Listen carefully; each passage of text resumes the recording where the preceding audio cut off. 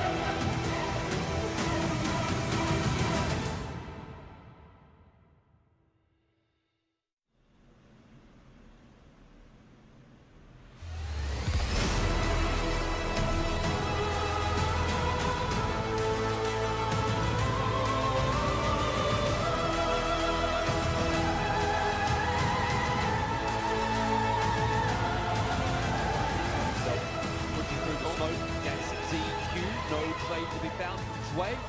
Du was down the bottom as well. So here's where it starts to feel possible. All gamers, you just can't let this happen. 3-on-1 for Shao, and he makes it look easy.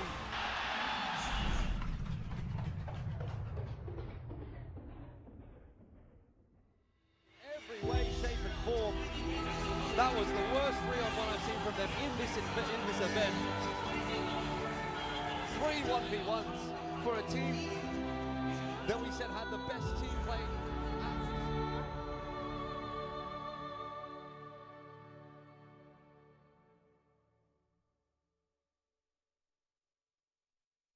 Hello Crossfire Esports fans, this is the CFS HQ.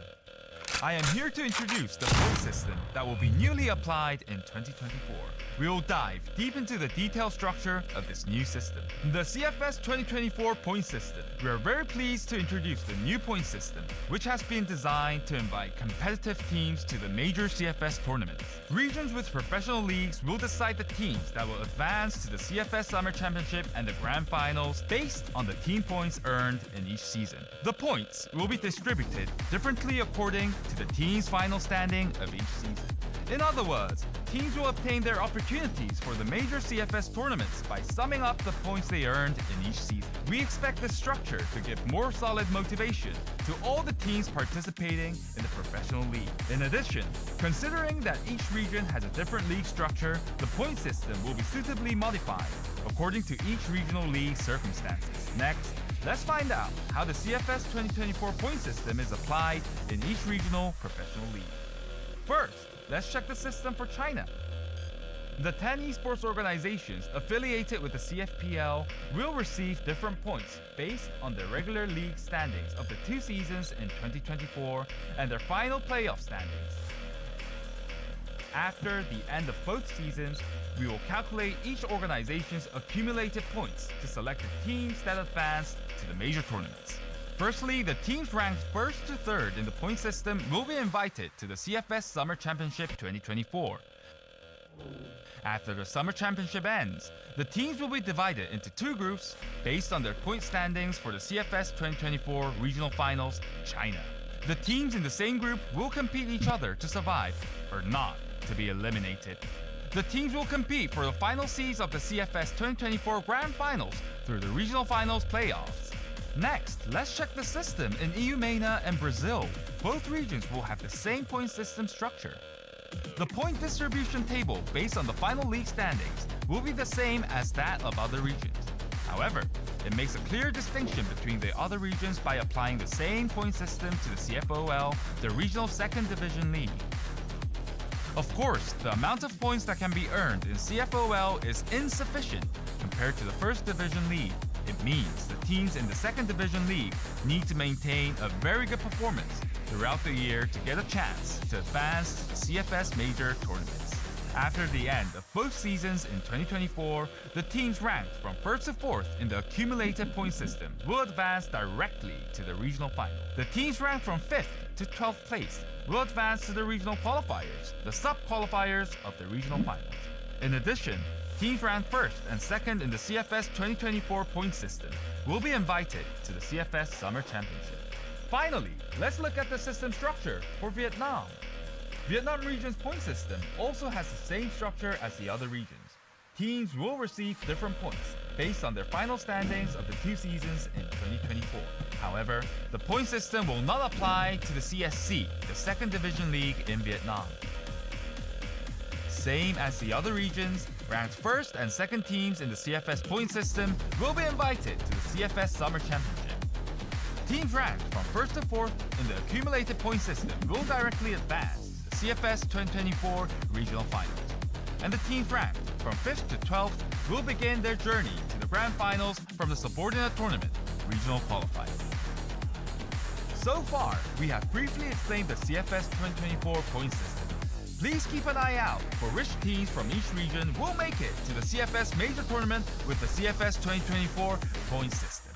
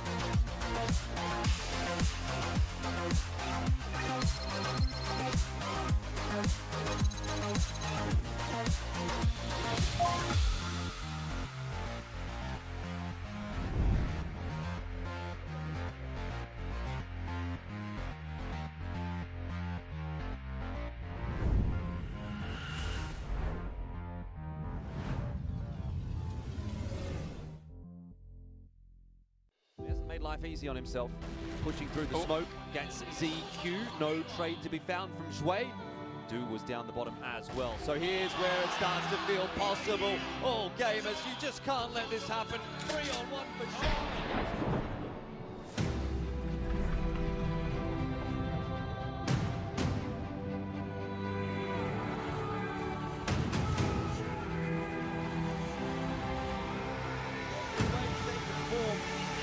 That was the worst 3-on-1 I've seen from them in this event. 3-1v1 for a team.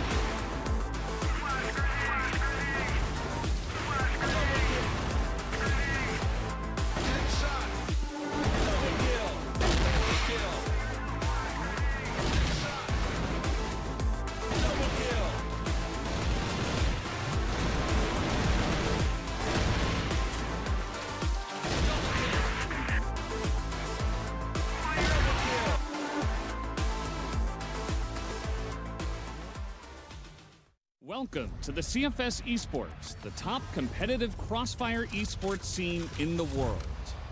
Last year, the CFS Esports was able to celebrate the 10th anniversary successfully. The CFS Esports has been able to develop continuously with your love and interest for the past 10 years. In this context, this year's CFS Esports will bring adventurous changes to the scene to provide a more competitive ecosystem throughout the year and serve immersive experiences to global fans. Let's check out the 2024 roadmap, which will be packed full of remarkable changes. Firstly, the 2 seasons of the Regional Pro Leagues will pan out starting from January to August, respectively. CFPL, CFBL, CFWL, and CFVL. Also, Masters will be held in regions with outstanding potential. In particular, the point system will be newly introduced across the Regional Pro Leagues. Each Regional Pro League will have its own point system according to the league's characteristics. The points accumulated throughout the year will determine the qualification to the global major tournaments, so the competitiveness of each match will be more intense than ever. The CFS APAC series, which had its successful debut in 2023, will continue this year. Divided into 2 seasons, 3 regions will go against each other to define which team will be the strongest team of each season. A massive change in the CFS Invitational has been made this year. The CFS Invitational decided to expand its global coverage by adding the Asian regions within the structure. By expanding its scale, the CFS Invitational has been newly positioned as a global tournament of the CFS Esports. After finishing the 2 seasons of the Regional Pro Leagues, the first global major tournament, the CFS Summer Championship, is ready to kick off in August. We expect to witness more interesting scenes in the tournament since the number of participating teams has been increased compared to last year. Teams that have the top combined points in both seasons from the Regional Professional League will be eligible to participate, which means consistency throughout the seasons will be essential, and the honor of participation will be even greater. Furthermore, the champion region will receive an additional seed for the CFS Grand Finals. Fiercer competition is expected since huge benefits have been added this year. Above all, the most important change is the process of heading to the CFS Grand Finals. The CFS Regional Finals will be the final step to qualifying to the CFS Grand Finals. However, starting from this year, we proudly introduce a new preliminary tournament, the CFS Regional Qualifiers. Besides China, the CFS Regional Qualifiers is applied in 3 regions: Vietnam, EU MENA, and Brazil, where top teams will advance to the CFS Regional Finals.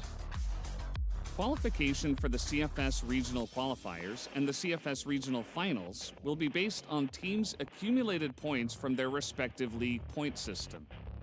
We look forward to seeing the massive competitiveness for the CFS 2024 Grand Finals qualification starting from September. So good luck and have fun to all the teams in advance. Finally, for the CFS 2024 Grand Finals, the number of participating teams will increase compared to last year, so this year will be full of scenes that we don't want to miss. The next change is the prize pool. The seasonal prize pool for the CFS APAC series and for the Regional Pro Leagues will all increase to $100,000. And the global event, the CFS Invitational, has also increased its prize pool to $100,000. We expect these changes to provide a deeper, immersive experience to all players and fans.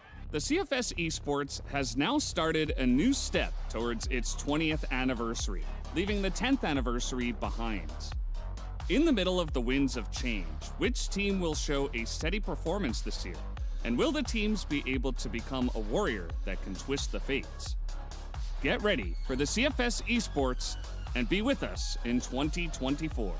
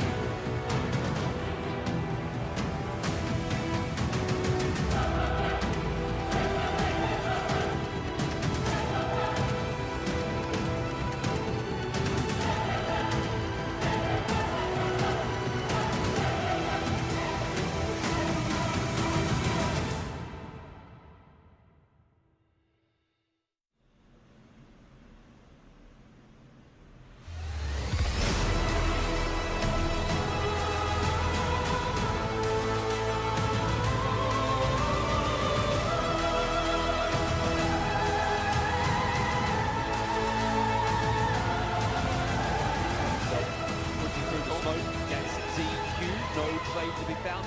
Shui, Du was down the bottom as well. So here's where it starts to feel possible. All gamers, you just can't let this happen. 3-on-1 for Xiao, and he makes it look easy.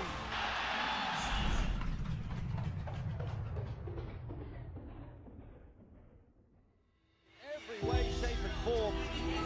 That was the worst 3-on-1 I've seen from them in this event. 3 1v1s for a team that we said had the best team play.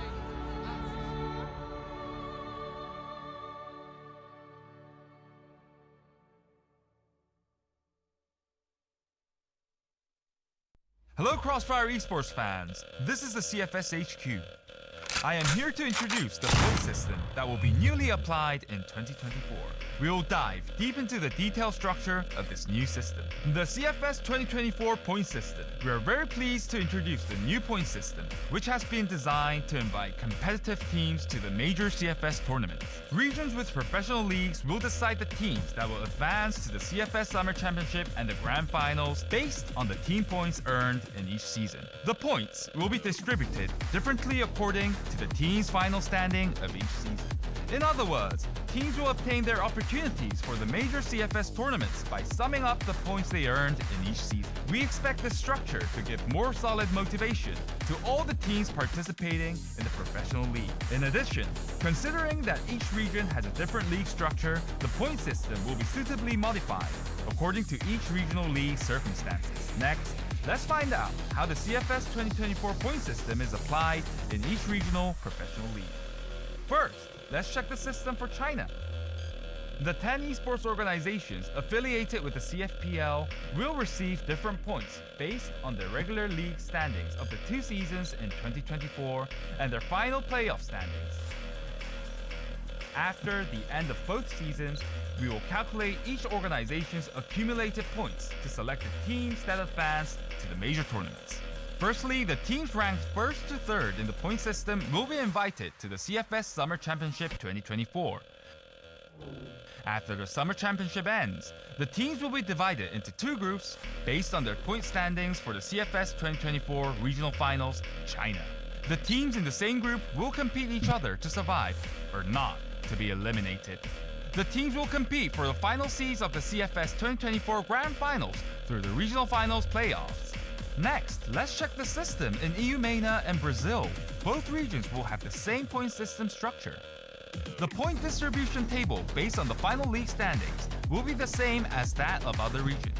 However, it makes a clear distinction between the other regions by applying the same point system to the CFOL, the regional 2nd division league.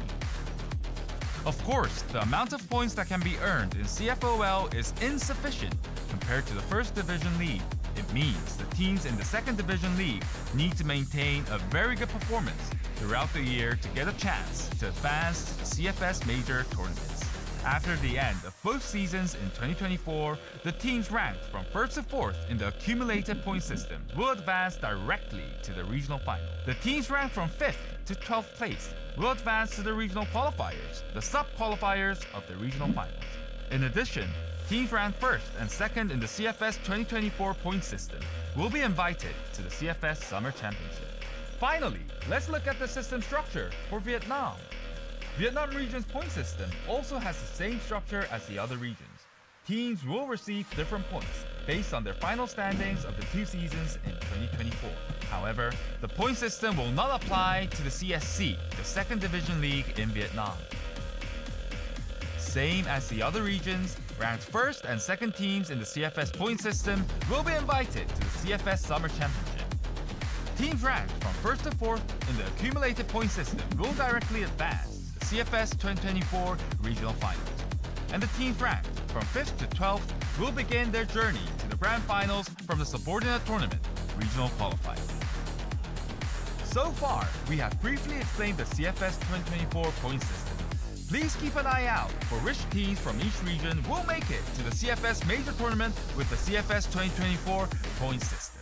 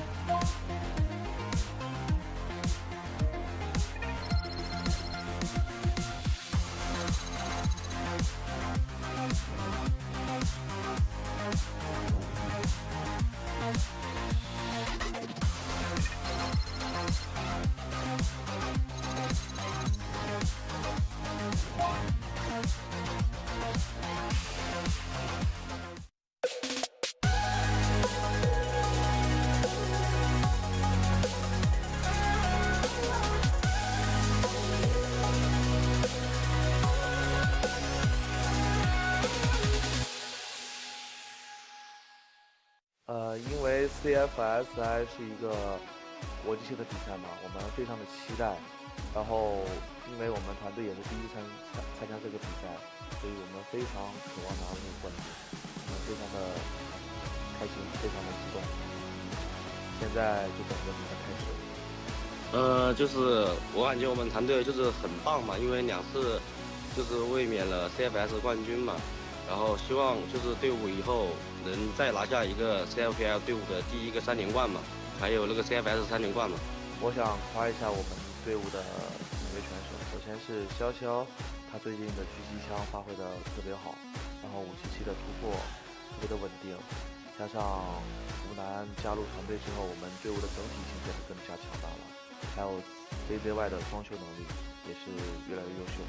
希望就是我们之前 CFS 的3位成员，就是潇潇、577还有陈吉阳，能延续去年 CFS 的状态打好每一场比赛，然后也希望吴楠不要有太大的压力，我们要相信自己，我们可以的。我觉得我们队伍的每一个人，他都有那一颗强大的心，在需要他们的时候，他们都可以站出来。我觉得是我自己吧，我觉得在最关键的时候，我还是比较相信我自己。如果说最担心的队员，那可能是 CZY 吧，因为他打的比赛打的比较少，时间比较短，然后经验可能会相对来说少一些，所以说在一些关键时候缺乏经验。CZY 你要相信自己，没有问题的，我们永远支持你。我觉得潇潇的狙击枪在这个国际比赛上面排名他说第2，没人敢说第1。他的优势就是反应特别快，然后狙击特别多。对于这句话其实很开心嘛，我能得到我队友这么高的评价，然后真的很开心，因为我们是一个团队嘛，然后他也一直以来支持我嘛。因为这次比赛有一些新的队伍嘛，然后我们也不是很了解，所以在比赛中我们临场的反应一定要快一点。我们这次比赛的目标是拿冠军，然后把我们之前 CFS 的水平展现给大家。就是谢谢粉丝们一路以来的支持嘛，我们会更加努力，然后努力冲击冠军。感谢支持我、支持白沙的粉丝们，我们不会让你们失望。我们团队重组的变化基本上就是从之前 LGD 那边就是一个大幅度的一个引进选手吧，引进了3位选手，还有一个教练，然后让我们团队进行了一个重组。上个赛季没进季后赛嘛，然后队伍换了一批人，然后这个赛季就是磨合的比较好吧，然后进了决赛。对呀，那肯定的，因为换了一批就是打得比较好的一些队友吧，经验也挺多的。首先是成员的变化，能让我们就是在整体的个人能力上得到了一个明显的提升吧。然后再就是通过教练对我们的帮助，能让我们的团队整体理念也有一个很好的一个改变吧。我们团队的队长是 Mino， 他在我们队里面的话就是一个他在我们队里面是个指挥吧，是队长，然后也是个指挥，然后他就是平时对我们都很好嘛，然后在游戏里也会钻研很多东西，帮我们很多道具之类的。在游戏之外，我觉得就是自己更像是一个就是那种小弟弟吧，因为大家都很照顾我，平时，然后也会教我很多东西，无论是游戏里还有生活里，都会教我很多。平常这一位选手在团队里，他说他自己是小弟弟，然后我们也经常拿他开点玩笑啥的，然后逗逗他吧。最靠谱的选手，我觉得是 YCK 吧。我觉得我们队伍，我觉得我们队伍最出色的选手 YCK 吧，因为我跟他组队，看他玩游戏感觉挺厉害的，像游戏天才。然后打比赛的时候，他也是最兜底的吧。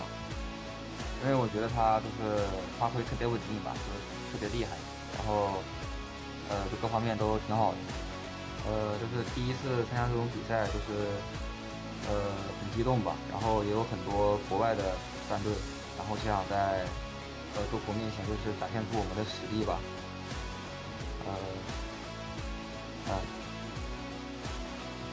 我就再加一段就可以了呗，前面的不用说了吧。前面的再加那个刚刚的那一句话，可以再讲一下。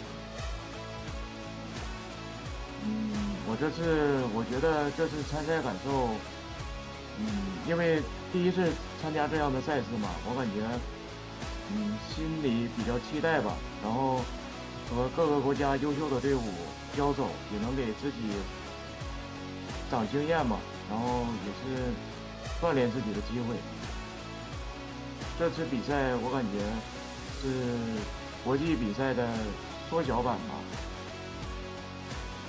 这是我们第一次打这种世界赛吧，然后我们的团队氛围都特别的好，然后希望各国粉丝能够支持我们。想给粉丝们说，就是虽然说刚刚决赛输了，但是我们会调整好状态的，然后这次比赛继续向冠军冲击吧。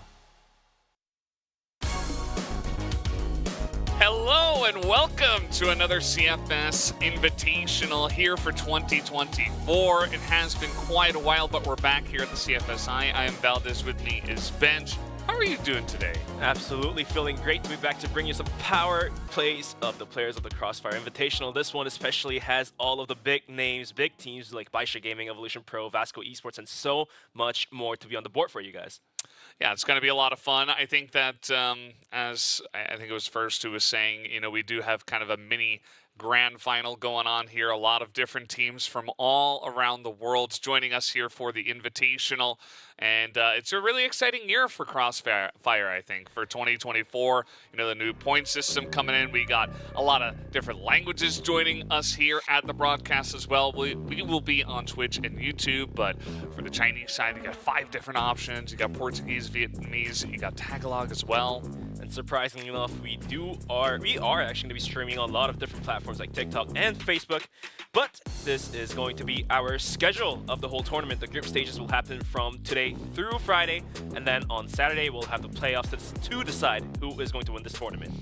Yeah, so 4 days, a lot of Crossfire to get through. We got, I think it's 4 best of 3s per day, and then on the 4th day we have 3 of them. We have a lot of action here, and a bunch of teams from around the world, as I mentioned before, from the CFPL, CFBL, CFVL, CFWL, and PHM. So a lot of different teams joining us here to see who can get the glory and, of course, the money for this tournament. We do have maps. We do have the same maps, but one updated map, Eagle Eye. Eagle Eye 2.0 coming into play. This is going to change everything the teams have pre-planned before. Only for the league formats to be changed as well, but it's going to be the same throughout the whole year. 6 teams for group stages with a single round robin, best out of 3s. And then on Saturday, we'll have the playoffs of 4 teams. It's going to be a step ladder with best out of 5, so that will be a lot of crossfire for you guys to watch through. Yeah, the best of 5s always feel like the pinnacle of the competitive scene, as always. And as I was talking about before, the money, we got $100,000 on the line, 40K for the first place team. And this is your schedule. It is a mammoth schedule. We have 4 best of 3s on days 1, 2, and 3, and then we have 3 on day 4, and then 3 best of 5s during the playoffs. So a lot of action to watch your favorite teams. Speaking of a lot of actions, we're going to have the mini grand finals like we mentioned today. It's going to be Baisha Gaming versus Evolution Pro to kick things off out of everything as well. And then followed up by is going to be Carrot House versus Vasco Esports. And then we'll have Pacific Manta going against Unknights. And then to wrap up the day, it's going to be Baisha Gaming going against Vasco Esports. The repeat of the 2022 grand finals. Yeah, I think that for Baisha Gaming coming into this one, you know, they said they're really happy to be involved this time around. And for a team that has won grand finals back-to-back, they want that 3rd one, but they also want more titles under their belt. So they said, you know, they don't have a title here, so they're going to be fighting really hard to get it. And I think for a team that wins grand finals many times in a row, they are going to be very scary. So certainly one of the favorites for this tournament. It shows true the chances and the powers of these players. 5-7-7 is going to be up on the front here. This man, the composure and the trigger discipline and the way he aims, the way he predicts the enemies where they are going to be at, it's just out of plain sight. Yeah, he is pretty incredible, one of the main members of this roster. And he was putting up some big numbers at the grand finals. Just seeing some of the highlights from the CFPL when they did have to play up against a lot of the other really strong teams from China. You see they're facing off against X-Rock, who was also in the grand finals for 2023. Yeah, Baisha Gaming, they had to beat teams like EDG, All Gamers, and all of the other teams to come out on top, and apparently they did so. And that proves to show that how good they are at this game in this tournament format. Yeah, they are quite strong, and 9, the leader of this roster, was able to bring them across the line. It was such a pressure-filled grand finals that we did have. And still, they were able to overcome All Gamers, which you see in this match as well. Pretty close one. They were playing on Compound, which is a Baisha favorite, as always. Sure, we're going to be seeing that one if it doesn't get banned away from them pretty much every single time. And 9 just decimating players after players, using that angle. It's a double kill. I haven't seen this one before, but apparently this man is just a little too good for the other players to handle as an underdog. Yeah, he's just one of the best riflers in the world. I mean, this guy essentially can go head-to-head with any player that plays Crossfire. And it's not to mention that they have so many strong players in the roster, including Xiao, who, yeah, this guy, as the sniper player, really holding down the forts. And that quick scope was nasty. He just laid that down like nothing. He does a really biz. There's another one. I mean, he can get aggressive. He can hold down a site alone. He can pretty much do whatever he wants to do. But yeah, this man, like, his arm shots are on point, but whenever he has to use a rifle, he does so as well in a good manner too. So the way he handles both guns makes him one of the greatest players of all time, I feel like. Yeah, it definitely does. I mean, this guy also, he's been around for a while, but also not very old. So I feel like, you know, he's got many more years in the tank as well. to see he's having a great time on pretty much any map that you could think of. More competitive Crossfire. There's the pistol or just another 2K under his belt. Here's CZY, the newest member of the roster. He was, weren't sure what we were going to get out of him, but he really showed up in the Grand Finals, and I think that he's already kind of proven that he can play in a really pressure-filled stage, and that he's not too affected by it. I mean, he wasn't perfect, but when he puts up the big numbers, when he puts up the flashy plays, you can tell that he is just an exceptional player as well. Yeah, for younger players and newer players, sometimes it's very different when you're playing from a gaming house and on stage, and sometimes the pressure can really kick in and affect your plays.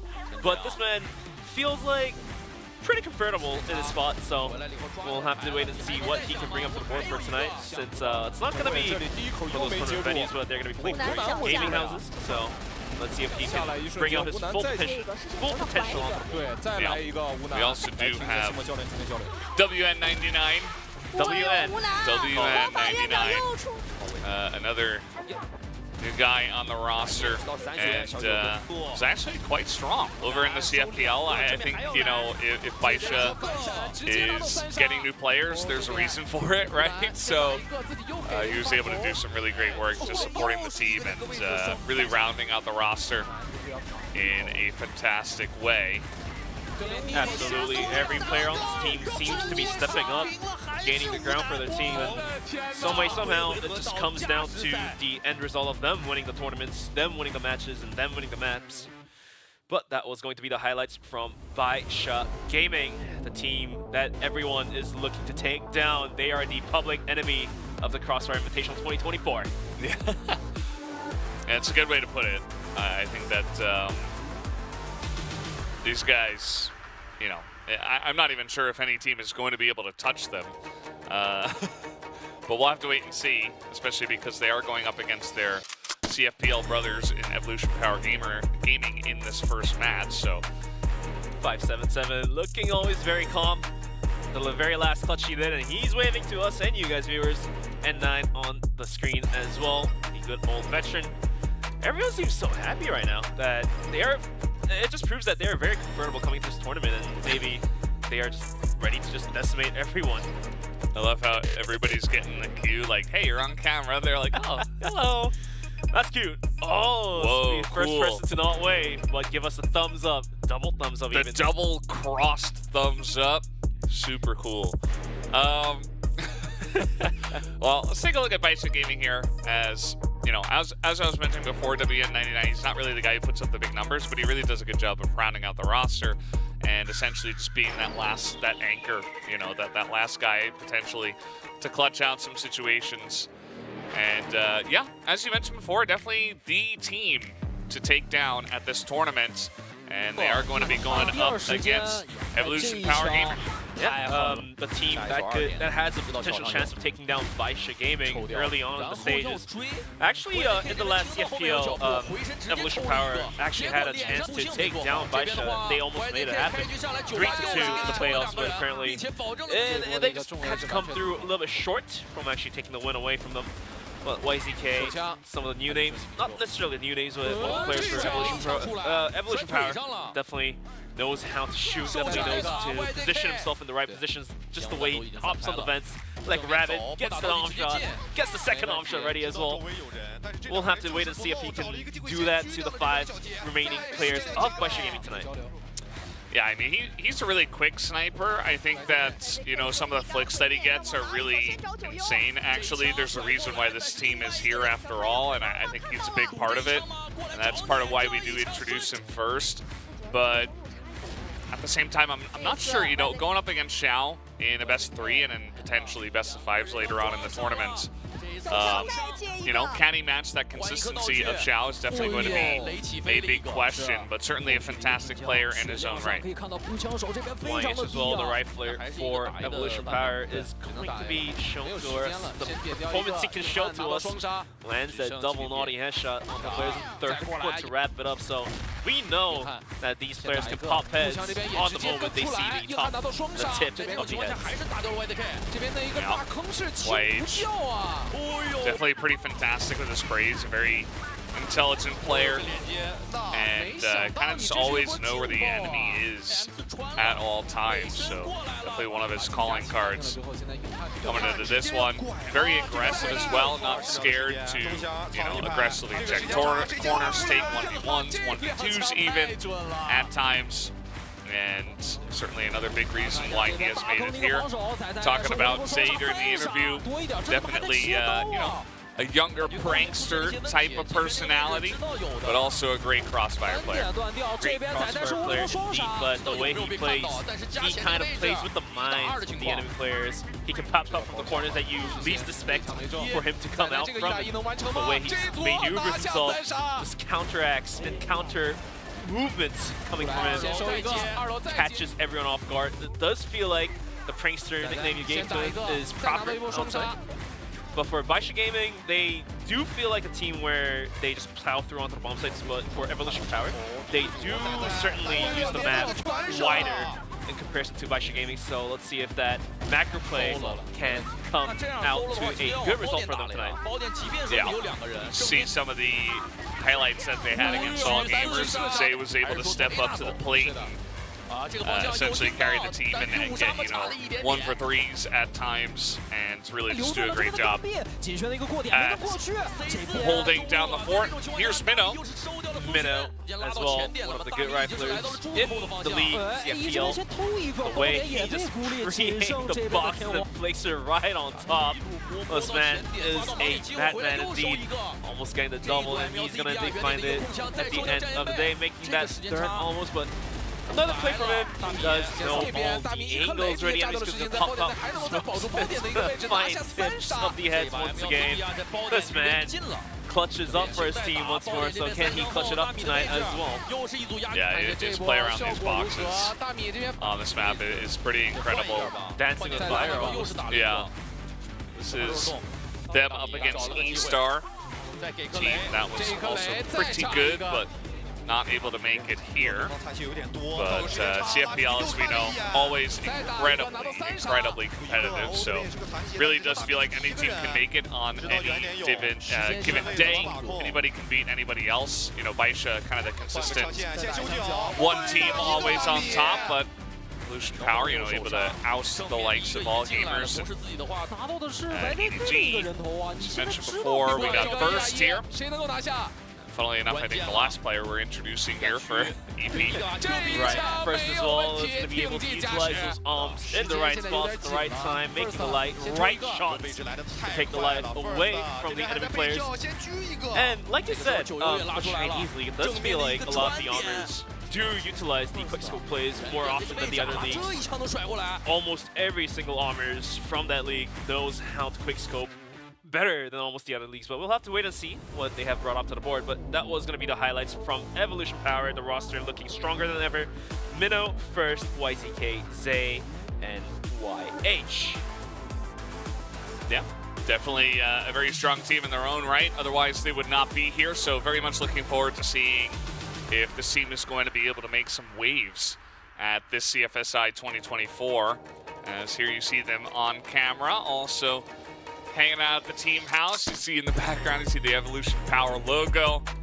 Everybody's got a smile on their face as they're being told they're on camera. Minnow's giving us a salute, so looks like first is going to be staying a little bit calm compared to his teammate. Yeah, he's definitely a calmer personality as first. Maybe a little shy. Not gonna give us a wave, just a little smile. Just a little smile. He's like, oh, I'm on camera. Hello. We're just waiting for Zay to be on the screen. We're gonna be the prankster he is. We're gonna be waiting for what he's gonna show to you guys viewers. Oh, I feel like he's scheming. He's not gonna do anything, but there's the V. There's the peace sign. Oh, side V as well. Was that Zay? It probably was. That probably was Zay. Well, these guys look happy to be here. You know, maybe a little nervous, right? They don't look quite as relaxed, I would say, as the guys on the side of Baisha. I think that does make sense. You know, this might be a little bit of a newer feel for them, you know, playing at the CFSI. I don't believe that these guys have been able to make it here just yet, but You know, there's a first time for everything, and as I mentioned before, I think the sniper battle is going to be incredibly important. Shao versus YZK, 1.25 versus 1.31 for the KD. And Shao, determined to take YZK down tonight, is going to be looking right into the cameras and looking right into the screen. And then YZK as well, himself, has a piece ready for him. And he's ready to take down Shao, but let's go right into the map ban picks to deliver us right into the tournament. Yeah, let's see what maps we're going to be seeing here. No Eagle Eye. That has been banned 11 times by Baisha in CFPL Season 23. That goes away. Subbase very strong for the side of Baisha, but no look at the compound, actually. It's just going to be Baisha who just banned it away in the second phase. Mexico also gone. So Ankara, Black Widow, and Port. Feels like a very classic set of 3 maps. Yeah, I mean, Ankara definitely one of the classic picks coming out from Baisha Gaming. We expected that, but definitely Eagle Eye getting banned out. Evolution Power having such a strong stats out there. Definitely banned out. Mexico, nobody likes that map for these 2 teams at least. I love that map. Nobody likes that map except Bench. Except Bench, except myself. But yeah, that's going to be the typical maps, Black Widow and Port. So we'll have to wait and see what is going to be happening right next up. Yeah, well, you got both of these sides. I love this this angle. You got the zoomed-in faces of everybody, every single pro gamer who's getting ready to play some Crossfires, ready to break it down and bring the action to us. Head-to-head visuals added to you guys as well, so it does make the stream a little bit more fruitful. Let's say we are ready to kick things right into the first map of Ankara. It's going to be Baisha Gaming versus Evolution Power Gaming. Map number 1, set number 1 of day number 1 of the tournament. So let's kick things right into it. That's a lot of ones, Bench. That is a lot of ones. Getting excited. That just means that the entire week is just going to be filled with action.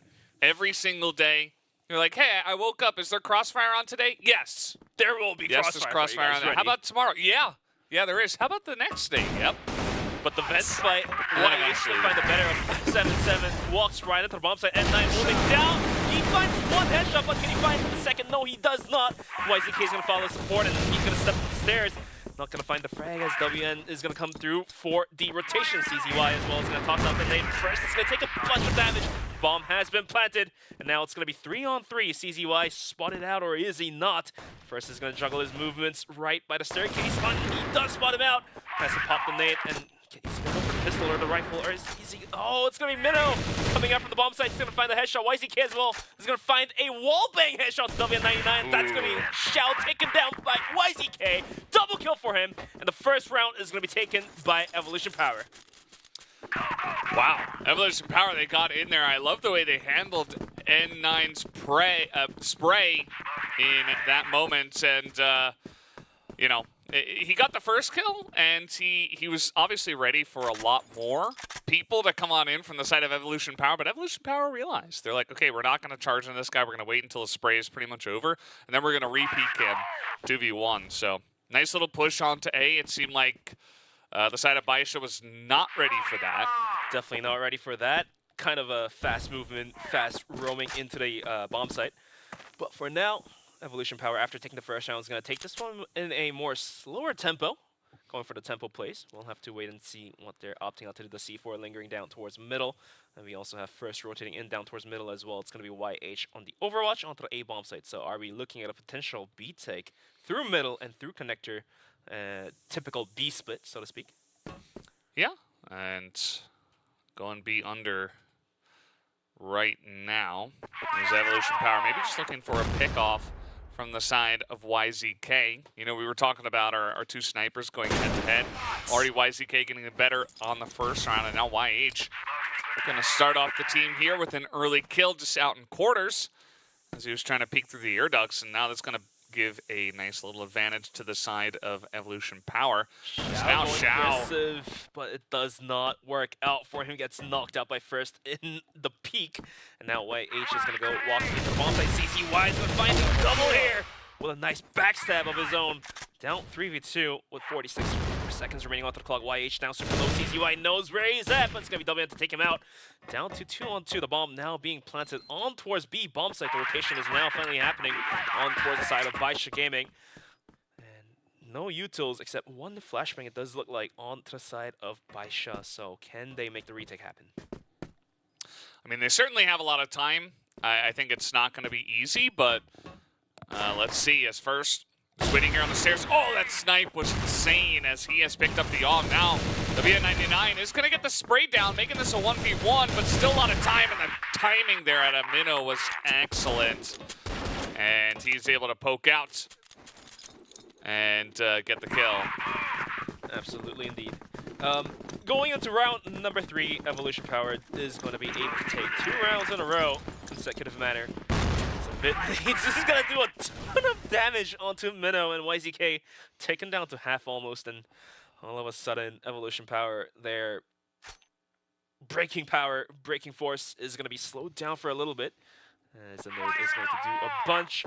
2 minutes onto the clock, and yet another mid-take coming out from Evolution Power, sending 3 players down towards middle, having YH on the Overwatch on towards A. This time around, Baisha Gaming is going to have 3 players lingering out towards B, with CZY kind of going on the recon mission, going to gather some information out towards long B.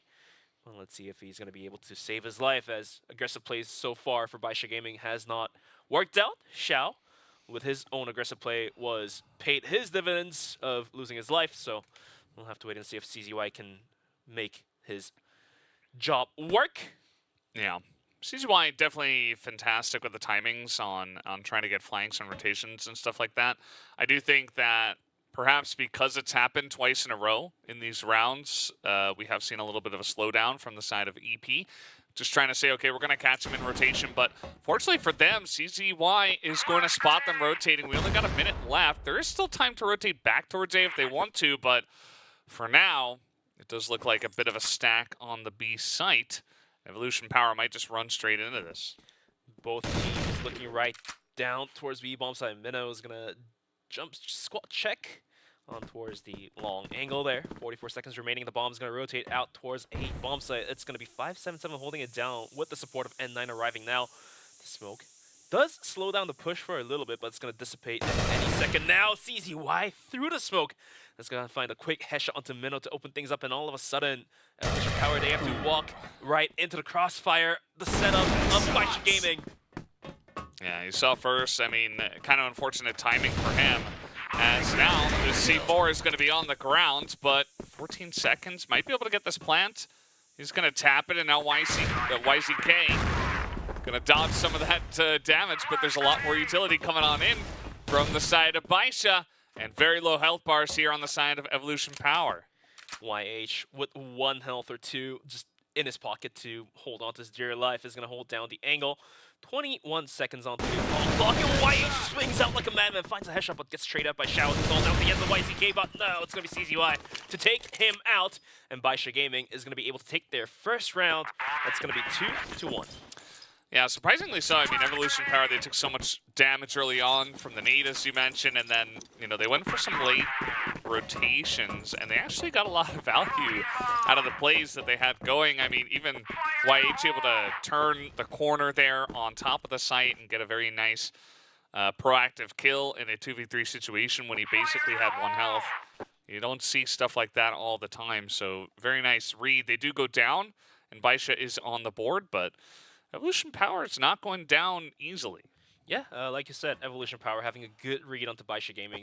I mean, out of all 3 rounds that happened just now, they read Baisha Gaming's rotations basically on point, and hence is why they rotate the bomb down towards A, even on that last round, and that read was very accurate. And coming into round number 4, we are going to be looking at some A stack from both of these teams, as we do have the C4 kind of moving in closer, inching closer towards the lobby side of A.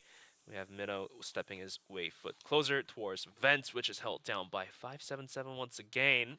The smoke is going to cover the angle for the rotation from Evolution Power to move in down towards middle.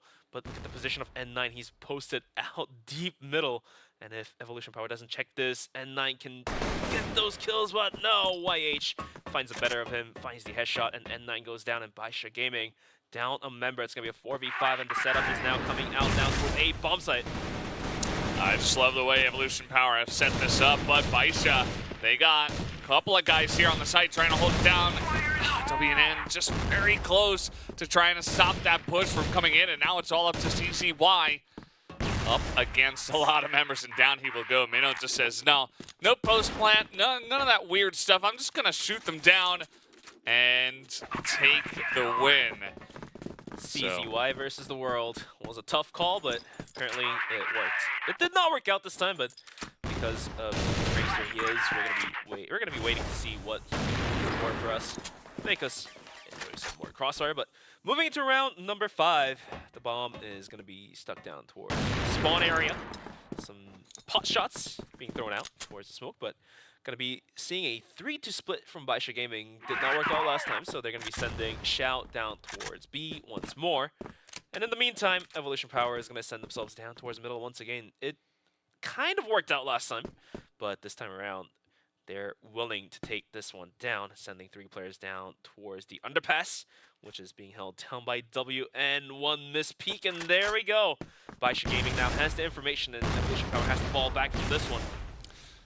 This is very strong strategic play from the side of Evolution Power. Like, they're kind of doing the same thing every round, but it makes sense. You take control of the middle of the map, it allows you to rotate quicker to, you know, go A, go B. You're always keeping Baisha guessing, and, you know, they push in, they get some utility out, and then they back away. They don't overcommit, and not to mention their shots have been ringing true. As now, trying to push in here through air ducts. Already 577 is going to get that first kill, though, so not going to be easy for Evolution Power. Now Baisha rotating up on top of the site, and 9 trying to get in here, but Zay already has 2. Make it 3. Picks up the 3K here on that push onto A. And now the bomb gets planted, leaving 2 players of Baisha to rotate in and try to go for a 2v4 retake. A tough one, but Xiao still alive, and CZY still alive. Xiao is going to be looking through the smoke, see if he can find an angle. The smoke is going to dissipate in 5 seconds, but 26 seconds onto the clock for the bomb timer. Not enough time to get all 4 kills and defuse through the pot shot through the smoke as Xiao goes down, leaving CZY all alone. And now he's going to have to go through the vents. 15 seconds on the clock, is spotted by Zay in a 1v1 duel. But the rotation from the backside coming out is going to be first with a pistol. CZY goes down to the pistol, and that will be the 4th round being picked up by Evolution Power. Yeah, Evolution Power coming out here really strong at the beginning of this series. And, I mean, I was expecting Baisha to come in and make some waves, but maybe it's Evolution Power we should be looking out for, because so far their attacking side of Ankara has been stellar.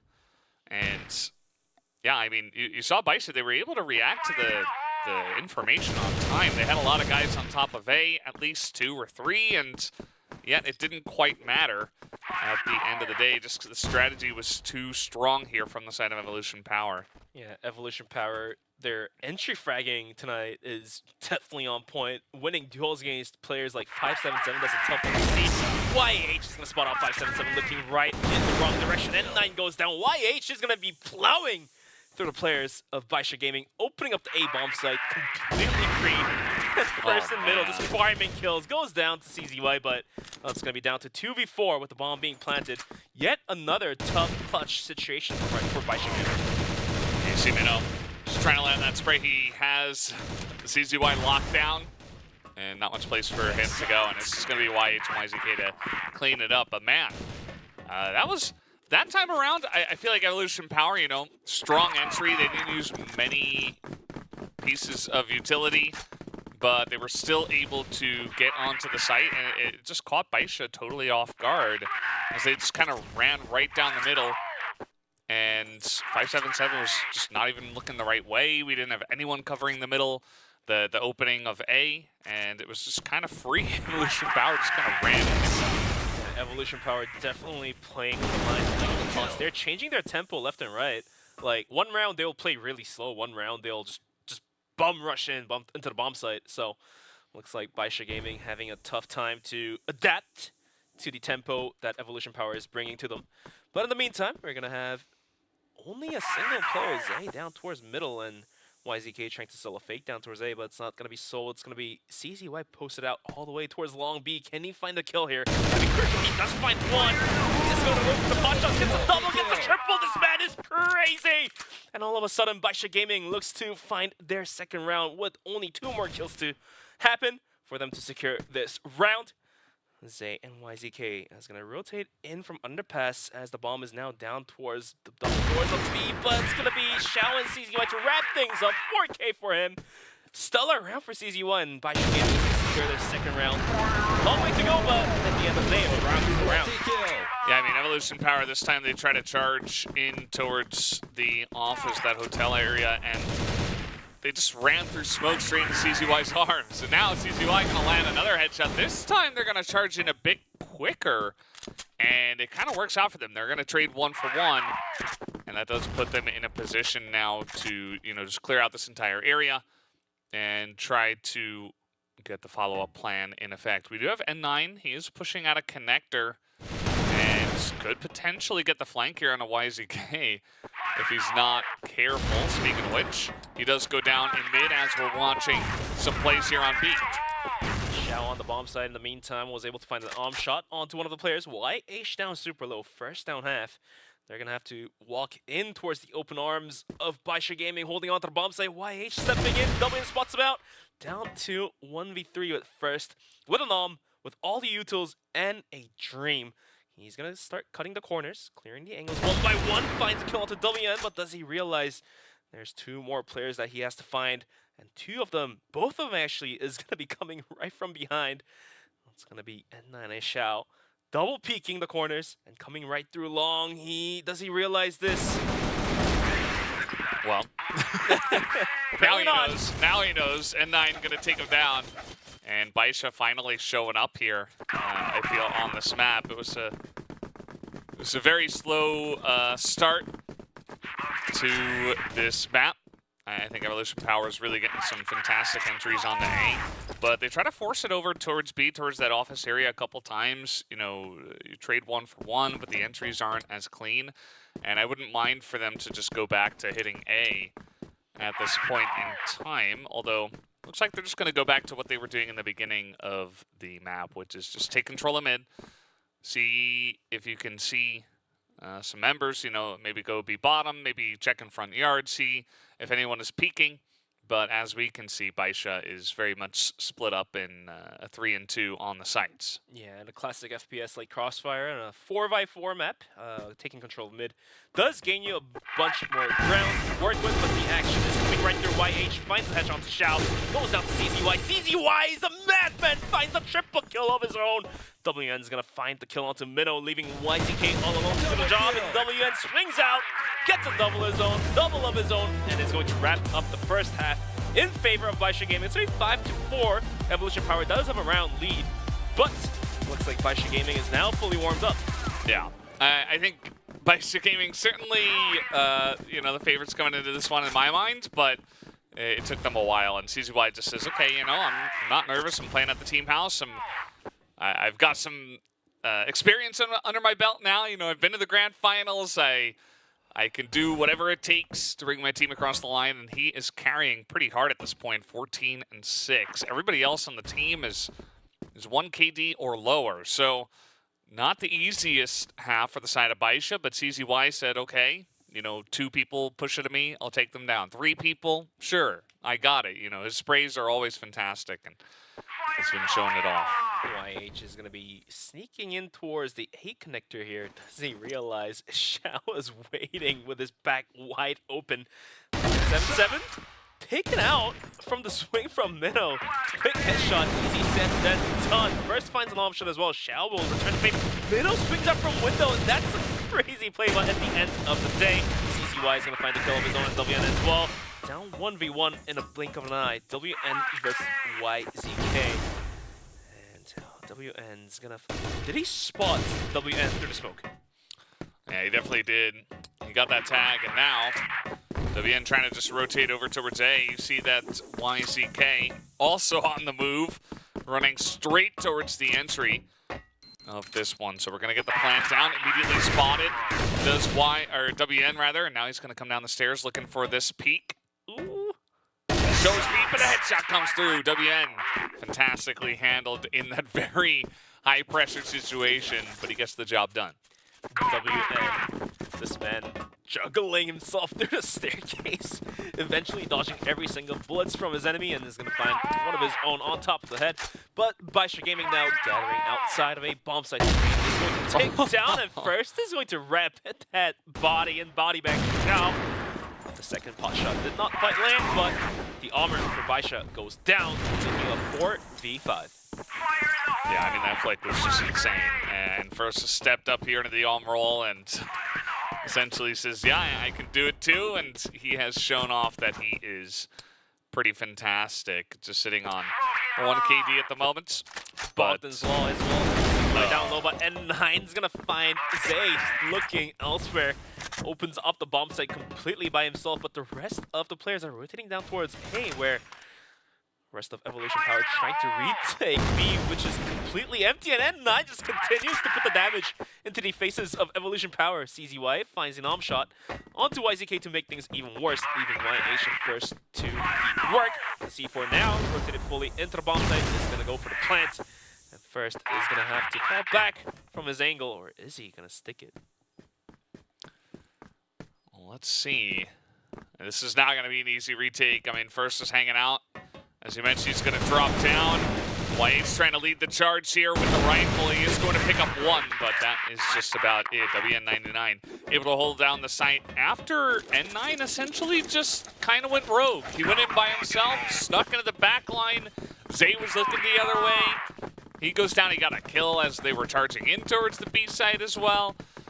And that's why N9 is a legendary player here in the Crossfire scene. That's just one example of many. So great stuff. And Baisha now finally taking the lead in this first map. YH is going to swing from vents, goes for peek, did spot out 577 looking right him in the eyes. Has to fall back out of that one. But the scary part about Baisha Gaming is that now that they're fully warmed up, they do not care how many players are holding onto the bomb site. They will just plow through it. The nades are going to tick away a bit of health from CCY. In the meantime, it's going to be a stack for both of these teams. 3 players from Evolution are holding it down. 577 swinging into the vents. Could not find the kill. But at the end of the day, it's going to be an A hit coming through. Zay swings out from the corner, finds a double, almost making it a triple. But YH with the supporting end is going to find the kill, and YZK on top of the bomb side is going to provide some support as well. Shout, last player alive, is not going to do it. He does find the pistol kill, but he could not find the rest. And that's going to be Evolution Power to find the round. It's going to be tied to 6 on 6. That's what happens when you don't deck that corner. Zay just hanging out. They thought they used enough utility up top of A, which they did, but they did not on the right side. So Zay hanging out. They don't clear the corner, and I suppose the comms got to clean up a little bit. As now, here comes Baisha pretty quickly. YZK is looking straight down this angle. He's only going to pick up 1, though, as the rest of Baisha is looking to push towards this B site. Looks like Minnow has pushed out towards long, and his angle needs to be checked by Baisha. Otherwise, it could be yet another repeat of what happened last round. Minnow swings out, finds the kill. YH comes out from the top, finds a headshot of his own, make that a double for this guy. And Zay will wrap things up, and Evolution Power will now start taking the lead. It's going to be 7-6. Yeah, 7-6. Evolution Power not going down without a fight. They stop the push on A, and this time they stop a very quick push towards B. And just kind of hanging out in corners, and you see that Baisha's not necessarily checking every single corner. I think that if you're a team from China, like Baisha, you played against them, you feel like you should have a pretty good read on how this team plays, and I think that Evolution Power kind of does at this point. I think they're getting some really good reads on exactly how these pushes do come in from the side of Baisha Gaming. So now it looks like Baisha, they do want to slow things down. They're not going to overcommit as they did in the last round, even though it almost worked for them, at least on the entry. Yeah, playing pretty slow for this round is going to be Baisha Gaming. The C4 now being picked up by CZY is going to rotate himself back down towards middle. As in the meantime, we are going to be looking at a 3-2 split coming out from Evolution Power. So if a possible mid to B hit comes through, then we're going to be looking at Baisha Gaming going right down towards underpass, like I've mentioned, and this is going to be crucial for Evolution Power this round, especially if they can hold this one down. This is their map, but if not, And it goes into shambles. First is gonna miss that shot, and CZY is gonna return the favor. Finds a quick headshot. 577 swings himself onto the top of the bomb site. YZK holds it down with a double kill, making it a triple for this man. And all of a sudden, down 2v2. YZK not being able to find the fourth. With 53 seconds remaining onto the clock, the bomb is now gonna get planted. But YH from underpass, did he get spotted out? You know, I don't know. WN, it looked like he had an idea because he bounced back right away, but this is, trying to come in from behind, but he's not going to get the kill just yet. YH one pistol kill away, and that will get the job done. Xiao on the flank, and you can see that it was like who's flanking whose situation. YH getting on top of WN, who didn't expect him, and then eventually Xiao getting the job done. So now we're all tied up at 7. Very close map so far. Yeah, these teams going head-to-head, toe-to-toe. They're fighting tooth and nails almost right now. Yeah. 7 rounds each. You don't see that quite often, but especially on Kara. So usually it's quite one-sided for this high level of Crossfire. But for now, it's going to be tied up 7-7. And we're going to be looking at yet another 3-1-1 split from the side of Evolution Power, with the Seekers still lingering down towards the spawn area. It's going to get picked up by WN. And with the last round's results of mid to B push working out pretty fantastically, well, not so much, but at the end of the day, they were able to take the round. So are they going to opt out to do it once more, or are they thinking of devising a different plan? It's a good question. We do have a bit of a split push coming in. First, we'll spot them in under B, but we have this little contingency coming in. Xiao, ooh, not going to hit that one. But YZK does get taken down by N9. Minnow now with a couple of kills as they're trying to hold down the B site here, and they're doing a pretty good job. But first, going to get isolated between the boxes now. And Minnow's getting peeked here, 577, taking some aggressive lines. And it is working out. He's even going to read YH, but it doesn't matter. YH going to pick up 2. Give them a great chance here to take down the round. It's all down to the hands of WN. Gets spotted out by Minnow, and he's going to find the kill. And that will be the 8th round being picked up by Evolution Power. The tiebreaker now, 8-7 by Gaming. They almost made it happen, but YH swinging from underpass, just decimating by Gaming by himself. Double kill for him, almost make that a triple too. So now Baisha Gaming sweating a little bit, has to pull their stuff together and possibly find a round. We're going to be looking at YH with so much confidence in him is going to swing out from Vents, but Xiao is going to be reading that like a book, is going to be watching right down towards Vents, but Jump is going to save the life from YH. Yeah, this guy is just on fire right now. He's got 18 kills already, and the only person matching him is CZY on the opposite side. So it's kind of a battle between these two, and it has been such a tooth and nail battle on Ankara so far. They're going to leave the C4 back outside of quarters and really just kind of spread out. You know, we got a lot of different angles being held right now. N9 is going to spot YH. That would be a huge person to take down at this point.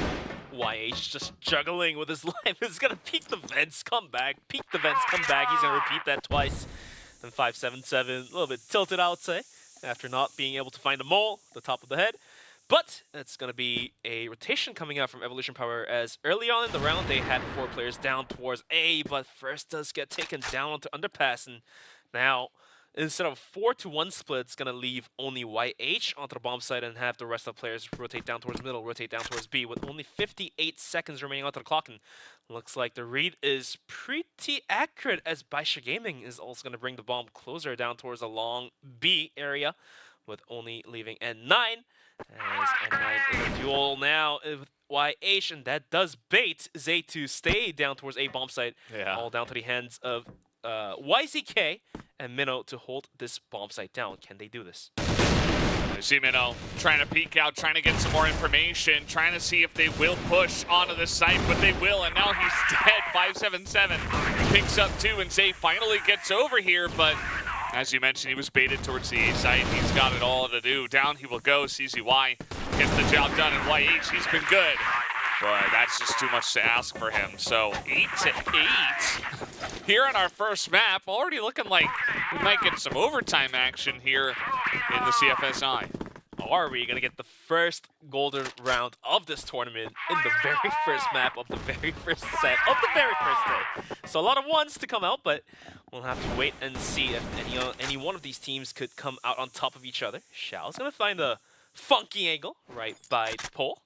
I don't think Evolution Power is going to expect Xiao holding it down with an from that spot at least. Well, for now, going to be a 3-2 split with more smokes refilled down towards long A. As now, Zay is going to rotate himself down towards the spawn area to look and Overwatch down towards middle. In the meantime, Baisha Gaming just bing chilling down out towards A. And it's going to be having N9 and Xiao just having that crossfire set up to hold onto any possible funky pushes that Evolution Power could possibly give to them. Burning the clock down towards minute and 30 seconds. What does Baisha do? See a lot of utility just thrown in by N9 over on A. It's going to bring YZK over to the A site. But, you know, with no early picks here and mostly just damage done to the members of Baisha, they're certainly taking their time with this one, but they're not really gaining too much either. I feel like they don't have a lot of information on, you know, who's where. They're going to spot Minnow over here in office, but that's about it. Now Zay looking to actually aggressively peek out here. He's not going to be looking the right way and just baited out, expecting a rotation out of Baisha that does not come. And N9's gonna swing from the backside, goes for the flank, and apparently it does pay off. First does catch him with the information given to his team. 40 seconds remaining on the clock, and First will find the double kill of his own. Make that 3v2 as WN is gonna find the kill on the YH. First almost landing that option as well. Minnow swings up from the backside, gets a single kill, make them a double. Some way, somehow the spray down was there. But now down to a 1v1, 23 seconds remaining. 577 is gonna rush down towards A bomb site, get the bomb planted. There's not enough time onto the clock. First almost found the life of 577 on top of the ladder too. But the bomb does get securely planted onto the bomb site. That's gonna be down 1v1.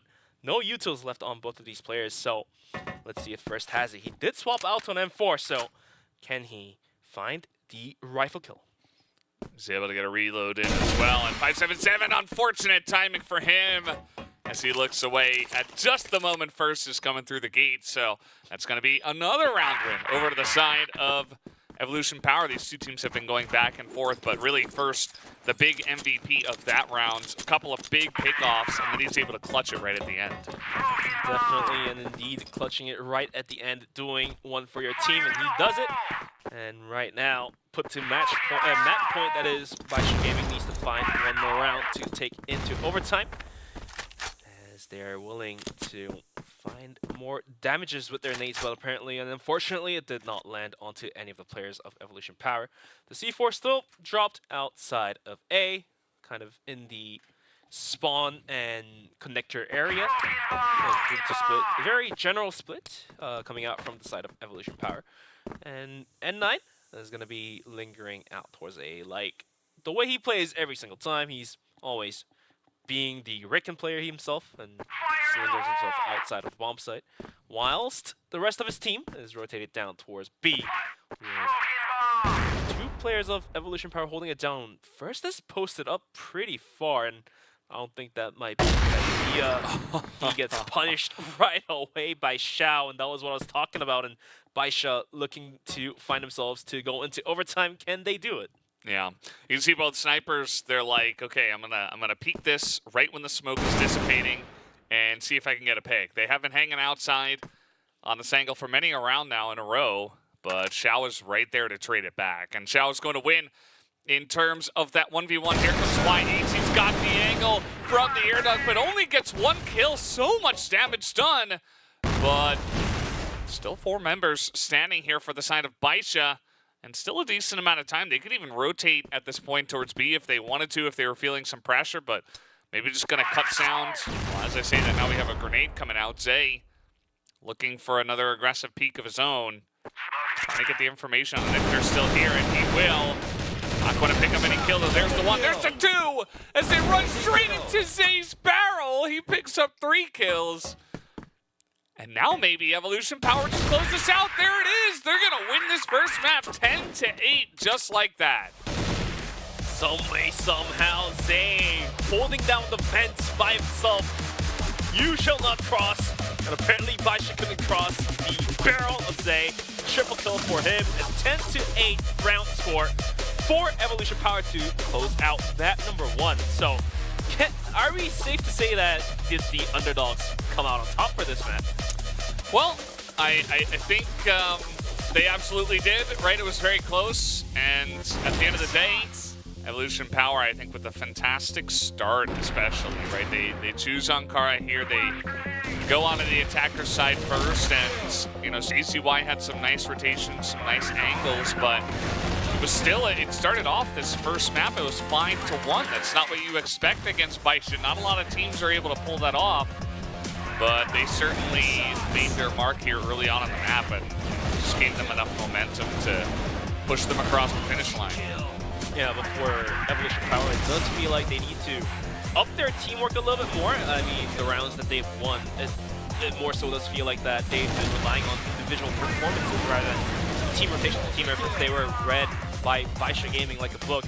So, good for them that they picked up the first map, but going to map number 2 of Black Widow, they will have to up their teamwork even more because Black Widow, one of the maps where team play is key factor to win the map.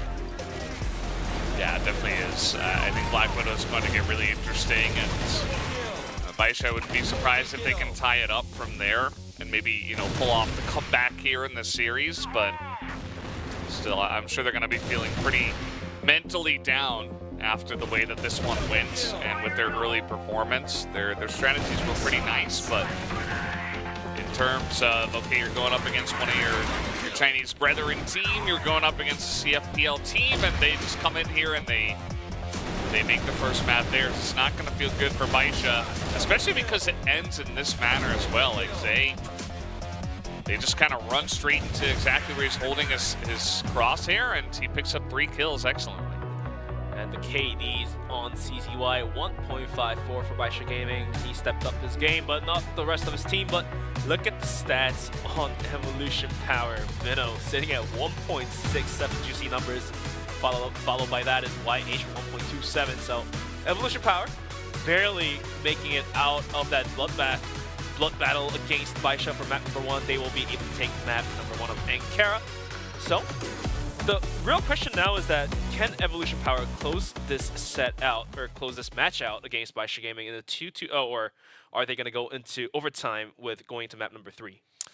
My money's on Baisha Gaming to come back on Black Widow. I think it's a map that they can absolutely play really well on, and you know, Evolution Power, they get a very nice, kind of surprising first lead, but at the end of the day, Baisha is, you know, grand finalist and grand finals champion as well. So certainly going to be the team that I favor, but I mean, anything can happen at this point, especially with that devastating blow that they started off with the 10-8 in kind of a crazy last round as well. I'm telling you, that can really get into the minds of especially FPS players, which can be kind of all over the place in terms of their mental. So Baisha's really going to have to hold it together to potentially get this second map. Otherwise, might just see Evolution Power with a big first win.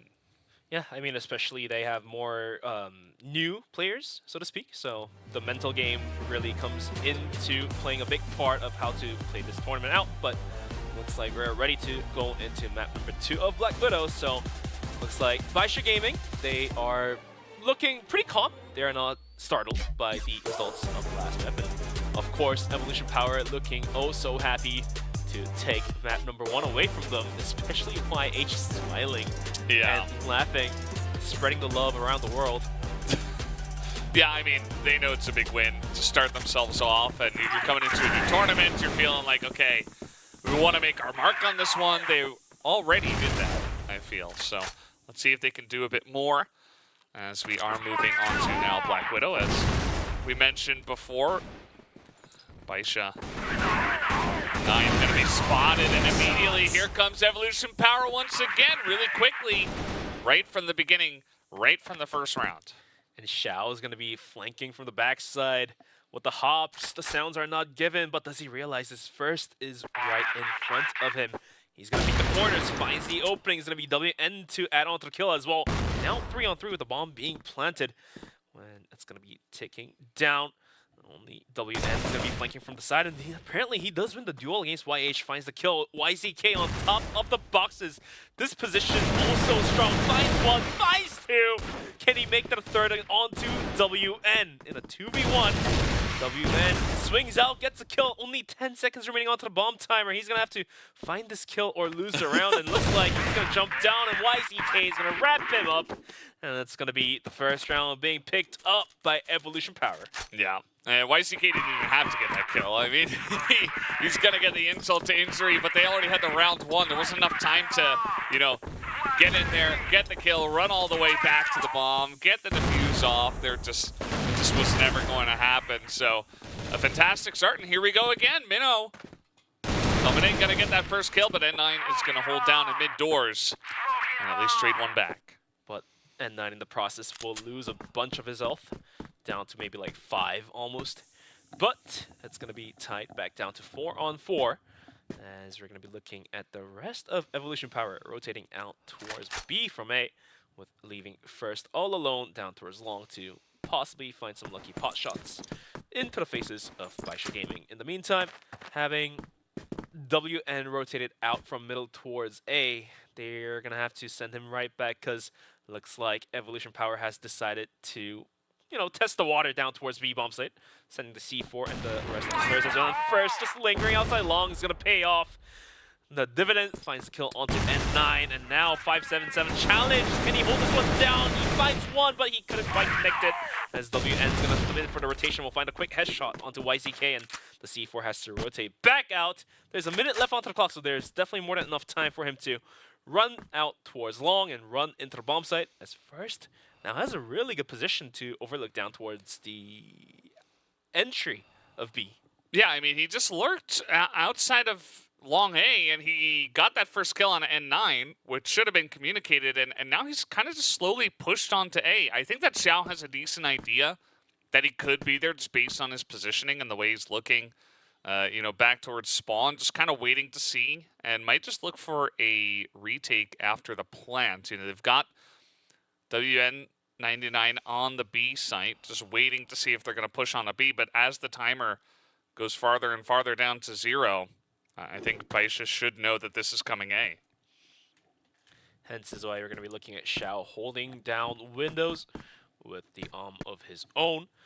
And 13 seconds remaining. The bomb now gets planted. Xiao is going to go start peeking out, but first was waiting with open arms. Will take down Xiao, making that a 1v2, leaving WN all alone on the windows. He's going to start swinging out. Minus definitely spotted out on that one. Now in an aim duel, can he find the tip of the head? Oh, he's going for the defuse. He's going to fake tap it, finds the kill. And now first is the last one remaining, the defuse. He's going to stick it like a pro. He does find the defuse. Pros never fake, guys. And Baisha Gaming is going to be able to find that round 2. Tie things back up to 1-1. Yeah, you can see first kind of scrambling a bit at the end of that round. He's like, oh no, he's just going to defuse it through the box, and he couldn't quite get in position in time to stop it. N9 sitting down here in the water. White's going to get one kill back, and it's actually going all Evolution Power's way. They're going to isolate N9 now, and I'm not really sure what else happened in the storage room, but it did go all the way of Evolution Power. It was only N9 who got that one initial kill. As Baisha come out here, they try to challenge in water. There was also a kill out in A long, which actually Minnow is kind of holding down this time. Usually that's the sniper, but first is over here with the C4 looking down towards water. So not going to be taking that position this time around.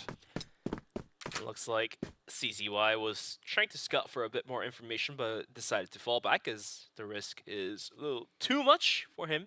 And a 2v4, losing your life leaves your team all alone and opens up the bomb site completely open on your end. So WN's going to hold down the choke point for B bomb site, but little does he know the C4 is rotating in towards middle and towards catwalk for A bomb site, but CZY is going to be pushing out towards long. So this could be critical if CZY decides to go for a bigger flank all the way around towards catwalk and finds a kill of his own or a double. Or whatever he does, he can always fall back down towards doors and look down towards bomb site from long, and that could also cost a couple of lives on the side of Evolution Power, but looks like the decision has been made. The C4 is now all the way onto the bomb site, and it will be soon planted. YH still lingering outside of B, the prankster he is, but does he realize more players are coming his way? He might just be able to get a free kill here on CCY. They're going towards A, obviously. And he just gets a free kill just lurking over there in water still. They didn't expect him to continue to be there. YN, though, or WN, rather. I don't know why. Can't get that name right. But he is looking for this one. Not very easy, but they're just not looking the right way. That's a third kill now for WN. If he finds one more, he does have enough time to defuse it, but YCK is going to wrap things back up, and Evolution Power is going to pick up the second round of their own. The way the last round played out, I just feel like Evolution Power wants to play with the minds of Baisha Gaming all the more they can. They're leaving players to flank, they're leaving players to hold it down, they're leaving players to lurk, and whatever they do seems to work out so far, as the round scores do speak for themselves. But can Baisha Gaming find a better read and possibly take the round back into their hands? Yeah, I mean, that's the question. We saw CZY trying to get a little bit frisky through mid doors. He picked up an Alm and was looking for a snipe if they were going to charge towards water, but it didn't happen. They just dropped down. He wasn't able to pick anyone off, so he's just going to go back and swap back to the AK. Now IH, there's the stack. We see this all the time on short, and 9 is going to pick up one, but YCK, the timing here, 3 mid doors at the same time. He's not going to know N9's here, and that's an easy kill for him. Apparently, N9 is going to hold it down strong all the more, finding 3 kills of his own. And living Minnow, and first to do the work is going to be Evolution Power. The C4 going towards Catwalk, but Xiao is the solo player holding it down onto the top of the bomb site. So Xiao will find the kill onto Catwalk. Minnow goes down. That leaves first all alone. And what's worse for Evolution Power is the C4 is down, where it's visibly seen by the players of Baisha Gaming. First gets spotted out in the quick scope, the adjustment of Crosshair from Xiao. Little too active. Baisha Gaming is going to be able to tie things back up to 2-on-2. You can see some of the replays. I feel like Evolution Power had a nice strategy for that one, but some of the shots and N9 was absolutely fantastic on that last round. As now challenging into Waterway once again, but Baisha just keep on winning these challenges. And Xiao even going to get that pistol kill at the end of it all. So I believe that one happened in mid-doors. So down will go Zay. And it's not easy. It is not easy at this point in time for Evolution Power. They're going to try to pick up the C4, although we're looking at Minnow now, who is going to get a nice little pick off. Some low health bars here on the side of Baisha as well. But look who's still alive. It's going to be N9 and Xiao. N9 sitting on a good 50-60 health. And Xiao, did he spot Minnow walking in? And looks like he's going to find that shot onto Minnow. First in a 1v3. He's going to take out those pistols. And he's going to be creeping down towards Underpass. He does have the C4. If he finds a kill and rotates out towards B through spawn area, that could be a very cheeky move. Oh, first does he realize there's a player right behind him. Xiao goes down, crossing paths, and N9 almost going down as well. He's gonna spot first out. The timing game for these players seem to be on point as Baisha Gaming now finds their third round. And this is what Evolution Power don't want to see, is Baisha picking up momentum. So Evolution Power has to win this round 1 out. And already some very aggressive pushes coming out from Baisha Gaming, and CZY is going to find that wall bang headshot onto first. The armor for Evolution Power goes down.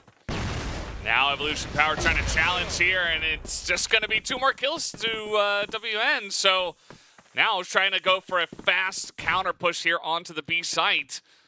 And yes, they might be able to get this planned, but at the end of the day, the firepower difference in favor of Baisha is just too strong, and you can feel the winds of change coming through already, unless Minnow is going to become a god and somehow pull off a 1v4. Not looking likely as he gets flanked, and that will be another round in the hands of Baisha.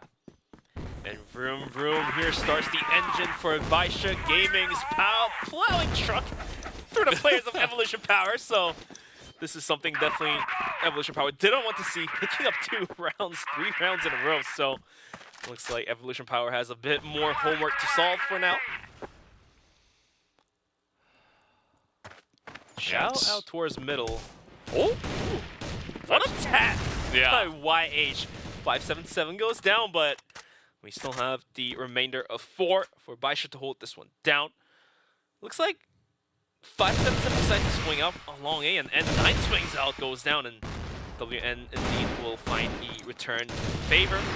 Xiao will find a kill onto Minnow as well. WN dueling left and right, trying to hold down the bomb site. In the meantime, CZY goes down, and Xiao was going to be able to rotate himself into the bomb site, and a quick scope makes it a 1v1 as first to find the tap onto WN. Armor versus Armor. Let's see who can come out on top. The C4, though, is down in the worst spot possible, and Xiao can fall all the way down towards the long area and just cover himself and just duck until he hears somebody coming out that's going to be first to recover the bomb. You can see at this point in time, I think this is going to take the entirety of the timer, actually, unless First gets really aggressive with this one. Looks like he has. He's identified, okay, he's going to try to hold for 1 or 2 angles. The question is which one, because Xiao, see, he's doing the jiggle peek here.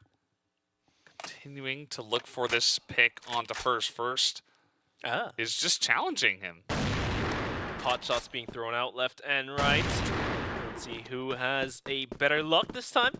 But it looks like First is going to give up on that one and is going to rotate up on top of the bomb site. We'll find a sliver of angle to use where Xiao is not necessarily looking down towards it. 30 seconds remaining on the clock, and Xiao is going to find the kill. And it's going to be Baisha Gaming to continue the lead. It's going to be 5-2 with 4 rounds being picked up by Baisha in a row.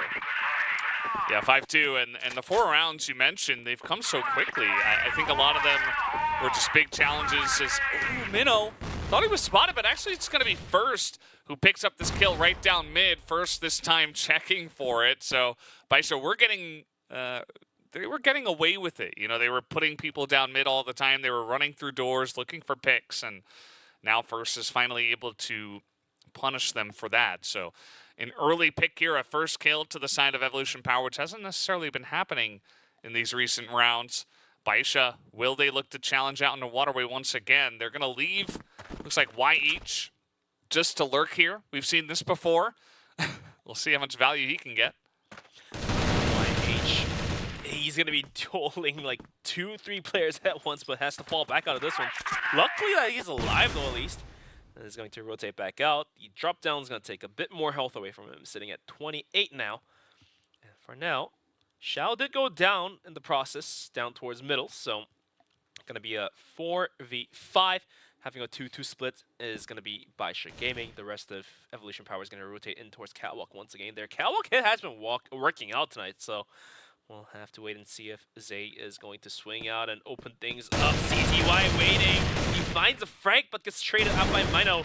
577 is going to go down to the hand of Mino as well. And YZK is going to continue to put the damage into Baisha. Takes down N9, leaving WN all alone. I mean, he has done some crazy clutches tonight, but can he make this 1v4 happen? Mino down super low, YH down super low, YZK down super low. So 3 players are very low. 1 bullet each will do the work. So WN's gonna go 1, but First will swing out from the windows. That will be WN going down, and Evolution Power is gonna find their 3rd round. We are now going into the last round of the first half.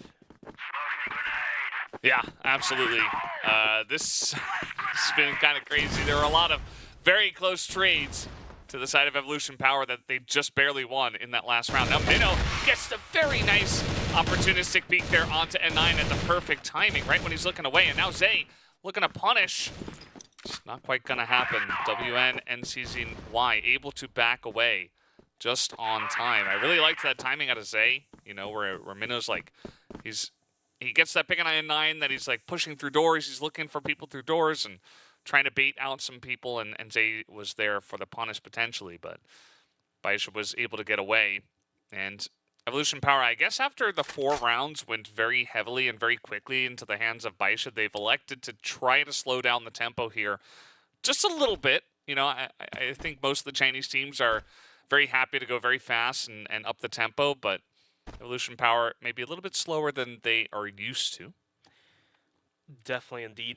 Definitely slower than what they're used to, but going into the final round of the first half, both teams are going to be treating this more seriously. I mean, every round is very serious, but this one especially even more important for the side of Evolution Power and Baisha. If Evolution Power can take this one, they have a good chance of tying it back up and, you know, taking the lead once again. And Baisha Gaming, if they're able to take this round, then they can secure their lead of map number 2. But for now, 50 seconds left onto the clock, and Evolution Power is looking about and thinking about heading down towards A, but the C4 is still lingering down towards middle, so that may be hinting us that they are thinking about a possible rotation. But 577 swings out from doors, will take down Zay. Gets traded out by Mamino, but that opens up A bomb site even more. As the C4 now coming on top of Catwalk, and the rest of Evolution Power coming in from long. Xiao with a pick. Shot will take down YH. The wall bangs from YZK will do the work as Xiao goes down, and the bomb site is now completely open, leaving WN to the clutch. 1v3 and a drain. The bomb now being planted. He's going to have to walk up the stairs, but Minnow swings out in the right time, in the right place. We won't find the headshot in the first half. We'll wrap up in a favor towards Baisha, 5-4, but Evolution Power now has a foothold to make things tied back up in their favor. Yeah, it's pretty clear that Evolution Power, there's a reason why they're here, right? Their strategy is fantastic. We're right back into the action, though. Evolution Power now trying to come out towards A long. They get the one pick, and they'll be happy with that, but Baisha are not very happy as they're looking to push even farther down short. They're going to try to get in, but the flash timing was excellent, and now they are on top of this B site, trying to make a play out of it. But the C4 couldn't cross yet. As first is going to be sitting down by window. He's going to toss out the nades. He's going to do a bunch of negative damage to WN, but doesn't matter as 577 and 9 finds a piece of his own. And now down to first. He does find the kill, but WN also swings out and will trade him out. As Baisha Gaming now starting to step away in terms of taking the map point to tie things back up to 1-on-1. It's going to be 6-4, still in favor for Baisha Gaming. Yeah, good first round from them. They essentially said, okay, you tried to slow things down. We're just going to run straight at you. And initially, Evolution Power got that first pick out on long, I believe it was, but that extra push that was coming in from short looked like it was not red. And now Xiao going to get an excellent pick off here once again in a short, which has been a bit of a thorn in the side of Evolution Power, so they're really going to have to find a way to handle it. The run and gun scheme that Baisha has planned for the Blacklist side for Black Widow is definitely working out pretty well. But for now, Baisha Gaming, if they're going to be running across this wooden bridge, do they realize they're right below him, and 9 gets taken out. CCY will find the kill on the first, but Zay is going to be able to trade him out. YZK with a pick bomb shot's going to take down 577 on 1v2 now. At least it's better than 1v3. Bomb site being just held down by both players of Baisha. The spray down, at least the one of the bullets is going to connect, and YZK goes down, and Baisha Gaming is going to secure their 7th round. It's going to be 7-4. Yeah, a bit of chaos there, but Baisha once again on top. I think Baisha from the Blacklist side of this map, they're just able to control the tempo a lot better, and Evolution Power are kind of struggling here. They're going to throw a second armor in there, and it makes sense it goes into the hands of YZK, of course. So we'll see if, you know, just trying to hold down 2 angles with arms is enough to stem the tide. I mean, if you can get that initial pick, it can be great, but at the same time, you've got to challenge Xiao, essentially, who has been getting some of these first kills to get his team in the lead. YZK, though, on the stairs, gets one. Zay also helping out here, as YZK did go down, and now N9 is just putting on a clinic in mid. He finally gets taken out by Minnow, though, and we're in a 2v2 situation, some very low health bars here. Zay basically on 1 health, looking for a flank. Minute 30 left on the clock, and the C4 soon to be planted. Minnow, like you said, is going to be on the window side, and Zay is going to be coming out towards the long area, as Zay only sitting at like 2 HP and a dream. The bomb is ticking down. Xiao is going to be positioning himself behind the truck, one of the angles that's hard to clear, and the rifle put to good work. Minnow will find the kill, but down to a 1v1. 577 gets spotted out. Now, some duel between these two players, but 577 is going to find the better of Minnow, and Baisha Gaming is going to continue picking up rounds after rounds. It's going to be 8-4. Yeah, I mean, 3 in a row after the half, so they have certainly wrested back control of this map here, and it has not looked very close when Baisha got over the blacklist side. They're going to once again just try to send it down long. You see Minnows behind that box, and first has hopped onto the arm here. YZK electing not to go back to that after the last round. Not a bad idea. I think, you know, if Baisha are coming at you really fast, the more M4s you've got, probably the better. You can see that they've got 4 of them alongside of the arm at this point in time. So trying to feel the pressure from the side of Baisha, and then all of a sudden, where are they? They have slowed down the tempo once again. And this is what really burns down the nerves. The nerve cracker for Evolution Power is the playstyle for Baisha is changing every round to round. And CZY is going to find the frag onto Minnow to open things up in the beginning of the round. First took a bunch of damage with the nade, so any couple bullets landing his way is going to cost his life. He's going to be taken down to 15 HP and has to fall back right away. In the meantime, the split down towards A is going to come through towards Catwalk. As first, YZK trying to hold this one down. Zay swinging out from middle will find the kill to WN. First will be able to find CZY. Xiao's gonna swing out towards middle. What a pistol kill of his own is gonna fall back. Minute left onto the clock. Less than a minute now, 56 seconds remaining. And what does Baisha opt out to do in this situation? Well, they do have that presence on Catwalk, as you mentioned, but they also got that kill in mid, so could consider trying to go through there. But as we know, First is looking right down towards mid.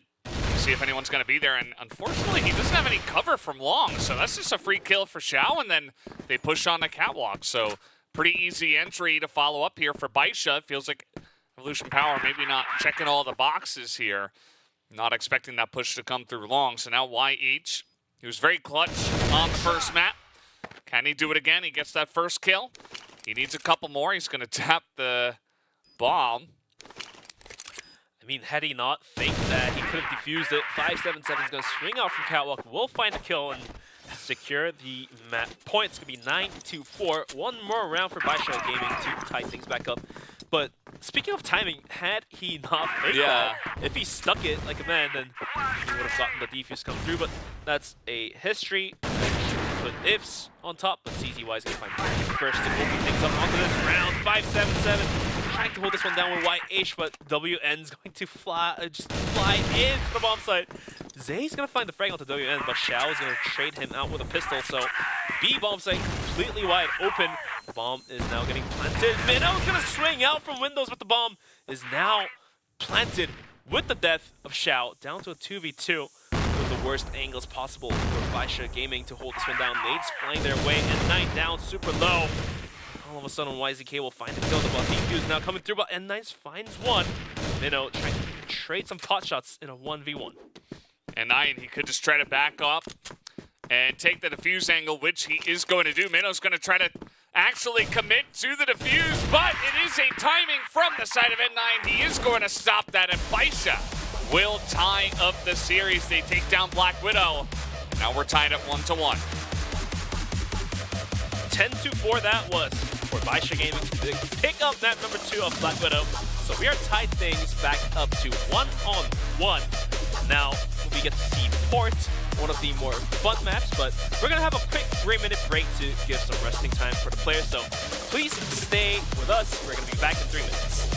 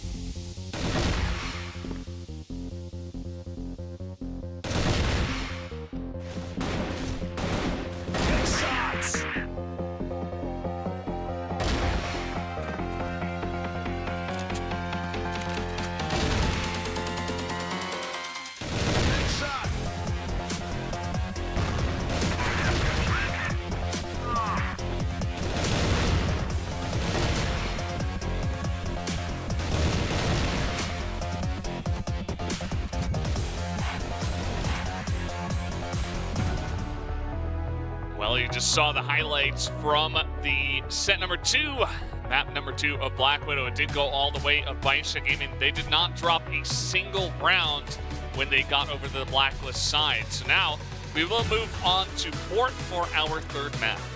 Yeah, map score now being tied 1-1. Evolution Power picking up Ankara, first map of the day. And Baisha Gaming is going to return the favor directly back on towards Black Widow. Will be secure the map. 10-4, pretty swift rounds, I would say. And now going into Port, Valdez, what do you think is going to happen? Because Port definitely favored by Baisha Gaming of all time. Evolution Power as well on the stats do speak for themselves. They do have a little bit of edge playing Port, but it really comes down to which side they start off early on. So, Valdez, what do you think? I mean, in terms of the map data from CFPL 2024, it's these teams don't play this map. Like, we see so many bans on this map, and we've seen one game, and that was from the side of Evolution Power, which they did lose. So, not a lot of data this year on Port, so kind of hard to tell like who's favoring it at the moment. But it feels like, to be honest, neither team is, and I feel like they just, you know, they wanted to ban other stuff out instead. You know, we saw the Compound being banned, and, you know, Eagle Eye, Mexico Definitely always feel like necessary bans. So we do get down to Port here at the end of the day, and I feel like both these teams as well, when it comes to, you know, best of threes, they don't necessarily have to go all the way to the third map at times. So maybe just not having a lot of opportunities to play on Port.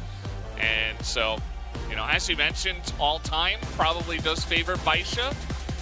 But I don't know, Evolution Power have been playing them pretty close, at least from the first map. Second map was a different story. Like, the first half was great, but then once we got to the second half, it was all Baisha all the time. So a little bit worried for Evolution Power. But let's see what they have prepared here for Port. Looks like we are ready to kick things right into the last map of the set. It's going to be Port, Evolution Power versus Baisha Gaming versus Evolution Power. And it looks like Evolution Power is going to be starting off onto the black side. And already we're going to be looking at YH boosted up towards the connector area here. He's going to swing out towards A any moment soon with the pop flash of his teammate. We're going to be looking at 577 and Xiao holding this one down. And it looks like they're going to be switching off down towards middle. Evolution Power all gathered outside of A. The push is coming to shove. Can they hold this one down? 577 will find one, but he gets traded out. And Xiao on top of the bomb site with an AWM is going to have to take out his pistol. But Minnow is going to plow through and find the kill. CCY in the spawn area is going to find the kill onto Zay to try to tighten things back up. But it's going to be down to 3 onto 2. Minute 30 seconds remaining on the bomb is now going to get planted. Minnow is going to eat a bunch of damage with the nade to his face. And N9 barely dodges those bullets as well. The bomb now being planted, and there we go.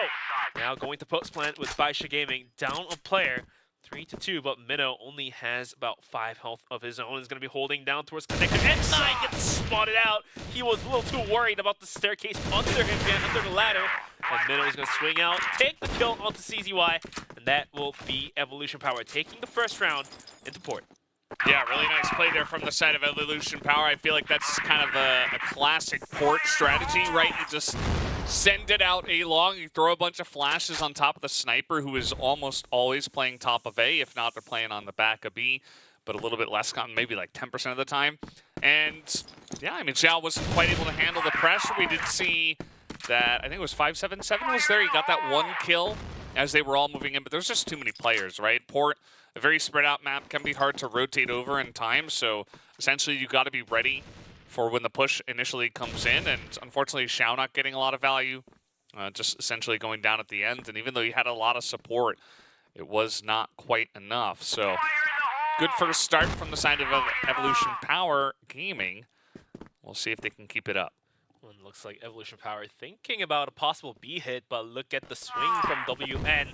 And CZY, can they hold this one down? He will find one, but gets traded out. WN is going to hold this one down, but he gets traded out by Minnow as well. And first down towards Middle is going to find the kill onto N9 as well. So that wraps it up for the B bomb site, leaving it to a 2-on-2 for Baisha Gaming to go into the retake.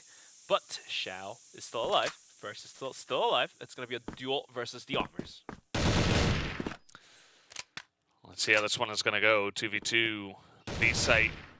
Not an easy retake, and 577 has to just try to push on through. The spam, though, is fantastic. He's got a good read on where First is, and now First running straight into Xiao's hand. Minnow does get the one, but Xiao with the double kill with the pistol is going to pick it up, and that gets Baisha Gaming on the board with a very clutch round from Xiao.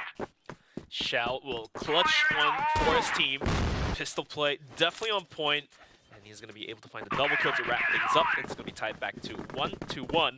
And it looks like the fast B push Evolution Power showed us, it did work out. They were able to get the bomb planted, but First's positioning was a little bit off. I think the barrel of the arm was shown, and he got sprayed down and eventually spotted out at the end of the day.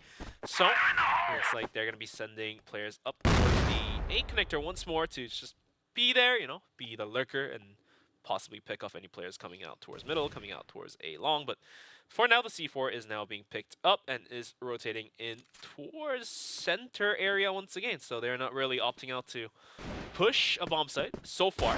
Yeah, just taking a look at the replay as well. Like, Minnow got that one kill, but essentially Xiao, the timing he had onto First was fantastic, knowing when he would back up and try to get a longer angle on low health, gets that first kill, and then is able to take down Minnow before Minnow realizes what's going on. So, nice little replay. Gets us to 1 versus 1 in terms of round score. Let's see where Evolution Power are going to push this time. They went A once, very fast, right at the beginning, and now looking to go towards B once again. It's going to be held down by CZY and N9. And this time around, they're not really willing to play posted up, closer towards the room area, as the clock is now burnt down towards the 56-second mark. And looks like they're going to rotate out from B, come down towards the middle, as it's going to be WN holding this one down. He gets spotted and out, has to fall back after losing a bunch of health. This is smoke the angle off, but the push is coming to shove anytime soon. 40 seconds, and looks like the mid push is happening. 577 gets picked off by First out towards A long, and WN with a sliver of a health is going to be able to find the kill onto YH to start moving things up, and YZK is going to find the tip of the head of Xiao on top of the bomb, so making the double for this guy, and leaves CZY all alone to do the work. A 1v4, tough one to call, but he has it. If he doesn't, he doesn't. And for now, it looks like he doesn't have it for now, as Zay is going to be pushing out pretty wide, and CZY has to fall back on that one. YZK will wrap the body of CZY, and that will be the second round being picked up by Evolution Power. Yeah, you can see just a great bridge push. The fact that WN got picked off really early on with a huge dink through the wall, it looked like he was on such low health. And yeah, he traded 1 for 1, but he was essentially the only person that was kind of covering that angle. There was one other kill that went the way of Baisha, but other than that, it was just an easy push onto A because it was WN, and then you had Xiao, who was on top of A, and outside of that, you essentially had no cover for A, so They swooped in from many different angles, and Baisha could not handle it. So far, this is making for a really close back and forth series of maps we have between these two Chinese teams. This is very close, and now with Evolution Power in the lead, I don't know. I was kind of feeling Baisha after Black Widow, but I don't know at this point, Bench.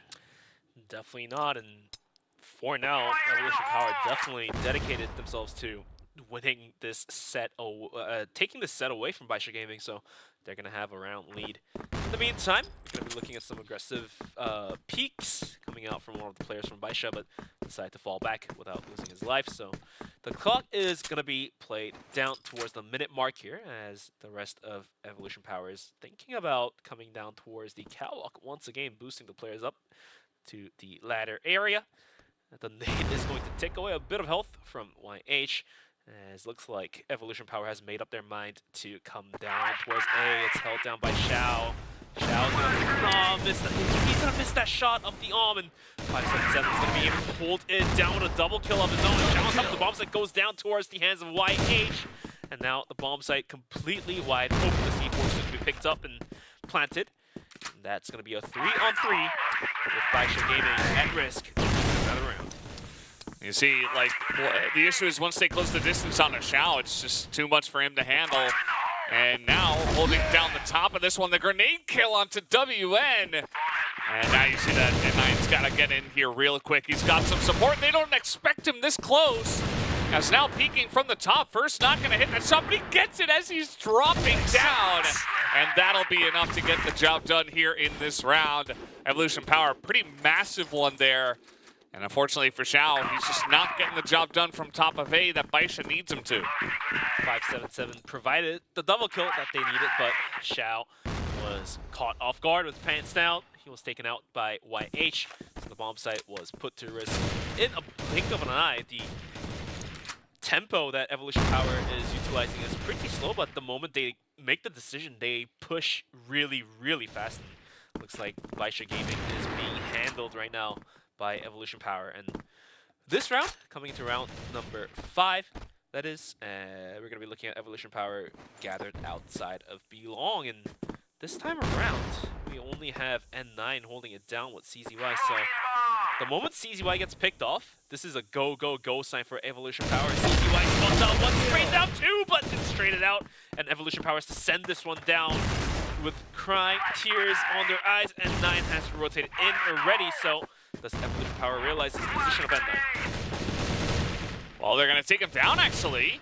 And WN just got spotted throwing a grenade in there as well. So Minnow should know he's there. He's going to peek out, and he does get isolated and taken down. He had the C4 as well, so kind of an awkward spot here. And yeah, WN's going to pick up a second one as he's trying to retrieve that bomb. So now first, kind of behind enemy lines, but we saw Xiao was looking behind him, so might expect this kind of rotation coming in. Let's see if first can time it perfectly, but Xiao is looking right at this angle. Doesn't matter. First, gonna get the first kill. He needs 2 more. Let's see if he's gonna get the job done. He's certainly taking his time with this one. A crossfire here and a double peek from the side of Baisha. Excellently handled, and they will take down the sniper on the side of EP. 3-2 as Baisha now catching up towards the lead of Evolution Power. It's going to be 1 round away, 1 round differential. And this time around, Evolution Power sending it out towards A Long. A quick and rapid rush coming through. Xiao is taken out by first. And YH is going to swing, and 577 gets knocked out. YH just continues to put the damage into N9. 2 quick headshots, eventually taken out by WN, but Zay was able to trade him out. All down to the hands of CZY. Can he make things happen? Looks like it's not going to happen as Minnow going to take him out, and Evolution Power is going to step away with 1 more round in them. 4-2 in favor for Evolution Power. Evolution Power once again finding success, just isolating Xiao. I mean, not to take anything away from first, that shot was just insane. And also then YH for the follow-up, just rifling down and spraying boxes where he knows people will be and picking up kills. A pretty hurricane-like round from the side of Evolution Power. And that kind of pace has really worked. I feel like Xiao has not been able to hold down the top of A at all. From many different angles. I mean, the angles that EP are taking are great, and it's hard to handle, but Sometimes you just got to step up and get that job done. He has not been able to. We know how clutch he is, but haven't seen it so far.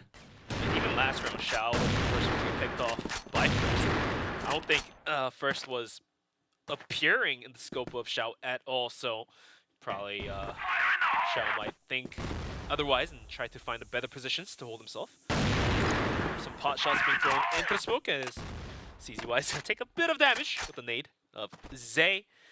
Minute 20 seconds remaining onto the clock, and the last round being played pretty fast. This time around, it's going to be played pretty slow. I think that's the best way to really, mess with the minds of your opponents. Is you don't want to be predictable. You want to change it up. You want to go different sites, but you also want to change the timing of how you're doing it and how the entries are going. Look at that shot from Zay. Yes, this time Xiao does get the first pick, which is pretty huge. But at the same time, Zay immediately able to trade it back. 5-7-7 here behind the boxes. This should be predictable, but let's see if they check it. 5-7-7 finds one, make that a double for him. Takes down Zay as well, and in the meantime, WN was going to be able to find slight room to rotate himself into the bomb site, leaving YZK first of Evolution Power to do the job. More nades flying his way. YZK swings out, will find the kill. And Nidus on the round from the back with a flank and is going to find the kill onto YZK, leaving First all alone to get the plant done, but CZY is going to not let that happen. Is going to pop up this ladder and find the kill and secure the round for Baisha. Yeah, pretty nicely done. They do not check the box, and that's kind of a done deal. 5-7-7 getting way too much value on that side box. Also, Xiao this time around, he got that initial kill. He traded his life down. And now quickly going in towards B, trying to up the tempo here once again. CZY in position, N9 as well. And finally, Baisha are beginning to put a stop to these aggressive pushes from the side of Evolution Power Gaming. First left all alone to do the dirty work for his team. 1v5. Tough ask. Toughest ask, actually, for the game of Crossfire, but let's see if he has it in him to do so. Looks like he's spotted out by 5-7-7, but the arm shot will land. That's one. He needs to find 4 more. Hard, but doable. It's better than a 1v5. Now that it's a 1v4. Minute 32 left on the clock, so he definitely has enough time to play with. Almost catching the bullet onto N9, but the second shot will miss, and N9 will punish him for that, and it's going to be tied back down to 4-on-4. Yeah, 4-4.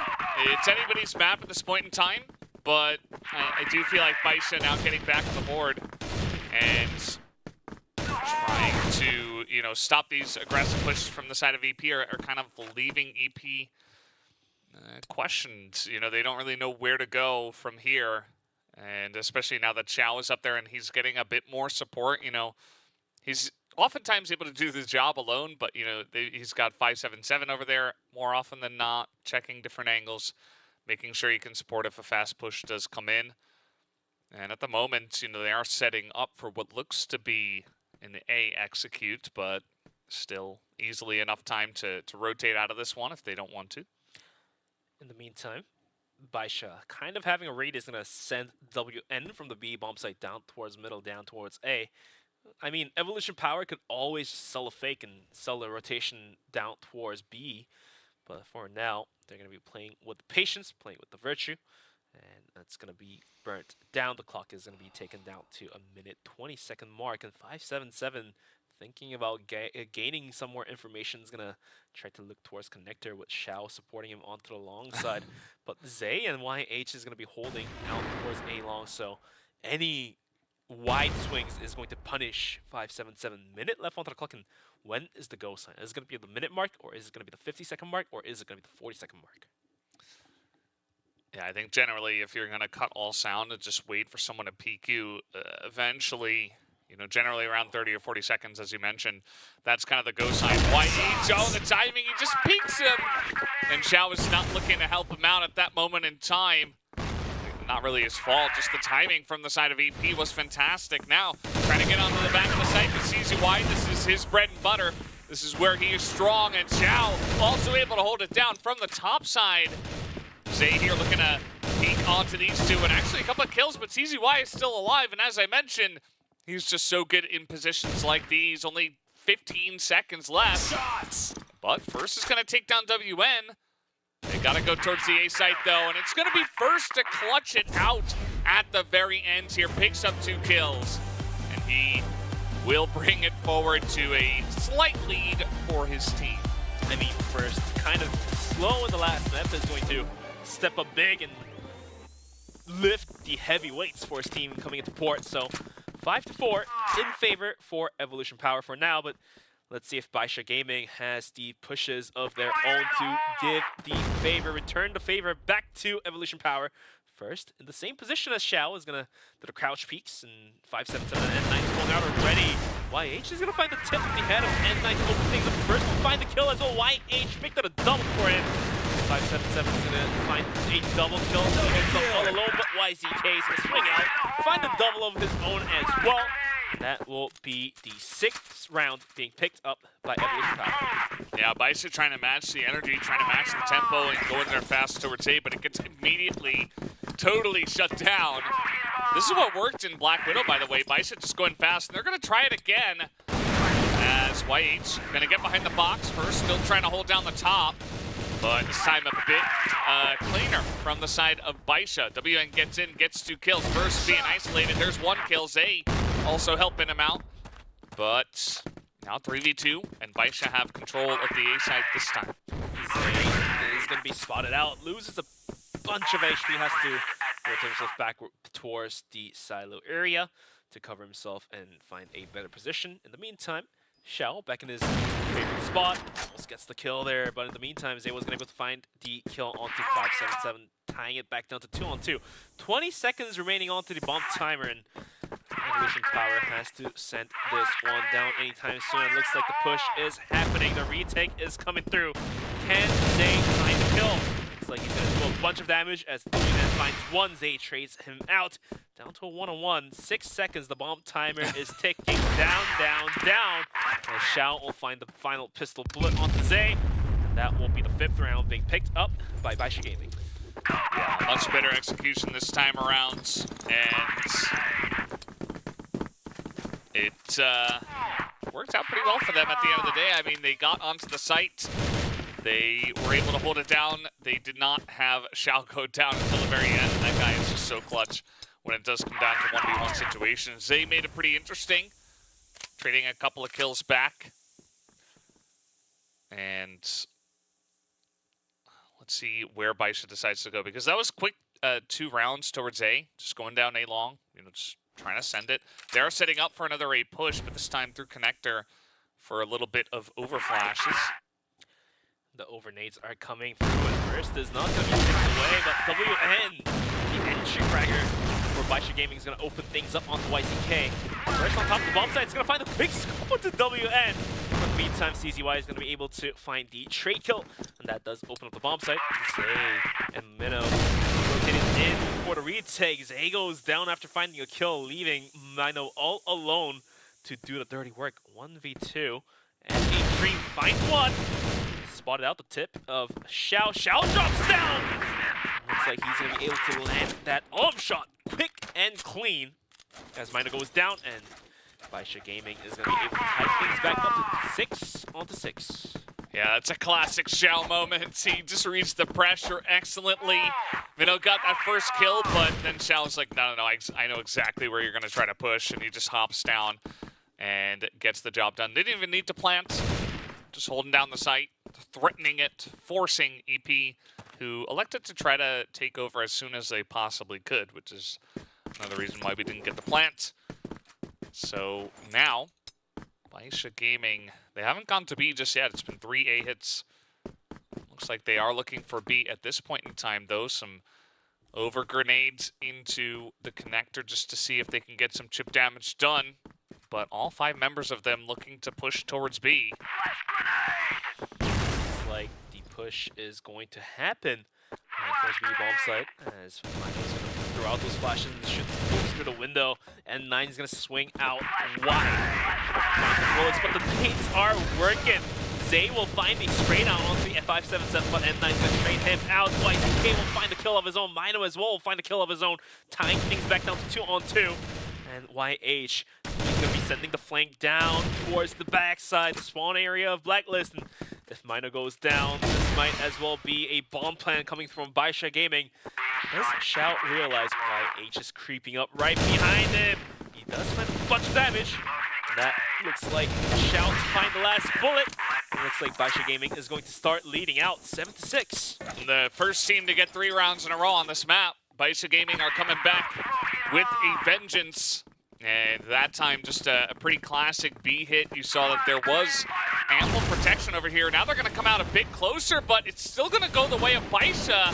As Zay also gets taken down. It's only 1 trade. As N9 was, trying to push down mid at the same time. That did not work.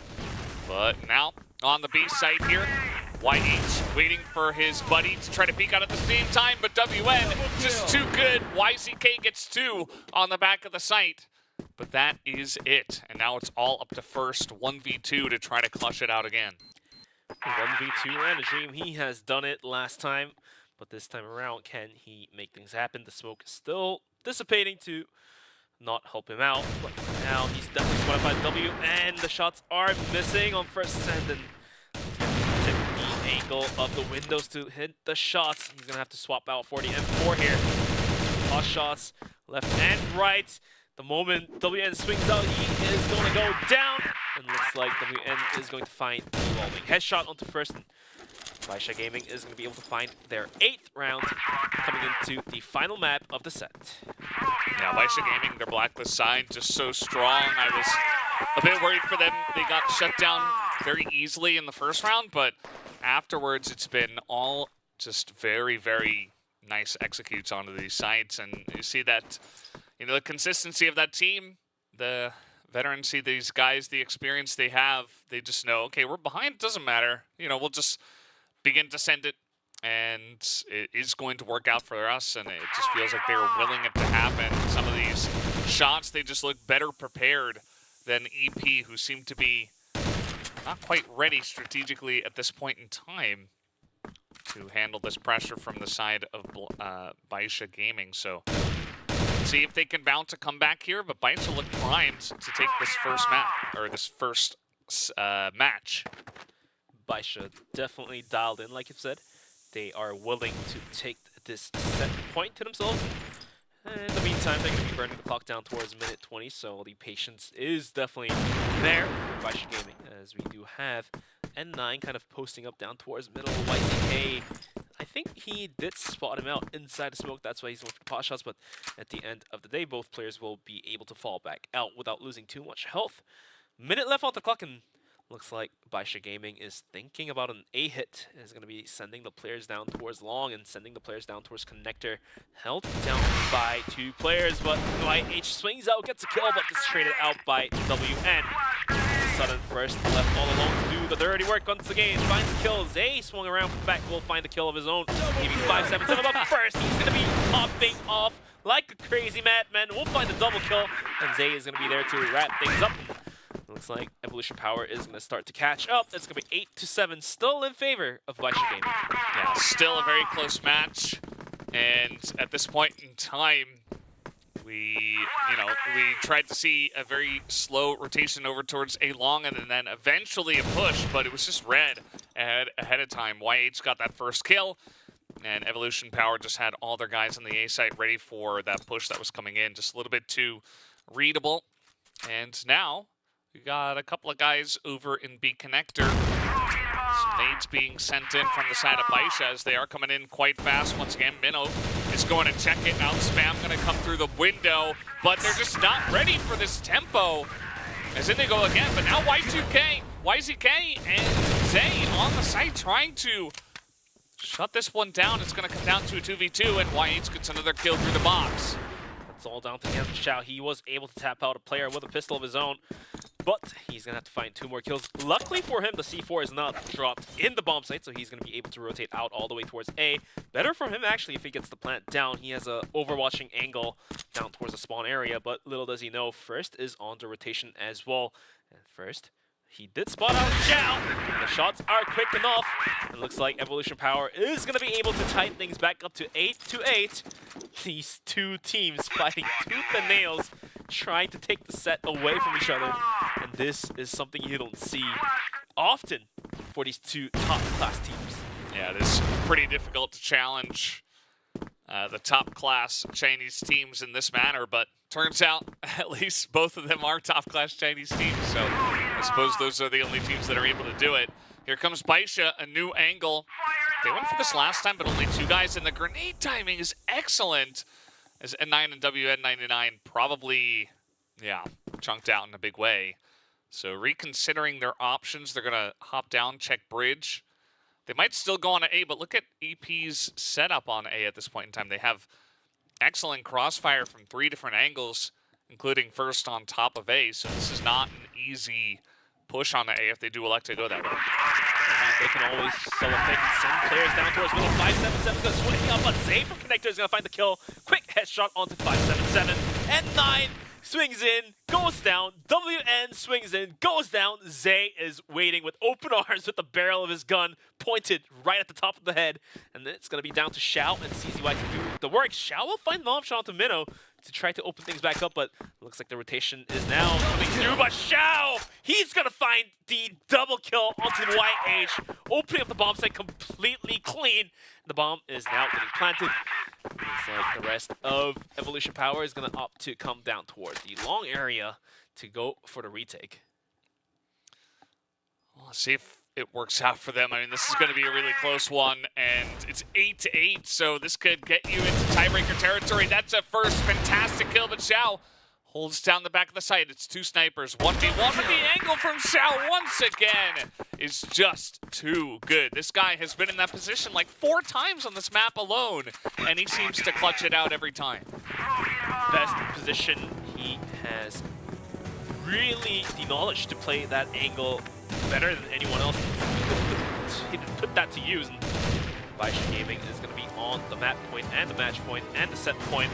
If Baisha can close this one out, it's going to be their map. If Evolution Power wins this one, then we're going to be going into overtime. And it looks like Evolution Power definitely willing to take this one to overtime. YH is going to hold this one down with a quick headshot, but CCY and Xiao's going to swing in, find a 2-3 kill, add WN to the party here. It's going to be down to a 4v2. The bomb now being planted. Minnow and Zay versus the rest of Baisha Gaming. Not going to be an easy retake. There's so much pressure on these 2 guys here. Up against match point, flash over the top, and they're just going to send him with the spray from N9. It's fantastic. He gets both kills, and Baisha Gaming will take this first match in a big way over their rivals in Evolution Power Gaming. 10-8. It was yet another very close map, like how map number 1 happened in Akara. It was 10-8, but in favor of Evolution Power. And this time around in ports, Baisha Gaming is going to be able to take this one round difference into the map port. So Baisha Gaming ends up winning this match 2-1. Yeah, very close match, as you mentioned. You see Xiao is like, not sure how I feel about that. Just another day clutching it out for my team, but it was not easy. So, you can see almost relief on some of these guys' faces. It was a very, very close match, and there were times where I thought EP was going to take it, especially early on. You know, some of these pushes onto A were pretty clean from the side of Evolution Power Gaming. Yeah. They couldn't quite hold on to the lead. Yeah, I mean, Evolution Power did what they could do. But at the end of the day, Baisha Gaming was going to be able to come on top. But, like, with all this here, the thing is, Evolution Power really had the chance to, you know, do the overtake and win the round against Baisha Gaming, but it's like a couple of things came a little too short. Apparently, that difference allowed Baisha Gaming to take port away. Yeah, a bunch of these rounds coming down to the wire, so many post-plant situations, and like 1v1s, 1v2s, 2v2s. Some nice positions from Baisha from the global risk side just to try to stop these pushes that EP kept trying to send. And Xiao, I mean, this is like the first of many clutches for him. He got that one from the Blacklist side, post-plants. Other moments where it's like, okay, Xiao's gonna pop out and win after the plant. First had some big moments as well. I mean, I could definitely see the frustration in Xiao, like, on the face cams as well. he definitely wasn't happy on the global risk side because he was getting picked off left and right. But going into Blacklist, he definitely felt more dialed in, definitely felt more comfortable in terms of his positioning and his shots. It's like he was being able to find more kills. But speaking of who gets dialed in, N9 was definitely dialed in, so the kill stats on the board here. As Shao stepping up huge, 1.4 for the set here. 10-8 for the map, and Port will go towards Baisha Gaming. So looks like Baisha Gaming is going to take match number 1. Some of those numbers were just so comparable, so close, and when it comes down to it, a 2-for-1 win in maps here, going the way of Baisha Gaming up against Evolution Power Gaming. So definitely could have been Evolution Power's Gaming. I mean, it was so close on Port. It could have been their win to take, and it's actually WN99 who picks up the match MVP, and kind of makes sense, especially because compared to his teammates in the regular season, he wasn't putting up as big of numbers, but he steps up in a big tournament in a big way, and he carries them. So he steps up where they needed him most. Let's take a look at some of the replays that WN provided for his team. The shots oh so accurate. The shots are going to be landing onto the heads even. Look at this juggling of positioning he does. He finds that kill, rotates back out, gets another kill. So WN, definitely knowing what he's doing, is going to be able to provide the very crucial rounds for his team. Yeah, some big spray defenses as well. Just great awareness. I think a very smart player in terms of the timings for when he goes for peaks, for when he goes for sprays. Had to hold down many different angles post-plant when they were going for it. So shout out to WN99. He is our match MVP. Gets a nice little highlight reel. Cool addition to this year's CFSI 2024. But guys, we have an interview ready. So let's hop into that right now. Hello. Congratulations on taking a big victory here. How are you guys feeling after taking down your rivals in the CFPL, and how do you feel about taking the win? 恭喜你们白沙赢到这场比赛，你现在感想如何？在这个手上又是和 EP 交手一下，事隔上一次交手也有个半个月的时间了。这一次他们也做了很多的复盘准备工作，让我们图一输掉之后，接下来的2张地图都很难打。然后我们也做了一些工作，但是明显效果不佳啊，还是 EP 这边总结的效果更好一点。For us, we prepared 6 months for this, and the two sides of map both are hard to play, but we tried our best, and we are happy that we got the victory. So in the CFPL, you guys also came pretty close in the first game of the playoffs. You guys came 3-2. You guys still won, but Evolution Power was going to be able to take 2 maps from you guys. And then in the second half of the group stage, you guys completely decimated the team of Evolution Power 3-0. So looks like this could be a repeat again. You guys just took down Evolution Power 2-1. Are you guys confident enough to take down Evolution Power 2-0 if you guys face them again in the group stages?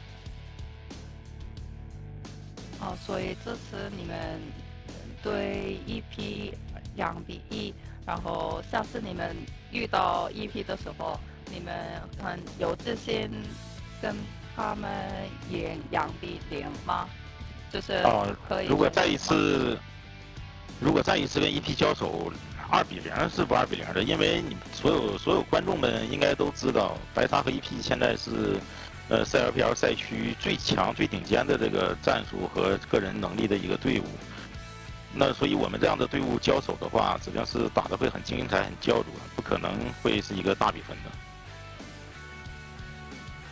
If you meet EP later, we will try our best to win, but I think all the people know that we are EP and Baisha is the 2 best teams in China, so it will be a close game, we think.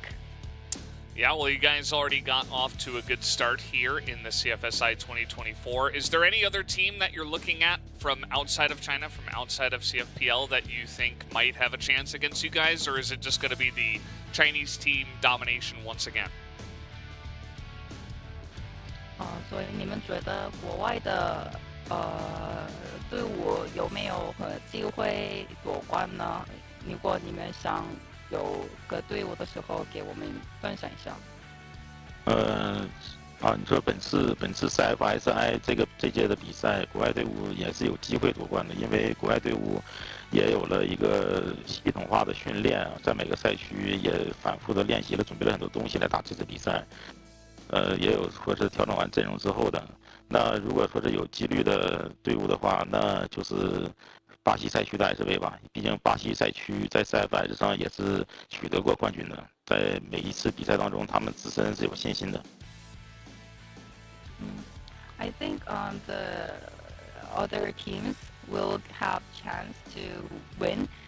And among other teams, I think Basco Esports SV, they are pretty strong because they have confidence when they play, and I think they're pretty good. Yeah, makes sense. Well, anyway, we won't keep you any longer. Thank you so much for the interview, and congratulations on your first win here at CFSI. 好了，谢谢NWN99，辛苦了，恭喜你们在一起。Thank you. Best of luck in the future to the side of Baisha Gaming. Already off to a great start, although, as you mentioned, could be very close between those two best teams in China. Also giving a shout out to Vasco, thinking that, they play with confidence, certainly can be a strong team. But guys, we're done here for the first match. We're going to take a quick break, and we'll come back with the second match, which will be Car House versus Vasco. So don't go anywhere. We'll be right back.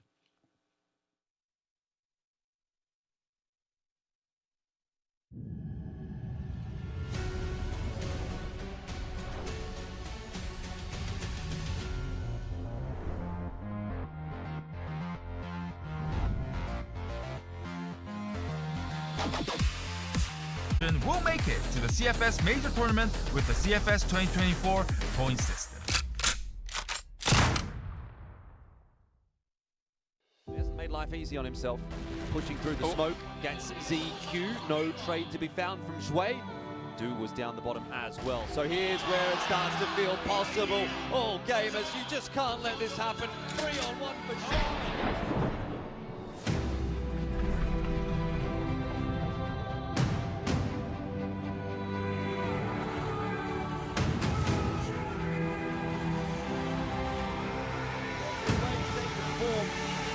That was the worst 3-on-1 I've seen from them in this event.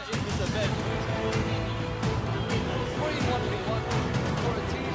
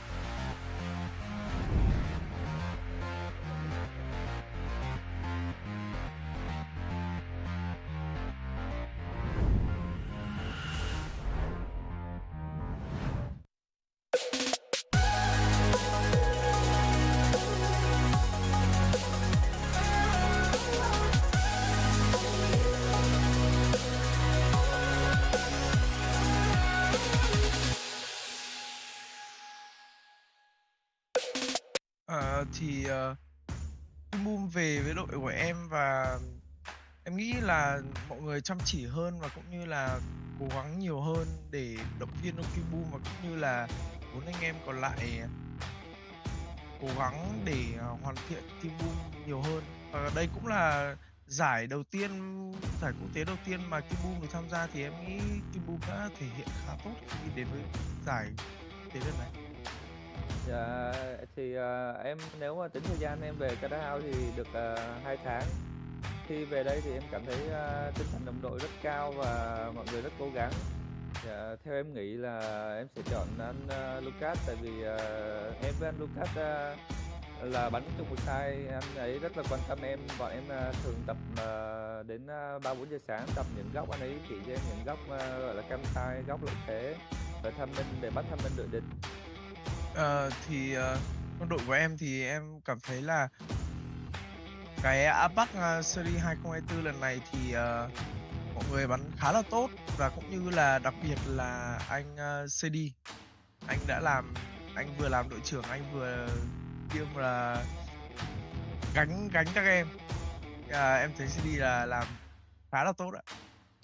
Thế em trong team là có thành viên đô la, thanh niên này mà chỉ cần nghe lời tốt một tí thì biết mấy. Thì em nghĩ là câu chuyện đấy thì ngày nào em làm thế rồi, thế nên là em cũng không có gì để em nói à. Tụi em sẽ cố gắng vào giải APAC Series 2024 sắp tới thôi. Dạ thưa chị là thật ra thì là bọn em sau 9 lượt thi đấu thì bọn em đã rất mệt rồi, nhưng mà bọn em vẫn cố gắng để bắn trận cuối cùng Kinh Zero. Nhưng mà bọn em chưa đủ thực sự đủ bản lĩnh để chốt được map đấu, thua hai lượt S trao map 1 map 2. Nên bọn em khi về bọn em xem lại thì bọn em đã thấy rất tiếc. Thì bọn em khá là tiếc khi mà map 1 bọn em bắn chung kết là map Bến Cảng và bọn em đã dẫn trước là 12-9 mà bọn em không có chốt được, thì bọn em khá là tiếc. Xong đến map 2 thì bọn em cũng đã dẫn trước là 9-8, cũng không thể chốt được Killzone là 18, thế nên là bọn em khá là tiếc. Nhưng mà em nghĩ là ngày hôm đấy mọi người đã làm khá là tốt rồi, thế nên là cái tiếc nuối đấy thì để cho để mình giữ ở đây thôi, còn mình sẽ cố gắng vào những cái giải sắp tới là giải CFSD. Dạ, thì thần tượng của em thì chắc là N9 của đội Barca, thì chắc là em muốn gặp N9 nhất, dù biết không thể đạt được kết quả chiến thắng. N9 ơi, chúng ta hãy cố gắng cống hiến một trận đấu hay nhất đến khán giả. Xin chào các bạn, thì đội tuyển Carahao đã chuẩn bị rất kỹ càng và tập luyện mỗi ngày để đến với giải CFI lần này. Mong các bạn hãy theo dõi và ủng hộ đội mình. A gente do Vasco, né, nosso time é muito tranquilo, todo mundo é muito amigo, porque todo mundo já jogou muito tempo junto, e eu acho que isso influencia muito dentro do jogo também, pra gente ter uma ótima performance. Agora que acabamos de ser campeão brasileiro, eu acho que o time todo ganhou uma confiança muito grande. Acho que todos estamos jogando muito bem. Todo mundo está exercendo sua função certinho, do jeito que tem que ser. Eu acredito que a gente tem bastante chance de ser campeão pelo fato do Fifi ter entrado e ter organizado bastante a gente, e a gente está bem confiante. Acho que o sentimento de estar no Vasco, eu só posso dizer que é de felicidade. Tenho grandes amigos aqui, todos são muito meus amigos. Já tenho uma história com o MG também, que a gente já foi campeão junto, já jogamos Mundial juntos. Sim, pra mim o Fefe é muito especial, porque o Fefe tava lá quando eu ganhei meu primeiro título, e com certeza eu guardo isso com muito carinho. Eu acredito que o Fefe de agora tem mais experiência e isso, querendo ou não, influencia muito, porque ele tem bastante bagagem e sabe passar isso para os outros jogadores. Não só do MG, mas como todos os times, todo mundo do time aqui eu sou muito amigo, e como eu já joguei do lado do MG, tenho uma história do lado do MG, eu vejo ele com o potencial de ser o melhor AWP desse jogo. Ele é além de ser uma pessoa muito boa, off-game, ser um ser humano incrível, acho que ele dentro de jogo ele pode atingir níveis incríveis e ter partidas incríveis, e meio que é isso. Eu acredito que eu vou performar muito bem, né? Fora, vou demonstrar o que eu tô fazendo aqui no Brasil no campeonato internacional. E é isso. Pretendo ser MVP também. Eu acho que desde quando eu cheguei aqui mudou muito a nossa mentalidade, dentro de jogo e fora dela. Acho que agora a gente está no caminho certo de usar os campeonatos para treinar e para tentar ganhar a vaga no verdadeiro campeonato que importa pra gente, para a CFS Grand Final. E eu acho que dentro de jogo nós mudamos muito. Eu acho que desde a minha chegada eles mudaram muito o estilo que eles jogavam. Acho que agora a gente está muito mais organizado, muito mais centrado no que a gente vai fazer, nos conceitos do jogo. E acho que o entrosamento melhorou também. E é isso. Acho que eu me encaixo ali como mais brincalhão ali também, converso com todo mundo, sou amigo de todo mundo, que todo mundo ajuda precisar, né? Considero assim, e o pai da galera também. Acho que off-game a minha função é de ver se todos os players estão bem mentalmente, saber se está acontecendo algum problema na vida pessoal deles. E essa é meio que ser um paizão, saber que eles podem contar comigo a hora que quiser, seja em qualquer momento que eles estiverem passando na vida, seja bom ou ruim, que eu vou estar ali pra ajudar eles. Eu acho que é meio que isso, é meio que um pai, né? Acho que a sensação é uma sensação muito boa, é muito gratificante poder participar desse torneio, dessa magnitude. Fico muito feliz que as equipes asiáticas vão participar desse Invitational também, porque eles, querendo ou não, são a melhor região no atual momento.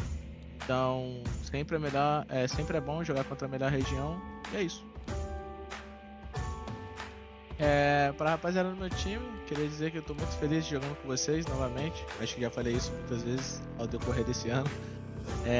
Dizer que pra não abaixar a cabeça em nenhum momento do decorrer desse ano, que vamos ter muitas conquistas, se Deus quiser, e abaixar a cabeça jamais, batalhar sempre, e é isso. Quero agradecer a todos o carinho que tem por mim, porque é isso que me motiva a continuar jogando. Para os fãs, queria agradecer a torcida de todos vocês, todas as energias positivas que vocês mandam pra gente. Queria pedir que vocês continuem torcendo e acreditando na gente, independente do resultado que a gente tiver nesse Invitation. Acredito que nós vamos sair muito mais fortes depois desse campeonato. E muito obrigado pela torcida e carinho de todos. Espero que vocês continuem apoiando a gente. E é isso. Hello and welcome back to CFSI 2024. You just heard from a lot of the members of both Cara House and Vasco Esports, which is going to be our next matchup here for this day of games. I'm still Valdez with Bench, and our first match was very close between our two teams from CFPL from China, and it did eventually go to Baisha Gaming, but now we do have a Vietnam versus Brazil matchup, which is going to be pretty interesting to watch. Now we get to see the first international matchups coming through. The first match of the day, Baisha Gaming versus Evolution Power, the Chinese, I would say, duo fighting each other. Turns out Baisha Gaming was going to be able to come out on top 2-1, and then tonight we do have Cara House versus Vasco Esports.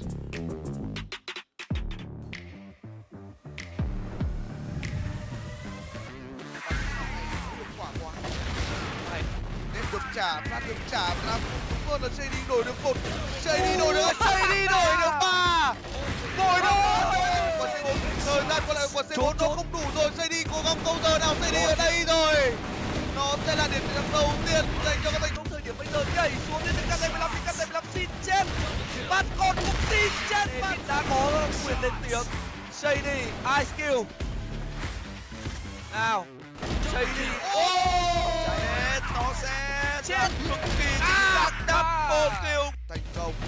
Zero làm tham chết được xỉu sau làn khói, có rồi hỏi quá khó cho King Zero là đấu này. 3 mạng JD chưa bị bắn trúng, bắt JD, 1 mạng 2 đầu cho JD, sấy cả băng đô la đã trở về, cửa sổ đèo là ngang nhau những đô la tập trung là có hay. Lucas vừa thành công nữa rồi. Đấy thì đô la nào đã đẩy xuống đô la kìa, 1 mạng và double kill, trời ơi. Lucas Lucas bắt được XP double kill trên vị trí đưa về. Nhưng coi lục vẫn rồi cả Lucas rồi. Ui trời ơi. Ôi trời ơi, mặt không đeo căng, không cho vào đâu. Đôi thành công rồi. Ủa, Lucas và vô trực và phải nói là cháy ra dành cho Lucas. Rambo, ôi rồi mặt của tôi vẫn có một bạn Rambo lộ luôn được Rambo flick chết được Đại Dù. Trong chiến đấu này hay không Rambo rồi, liệu Rambo có đoán được hay không đây? Đã từ cửa một thì Rambo lại vòng quanh sô cô la trên tầng 2. Di chuyển vẫn là kéo Rambo. bắt người giạt Rambo. Có một cú cờ liền nào trong round chiến đấu này không? Rambo vừa bắt giải ra mình nhưng bây giờ thì đã là chính xác. XP đang kê lại vị trí hay quá Rambo ơi. Có mạng rất đúng lúc và double kill đến từ Rambo. Tay lần này thì thành công. Rambo múa double kill dành cho Rambo. Riêng về chuyện múa thì làm sao mà vượt qua được cú công Rambo. Cái mặt của là bên này cầu đã vào. Rambo có double kill, Rambo vẫn đang sống. Đó là Suy Điên đã bị ảo double kill. Trả lên ra. Boom. Ủi được revenge rồi. Còn 10 viên thay đạn cũng được double pick ở đây. Trở về là 3 viên 3 cơ hội là còn dành cho các thành viên bên phía Manta. Nhưng khi chờ đợi sẽ tận với nhau. Một cao một tâm chứ không phải ping cao không. Hai tên là rất chiêu. Kim Mu chỉ viên đông người qua Kim Mu ơi. Kim Mu chưa có viên đầu của ai cả 3 viên và Kim Mu ơi. Kim Mu vẫn tin tranh và chỉ mới có một đấu từ Boom. Double kill chip bắn được một CD. Vẫn còn cơ hội. Ao vàng đến từ đô la chỉ có mạng bắn lỗi bắn thủ cát David tăng trong bom trên tay khi cũng đổi một tung công viên David trở lại đây. Kim Mu đổi được một rồi và double kill cho Kim Mu.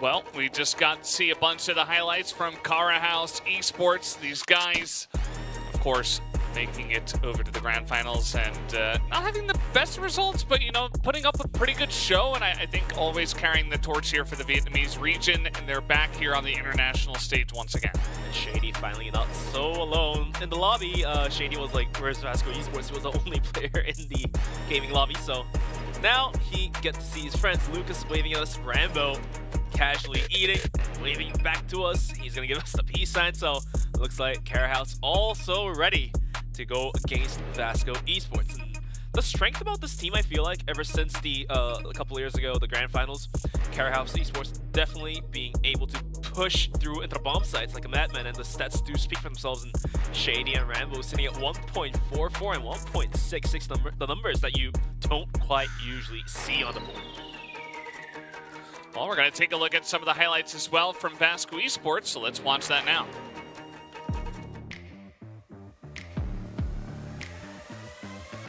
Abriu a mira, tenta segurar a linha bastante os três jogadores, mas ele cai. VNC garantiu o double kill. É um 2x3. Mendonça é cobrado. VNC fica com a eliminação. Vai fazendo barulho. VNC consegue a eliminação. Silva amplia pra cima de Adriano. Ele tenta abrir a mira. Toma a primeira. Abre ali a granada do VNC, mas já não vai ter mais tempo. A equipe da Vinci. Eu acho que não era bem essa intenção. De repente, consegue a eliminação. VNC. Double kill pra ele. É, exatamente, tudo pode acontecer, né, cara? Tudo pode acontecer, ó.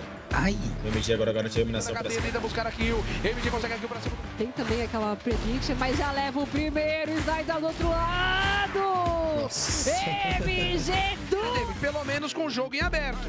É, cara, tá aí, ó. Agora o MG garantiu a eliminação pra cima pra poder levantar o título, né, Paulinho? Imperial nas mãos do Vasco. MG, ele espera, consegue a eliminação pra cima do Rio. Vem pelo fundo. Ele tenta realizar a terceira eliminação. Ele vai esperando. Pelos números. PV conseguiu a eliminação, mas foi treinado. Teve agora o AKT. Pra se recuperar, o AKT tá cravado aqui. O Boris já foi avistado. 16 segundos, o C4 já tá lá do Vasco. Só que algo não aconteceu, né? O Silva já vai se encaminhando, né, Paulinho? Vamos ver. Entrada, Silva consegue a eliminação pra cima do Rio. AKT! Triple kill dele, 4!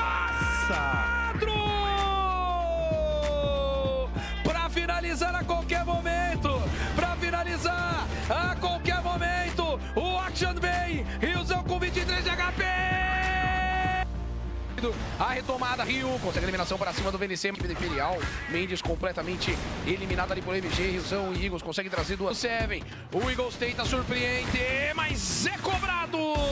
Miado, hein, pode. Tenta resgatar ali o round, a equipe da Imperial vem. Ali o prefire para impedir a entrada dos jogadores, mas agora vão ser pranchados. Bang pra cima dele também, o round vai ficando crítico, 25 segundos. E agora o FEV vai trocando bala, Sny e Rafão já vão ficando muito bem posicionados, tem cover. Já leva o segundo e já leva o terceiro. Do Vasco, a equipe da Imperial. Lá vem ele, PV, vai pra cima, consegue eliminação no primeiro. O Action traz aqui o em cima do Eagles. Ser a equipe do Vasco e se empatar, caso ocorra vitória, tentando pular para conseguir um pouco de info. Danimal, tem o 2x2, era o 2x3, tem a vantagem do plant. A equipe da IP vem abrir a mira ali, o MG, ele tenta buscar, mas o HP não era favorável. A equipe do Vasco é bicampeã da CFBL.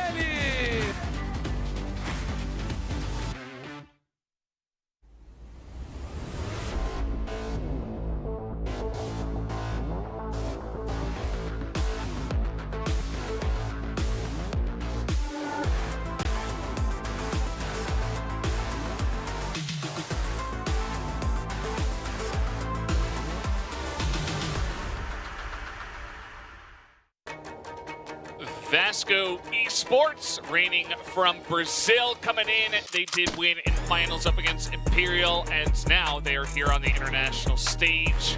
These guys, a lot of names that everybody should recognize from the Brazilian region. I feel like every single one of these players they've been around basically forever, and they've put on some really nice performances on international stages in the past, and now they've come together as a 5-man unit. FFJ, VNC, MG, Action, or AKT Act for now. He did change his name from Action to Act. And finally, Silva, Zera, now Silva. So, let's take a look at the stats for this team. FFJ having a pretty bold interview saying he matured a lot from as time passed through, and he used the tournaments that he played into mature himself even more. And looks like he did improve on the stats. 1.28, 1.21 for VNC, 1.91 for MG. This man is playing out of his mind, and so he is why the key player of Vasco Esports. And for Cara House, it's going to be Rambo with 1.66 going toe-to-toe with the stats of MG. Yeah, I'm not surprised to see MG up there. I feel like MG is always the guy that comes in with massive stats, and he can pull off some crazy plays and crazy clutches. I do wonder about, you know, if this time around he will be able to pick up the championship. I feel like he oftentimes gets very close and then doesn't quite get the job done. But it does say a lot that he's always here, right? Like, he's here every single time, it feels like, and even since I began casting Crossfire and before that as well. So let's take a look at the map ban pick. So Eagle Eye and Sub-Base gone on Cara immediately picked here was Cara House's best map in the CFVL, and then immediately we go to Port for Vasco. And it looks like Compound for the third map. Compound is going to be the last map, indeed, as Port being picked by Vasco Esports, one of their better maps for sure, indeed. But we're going to be looking at the map comparisons, and Cara, looks like both teams are going toe-to-toe, but Compound definitely favoring Vasco Esports out there, and Port as well, definitely being favored by Vasco, but at the same time, Cara House has a bit to say about that map as well, so we'll have to wait and see if they are going to be able to come out on top of each other. You can see the times played for Ankara for Cara House is 10. So they're 9-1 on that map, whereas Vasco are 4-0. So a bit more times played, and definitely the main map that Cara House do favor, but it's also been a staple, I feel like, for Vasco Esports, as you mentioned. So it's going to be a fun one. I think we're going to find out right from the get-go which one of these teams is favored in the series based on how we see Ankara, because both of these teams should be very comfortable on this map. Definitely indeed, and it looks like we are ready to kick things off into map number 1, which is going to be Ankara, pick of Cara House Esports, and we are ready to jump right into it. Already, we're going to be looking at Rambo going pretty aggressive into the vents, and he's going to be going out to gather some information. But then you realize there is MG waiting with open arms. In the meantime, Shady as well is going to be pushing out towards the fence, and that shoulder of action should have been picked off. Kimbum swings out, gets the kill. Shady will find the kill onto VNC as well, and all of a sudden, Cara House opens up this round with a 2 kill of their own, and looks like it's going to be down to a 5-on-3. Yeah, nice couple of swings there from the side of Cara House. They get a big advantage here at the beginning of the round. And now, we do see, as you mentioned, 5v3 Vasco Esports. What angle are they going to take here? They still don't have the C4. They want to get a pick first, and then probably group up and look to push one of the sites, is what you would imagine. In terms of standardness, we do see Silva looking for that pick. He's not going to quite find Dola, and that door will get smoked up. So they're just trying to make it as difficult as possible, and Cara House can kind of just hunker down on the sites and not get picked off, essentially, as they know that's what their opponents are trying to do here. But luckily for Vasco Esports, they do have Fefe on the AWM as well, so they're going to be running double AWM setup, and a pick is everything to open things up, and looks like Fefe is going to whiff that shot. But he does get to fall back with his life still there.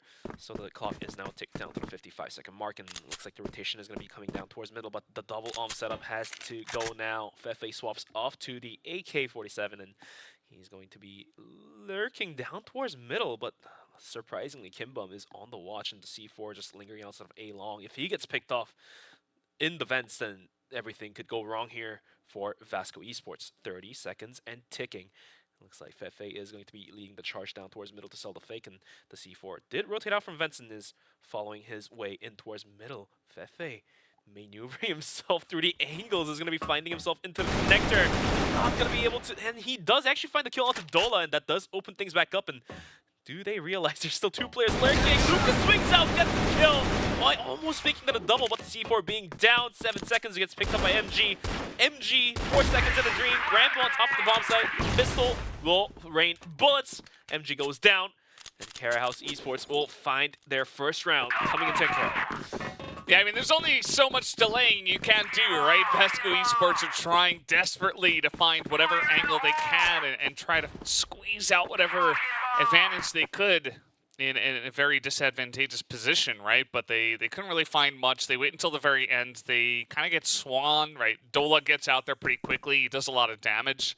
I feel like he also could have just waited, but trying to give the information to his team, and at least he got the damage done, and then eventually the rest of his teammates were able to clean up. So pretty nice round going the way of Cara House already.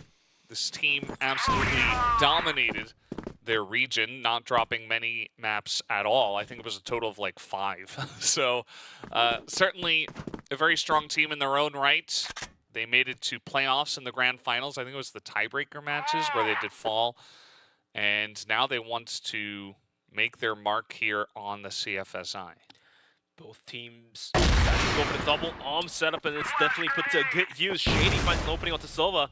Dola is going to be covering the other angle with a rifle. So the moment VNC swings out, Dola gets sucked out though. VNC quick to flick his angle and aim right on top of the head of Dola. Will find the frag.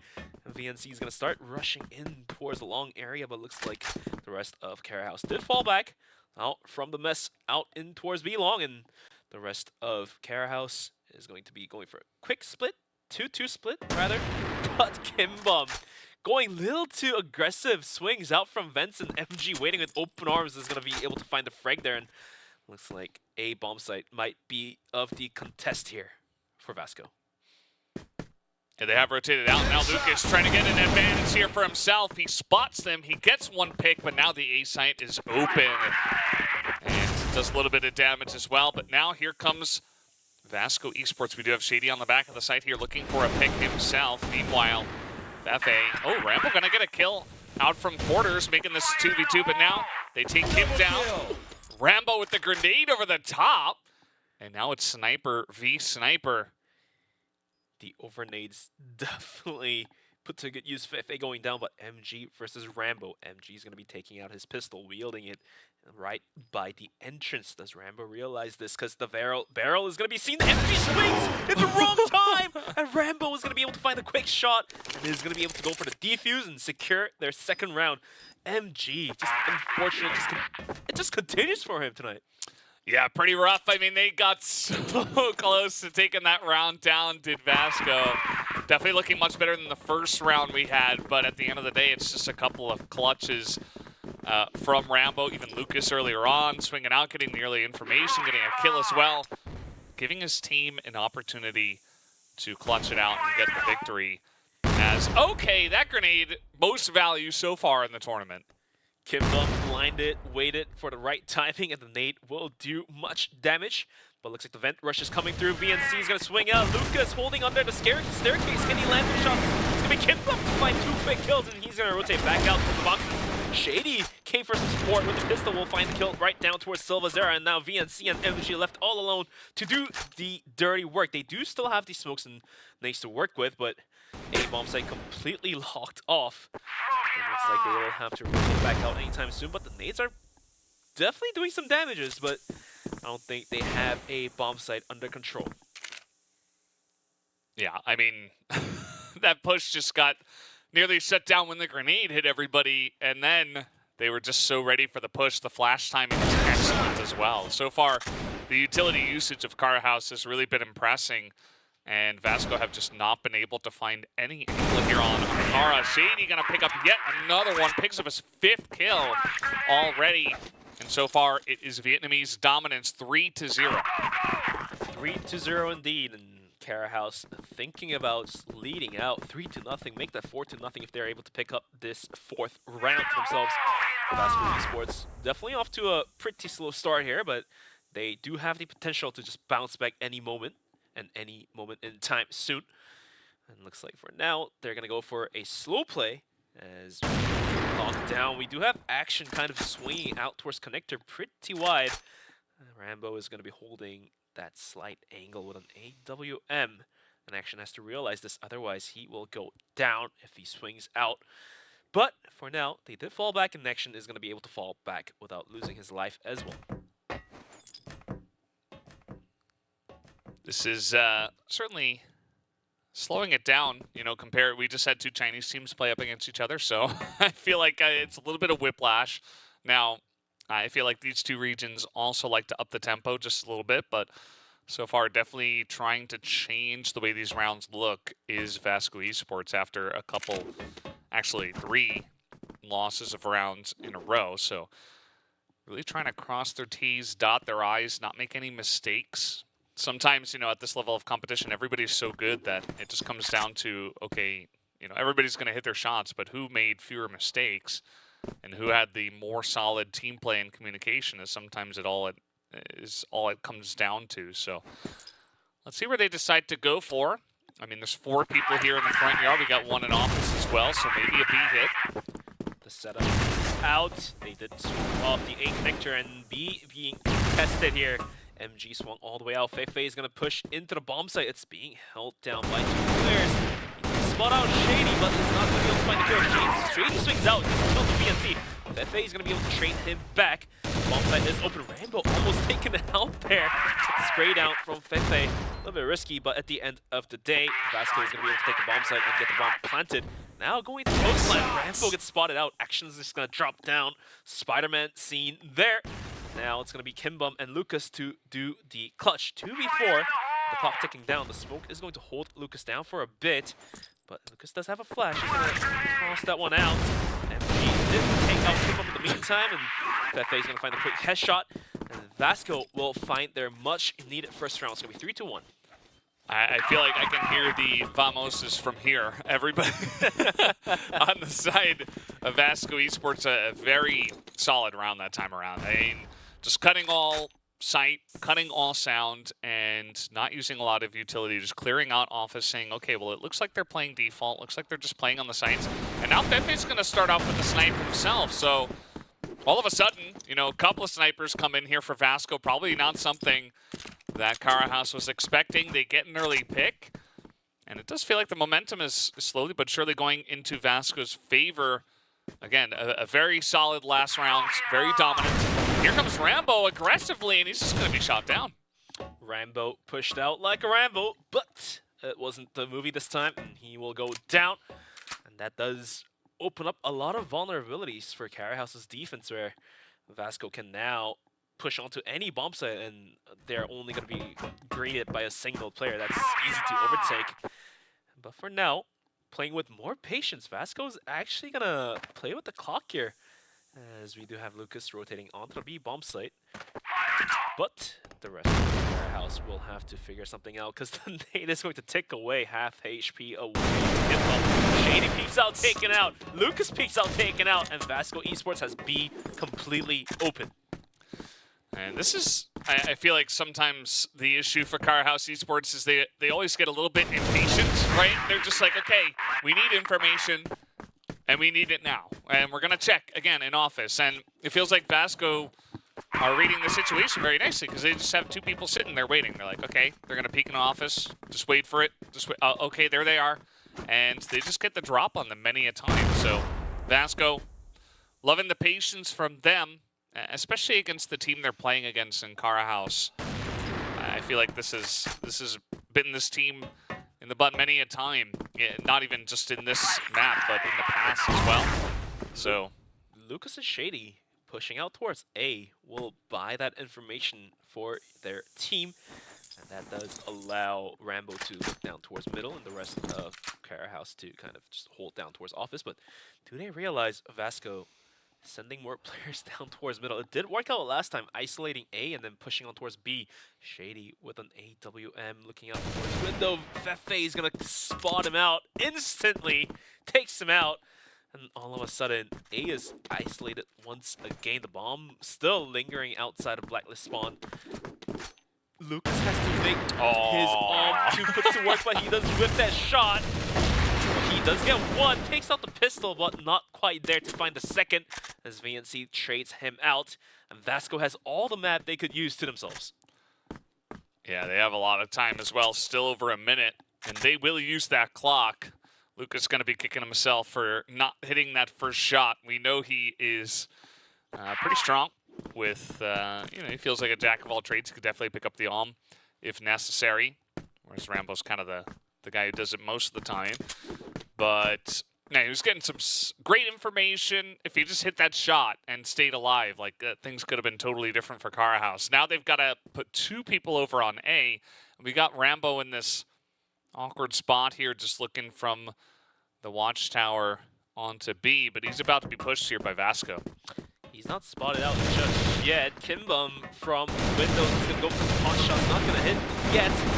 Gola's going to swing from the backside, and all of a sudden, Carhouse, they are going to be able to find the counter BNC, but MG and Silva will find a piece each, leaving Rambo all alone on top of Watchtower. He does find one. Now that's stuck in the corner. What more can he do? 1v2. Definitely doable if he finds one more, but Action is going to find the head of Rambo. And Vasco is going to tie it back up to 3-on-3. Yeah, there wasn't much time there at the end of the round. They decided, okay, we're just going to go for the kill, especially because he has an AWM in that position. I think that's definitely the right choice, but, delays the plant, and, maybe a lesser team could have scrambled, try to force the plant, somehow lose another member, and all of a sudden it gets dicey, but not Vasco Esports. They will take it down and tie things up. So a bit streaky, 3 rounds to Carhouse, 3 rounds to Vasco.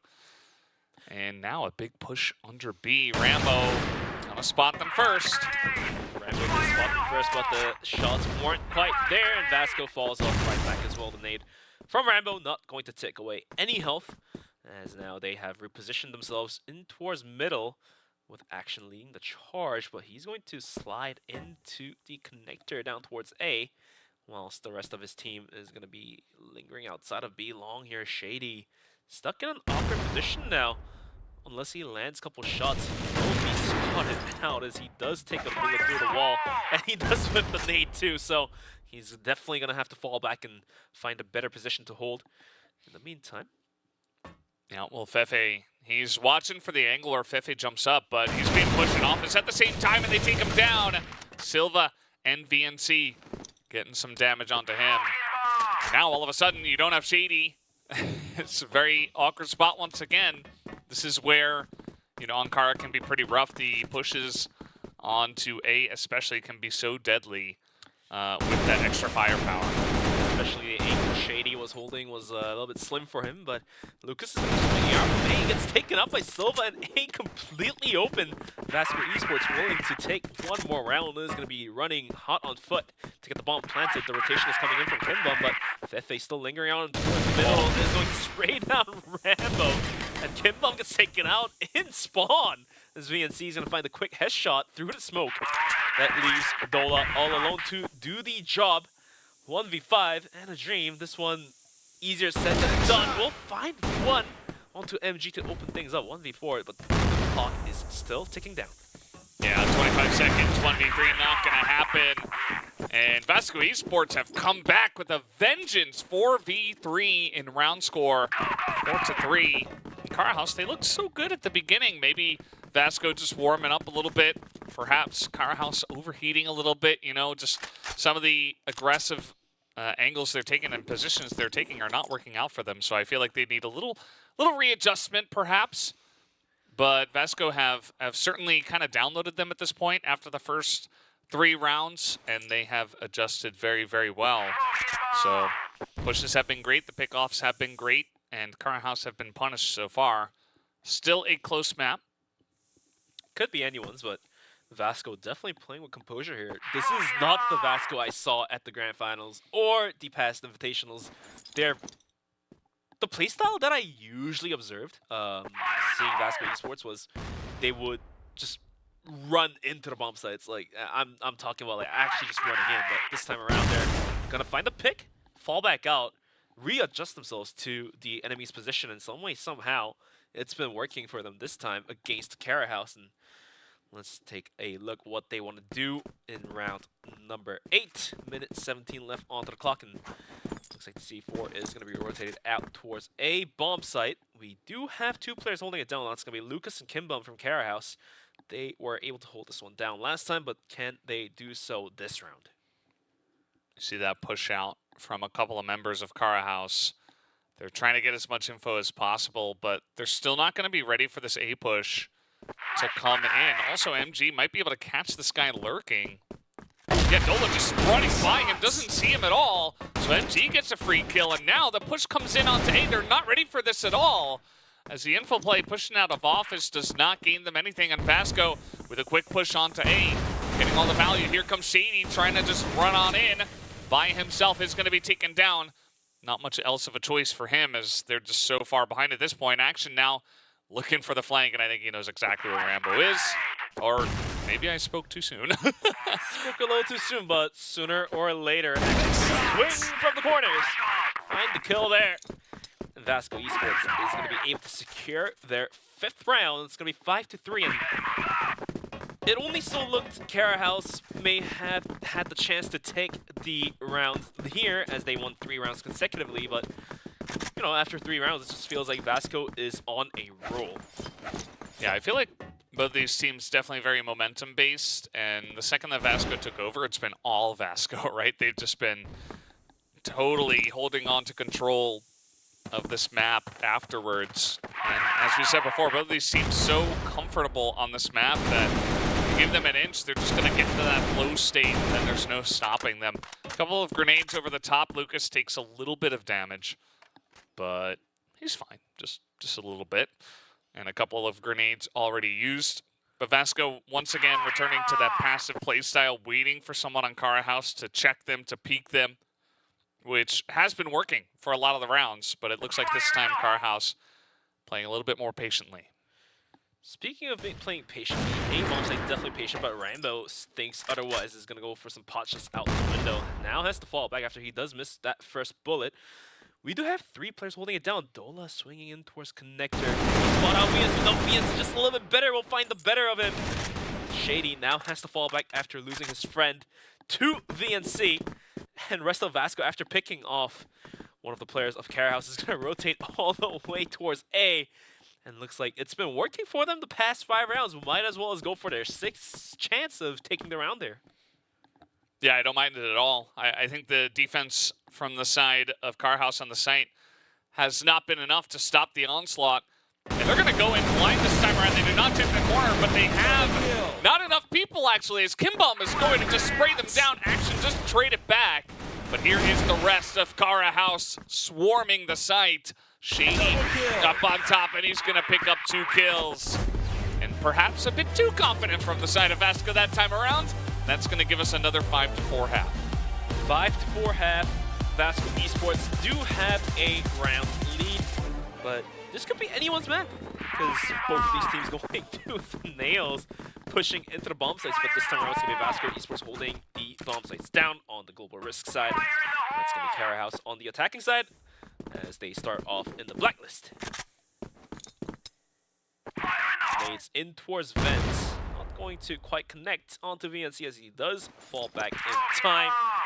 2 minutes left on the clock as we're going to be looking at Kara House thinking about a possible mid to A split as we do have 3 players down towards middle. Lucas is going to be up on the front as an entry fragger. But this time around, they're not going to be going for the double OM setup, whereas Vasco did try to utilize double OMs in the earlier rounds as Blacklist. Yeah, they definitely did. Here comes Kara House. A couple of members just hanging out mid, as you mentioned. The A mid split at the moment, though, they're not going to make any brash movements on the map. They're going to wait, see if Vasco wants to play it a bit faster, even from the GR side. As we can see for now, other than, you know, a couple of peeks through the air vent, it's not really much too different. We got a smoke here in the doorway. Some utility over the top, some overnades, and immediately Fefe in action, trading one back, but VNC is going to go down as Lucas picks up 2 here on the entry. 3v3 at this point in time. They should be able to get this plant down here on the A site, but action close by at the fence, looking to potentially punish someone who wants to check back there. Action goes for some pot shots. The bomb now successfully being planted. Vasco is now on the retake, but Silva is going to be flanking from the back. Nobody from Kara House is watching this, and this could be critical for the defense of Kara House to hold this bomb site down. 20 seconds, and it's still ticking down. And they're going to be swinging anytime soon. Silva swung, but he is taken out by Lucas with a quick headshot. Action now tries to swing in from the connector. Looks like he will be able to find the goal to Dola, and that does open up the gate. Action finds a double. 7 seconds and ticking. He has to go for the defense. Does he have time? Yes, he does. MG with the rifle finds the kill onto Rambo. The defuse coming through, and it's going to be Vasco Esports winning that round outright for themselves. Yeah, they win the round. It was pretty close, though. Certainly required a couple of guys to come into the clutch in that post-plant situation. Action getting that kill from behind it, and then MG as well. Just to, you know, you gotta have trust in your teammates. You gotta trust that MG is gonna get that kill. Action knows that he has to start the defuse with like only 5 seconds left, I think it was, as he was tapping that. So gets in, and the quick hit onto A works initially for Kara House, but immediately afterwards, we did see Vasco able to shut it down. Kara House now considering a hit through front yard, right down the middle. We see that both these teams definitely electing for just kind of standard setups in terms of the defense, in terms of the GR side, and just kind of holding on to sides. You got one guy in the air duct, one guy in the office, and that's about it. We do have Silva from behind trying to get some information on this one. He will pick up one, but Kara House are already in to the spawn. He's going to swing, gets a kill, but gets traded out by Dola. Now they have the spawn area under control. We have VNC holding onto the bomb site by himself, but he's going to be going into the vents, and that is a cheeky play. Rambo is kind of watching onto it. Oh no, Rambo swings, and Rambo actually finds the headshot onto VNC, and now A is completely open, and Silva and MG put to the test here to clutch a 2v3. They're so low, these members of Kara House. That's one of the low guys. And now Grenade's going to take out Silva, who also didn't have that much health. MG's got to clutch it now once again. Can he do it 1v2 from this situation? Oh, that shot was insane. But he was very low. And now Rambo, not nearly as low, going to hop down. MG probably hearing that wants to spot for the bomb. But Rambo just taking his time, playing the clock, playing the bomb. And now I think he knows where MG is, and MG just can't find him. MG's going to run out of time. He's not going to have enough time to get the kill or the defuse, and He's just looking everywhere. He's like, where did this guy go? Can't find him. And that's it. I mean, the round is just going to go in the hands of Cara House. Paths have been crossed between MG and the last player of Cara House. And looks like Vasco Esports is going to give that round up as the bomb timer ticked down to 0. As now we are almost tied back up to 6-6. It's going to be a 6-5. Cara House just one round away from coming back to a tie. But in the meantime, could be looking at some potential aggressive A push from Cara House as they're gathered outside of A long here. But they do have 2 players holding down towards vents. It's going to be VNC and Fefe. They've been putting their gun to good use, but can they do it once more is the true question here. Yeah, we get another grenade in that same spot. This time it is from the side of Vasco onto Cara House, and it only hits Lucas. There is still that big group up here outside of the vents. VNC is going to be the first person to have contact as he will spot Kimbom and probably sees Lucas as well. Smoke's going to come down, but in the corner, VNC not quite going to get more than just the one. Fefe up top, only trading 1-for-1 as well. Action on the back of the site. Doesn't have any help, and he's just going to back away and look for the retake. Action is going to be responding to the bullets fired across towards him. And now the smokes are being put out towards the spawn area, and the C4 safely rotating in to get the bomb planted. Minute left on the clock, and Rambo is going to stick the bomb there.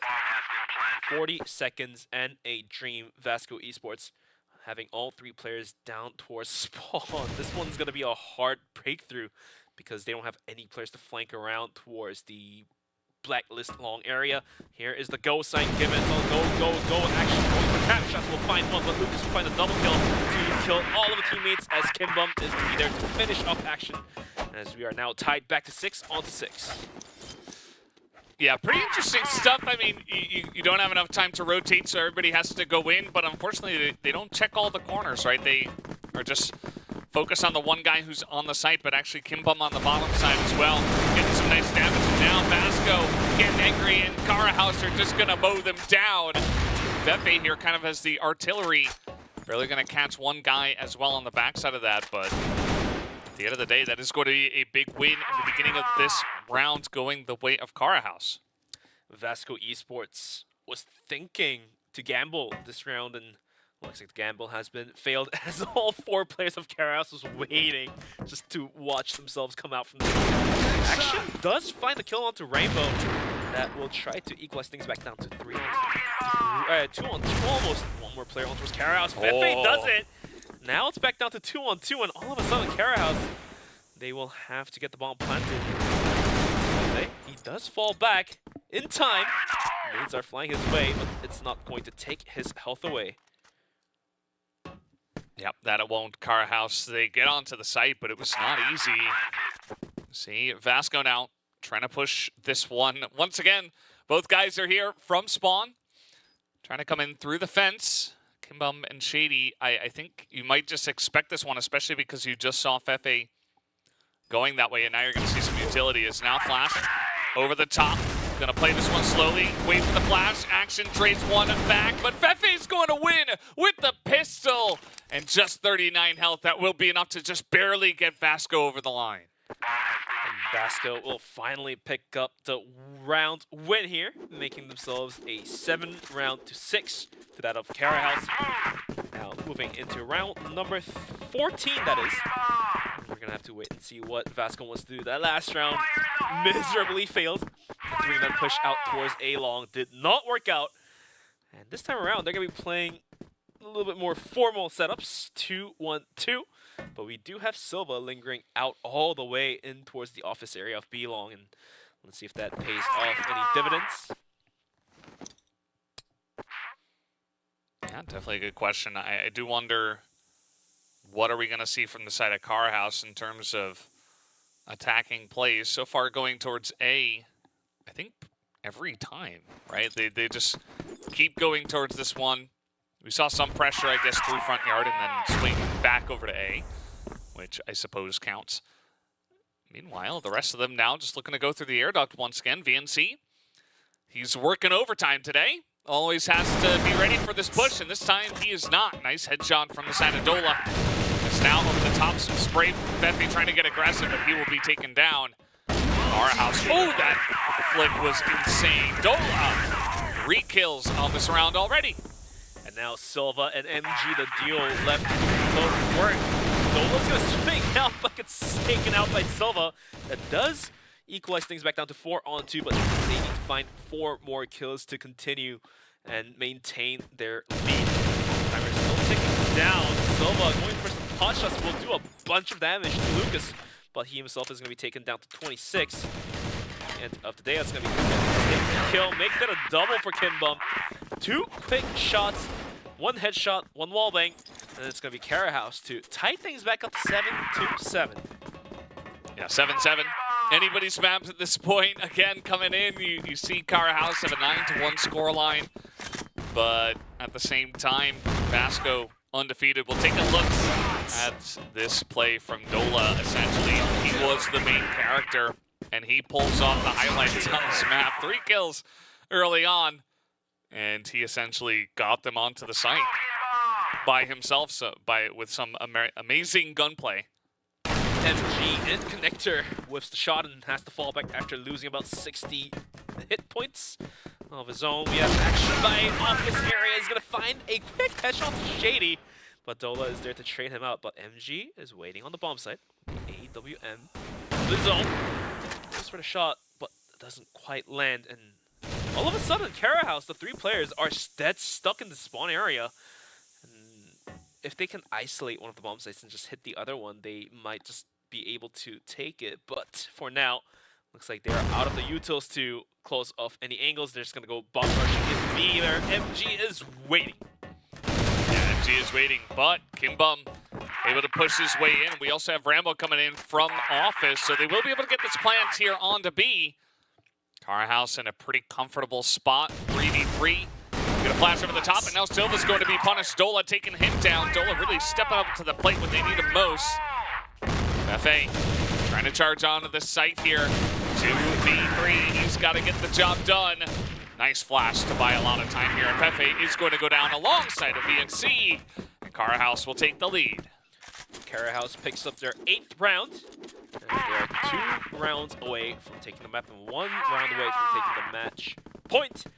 And for now, Carahouse, after 4 rounds of decent results, they are trying for 5th. Rambo pushes down towards a bomb site. Is not going to quite hit. And in the meantime, we're going to be looking at a 2-3 split coming out from the side of Vasco. And this time around, they're playing with even more patience, as they have no more rounds to risk, honestly. Like, they're only 1 round away from giving away the match point, so might as well as play more default rather than going for some funky plays. And hence is why Carahouse is also burning the clock down instead of just rushing into one of the bomb sites. They're going to be playing more default sites as well, leaving the lurkers down towards A, down towards B, which is going to be Kimbum out towards the A bomb site, and Rambo out towards the B bomb site. Yeah, when a team has gone to one site pretty much every time, it starts to get into your head that, okay, maybe they're going to go B this time. But then they just continue to go A. It gets really frustrating. So that's why you kind of have to go for info plays, I would say, if you're not getting the read on your opponents. But I feel like Carahouse are playing it beautifully where they're waiting for info plays. They're just waiting on long angles. Rambo just begging Silva to check through that doorway. But he is going to stay disciplined and not do so. So now it just looks like another A-hit from the side of Carahouse. I mean, they are gearing up for it. They burned a lot of the clock. There's not too much information on the side of Vasco, and they might just send it into A. Looks like the go sign will be given anytime soon. The clock being burnt down did burn the utilities from Vasco, so the go sign should be here anytime soon. Shaded and get taken down towards middle. The go sign has been given down to A. Kimbum going for some pot shots, but Fefe on top of the bomb site will find the kill onto Lucas, and now all of a sudden they will have to fall back out of this 90 seconds, but Kimbum will find a quick headshot to the wall. Double kill with a quick spray down onto Carahouse. And they are going to be tied back down to 8-8. Yeah, it's still such a close map. You can see a lot of tension on the players' faces at this point in time. Still don't know who's going to take that big step towards 10-8, or if we're just going to get into our first overtime of the CFSI 2024. It was a good read from Vasco. I think they knew that it was a bit of a fake through mid, especially after Action got that first kill. He's like, well, it was just one dude running at me. I guess I'll just take him down, and nobody else is here, so where could they be? We have coverage in office.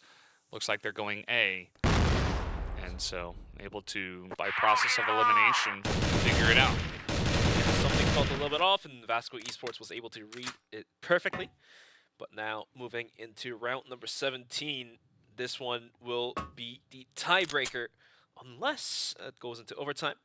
But for now, Kara House is going to burn the clock once again. I mean, even last round, they were able to use the clock to themselves and burn through the utils of Vasco, because at the end of the day, Vasco had only like a couple flashbangs left, and Kara House had all the utils they could use. But this time around, we're going to be looking at a quick B long take. They're willing to take this one down, but Rambo with a quick arm shot will take out Silva to open things up into this round. Minute left onto the clock, and Kara House not really willing to rotate out just yet, is going to still linger by B. As we also do see Lucas, who was down towards middle, is going to rotate in to provide the support for his team as well.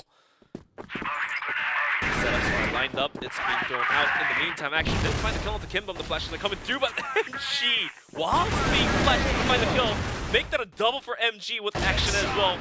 That leaves Rambo all alone. 1v4 now, 1v3 as he does find the kill onto VNC. He needs to go through 3 more to bomb down in the worst spot possible. He gets spotted out by Fefe. Vasco Esports is going to take the match points. It's going to be 9-8 with the last round remaining.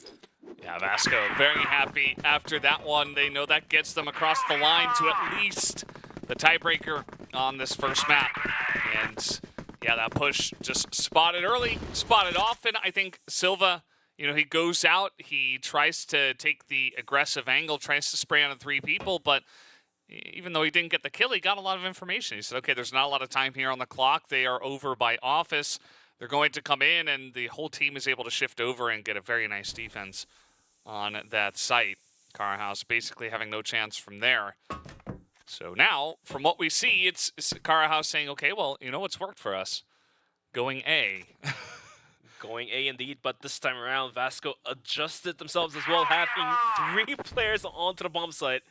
Fefe, Action, and VNC holding it down like a stronghold. We do have Kara House lingering outside A. Oh boy. The nades are going to tick away a bit of health from Dola and a bunch from Rambo. But we're going to be burning the clock down towards the minute mark to soon dissipate. The push is up to shove, and Vasco holds this one down. Action and Fefe will find the kill. Each make that double for these 2 players. And in a blink of an eye, slow down the hands of Rambo, but Fefe with a pistol will find a triple kill of his own. Close map number 1 out in Team Vasco's favorite.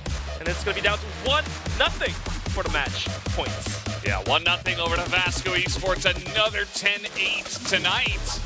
But Vasco Esports barely able to get across the line. Shout out to Kara House. You know, they made it pretty interesting from the Blacklist side, but this was all Vasco Esports' win at the end of the day. Close on Kara. That was also Kara House's map choice. So, you know, pretty interesting that Vasco are able to take it. Perhaps they can move on to the next win on the next map. But we're going to take a look at some of the highlights here from this first set. Pretty close affair. I mean, Kara House definitely put to that double arm setup to good use, but this came a little bit short, I would say. 10-8 for the round itself, and Shady just holding down the fence. So close yet so far. I mean, this round, even if Lucas was going to be able to hit that first shot, this round could also fit there as well. Oh, spray down 2. A little bit off. Had that been a double kill or even triple kill, then the round scores could be changed, I would say. Yeah, absolutely. I mean, there were so many rounds that were so close. Like, you remember the defuse that came in with 5 seconds left. We had multiple 1v1 scenarios. And essentially just came down to who was more clutch at the end of the day. Like, we saw Vasco trying to get in there and doing something crazy in quarters. That immediately got red easily. So some rounds kind of being thrown away as well. A lot of executions onto the A-bomb site here from both teams. But at the end of the day, just the GR side of Vasco pulling it through just barely. Getting 5 rounds on that side. 5 rounds on the Lightning side as well. I definitely do have to agree with your point there. Vasco was barely pulling through, and at the same time, it had to come down to individual players clutching it up. I mean, every single round, the bomb got planted and had to come down to post-plan 1v1, 1v2. It's like Vasco Esports did have the better Kara House. We are about to wrap up this highlight. Now, well, let's see what happened here on this first map. 10-8, as we mentioned before. The highlight players on the side of Vasco, Fefe, and Action, just putting up some big numbers for the team. And I mean, keep in mind, like, every single player on this lineup is insane, but you know, those are the guys that stepped up to the plate this time around. I thought Rambo, you know, had some big moments for Kara House. He was very clutch, but also put up some really consistent numbers from that sniper role, as we oftentimes expect from him. So certainly doing his job this time around, but that was on Kara. We are going to have Port up next, which definitely a very big comfort pick for the side of Vasco. And, you know, they have an opportunity to potentially bring us to our first 2-0 of the tournament. And speaking of opportunity, Port might be MG's opportunity to shine finally. It's one of the better maps for Armors to, you know, really put their guns to good use, as the angles are longer and wider. And MG 1.11 the last map, but this time he could probably show that why he's got that 1.91 KD to be the MVP and the key player for his own team. But it looks like we're going to be waiting for the lobby to be made. In the meantime, speaking of MG, I think he definitely deserves to be the key player, but at the same time, he's more of the dice type of player. If he rolls that 6, he's just going to take the kills left and right. And if he does roll that 1, you know he's going to be pretty darn quiet. Yeah, it's very true. I was just taking a look at some of the stats of Port from the, you know, the regional divisions and stuff. We saw that Kara House has a nice win rate on this. It's 3-1, but they never picked it. They never picked this map and said, okay, we want to play on this one. They actually banned it, I think, 5 times as well. So certainly not a map that they feel comfortable on, but I feel like just because they dominated their region in such a big way that even if it did go through the pool, they were like, okay, we're probably going to win anyway. Whereas Vasco, 2-0 on the map, and so 100% win rate, but not seeing a lot of play on this map. I feel like a lot of teams would ban it away from them and just say, okay, well, we just don't want to play this map against this team. Although Subbase also not a bad map to ban away from them. Eagle Eye as well. So a lot of things to consider. But at the end of the day, this one could be close. Could be close between these two teams, but I would still favor Vasco, and I feel like that's part of the reason why they did choose it coming into this match. I mean, even for the past Grand Finals in 2022, when Kara House was named Celebi, actually, their port wasn't their greatest either. So having to face off Vasco even in one of the maps that's not their best, definitely my chances and my edges are definitely going towards the side of Vasco Esports. But we'll have to wait and see. After losing the first map, we'll have to see if Kara House has it to take map number 2. Looks like we are ready to jump into map number 2 anytime soon. Kara House, after coming out pretty close to win out map number 1, seems a bit more dedicated, seems a bit more calm, and looks like for the side of Vasco Esports, the players are enjoying this tournament so far. Yeah, enjoying their time. You see some high fives all throughout. Got a nice little setup there in that cozy room. But it's about to get dangerous on the Port bench, where this is going to be very back and forth. We just saw, actually, Baisha up against Evolution Power Gaming. That was also a 10-8. And it was the 3rd map of Port that they had to play. So popular already is this map. Didn't get selected very often in the Grand Finals. And didn't get selected very often in both of these teams' regionals. But let's see how these two teams do play it out. It's already challenging here in mid is Kara House, and they're going to get a couple of kills. Kills, but the ult from MG is going to take the finding frag onto Shady. Make that 4v3. Would Kimbom down half HP. minute 47 left onto the clock, and the bomb is going to be left outside connector, whilst the rest of Vasco kind of rotating in towards B. If Action is faster and hotter on the foot and finds that info that B is completely open, then VNC can rotate in any time soon. But in the meantime, MG's gonna swing with the shot. Kinbum will find the better MG. And Tola as well swings out, gets the kill, leaves Action all alone. Action's like calling out for his teammates. Hey guys, B is completely open, but where are you guys now? Yeah. Where's that C4, guys? Well, in a tough spot, definitely, as Kinbum probably has seen the C4. Lucas, though, does go down. That does open up the gate for Action, but Rambo was waiting with the AWM. Gets the frag, and Cara House will open up the first round of ports in their favor. Yeah, pretty nicely done. I think that initial play in mid was fantastic. Kind of reminds you of how they started out on Kara, just getting a couple of early picks from the GR side. Trying to replicate that here on the second map. As now, some grenade damage going to be put through, but I think Shady was spotted. Dola here, he's in the connector. Are they going to expect this is the question. Looks like they are. Very carefully trying to pry this one open, and Dola gets flashed. Holds the spray there for a little bit, but they're not going to push into him just yet. Now they will, and that's going to be a grenade kill going to Dola. Dola, after getting counter boosted, is going to be able to finding that frag with the nade, with a frag grenade even, after spraying down one of the players down to low HP. Down 5 on 3. Vasco Esports with Fefe sitting on super low HP. What more can he? Shady's going to swing out, spot out Fefe to make things even worse. It's now Silva in a duel. Shady, he himself taken down to super low HP as well. Silva's going to toss out that nade. Shady is going to go out. Lucas? Oh no, that wasn't Lucas, but in the meantime, the rest of Cara House, after pushing out towards B to gain some information, is going to fall back out. And that does allow MG to scout a little deeper into the stronghold of Cara House. Dola just waiting, saying, okay, I feel like someone is going to try to get aggressive. Someone is going to try to get info, and he is exactly correct, able to swing it back. Easy kill on a Silva, who just never saw him. And MG says, well, now I'm alone. Yeah, at least he has the C4 this time, unlike Action in the last round, but it is not looking too good for him. Cara House once again shutting it down early, playing really well around the middle of the map.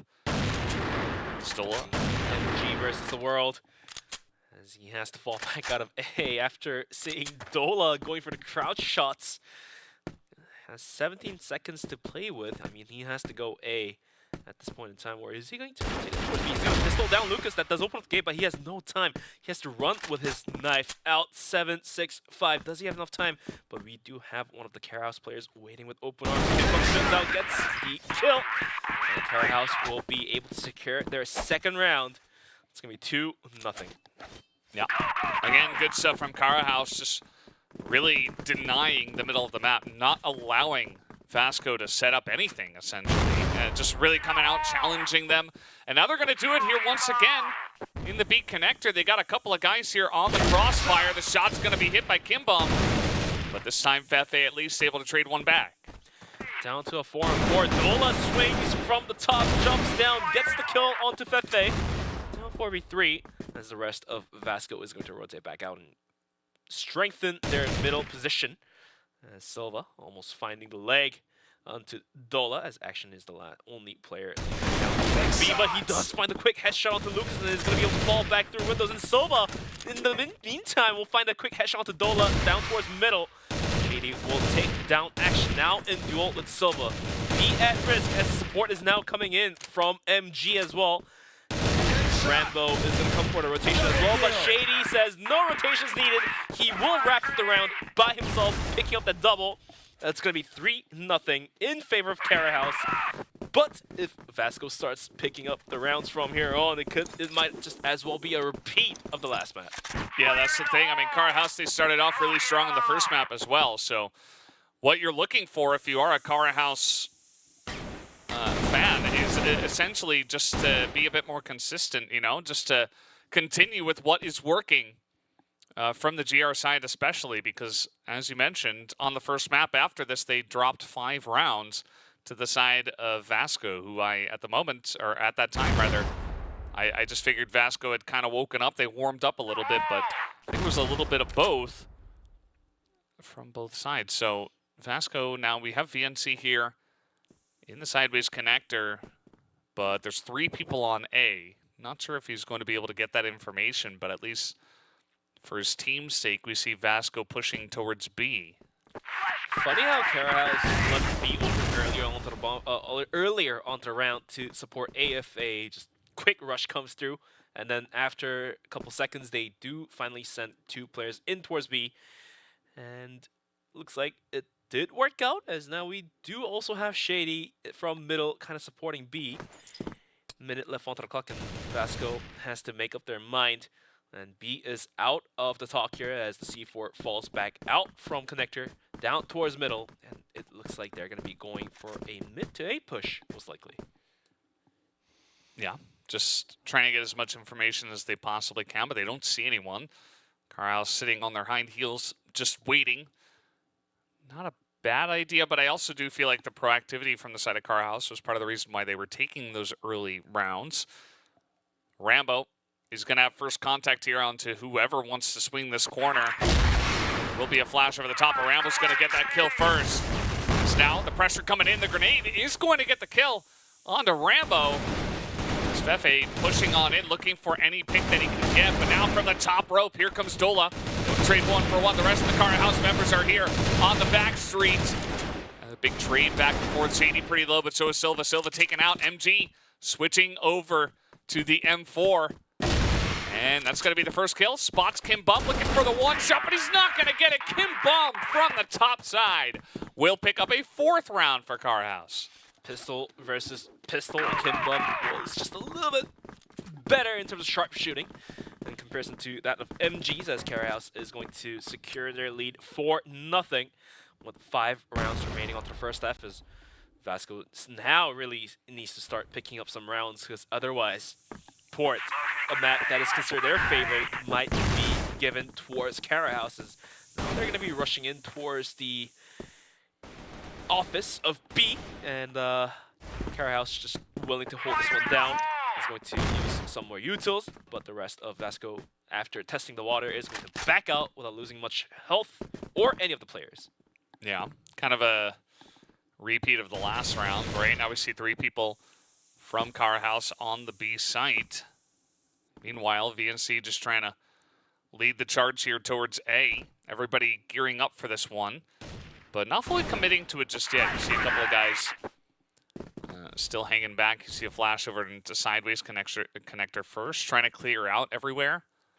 This is one way to play where if you want to make sure that essentially everybody is just waiting on the sites and that they can't be getting proactive information, and then your pushes can have a lot of power. Or you can just shoot them in the face like Action did. That's a good plan too. Yeah. Action just peeks the corner and takes him down. Yeah, Kim Bum played a little too aggressive in Action, just punished him instantly for that. Like you said, any quick headshots will also do the work. So it's going to be down to 5-4. Dola waiting right there. Nectar finds one, makes straight on, making a double for Dola, but gets traded out by Fefe. Down 3-on-3 with Rainbow on top of the bomb site. Can't do much as Shady in Action will get a kill of each. Shady gets taken up by VNC as B is completely opened up. The bomb soon to be planted, and that will leave Rambo all alone to the 1v2 clutch. The pistol put to good work will find a kill for him. Fefe's gonna take a bunch to nade. Is it going to connect? No, it's not going to. Fefe goes down as Rainbow clutches this one up for his team. It's gonna be 5-0, and all of a sudden, Vasco seems to be in shambles. Yeah, they're really struggling here on the Blacklist side to really get any great post-plant situations, and I feel like that was only their second plant as well. Carhouse certainly holding down the fort in a big way. They're responding as, well... I mean, what more could you ask than a 2v1, right? Yeah. That's really the best case scenario, right? Right. MG did go down in kind of a unfortunate scenario, but it looks like Vasco still have to play this one out from here, 3v5. And unfortunately for Vasco as well, VNC did go down in the duel, so 3-on-5. I think that 2-on-5 and 1-on-5 as Shady and Lucas picks up a kill each, leaving Silva all alone. 1v5 and a Dream. I don't know if he can pull this one off, but if he finds a couple of good headshots, and speaking of a couple of good headshots, it's going to be Shady to land that bullet, so we'll have to wait and see what happens. Yep, Carhouse looking pretty satisfied.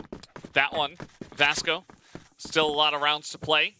And we're going to remake the lobby just to solve any of the issues. And this technical pause is technically not that bad for Vasco. I mean, they can take a room to breathe and, you know, change up their gears and start playing, you know, differently, because so far it's not been working out for them. So they can utilize this break to, you know, help themselves and find a better position to play. Let's say that.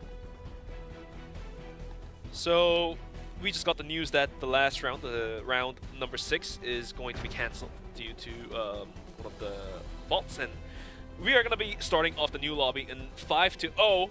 5 given to Carhouse and 0 still on the side of Vasco Esports. So we're going to be waiting until the lobby gets remade. But for now, Vasco Esports definitely looking to be in shambles, and they desperately need to pick up any of the rounds now at this point. Yeah, they absolutely have to. Let's see how fast they want to get in here, because they got 3 people out on A-Long once again. Well, I say once again, but in terms of trying to go fast, that's what you would like to do. Got a couple people in connector as well. And first contact should go to Rambo here, who is going to be staring down the long barrel. And Stola in the corner, able to snipe one. Shady from the top rope as well, picks up 2. And this push has been shut down already. Rambo still here on top, and they easily clean them up. Cara House gonna take the 6th round anyway. Completely mowed down by Cara House. Vasco Esports loses yet another round. Nothing changes here and there. It's gonna be 6-0. As Cara House is going to continue to secure their lead 6 rounds deep.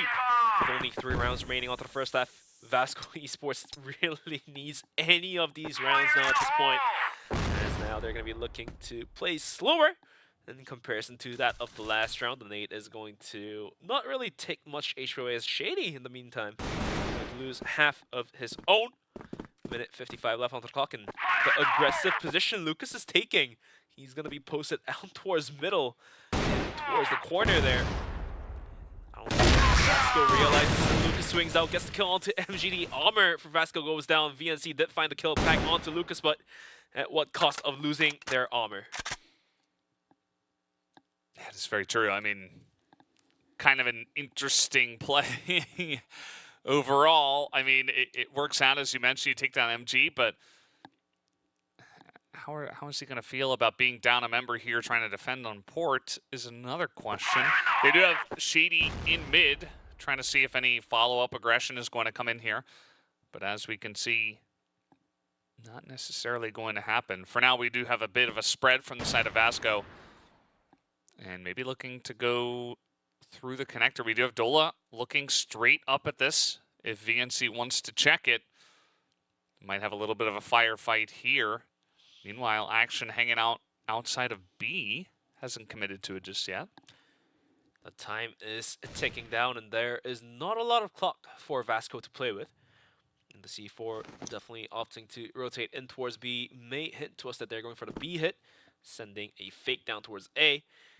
As VNC just waiting for the timer and the go sign to throw his utils and sell the fake. Looks like the fake has been sold. As we just see Shady rotating out from B, and the single player holding it down is going to be Kimbum on the bottom side, as Silva is going to take him out quickly. And with 16 seconds remaining, they're going to be able to secure the bomb site. The rotation now coming in from the side of Cara House, but the base position is very critical. He finds a double kill with a quick spray down, leaving Shady all alone. Everyone down super low, down to a 1v1.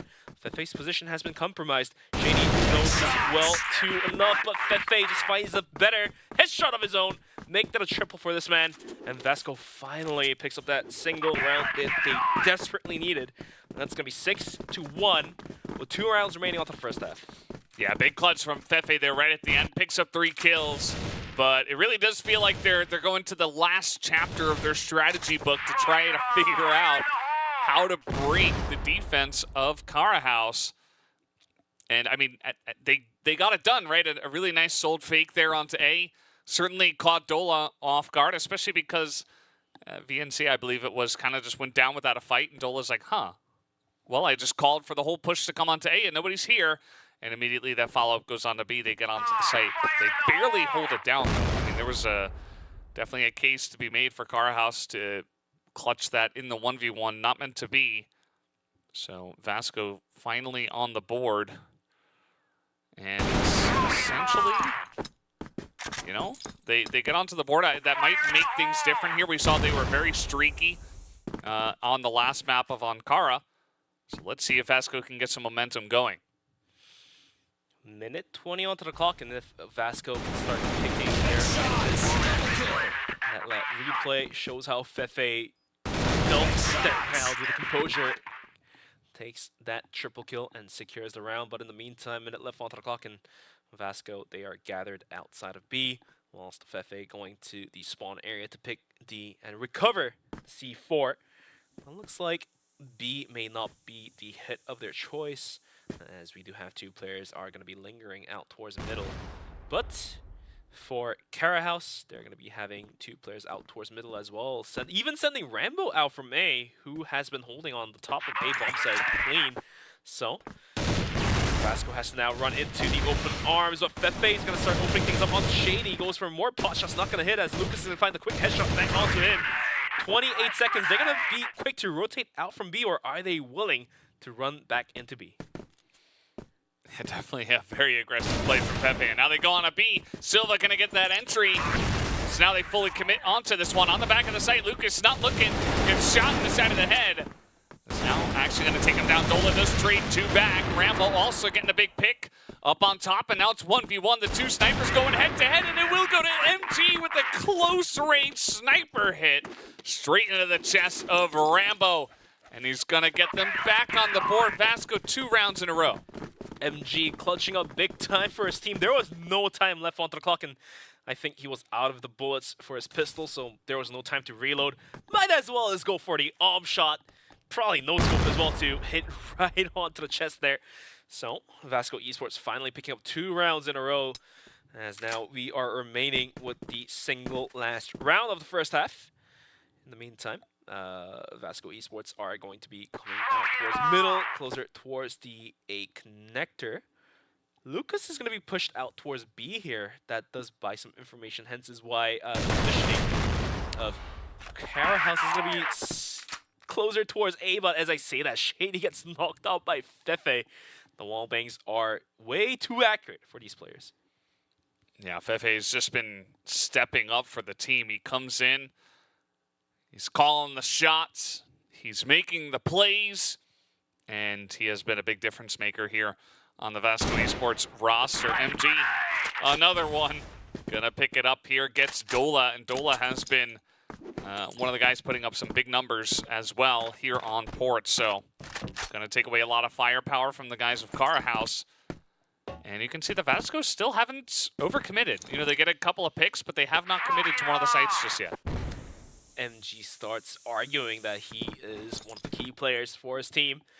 Definitely indeed. Been quiet for 6 rounds straight, but at the end of the day, he does shine.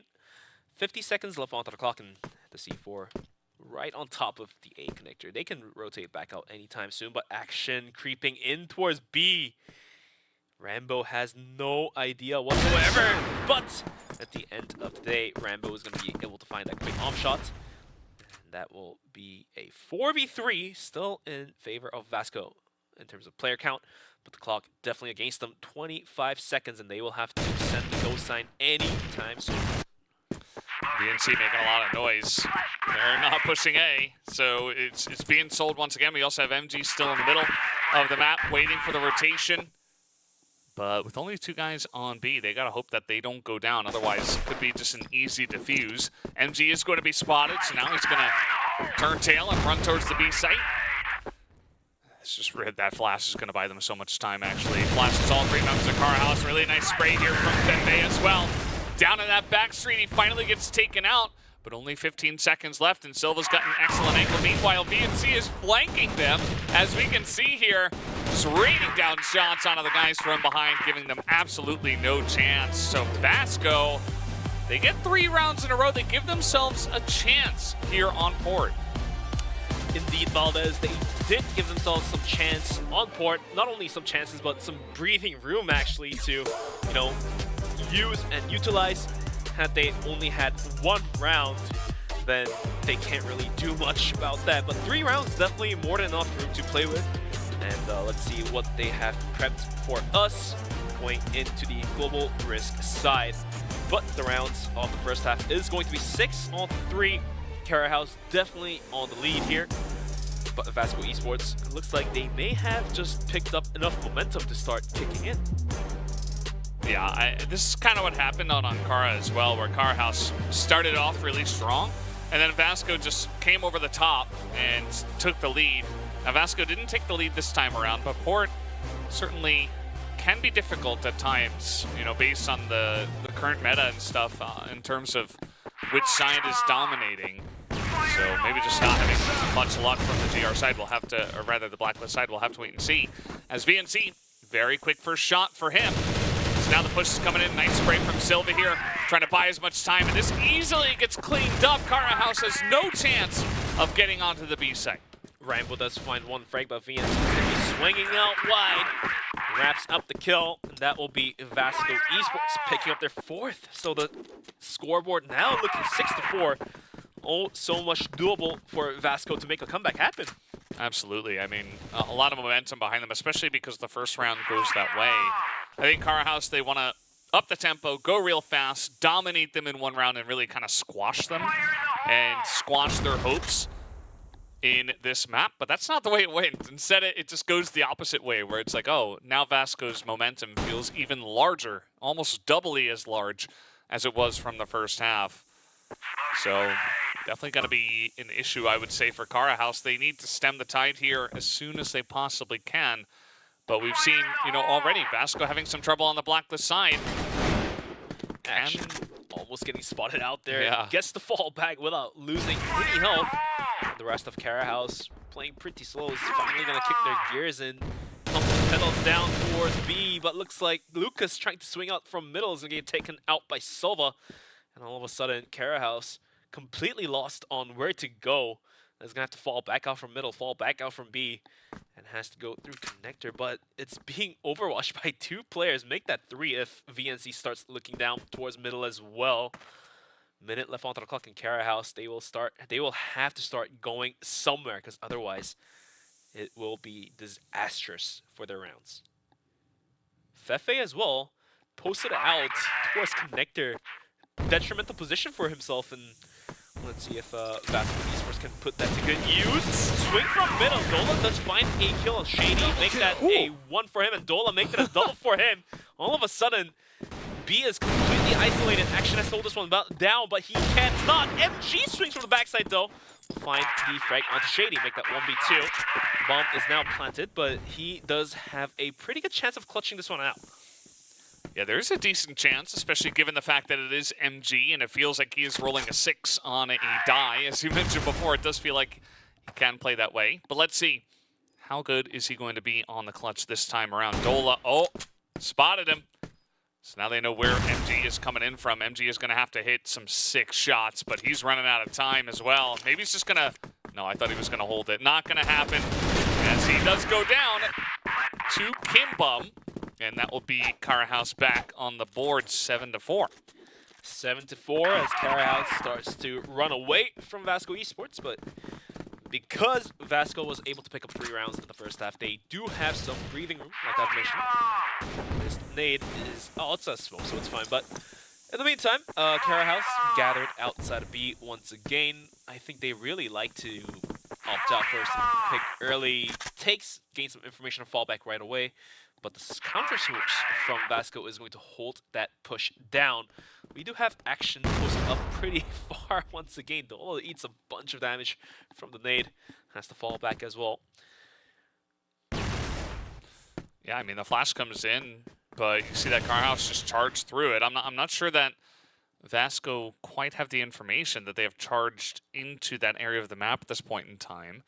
But they do back away, and they have 3 guys over towards the B site, so should be ready for a push if it does come in.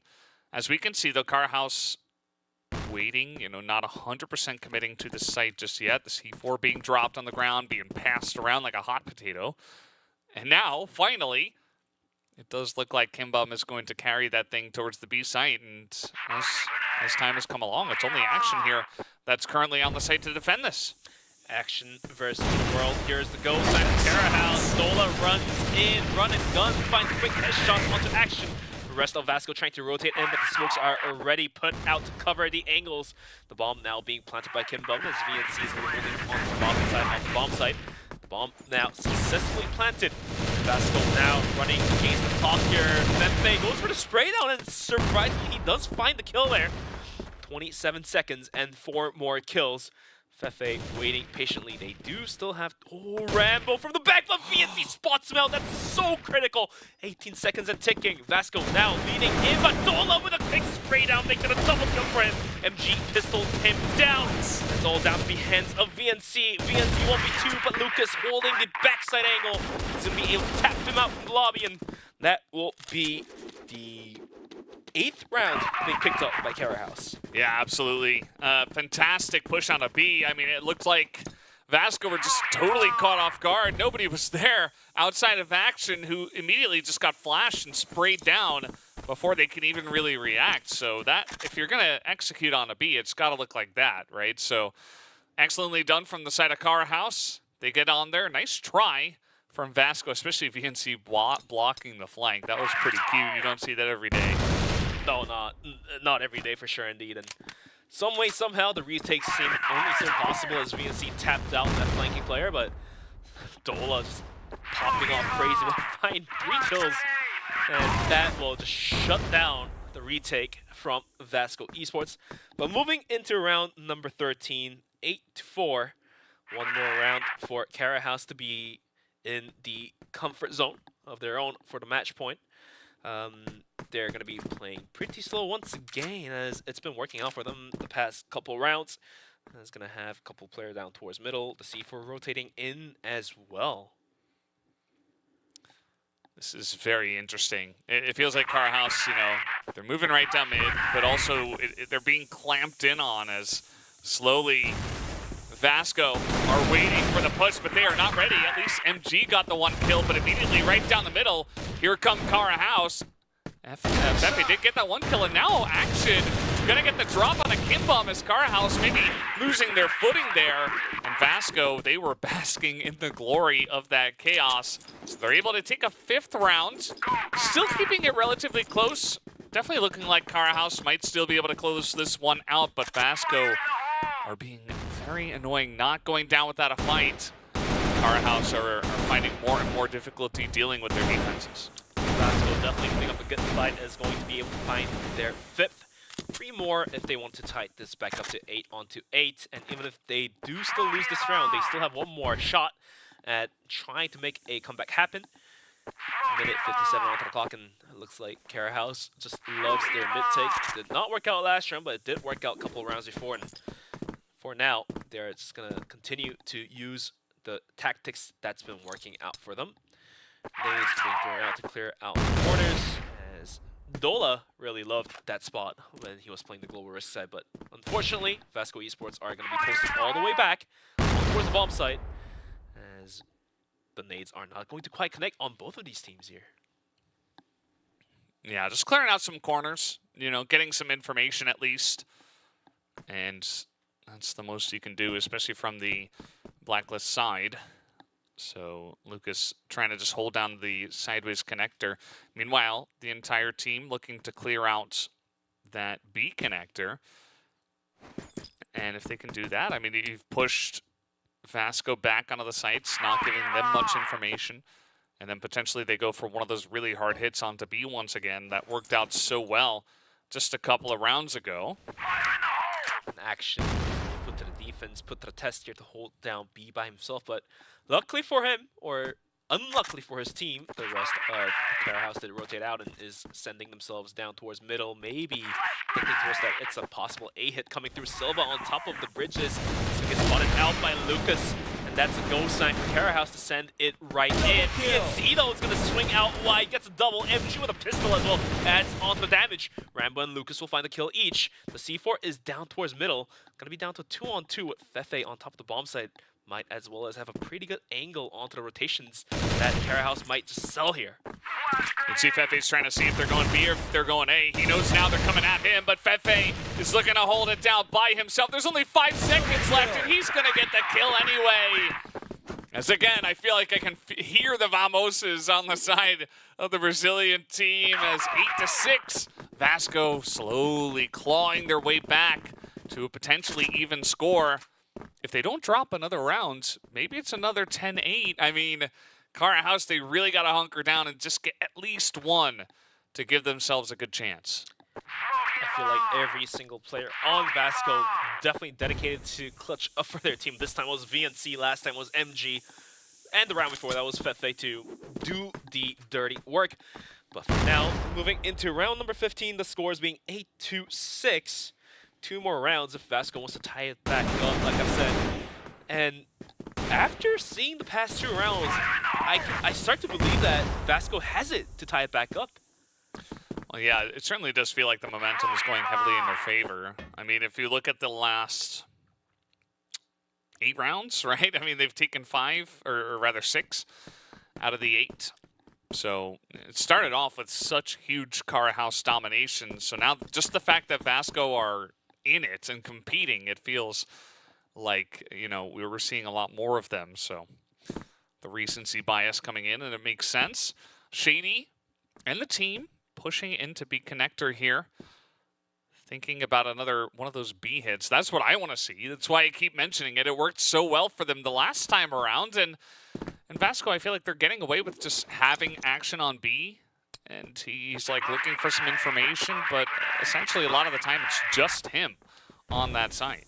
Looks like Cara House is going to try to isolate bomb sites as they send it down towards middle. C4 running in as well. Sullivan is taken out by Dola, jumping on top of his bridge here. He'll find a double kill of his own.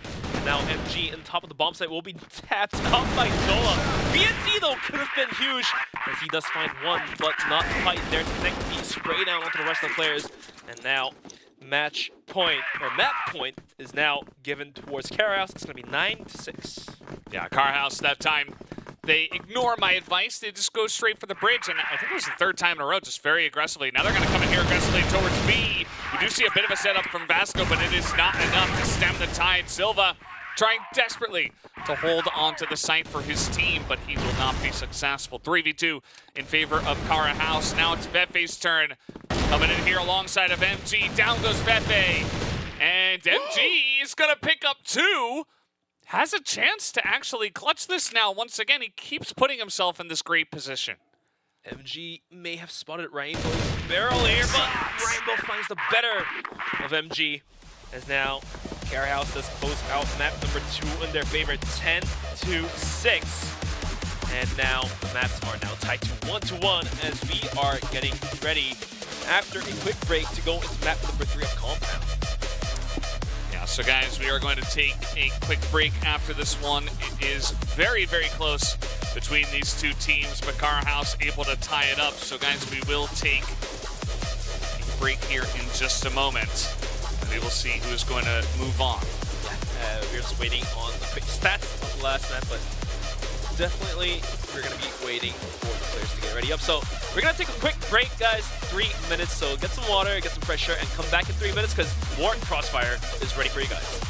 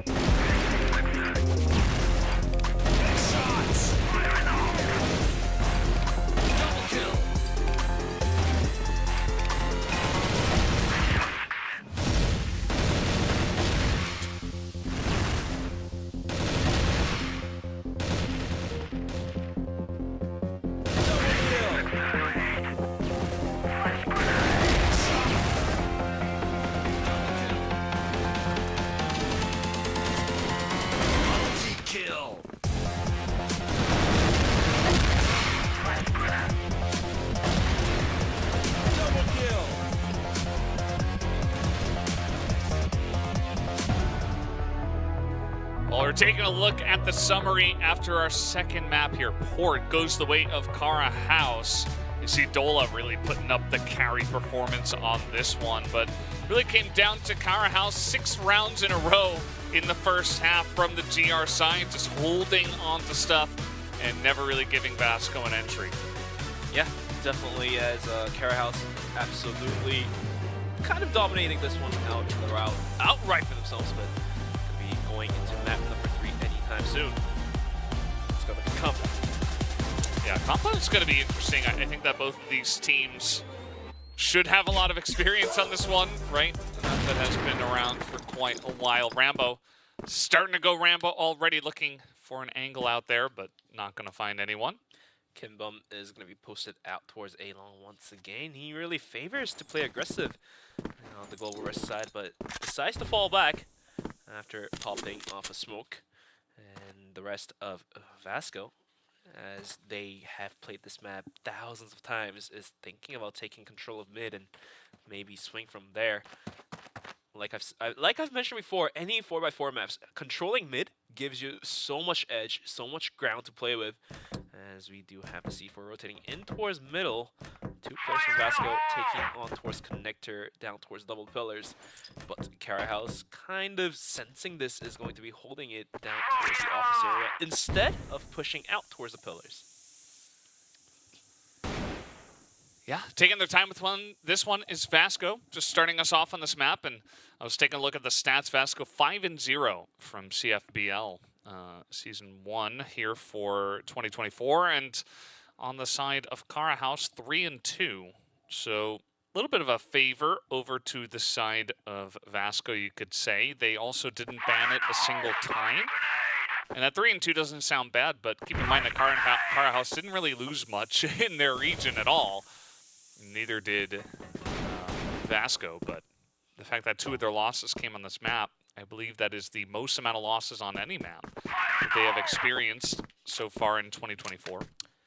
40 seconds onto the clock, and Vasco really now has to decide which bomb site they want to go towards. They're going to block off the connector down towards A and down towards B, so they can decide which way they want to get through towards Silva, though. As he's pushing in towards double pillars with the rest of his team supporting. Christian down towards B. Silva opens up. Dola as Shady will find the refrag, but the position now being compromised as action swiftly gets the kill. Rambo, though, in the meantime, does find the frag onto MG, but they have given up the bomb site, now being planted. 3-on-3. The timer against the side of Kara House. Yeah, it was a great push here from the side of Vasco. Just waiting until the end of it, you know, putting in a little bit of pressure from Silva from the pillars, and then you just run mid straight into B. And once you get this plant down, it is so difficult to retake on the site. Probably the most difficult of any map, of any site in the pool. And you see 11 seconds, he's just hiding behind a box. He's like, yeah, I'm just going to wait. And Rambo, insane flick, actually. But it's not really. Oh, he's going to hit the shot. But it doesn't matter, because in order to take the shot, you stop the defuse. And that is going to be a win over to the side of Vasco. Vasco starts off in a nice manner, picking up the first round, going to Compound. Now moving to round number 2, can they continue to build up the momentum? As we're going to be looking at a very similar setup from both of these teams. Kara House sending 3 players down towards A, 2 players down towards B, but nobody really playing aggressive. Except Kimbum, we give him the free pass because he always plays aggressive from time to time. As Vasco Esports now moving the C4 an inch closer down towards middle. Maybe they're thinking about doing the same thing again, or they could just start rushing in after they trade out Kimbum from the long A here. We'll have to wait and see, as last round the clock was ticked down all the way till like 30 seconds left, and we still have more than a minute left into this round. Yeah, certainly taking their time with it. Again, we've seen both of these teams, you know, they try to mix with the tempo a little, you know, kind of like the Chinese teams do, but the difference is that the Chinese teams more often than not will just send it aggressively. They will get in there more often than any of these other teams, whereas, you know, generally I would say the Brazilian Vietnamese regions are also pretty aggressive, but they mix with the tempo. Sometimes they get very aggressive, and sometimes they just like to take their time, sit back, Relax. wait, see if anyone's going to make a mistake. I said this on Kara. I think it's a good choice against Kara House, which is a team that oftentimes does get impatient, does look for very aggressive information plays. But Kara House, I feel like they've also read the situation over the course of the series, and they haven't really been doing that as often. Kimbum almost losing his life there to the AWM of MG. Gets the fallback without losing his life. In the meantime, the pushing is going to come down towards the B connector, but this could be a wraparound all the way towards A, as Action will find the quick frag onto Rainbow. Shady from the bomb site, though, is going to find the quick headshot back onto him. Now the push on the bomb site, Kimbum holding it down, will find a kill. Goes for the pistol, and he does find it at the end of the day with the support of Lucas. A double kill for him as well, as Kara House catches up to a scoreboard of 1-on-1. Yeah, very dominant performance on that round. Kara House, they read action. They say, okay, this guy goes down, but the push on a B doesn't look the same, so they're ready for it on A. They have smokes down and long, and then we saw Vasco try to run in there and immediately just kind of get mowed down. And part of the reason why that happens is because Kara House see it coming. They're able to prepare for it, even if it is just a difference of 1 or 2 seconds. It can make all the difference in terms of preparation. As now, coming in from mid, trying to go into the spawn. Once again, and in towards B, actually. A Shady behind this box. They did not expect that, and Dola's right there to protect him as well. Picks up a kill. And now Silva in bomb site with MG kind of inching closer to support him, but the C4 is a dead, stuck rat in the bomb site. As MG gets knocked out by Dola, making things even worse for Silva. And the rest of Kara House rotates back in as Silva does find a quick headshot to Rampage through the smoke, but Dola will swing out, wrap Silva up, and that will be the second round being picked up by Kara House. Yeah, absolutely.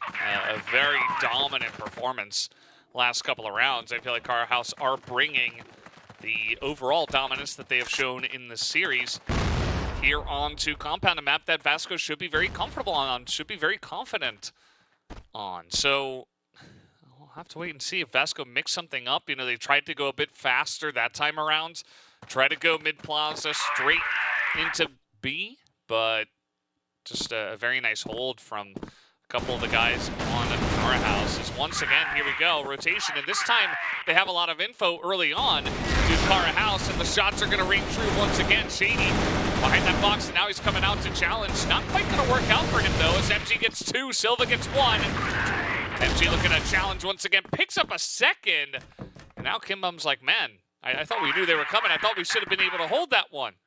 Apparently the taps, the one taps from MG was right there on the right time to plow through the defense of Kara House. All alone, but Smokey does take out a bunch of HP. But Silva will read the tracers, and there we go. Silva will take a kill onto Kimbum, and now we're tied back to 2-on-2. Yeah, 2-2. Vasco, they say, you know, I like the high tempo. Let's do it once again, but better this time. And certainly worked out better. I think, especially sometimes in FPS, if teams get reads that, okay, maybe we're not reading our opponent very well, but we still feel like we're the better team. Sometimes you can just kind of run at them and say, okay, let's hit our shots. Let's be really crisp. Let's be proactive in our plays instead of reactive to what Kara House are doing, especially from the Blacklist side. Kind of makes sense, right? So a couple of aggressive pushes from Vasco. Will they be able to follow up on it? As an entry fragger, you don't I mean, it's better if you do find the entry frag, but even if you do die, as long as your teammates do find the refrag, then everything is good for your team on the Blacklist side. In the meantime, we're going to be looking at Vasco playing with the clock once again. So instead of a rather faster mid push instead, coming into round number 5, they're going to be gathering right outside of B here. As Fefe is going to line up those nades and smokes. They're going to be covering up the same angles once again. But if they do go for the B hit, this could be detrimental as we still have 2 more players on towards B with the support of Dola pushing out. Fefe goes down to Shady, going out, but Action on top of the watchtower is going to be able to find the kill back onto Shady to equalize things back down to 4-on-4. Less than a minute left onto the clock, and Dola, can he hold this aggression down? It's a good question. It feels like he's got a decent idea. that they're going to push into him, but as we can see, the rotation is coming out. But take a look at this. Rambo is going to go down. Very crisp shot from Action. At least Rambo says, okay, well, there's a guy over here in A room. That's a little funky. They might be pushing onto A. And Kim Bum's going to be, he's going to have to be the first guy with contact. He's going to go down to Action as well. Another headshot coming in from Action. And that is a free A site. Free A site indeed with 18 seconds remaining. The bomb is going to get planted. Dola and Lucas put to the clutch situation here. 2v4 with all angles being covered as we still have MG lurking down towards middle. Lucas may just run into the crosshair, but he does spot on MG. He will find the kill onto Lucas, leaving Dola all alone. Yeah, Dola, he was so clutch on the last map. He's a clutch player in general, but he can't really account for somebody flanking him there as well as Action. He wants to up the tempo for himself. Already has 9 kills here in the 5 rounds we have played. And is certainly making a case for himself to pick up potential match MVP if he continues to have some big rounds like this. We'll have to wait and see who actually does pick up that award at the end of this match. Meanwhile, Cara House pushing out of pillars, looking for a pick here onto anyone on the side of Vasco. You see that Vasco have not pushed into pillars at all. Might be expecting some of this aggression. Yeah, double pillars definitely not being contested, but Dola and Lucas pushed out pretty wide. The moment Vasco runs into the crosshairs, this is going to be a massacre. Like Dola puts 2 kills already onto the board here. Action does find a kill onto Rambo, but Shady is on the chase. But Shady, does he realize there's another player to the side? That was Silva, but Silva will go down to the hands of Shady. Action all alone in a duel with Kimbum. Kimbum still a little better, will put more damage in towards Action, and Action is spot up by Dola at the end of the day. And it's going to be Cara House to tie things back up once again, 3-on-3. And these teams are going toe-to-toe. Yeah, it's kind of insane how closely matched these two teams are at this point in time. Some sick shots being hit by both sides by a lot of the different players. Just really nice aggressive peek from Rambo on the last one, and gets some big value there. Gets the team ahead, and sometimes you can't account for that. You know, it's just one of the things that makes FPS great, that makes Crossfire great. Is that sometimes one player can just have a big day, and all of a sudden, you know, all the strategy goes out the window. Dola here. He's going to go for the Madman spray down, not quite hitting, as Fefe just going to crouch peek and take him out from the lobby. And down 4v5. Shady is going to be a solo player holding this one down. As Vasco, what do they want to do? Instead of running in, they're going to actually play this one out smart and fall back right away after picking off Dola. So all of a sudden, Vasco resets back to ground 0, as Cara House now has to adapt to the situation where they did lose a player down to a 4-player team and have to go for either 2-2 split or gonna have to leave one site pretty vulnerable, as B now has only Shady holding this one down. But Cara House, they did invest 3 players down towards A, and if Vasco decides to run into that, that could be a disaster for Vasco. Yeah, Kimbum's got the jump peek going on here in the corner at A long, so would get initial information. Lucas, meanwhile, he's the one that's kind of blind checking out of the door. Rambo also having a great angle on this, and Vasco are just, they're not going to throw any utility, and they will get punished for it, but MG does get the entry kill, and so will VNC jumping in and taking down 2. Shady, they know which angle he's in, and they know where he is now. That's the spawn. He will be able to pick up 1. He's got to go 1v3 here. Flashes, grenades being thrown in his face. You see he's already taken a bunch of damage from that nade as well. And probably knows where VNC is, but he's just going to be shot down by MG, who has a huge round and brings Vasco into the lead. 4-on-3. 2 rounds remaining on the first half as Vasco trying to run away from Cara House. And the winner of this map will win the series. The round score is now, the map score is tied to 1-1. This time around, Cara House playing pretty darn aggressive, is going to send 3 players out towards pillars, down towards connector.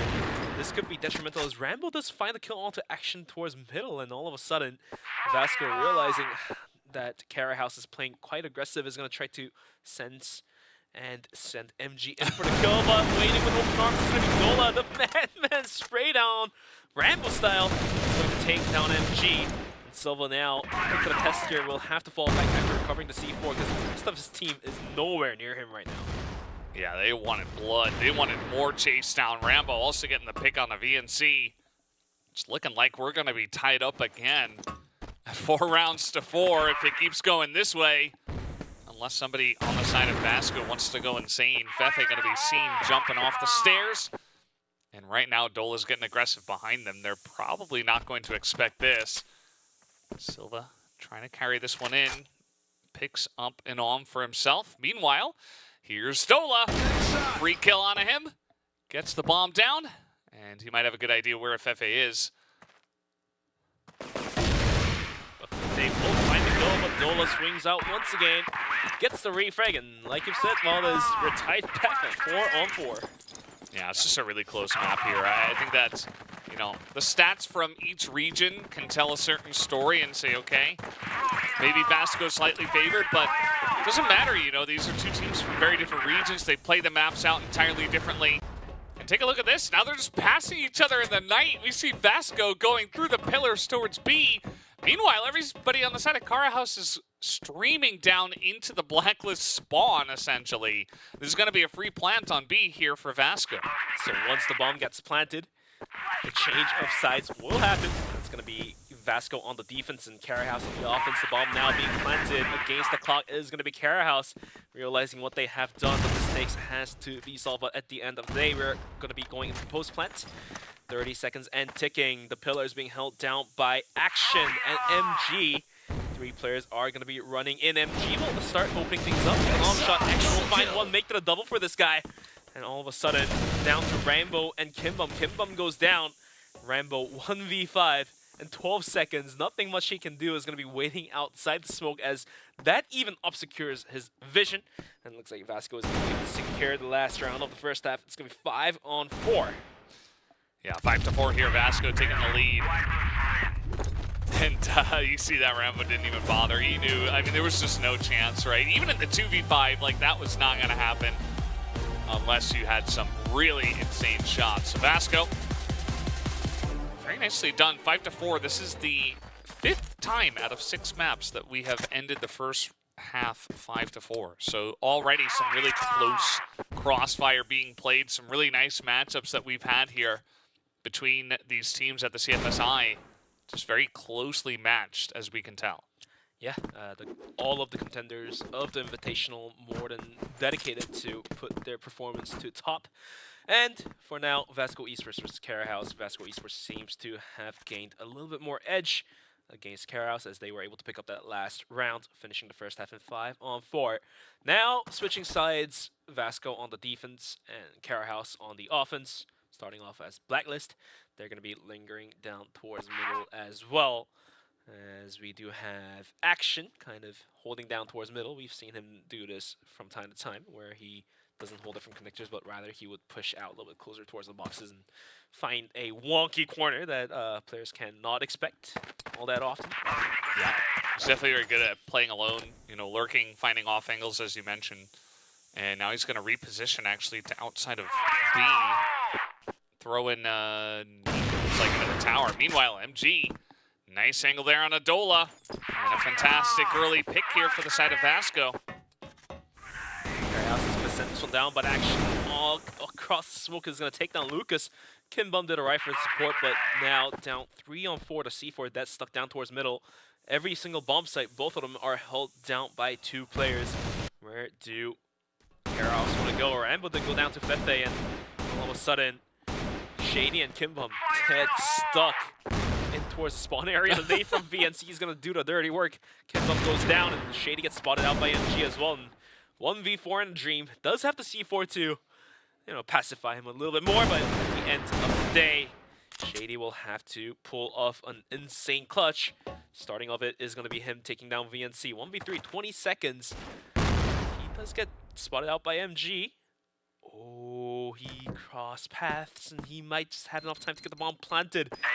Vasco, all of a sudden, in a 1v3, 3v1, but the timer against him. If Shady pulls this clutch off, 17 bullets and a dream, it's not going to happen as MG with the pistol will casually tap him out. And the defuse is going to come through, and Vasco Esports are going to start leading out 6-4. Yeah, that's a good look from Vasco. You know, they get that early pick, and then they just lock things down. Yes, action gets traded back, but you see that down a member, Cara House, they didn't want to push on a B, and there were some long sight lines that Vasco was holding down really well from that site, so they kind of just get stuck in spawn and slowly chipped away at.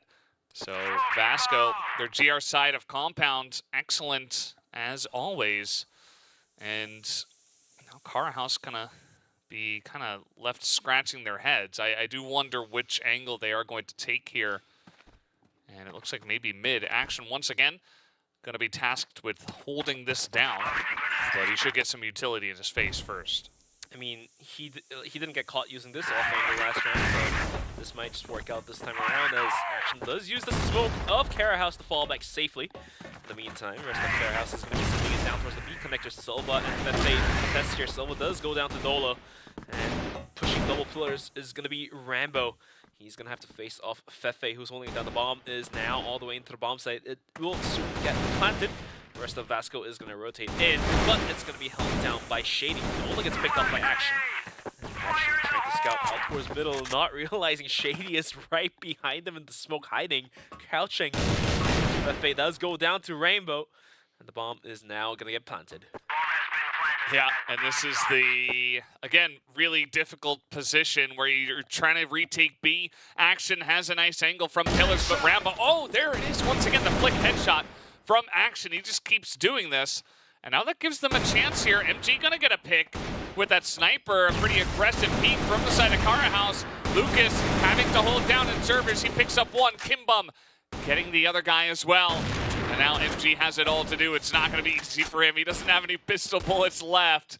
And they are just chipping away at him as well. He does get the one headshot, but there's just not enough time to go for the defuse. He will take down the two members. He has that prideful victory, but he will not have the victory in the round, as that one will go to Cara House. Cara House slowly catching up one by one. It's going to be 6-5. Still in favor for Vasco. MG getting the kills left and right, but the timer was definitely and absolutely against them.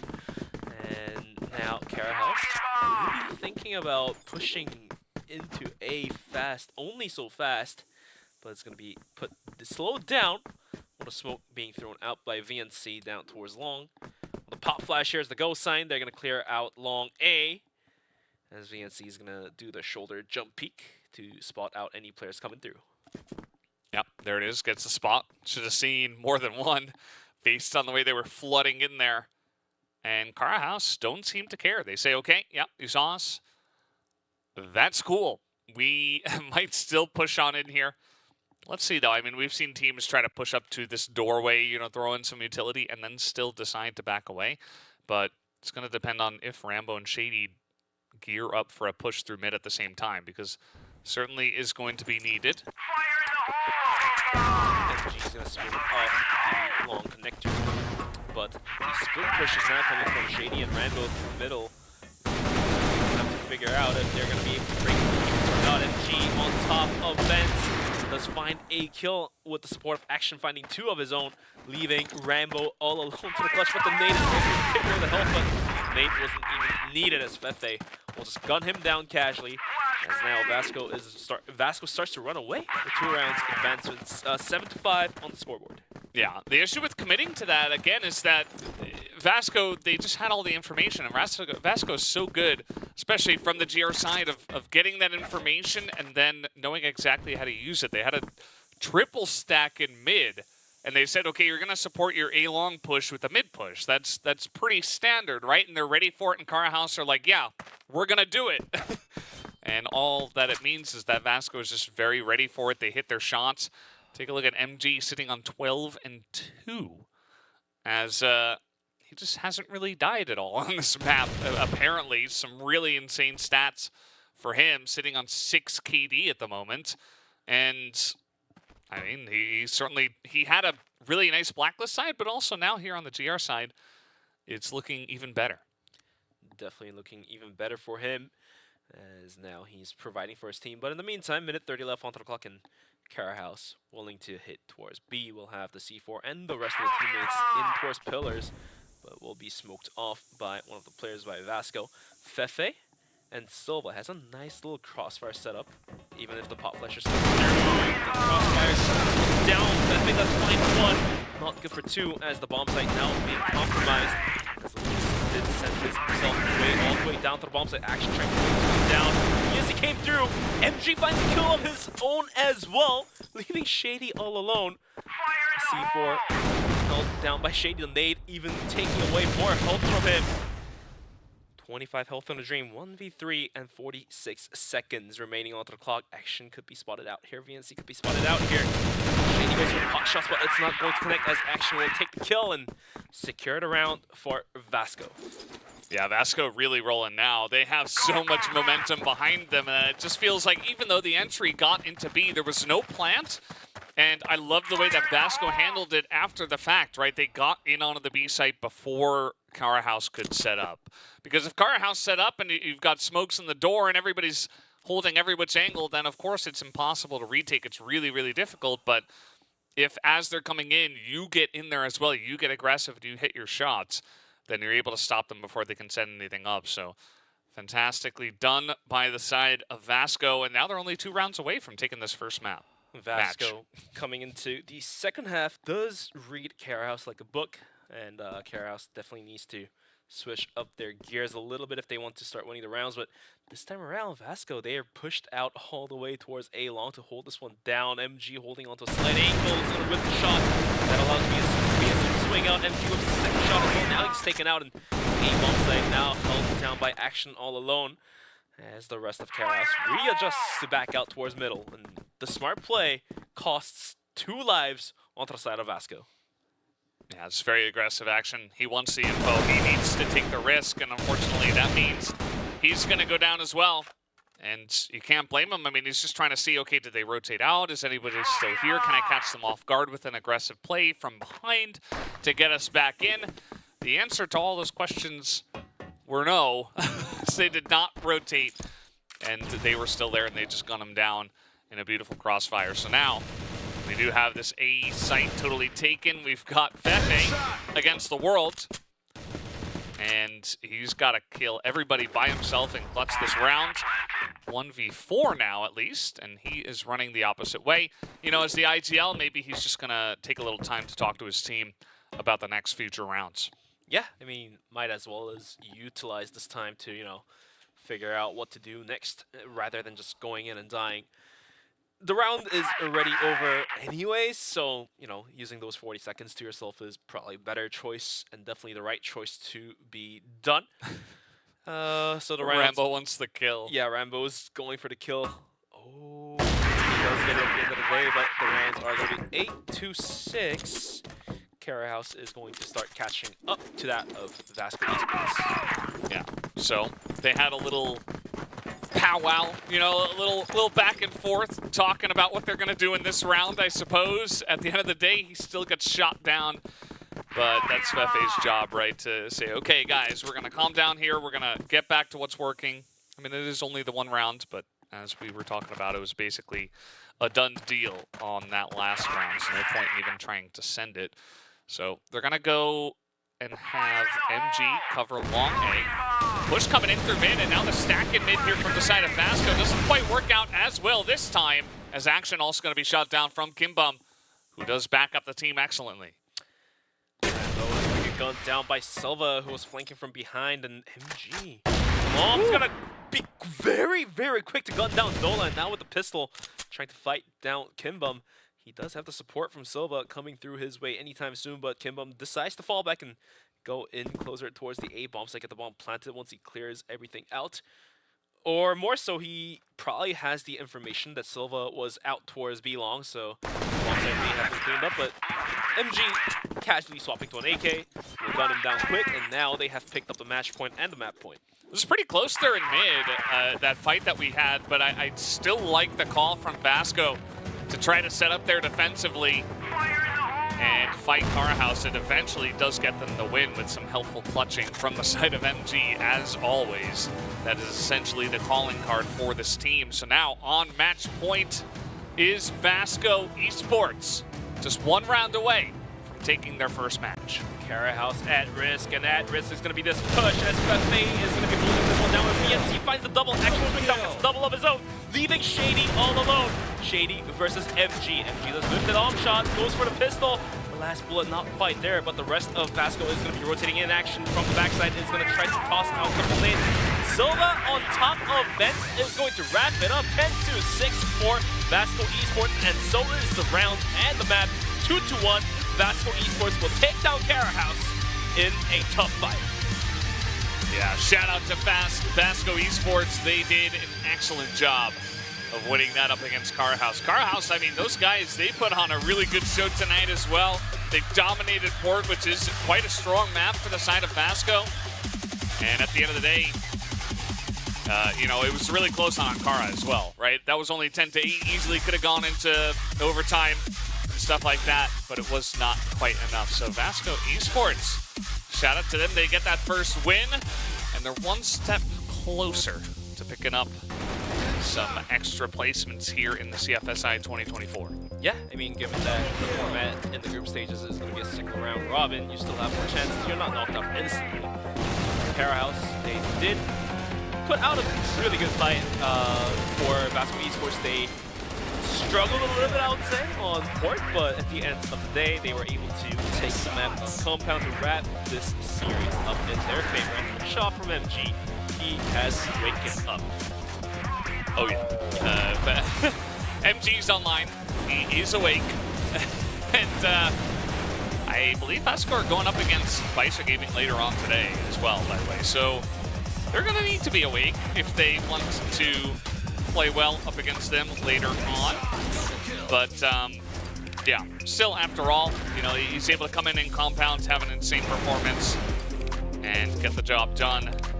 It's still a very close match, though. I wouldn't be surprised if Carahouse, you know, they regroup, have some talking time between themselves, and try to come back stronger for their next match themselves. Yeah, for Carahouse as well, I mean, having to play on the first day, it does build up a lot of pressure on your shoulder in some way. Somehow they were able to handle it in a decent manner. I mean, they did end up losing the series, but every single map was only so close. So as long as they keep this performance up, then I do see a chance of Carahouse being on top of the leaderboard as well.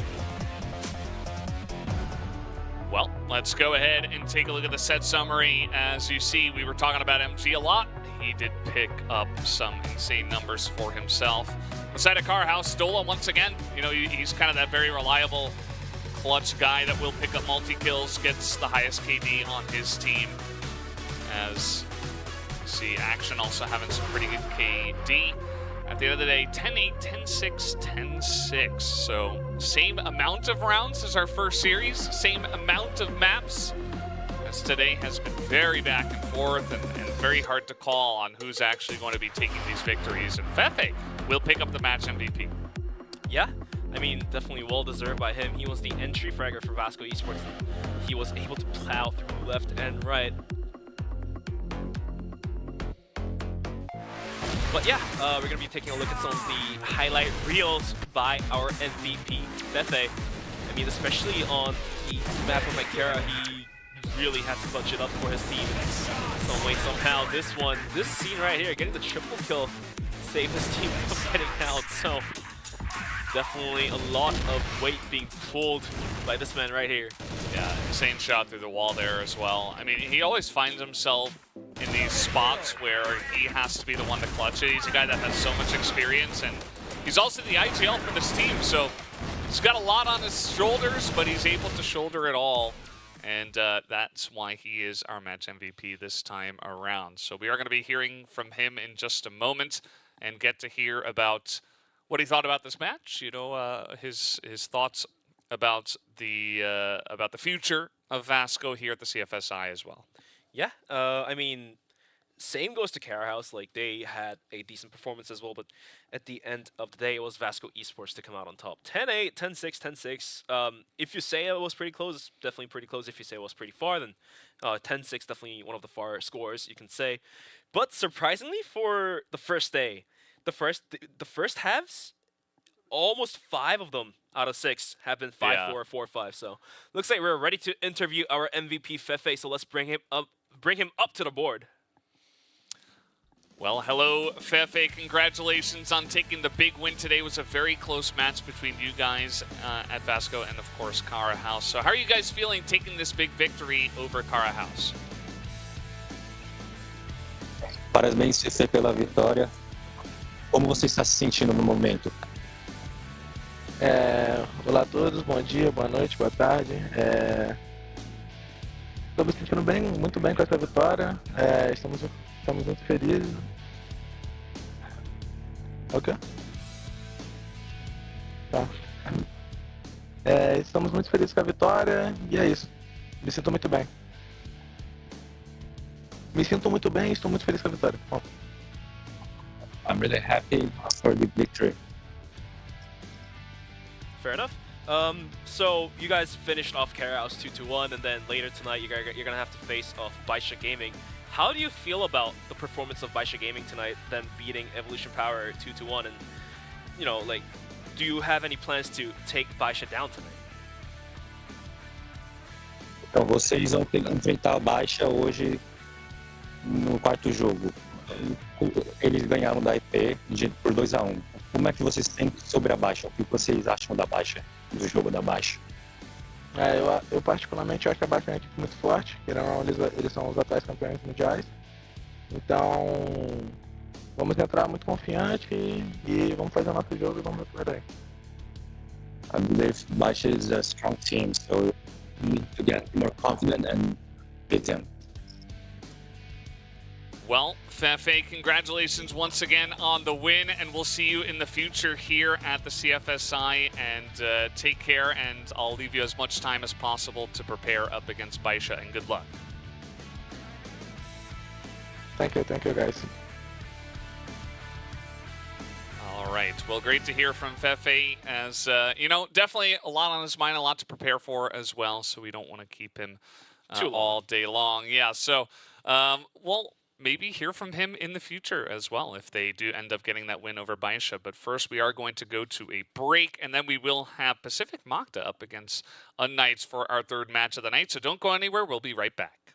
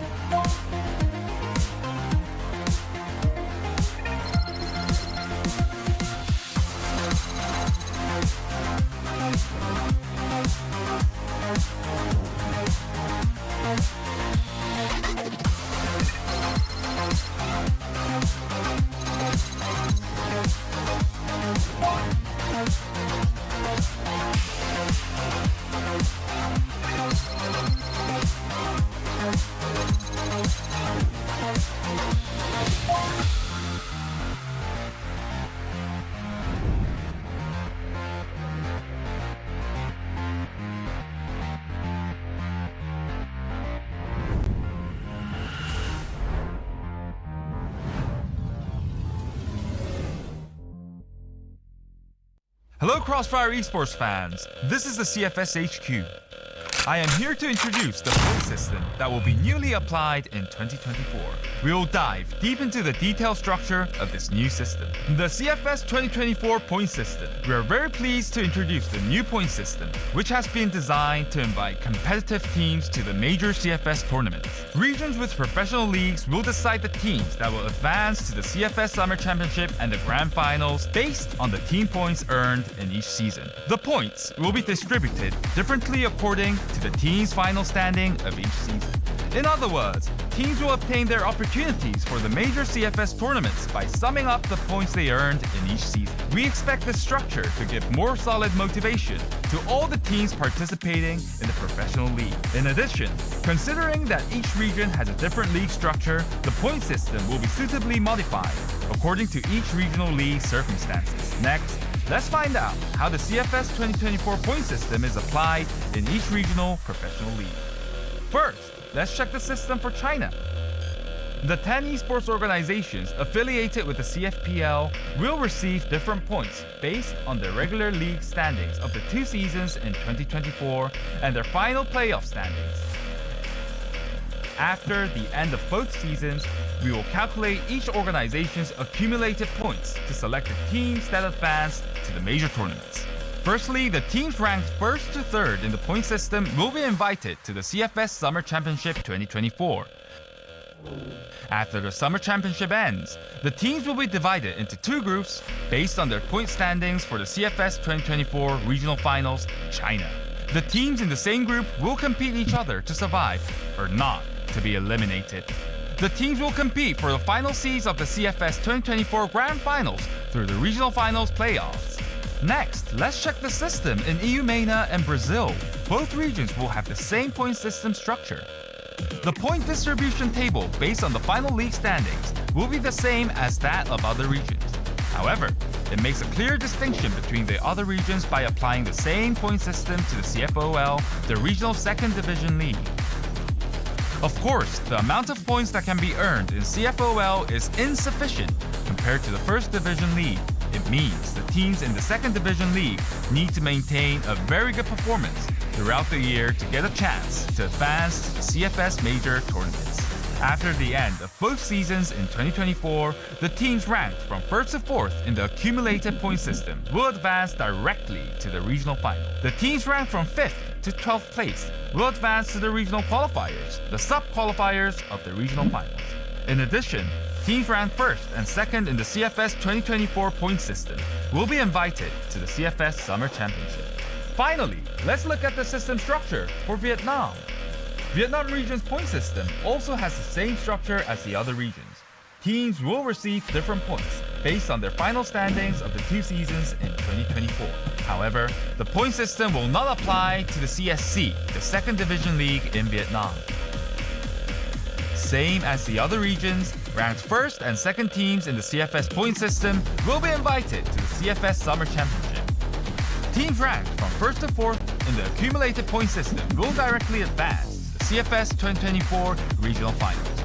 And the teams ranked from 5th to 12th will begin their journey to the Grand Finals from the subordinate tournament, Regional Qualifiers. So far, we have briefly explained the CFS 2024 point system. Please keep an eye out for which teams from each region will make it to the CFS major tournament with the CFS 2024 point system. He hasn't made life easy on himself. Pushing through the smoke, gets ZQ. No trade to be found from Zhui. Du was down the bottom as well. So here's where it starts to feel possible. All gamers, you just can't let this happen. 3-on-1 for sure.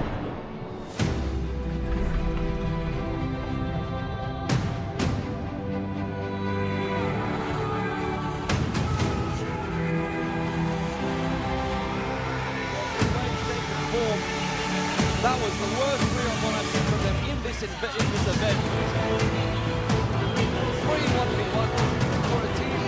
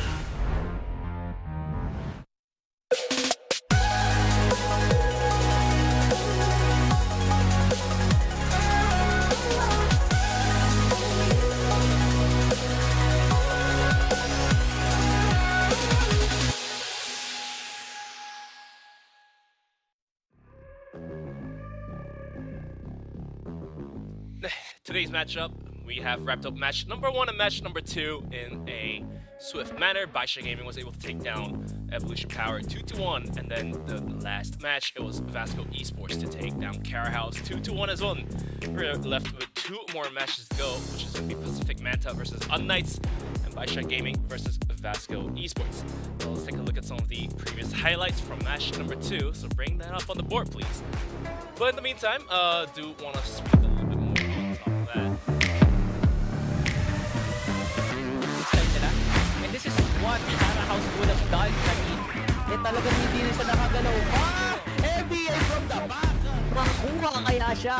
Siya ba ang nadali? Silang na lang kaya dito. To clean the mess inside of A. Nice Kasi nag-uupo sana ngayon ng Lions. Kasi medyo delikado na yung optima nila nakikita ngayon ng close-up na yung lokasyon kasi bumaril. Nice! Kaya naman po din. Makapasa na ng A-side, we have a clear NBA on photos ng... Definitely. Flash ngayon ang ibang mga players, pero Ayun na nga, 3 versus 2. Lamang na ang RKE, pero lamang ang PM sa support. Nice! Justin with a 2K over hindi na mag-isa. Gadget out. Irvin walang katakot-takot. As you can swung by Justin, overkill.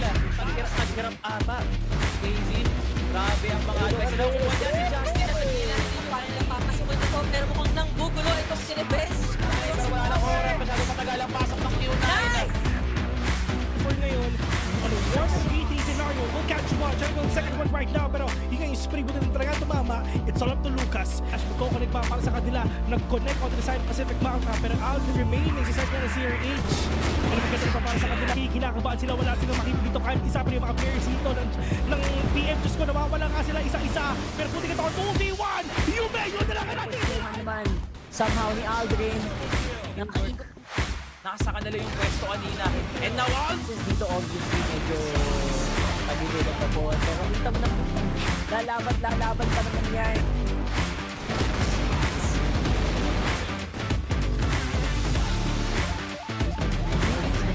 Pero at least siya ng 1v1 goal is nowhere to be found. Wala siyang idea tol. Kasi bata mo upo si Natalia. Si Aljo nakabawi pa. Kita na 2v2. Kita yung tip mo. Slow na siya. Okay na yan. Sino natamaan ng ace? Oh, siya, pero konti na. Pero ito na yung pagpasok na nila. Aljo nakabawi. Revenge though. Nakapitas na ng isa. Patron, tumapad pa. 80-15 muna mama. Sa super low. 1v2. 25 seconds in on the clock right now. Now, retry mula kay Rambo. There lang. But Kimbo knows exactly kung nakaka ng Sir Chip. Hindi na muna unahin mo ha. Hindi na muna. Very far from CK. But now, alam na nila kung saan nila makuha ni Revenge. Nag-defuse ng bomb. Pero mas mukhang KSA taking down Alvin as well. Revenge. Not down. Revenge. Still has Revenge. Meron pa nice shot from Revenge. YJ is now out. And Revenge with another quick scope. Buhay na buhay pa ang goal dito ni Revenge. Gusto pa ng isa. Nice!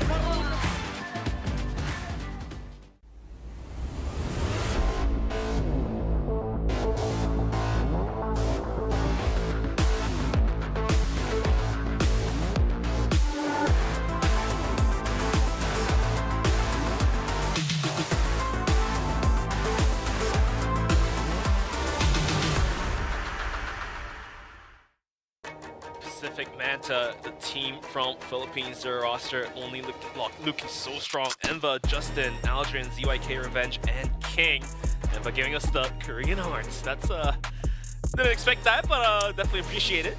Yeah, very nice to see. I love the players being active on camera and just being happy and showing off that they're having a good time. That's what this is about, right? The whole esports thing, the whole gaming thing. Everybody giving a nice little wave. ZYK, a little Spread the love. A little bit shyer.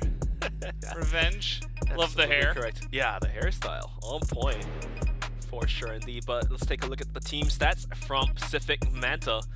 Especially got to take a look at the KD. 1.51 from Aldrin. This man has been clutching up for his team. But this team in general, though, was very strong performance both Blacklist and Global Risk side. Obviously, Blacklist just a little bit better. But it looks like we're going to be going on to the contender of Pacific Manta. That's going to be Unlights.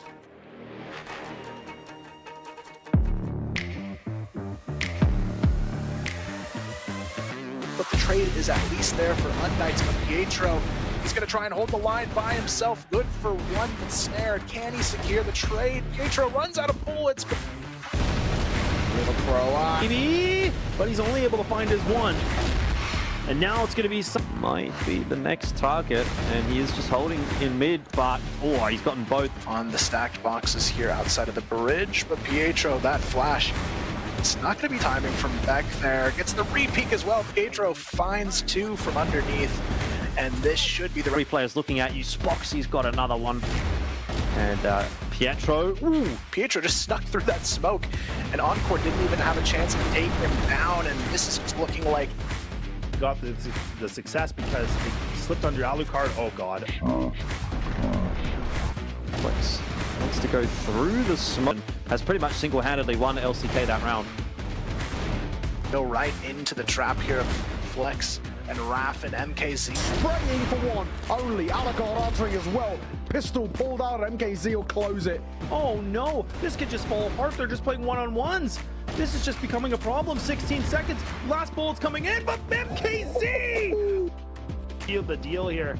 Leaving it down to the 1-on-2 now with Beck with 10 seconds remaining. Can he do it? He's just trying to burn the clock as much as possible. Oh my goodness! This guy this season has really stepped up in a huge way. I mean, he's already up to 13. This is good real estate. This is good positioning. Oh, they're not going to swap this. They're going to have no idea trigger this. I don't know what game they're playing, but they just can't seem to find each other. And there it is with Beck with the clutch finally. Gainer to get one of his own as well. They're going to try and pop towards the site, but the head glitch angle is a beaut. Going to B is just clearly not working out. They are getting outclassed on that side of the map.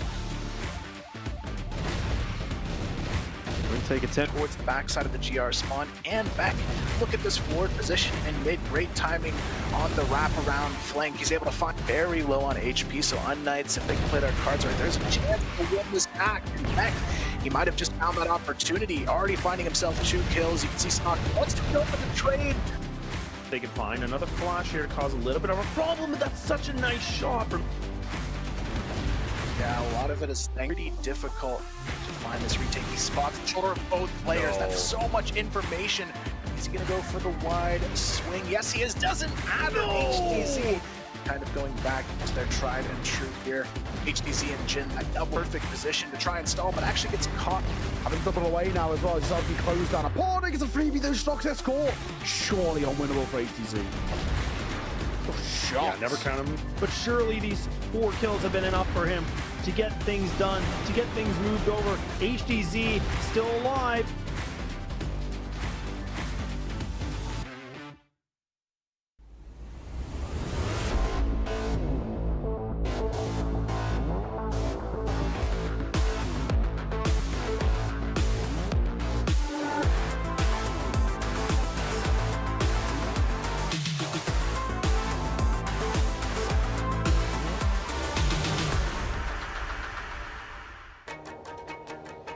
That is Knights, and they're getting ready to take on Pacific Magta here in their first match. These guys very, very strong in West, and once again, they make a big tournament. So, you know, first time I saw them, I wasn't sure if we'd be seeing a lot of them, but we just keep on seeing these guys. They keep on making it, and they absolutely deserve this spot.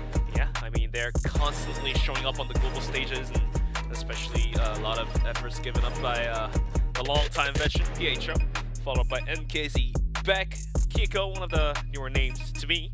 But it looks like his performance seems to be on point as well. And to wrap that up is going to be Hades, HTZ. Yeah, HTZ. Certainly a guy that you do not want to find yourself on the opposite side of his sniper rifle, because far range, close range, clutch moments, non-clutch moments, he will find you. He will kill you in the game. It's pretty incredible, as Kiko doesn't have any stats. Yeah, hence is why it does feel like a newer name to me, but at the end of the day, he's part of the roster, and maybe that's him being part of the roster also shows why he is part of the roster in terms of performances. But the key players for both of these teams, that's going to be Aldrin versus HDZ. Stats on Aldrin just a little bit better, but given that HDZ is coming from the West, the lower stats not necessarily speaking for itself. It really just comes down to who can outgun each other. Aldrin again, up against HTZ. The head-to-head. The sniper head-to-head. We had this as well in our first match of the day, Baixa versus Evolution Power. Those two snipers in the head-to-head match. Certainly key players. Subbase Mexico banned away Ankara, the first pick. Are we about to see Eagle Eye come through, as Black Widow actually gets picked up by Matt as a second map. Compound, Eagle Eye banned out. That leaves Port as our last map. Surprising enough, we don't get to see any Eagle Eyes so far. Ankara Black Widow Port. Once again, you see that these teams, in terms of dominating the region, obviously Pacific Magta has had a easy time of that. Knights a little bit more competitive, but certainly have a really nice win rate here on Ankara, 8-1. So we'll see if it works out for them here on this first map.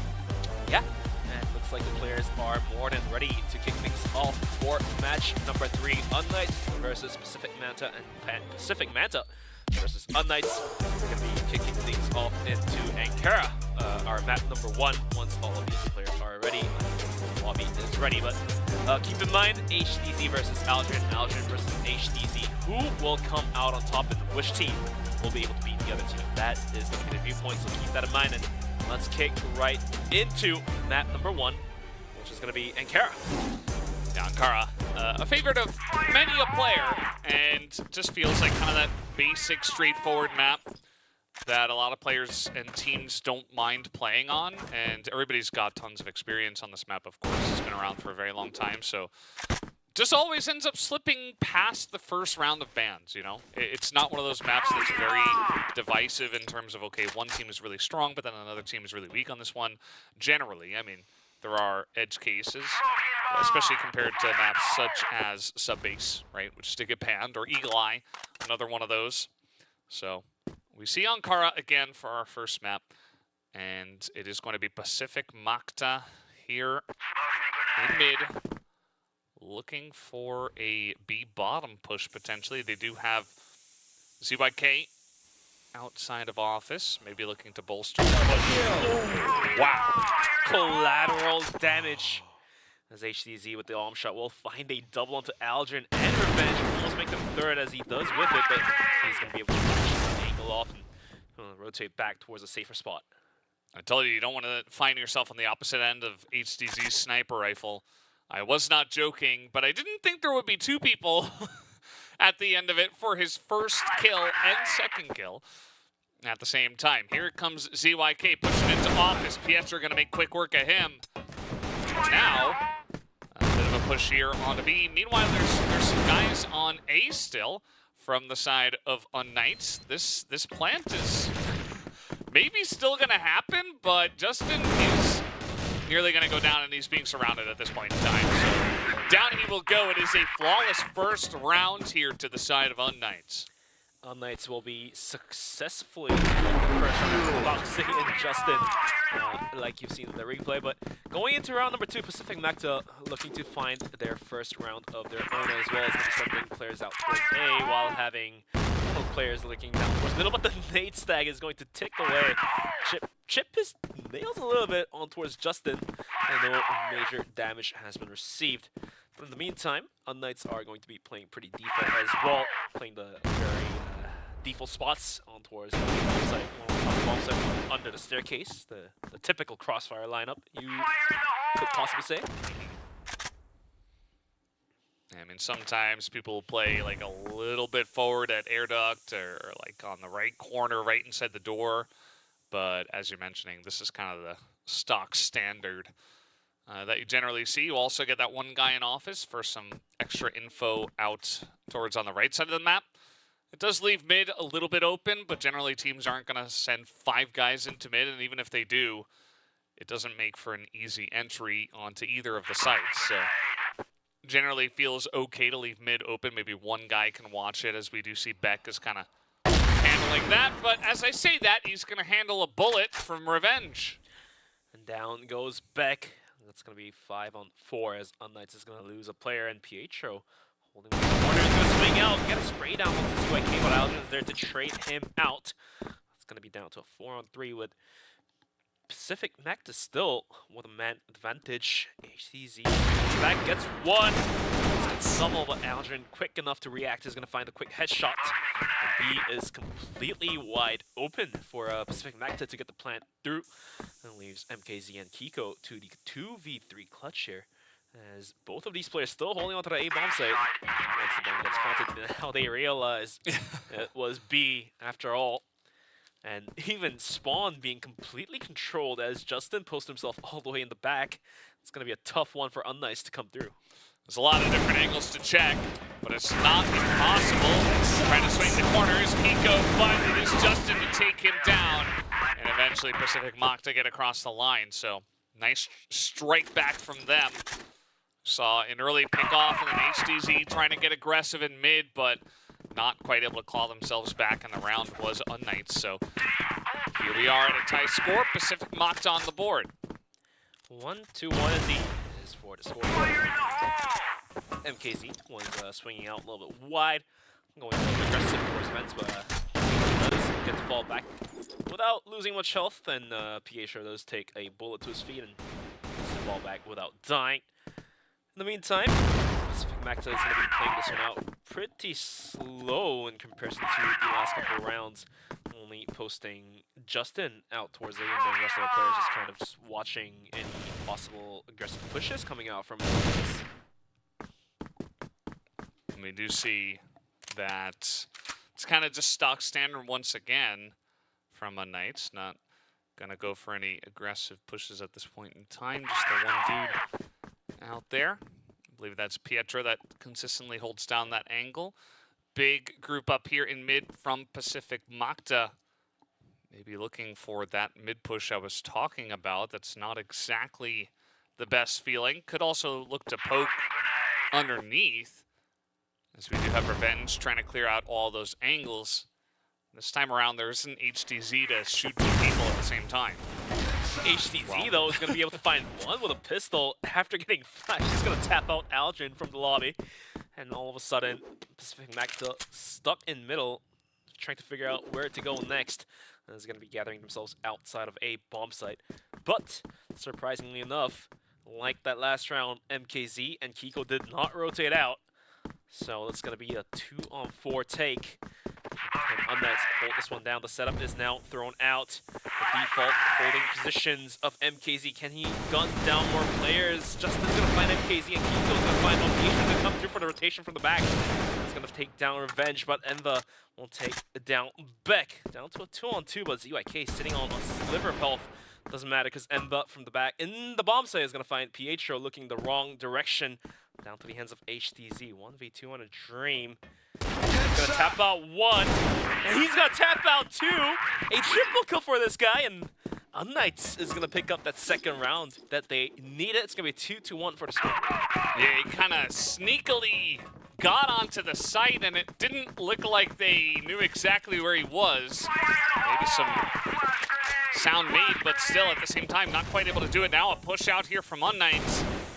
Trying to get in their face, trying to up the tempo just a little bit, but you see that Pacific Magda have read the situation. They have backed away, but they're going to re-peek it, and MKZ already takes down MBA.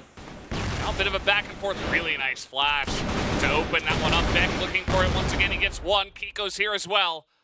And that's going to end up in a 2 versus 2. Make that 2v1 now as Kiko alone, able to trade back himself once again.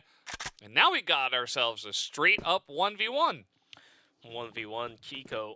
Any sneeze in his face is going to take him out as sitting at 12 HP. But the vent fight is going to be Kiko coming out on top. As Revenge was hopping through those vents, and Kiko was able to spot him out first and just gun him down easily. As Unknights is going to pick up their third. It's going to be 3-2-1.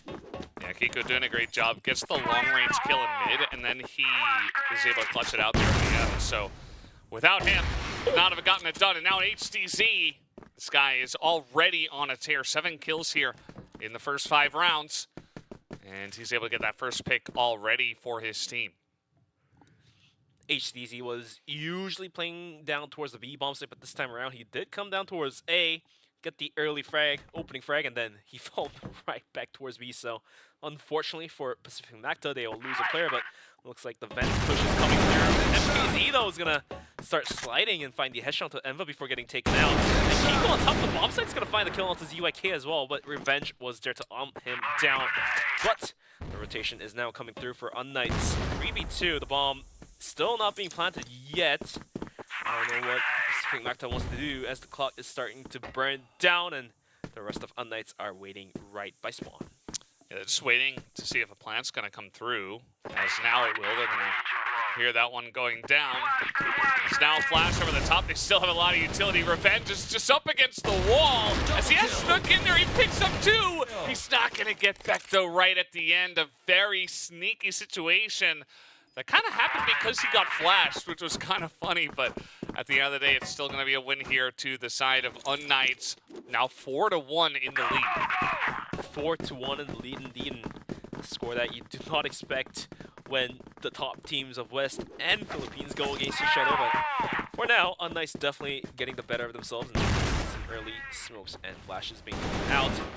MKZ though, he tried to swing out to the vents and get some early opening frags like HTZ did, but he's not going to find a kill. He has to fall back right away.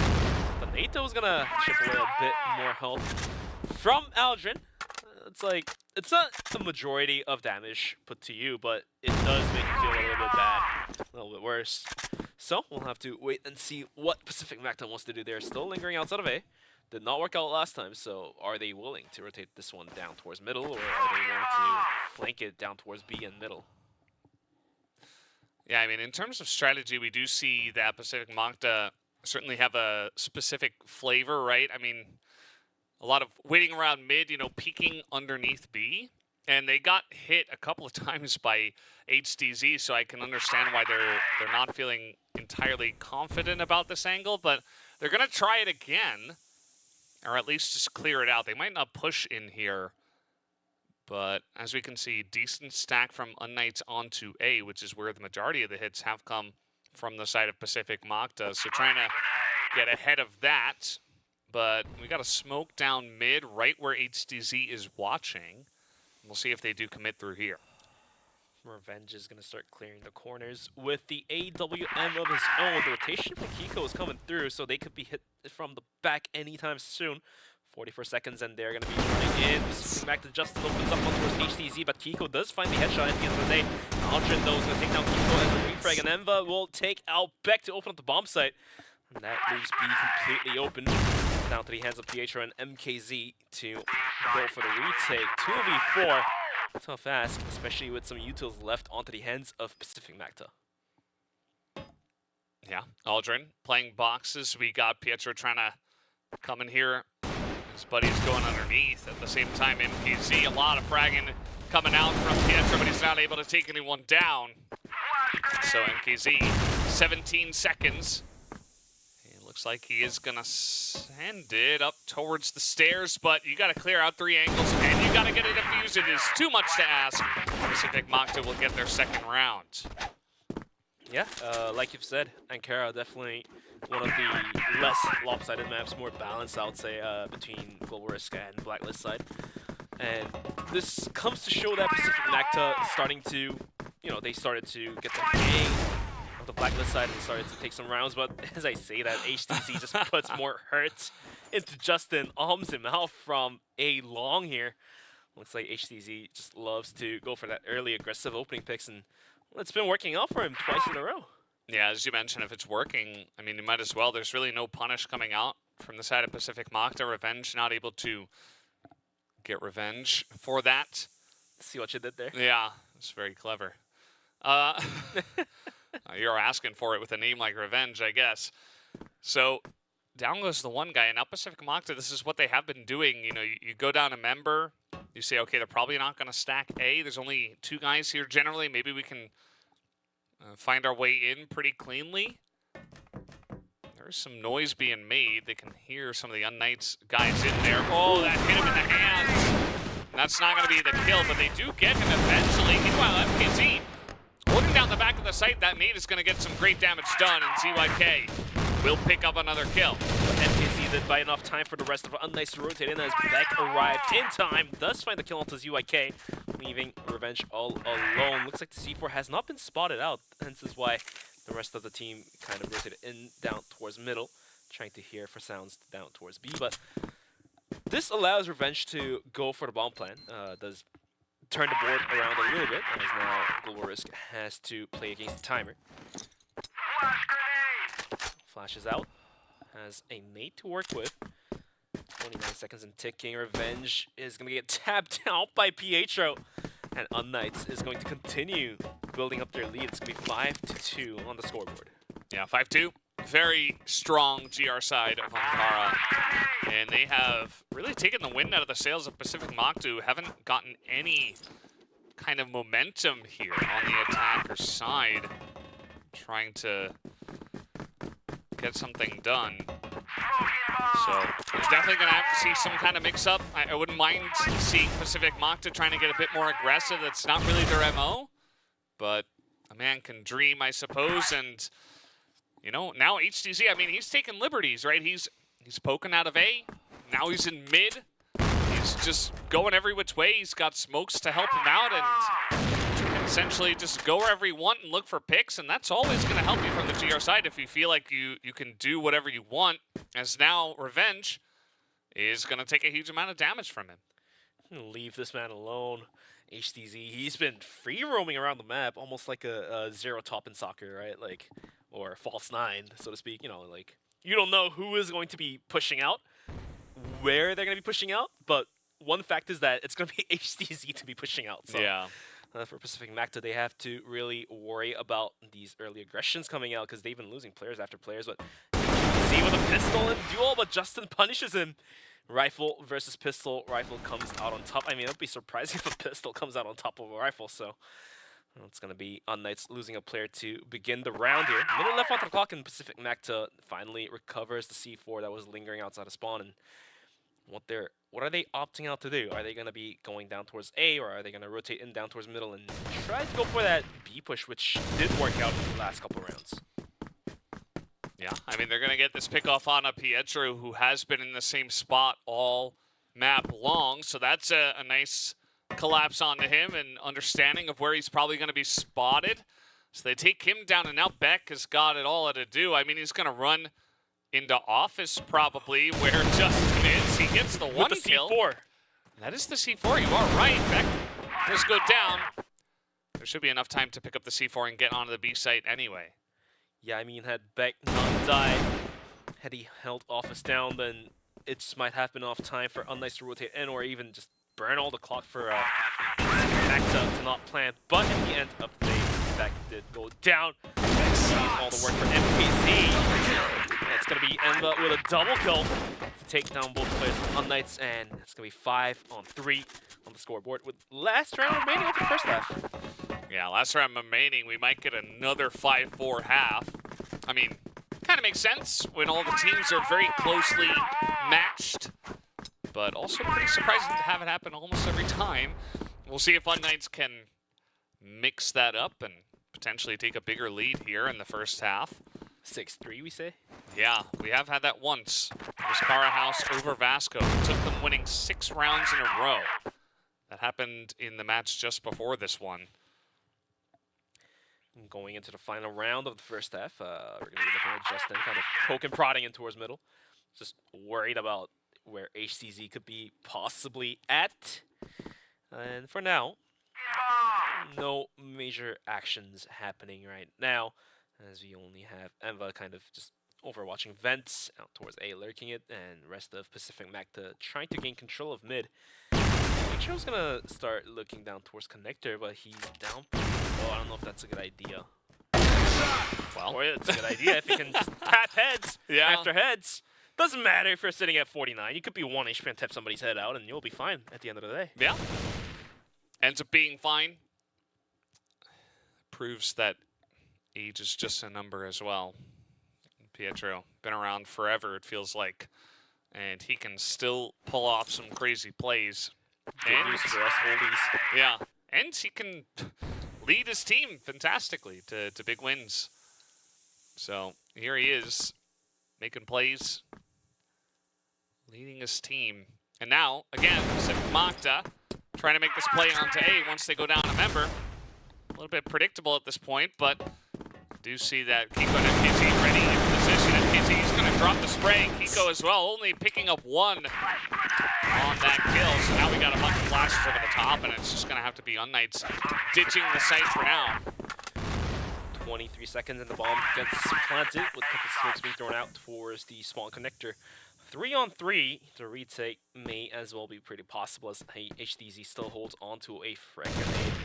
If that lands onto any of the players, that will put so much hurt into them. 24 seconds and ticking, and they're going to have to send the go sign anytime soon. The nade is out.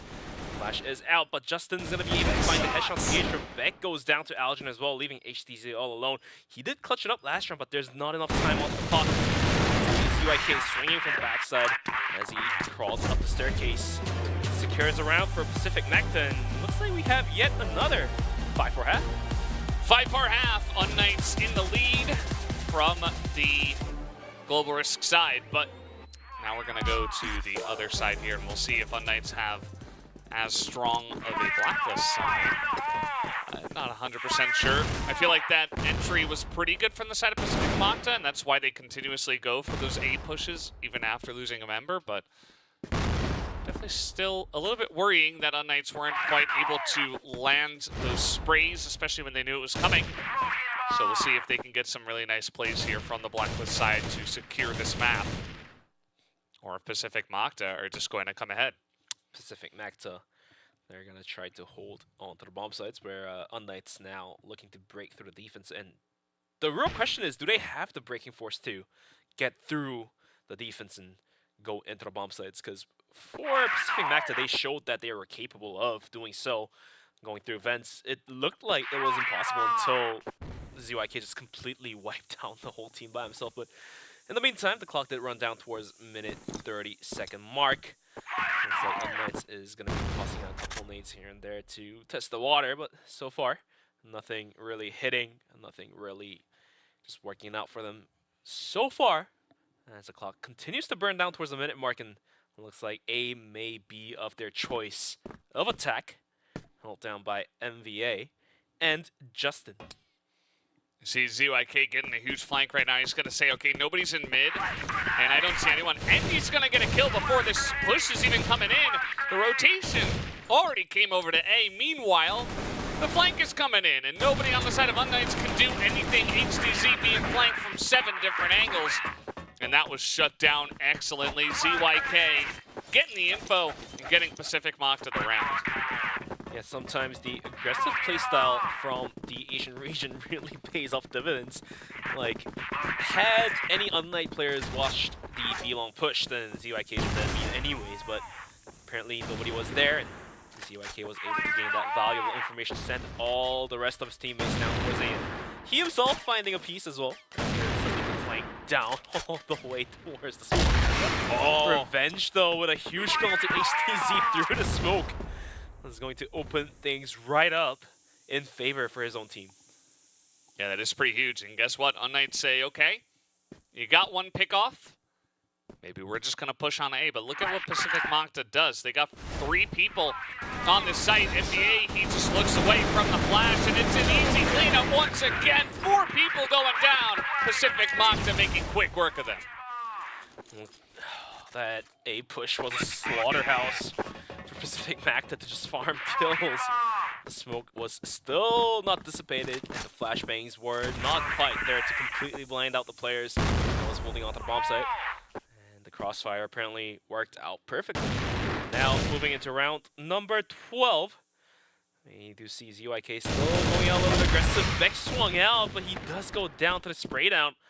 And all of a sudden, Unknights completely put on halt, for their aggression has to figure something out to find an offensive angle to break through the defense. As ZYK continues to put the damage in, he swings out even wider, all the way in towards the area which is considered to be the area ground real estate of Unknights. Yeah, I mean, at the end of the day, Beck, he tries to say, okay, there's one person here. You guys can probably swing on him, but ZYK, he just got a fantastic angle afterwards that they were not expecting, and he's able to pick up 2 just like that. So the aggressive info play from the side of Unknights does not pay off, and now MVA gonna get aggressive himself, takes down 1. That's only gonna leave 2 left here on the side of Unknights. Make that 1. MKZ all by his lonesome. He's got a bomb and a dream. Is he going to go towards the safe side? Looks like he will. That's a nice little 1-tap onto Justin, but that is going to be the only tap. As 3 rounds now go in favor of Pacific Machta, 7-5. And that's now they really have to start catching up onto the momentum, because otherwise they're only 2 rounds away from giving up the match point. Revenge out in middle, takes a bunch with the bait coming his way, but he does end up finding a kill, and now wielding a pistol. Not gonna happen, as HTZ will put the bullet to end his life there. Down 4-on-4, and in a blink of an eye, Beck did slide all the way through, and MVA pushed out all the way from A. Apparently he was held down. Beck, though, while trying to send his flank in, ZYK in the bomb site was easily gonna pick him out from the lobby. Down 3-on-4. With the rest of Unknights now, no choice but to gather outside of A. But look what Pacific Machta is doing, sending Justin out towards vents and having MVA in the connector. The moment they run into it, it's going to be yet another revision of the previous slaughterhouse. Yeah, we'll see if it does work out for them. MVA's coming on in. And, okay, CZ not going to hit the snipe, but that's fine. Hits the pistol shot. Meanwhile, a couple of other members are already going over towards B. And now Aldrin and his team are like, why is that sniper out there on A long?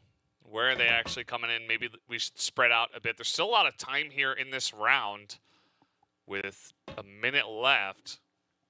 But as we know, it looks like they are looking towards B from the side of Unknights with the C4 over on this side of the map. HTZ now trying to come in down towards middle, where ZYK is holding. And the angle that ZYK is holding is very only so slight, and there we go. The shots are being fired, and he ends up taking the kill there. Make that a double for this guy. Now, down to Kiko. ZYK holds it down by himself, single-handedly defending the bomb site. 3 kills for this guy, and 16 kills for him. He is lifting the heavy weights for his team right now. Yeah, he really is. Pacific Makta looking brilliant here on the GR side. They have not dropped a single map. It's 4 in a row, and Unknights continue, one by one getting picked off, and ooh, they're gonna take a big grenade to the face. Will Pietro is now coming in quickly onto A. MVA able to trade 1 for 1. Justin looking to hold down the top of the site. Another grenade. Gonna hit the front of the team. Pietro to take a bit of damage.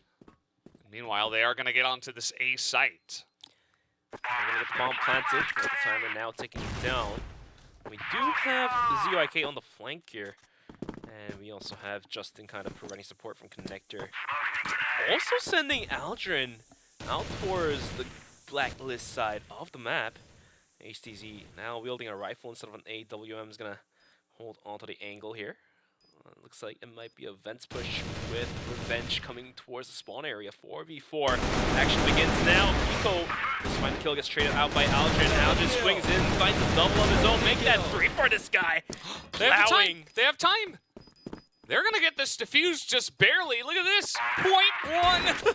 0.13. The defuse comes in, and Pacific Makta just barely clear out the site, and they take another round in a row. 9-5 on the scoreboard, and Aldrin showing why he's the key player of this team. Clutches it out. 3 kills for him. Madman playstyle as he delivers those damages right towards the face of Unknights. Yeah, the sweep of that site came in so late that I wasn't sure that they would get the defuse or even get the kills, right? It felt a little bit too obvious, but they just hit their shots, man. That was an excellent retake on the post plat. Now here they come once again. ZYK has been so good at holding down this angle. Looking for another double kill for himself, perhaps. Even eating a grenade for his troubles. But he did more damage to the side of Kiko. No, it was actually Beck. Over on that side of the map. Total damage inflicted. ZYK wins over Beck or MKZ or any of the players out there, but 9-5 on Knights at risk of losing map number 1 is going to be sending players down towards A, which is only held down by MVA. Yeah, MVA, it's kind of interesting that he has been left alone after all of that, but Justin now able to rotate on over. And there's the information for MVA. He's going to slowly back away and look to hold this one. Classic off angle pays off dividends. MVA picks up a quick double kill after getting traded out by MKZ. Justin from staircase swings out, gets a kill of his own. Now Kiko trying to jiggle things through the stairs. Justin's not going to let that happen as he finds a double kill of his own, leaving Beck all alone with 10 HP and a dream. The C4 down right in front of the bomb site to make things even worse. Revenge though spotted out. Beck going into vents. Everyone's eyes looking right towards Beck, and there we go. Justin finds a triple kill for himself, and that will be map number 1 going towards Pacific Makta 10-5. Yeah, you can see they were really happy there after that victory. They totally shut it down after moving over to the Global Risk side, and it was not a very close affair. Excellently done from their side. Meanwhile, on the side of Unknights, Pietro has a lot to do to kind of break down what went wrong and how they're going to move on to Black Widow to potentially make it not look like that, because honestly, that was very one-sided after the half. You see a lot of dejected faces on their side. This first shot, by the way, from HTZ was excellent, but that was very early on. Yeah. Pacific Makta did do a lot of coming back after these early wins. I think the collateral was the very first round to kick things off. Maybe that kind of hinted was the reason why Unknights was able to pick up 3 rounds straight after the second. But at the end of the day, look at the plays coming up from Justin. The players from Pacific Makta just clutching out for their team. Currently finishing up map number 1, 10-5. First time seeing the score tonight. Yeah. Quickest map, and really it's just because Pacific Makta locked it down so nicely from the Global Risk side.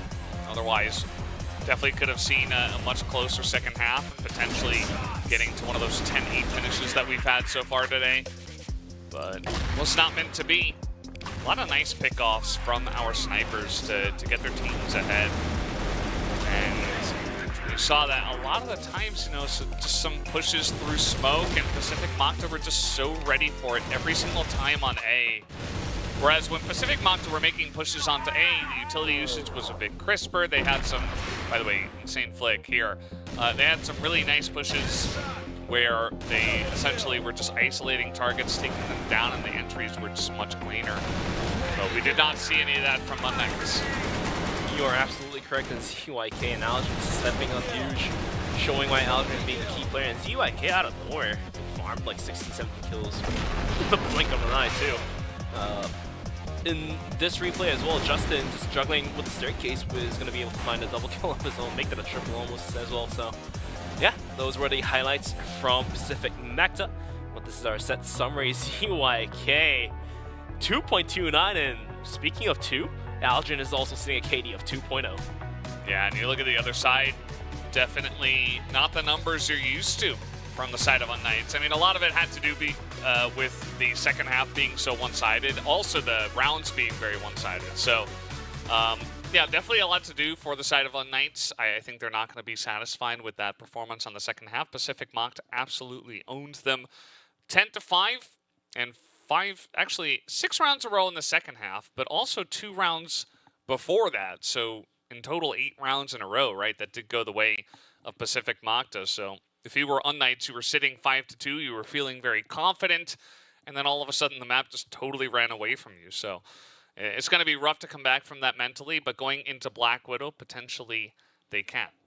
Yeah, the second map being Black Widow. If Unnights can take this one down, then they have a chance of going into map number 3 of Port, so we're going to have to wait and see what happens. But yeah, after that 8-round straight loss for Unnights, it's definitely going to hurt their mentality a little bit, but, that you can wrap that map up and go into the next one and, start off fresh, start off like brand new, and let's see if that is going to be possible, especially Pietro, the IGL for the team, being a veteran, probably knows how to deal with these kind of situations, given the time he has been in the scene.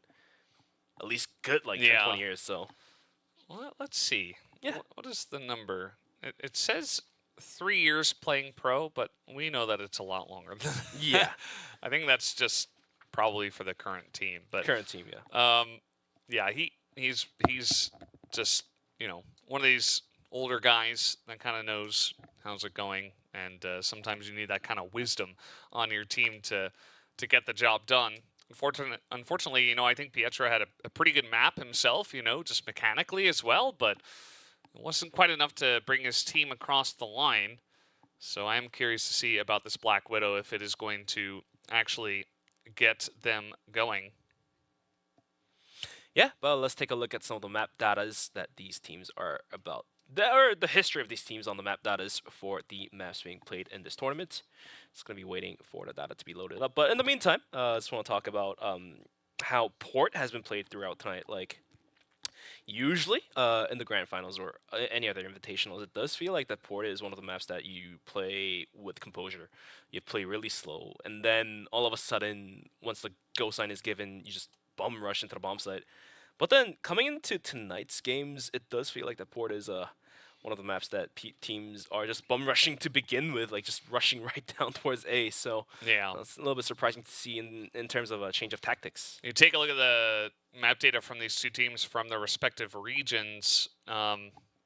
Generally not a very successful map for the side of Unnights. They have banned it quite a lot, and so Pacific Makta very comfortable on this one.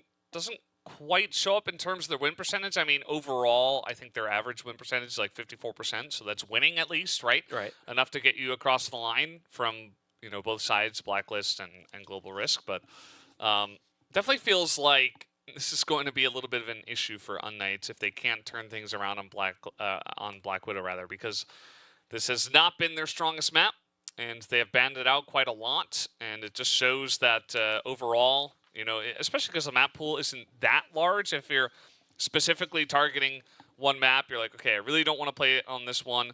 And I'm actually looking at West Season 1 for 2024. They banned it out 13 times. 13 times. So they did not like this map. Definitely one of the maps that Knights do not favor, but there is no way back. They did lose map number 1, and losing map number 2 is going to finish it off there. Sorry to cut you off. They played it 3 times, and they've lost every time as well. Could be hinting to us that Pacific Magta could close this one out 2-0, which we do not want. Knights has a lot of fans too, and we hope the viewers get more Crossfire to be presented to you on the stream. But yeah, Black Widow, like you mentioned, Valdez, definitely not one of the best maps for Knights, but Pacific Magta, the stats for them seem to be pretty decent on this map. So yeah, I'm actually curious. I'm looking that up right now. The exact stats on how often they've played on this one. They did ban it twice. They never picked it, actually, so it's not like an extremely confident map for them. But in terms of win rate, they are 3-1 on it. So when it does get picked into them, they do feel relatively confident to say, okay, we can win on this map. We're not too, fussed to like, we have to play on this map. We're super comfortable, nothing like that. But for, in terms of their relation to this map, it does feel like they are pretty happy with it in general. So certainly favoring them going into it, especially because that first map went the way it went. Every map so far between every match so far has been very close. It's been 2-1. It's been back and forth. The map score has been very close, but not so far in this match. Yeah, so it just really comes down to who's got more discomfort going to Black Widow, and so far it does look like Knights has a bit more discomfort too than that of Pacific Magta. Going into Port, though, if somehow, some way, Knights magically went out map number 2, then Port, they do stand a little bit more chance, but now they have to face against Pacific Magta and Black Widow, one of the maps that they do not favor. But looks like the players are getting readied up, as we do see the beautiful faces of Pacific Magta. Yeah. And Knights now. Well, you see most of the faces. You see on the side of Knights, not everybody is present, has sat down and is ready to go, but should be momentarily, guys, so don't worry. No big delays here at the CFSI 2024. And I was also looking at the Ankara stats for people who were curious. Both of these teams were very confident on Ankara. Lots of picks, lots of wins for both teams. So that makes it even more frustrating for Knights that it's like, okay, we're going into this map. We're very confident on it. We know how to win on this one. We have a lot of success in West. Let's play it. And then they just they don't have any success on Blacklist. So that can be very frustrating and difficult for teams to come back from mentally. So curious. I mean, I'm not saying it can't happen. I'm just saying it's difficult. And I want to see if Knights can rise to the challenge.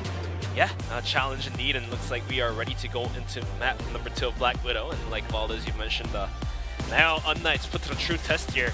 Can they come out as an underdog on this map? And Kara, of course, it was more toe-to-toe, fighting tooth and nails, 5-4 in the first half even. And they ended up losing the first map because of losing 6 rounds straight. But going to Black Widow, on Knights, have they planned something funky to take down Pacific Magta? That will be the real question here. Because if they just go default versus default, then we know the results are not going to be funny for them. Yeah, oftentimes in Crossfire can be a bit streaky if one team begins to really falter. Like, all these teams are fantastic, so that's why they're here, right? That's why they were invited to the CFS Invitational, right? But at the end of the day, sometimes, it's not going your way. You can falter a little bit. And I think we're going to know right from the get-go, right? I think we're going to see pretty early on if Knights can remain unaffected, or, if Pacific Magta are just too confident right now, and if they're going to take it down. The first round is going to show everything, whether their mentality has been affected or not, and whether they have planned something to take down Pacific Magta on a map they do not favor. But Knights is going to be burning the clock down towards a minute 35 seconds here as they inch closer towards middle. As UIK, loving middle himself, is going to be kind of jiggle peeking to see if anyone is going in towards a connector. Aldrin is there to provide some support as well. MKZ swings in. Aldrin gets taken out as Kiko swings in as well. As UIK from middle, though, through double doors, is going to find a quick headshot onto Kiko to equalize things back down to 4-on-4. Minute left onto the clock, and the C4 not recovered just yet. It looks like Beck is running there to find the bomb. All right, well, a little push out here from Revenge. She is going to take down Pietro. And now MKZ Trying to get the trade of kills, but Revenge is good for another one. Picks up a second kill. Feeling that pressure from Catwalk excellently. And is able to hit the shot, even still on 17 health. So the rest of the team, for the side of Unknights here, still in A short, A road, Catwalk area. And they're going to have to make a big move, but Justin just hiding around the door.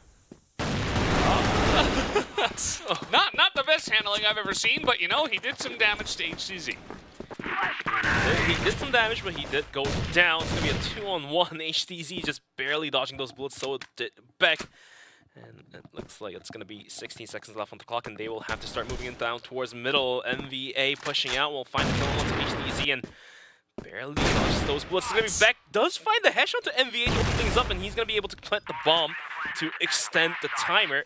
21 HP in the Dream, and he also dodges those nades. 2v1 as the clock ticks down towards 30 seconds. The flank is coming in from ZYK, and indeed the flank is going to pay off in the form of kill and a round as Pacific Macta picks up the first round, but looks like Unknights is going to be able to put up a decent fight.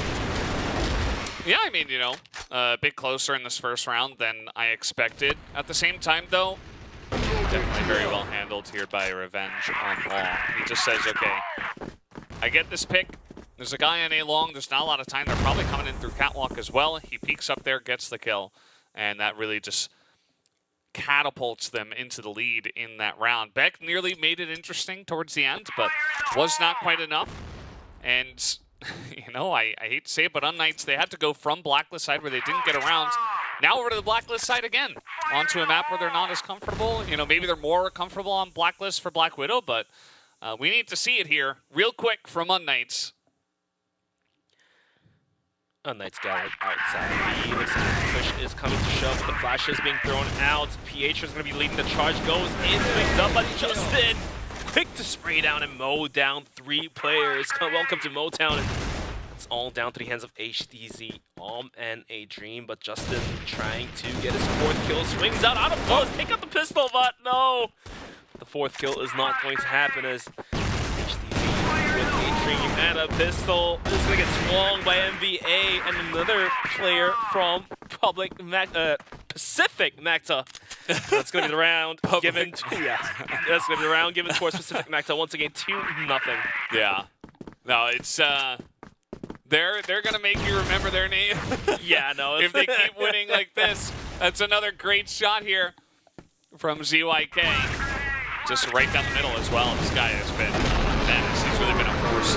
But we're taking a look at the replay as well, which was essentially just, as you mentioned, Motown in storage. And I mean, they just were not ready for that aggression. I think Pacific Mocked are just so incredibly confident right now.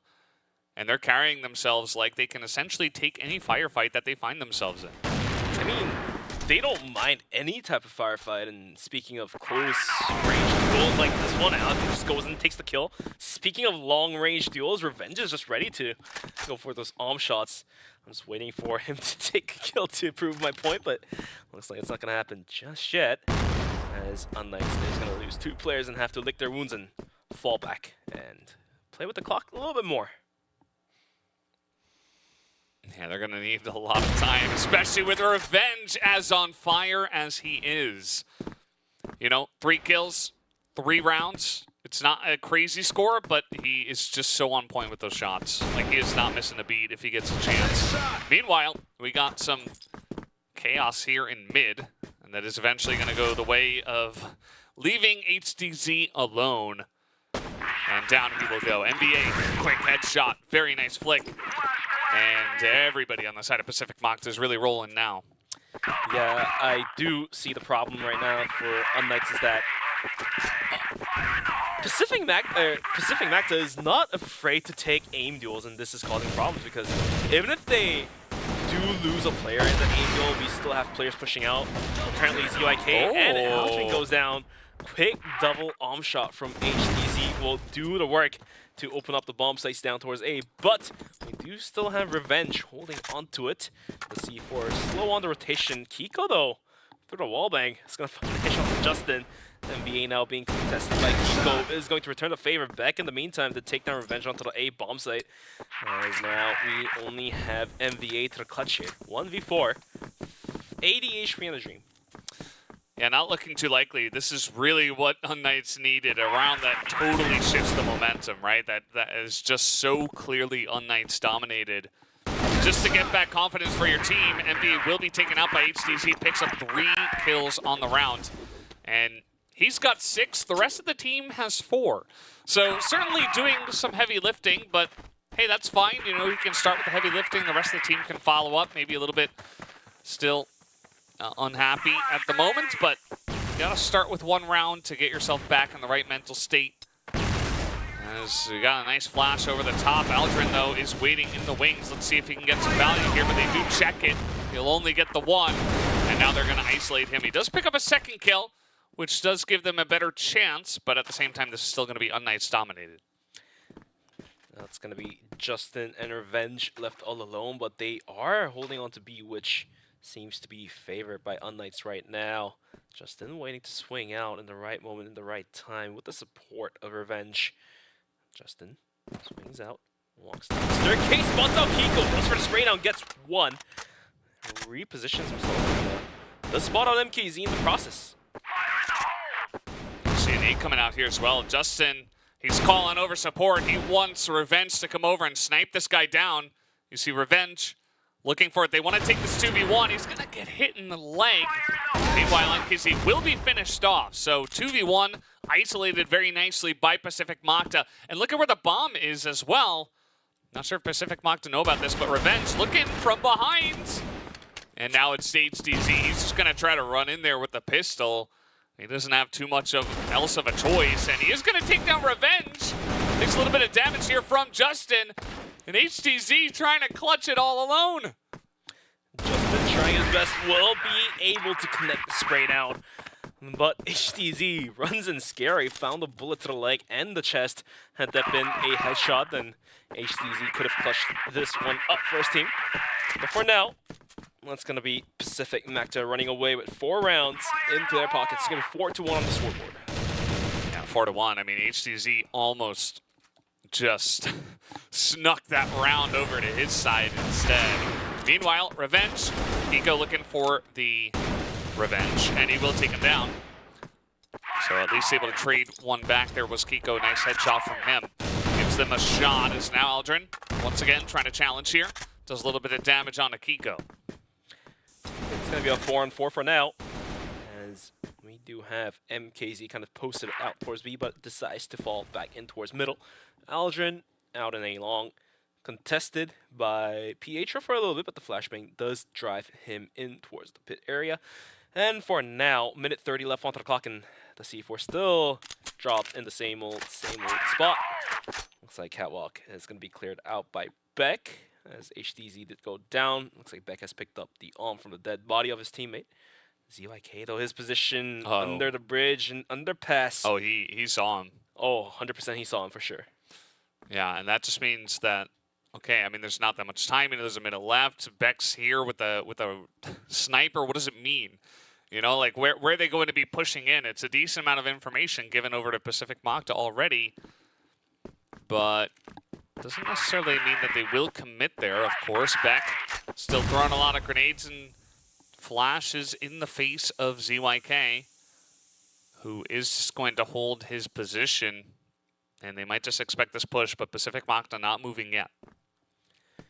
Not moving yet, but with only 37 seconds, they're going to have to start moving as Pietro does find the call to Aldrin to open things up. ZYK completely shoots the wrong places of the bridge. As Justin now comes in through the bridge for the C4. He does find the kill onto Kiko.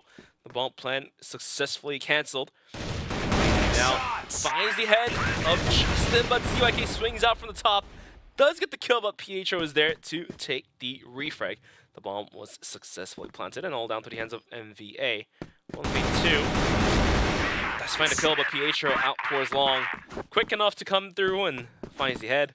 And that will be Unknights finally picking up their 2nd round. It's going to be 4-2. Yeah, it was a pretty close round. Down to the wire there, only 20 seconds left. They get the plant down.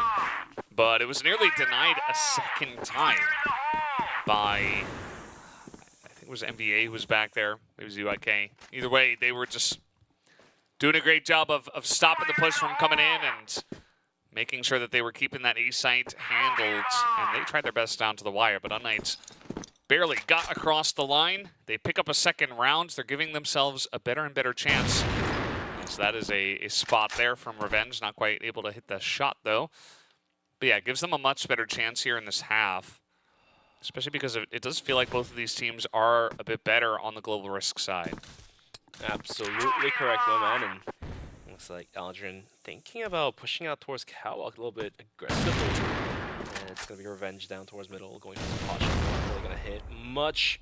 Kiko holding on to the Catwalk push as Aldrin could possibly walk right into the open barrels of Beck.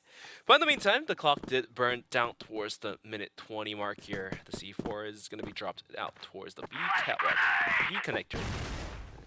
It should soon be recovered by any players with Aldrin. It's quick to hold the push down as the rest of Unknights have to fall back from Catwalk. HCZ tries to take an aggressive angle, you know, just blind peeking through mid. I can understand his frustration. You know, he's putting up some big numbers. He's trying desperately to carry this team. He takes a risk. It doesn't pay off. And now that means they are going to be down a member. ZYK also taking a risk of his own, looking for a rotation, is going to get one, and now he can back away. As here on Catwalk, he did have his teammate, Aldrin, though, he's going to go down. Meanwhile, ZYK pokes out again, gets another kill. And this is taking so much steam out of this push from Unknights. They really feel like they have to clear out mid. They have to re-clear this out. There's only 25 seconds left. Meanwhile, Pietro gets a nice angle, but only trades 1 for 1, and Beck's got 20 seconds. He's running. He was running down towards B and had to stop for a little bit as he had to reload, but only 14 seconds remaining. He has to start going somewhere. Looks like it's going to be A. His choice gets spotted up by Revenge. 7 seconds and 6 seconds. He can't not get the plant through. 3 seconds and most likely he fails. Oh, he does get the plant through. In some way, somehow, Beck is juggling with his life. He's going to be hopping. Nobody's spotting him out. If the clutch happens, this is the the biggest round in Crossfire history. Finds the headshot onto Revenge through the wall. Down 1v1. Justin at risk. Beck, can he make things happen? Justin taps the bomb. Justin taps the bomb. Justin fakes the bomb. Drives Beck out of his position. And he's going to be able to find the kill and gets the defuse through. But had Beck clutched this one out, it would have been insane. Oh, yeah, that was really impressive from Beck. I mean, he was waiting down to the wire, and you could see that Revenge, he got caught off guard because Beck was just sprinting at him, which doesn't always happen, but when you're that low on time, he had to. You know, he was just sprinting towards the B site, and Revenge misses the first shot, so he's like, oh, crap. I got a pistol, I got a flash, let me try to stop this, but he couldn't. And Beck actually got that plant down as well, so props to him, but it's still a lost round. As now that's going to be a shot from ZYK as well. He has picked up an all of his own, make it 2, and now Aldrin's here as well. And an early push from Unknights gets totally squashed. And the frustration just starts to build up on the side of Unknights.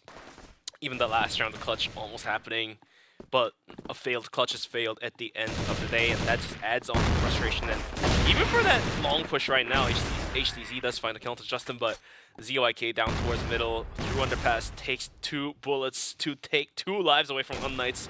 These are the type of frustrations. Make that 3 for ZYK, actually, and these are the type of frustrations that I'm talking about. It just makes your gameplay slower. Yeah, it's you can tell they don't quite have the confidence, and now 6-2 in favor of Pacific Makta. They just look really happy or relaxed, confident on those screens. Can't quite say the same about Unknights on the opposite side.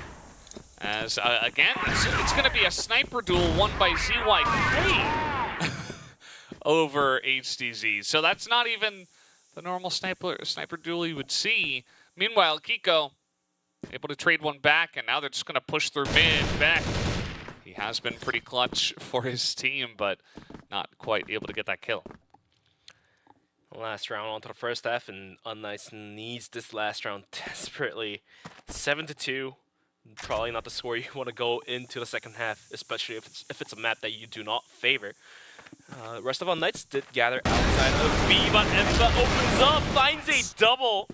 And all of a sudden, Kiko and Beck left all alone to do the clutch. Justin, though, hiding downstairs. This is going to be tapped out by Kiko. Equalized back down to 2-on-2. So all of a sudden, Unknights in a more comfortable position to go finish this round up. Yeah, definitely a decent shot for them. Revenge is being tagged, but Revenge, he picks up 2, and he clears the site by himself, and he's going to be able to pick up a 7th round here for Pacific Magda. 7-2, and Unknights now at risk of losing their first series coming to this tournament. They did lose map number 1, 10-5.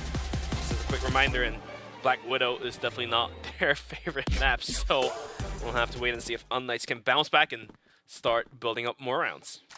You can see now on the Global Risk side already, Aldrin going to take down HTZ, and again, HTZ has been the one guy who's put up some big numbers for his squad. So that's a very big pickoff already on the side of Pacific Magda to get themselves ahead. ZYK did take some damage through mid. Only able to trade back a tiny bit there onto Back, who was picking up the AWM himself early on. In the meantime, Pacific Magda is thinking about going for that mid-aggression. Dropped in the same spot, good old spot, but Nades are going to not really hit there. As that's going to be MKZ sitting on 2 kills and holding down that underpass catwalk push. But ZYK, he's been loving middle today, and he's looking to swing out. See if he can catch off any players. He does check behind the doors. About to find the frag. The H-Show now in a duel. ZYK falls back right away. Doesn't want to risk his life. It's a smart move. Yeah, don't have to overdo it. You know, see if what you can get. You poke your head in. But then he just backs away, doesn't want to overcommit. And C4 still back here, as was pointed out by our lovely observers. And that's going to be picked up and now brought over towards B, which is the angle it was heading towards. Kiko, the one guy here. Ooh. They cross paths, and now here the aggression comes through. MVA gets taken out. Kiko with a quick spray down. Will find huge triple kill to hold everything down. Make it a 4K with the pistol 1-tap. Juan, where are you? You were right here. Yeah, pretty incredible stuff. Kiko stepping up to the plate for his team when they need it most. Gets it started on Global Risk in favor of Unknights. We'll take a look at this replay from his view. Fantastic. You know, he's like half flashed as well. Just controls the spray excellently. And, you know, he hasn't been around for a very long time, but he comes in here to the squad and he's like, hey, I'm ready to play. Already has 11 kills and now has surpassed HDZ after that big round. Definitely the huge round. Not only for Kiko, but also for his team as well, picking up that 3rd round that they needed. Back almost hitting that shot through wooden doors, but wasn't quite there to find the frag. And there we go. He does find it to open things up, and especially who goes down is going to be ZYK, who's been putting out huge numbers for Pacific Magda. All right, let's see. Let's see if they can get something going here on the side of Unknights. It does feel like the beginning of their comeback in a big way. I mean, they're not out of the CS yet. I mean, Black Widow is not their favorite map. You know, all these things we say as analysts, sometimes it just doesn't matter when it comes down to the play. Sometimes Unknights will just make that big resurgence and blow it all out of the water. And it's really up to them to get it going. Pacific Magda as well.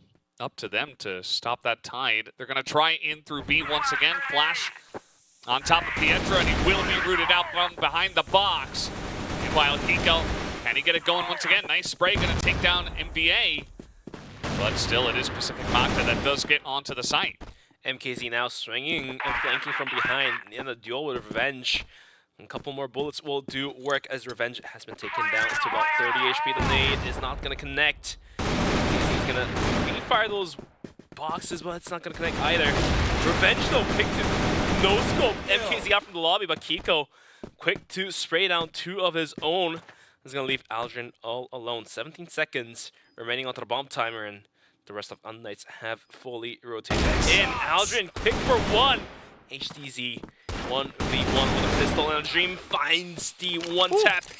Clean, crisp headshot we talk about. And looks like Unknights is going to be able to find their 4th round. Yeah, pretty huge. Very, very close. HTC barely able to get that headshot And Kiko, once again, he goes 4K, and then he picks up a 3K in this one. Not quite all in the same sequence, but he just runs the server now. He's got the most kills. He has 14, and he has really gotten it going for his team from the Global Risk side. Pretty impressive stuff, I have to say. And meanwhile, you saw Aldrin barely trying to hold on. Barely. I mean, they were down a member as well as they were pushing in, and it was very, very close. But at the end of the day, the clutching on the side of Unknights was just better. Pacific Magta coming in towards Catwalk. The last couple rounds going down towards B did not work. So this time around, they're going to be opting out to push down towards A bomb site. Then we have Emba in Underpass, which I think he has heard the sound. On top, ZYK and Aldrin finds a piece each onto MKZ and Kiko. Especially Kiko, who's been lifting the weight for Unknights going down. Might be a bad sign, but HTZ starts opening up on towards ZYK. Does land the arm shot. But in the meantime, MVA, lurking Underpass, successfully takes out Pietro. Gonna be a 4v2 with B completely open, as I see that Beck with a double arm setup put to good use is going to take out MVA. And you see HTZ not quite able to catch that crossover from Justin, excuse me. He is holding onto that bomb, and he is going to be able to plant it as well. So Beck, unfortunately now Revenge is able to get the kill through mid as they're crossing over. Meanwhile, it is traded back, so Beck, he found himself in a crazy clutch scenario just about 4 or 5 rounds ago. Let's see if he can get something going here once again, as he is in the mid doors, but he gets flashed. It's going to delay him for quite a bit.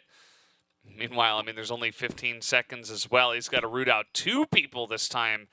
Aldrin just waiting to play for the tap on the bomb, and with 8 seconds left, it's just not enough time. He's going to clear all of the corners, but at the end of the day, the timing is just not there. So an 8th round now in favor of Pacific Magta. Pacific Magta very close from closing out map number 2, and this series 2 more rounds lead for them, 1 more round for the match point, and so is the match point. But for now, early aggressions from Unknights. Pietro and Kiko swings out, finds a headshot each, goes down. It's going to be MVA and Justin. So all of a sudden, the aggressive plays are paying off for Unknights. It's going to be down 5 onto 3, and ZYK still holds onto the arm, so is Revenge, so any picks won't do the work, but it looks like ZYK has unzoomed in the wrong time. Misses on the opportunity to take the kill onto one of the players rotating out towards A.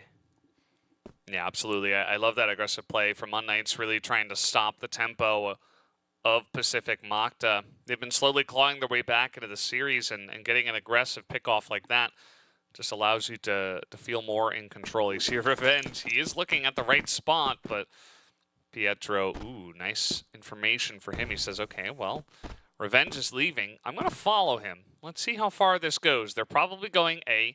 And take a look at Unknights' position right now on A. They've got 4 people around this area. From the back, the flank work out. Revenge goes down. ZYK from long, though, is going to find a slight angle on towards Kiko and lands a headshot even. Aldrin's going to find a quick headshot to HTZ as well. MKZ doing what he can do to hold down the bomb set, but ZYK with a quick no-scope and a pistol kill. Make that a triple kill for this guy. ZYK, playing out of his mind, absolutely destroys Unknights. Yeah, look at his face. He's so happy after that play. That was insane.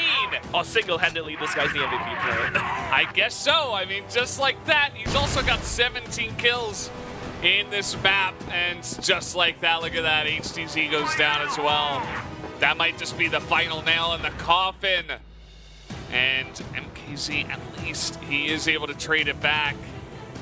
Let's see, Pacific Magta, will they close this one out? Pietro, he's trying to get aggressive, he's being run down, and he will be taken out. That's another kill on Kiko, who gets taken down.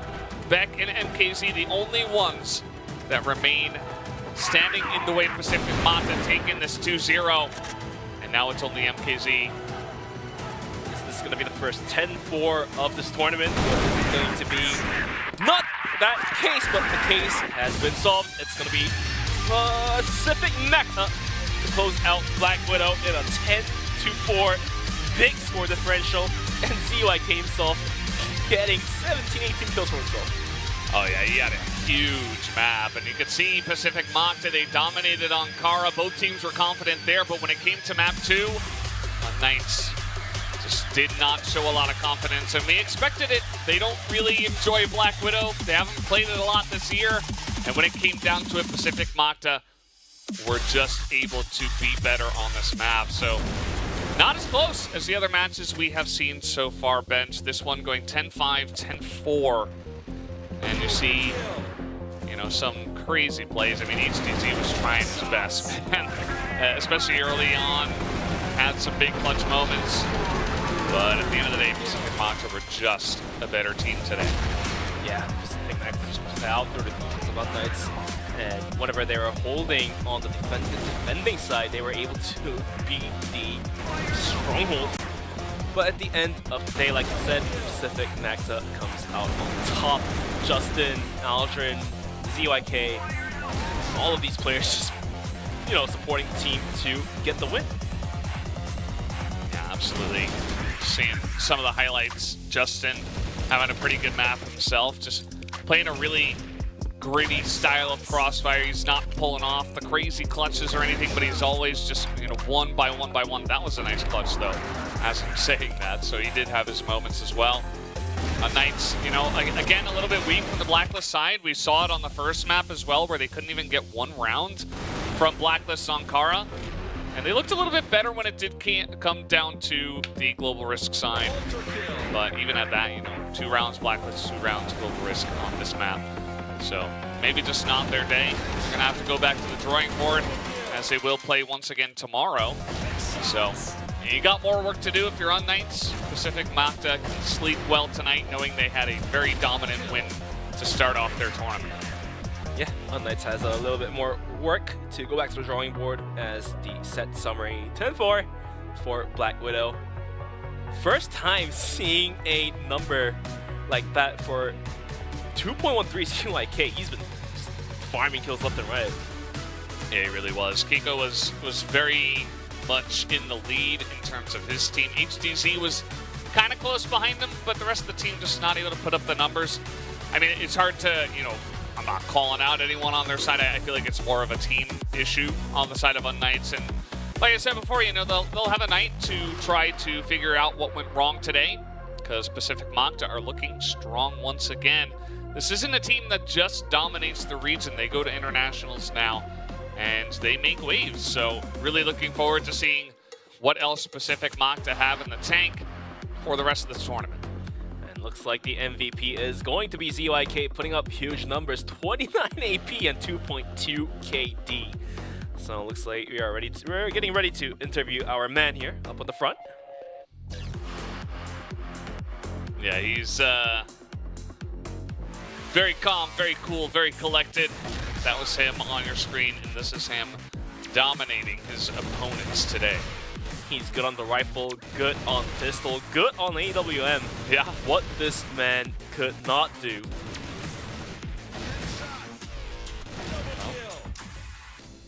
I'm not sure, but he's very good at Crossfire. He's also really good at clicking hits, yeah. As we speak of Crossfire. Yeah, great game sense as well. You know, a lot of moments where he's like in and out of very precarious situations, like in and out of mid doors, and Black Widow just knows the timing of when that is a huge risk and when that ends up being a huge reward for him and his team. So clearly a very experienced and very intelligent player, on top of just being mechanically strong. So very much looking forward to seeing what he's got in store for us in the future.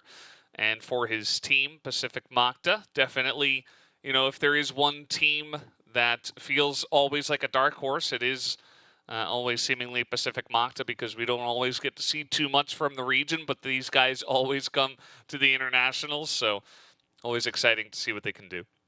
Yeah, definitely a big congratulations to Pacific Magta to take their first series.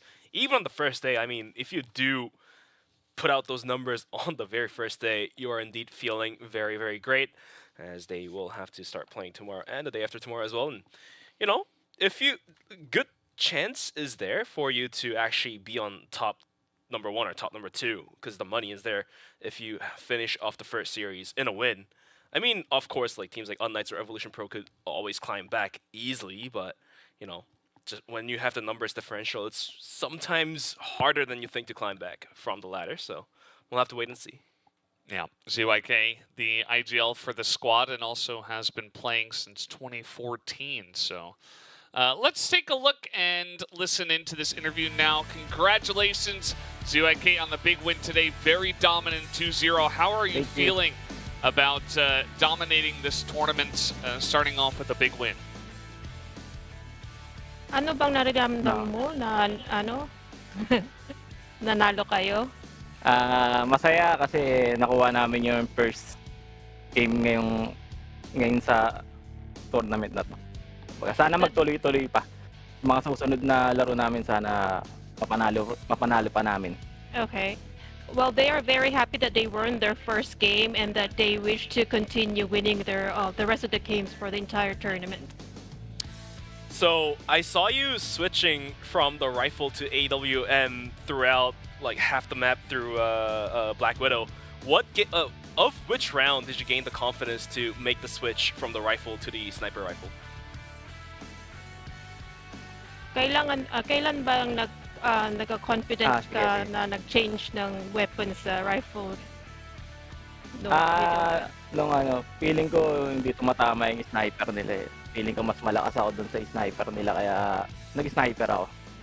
Well, he kind of felt like that he was more confident with using the sniper, so he just followed how he felt about the weapon.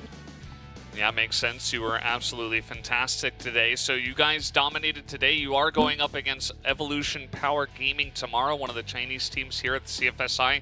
Are you guys confident about that matchup, and what are you going to do to prepare for that matchup? Okay lang ba kayong mag-match bukas? How do you feel na ready na ba kayo?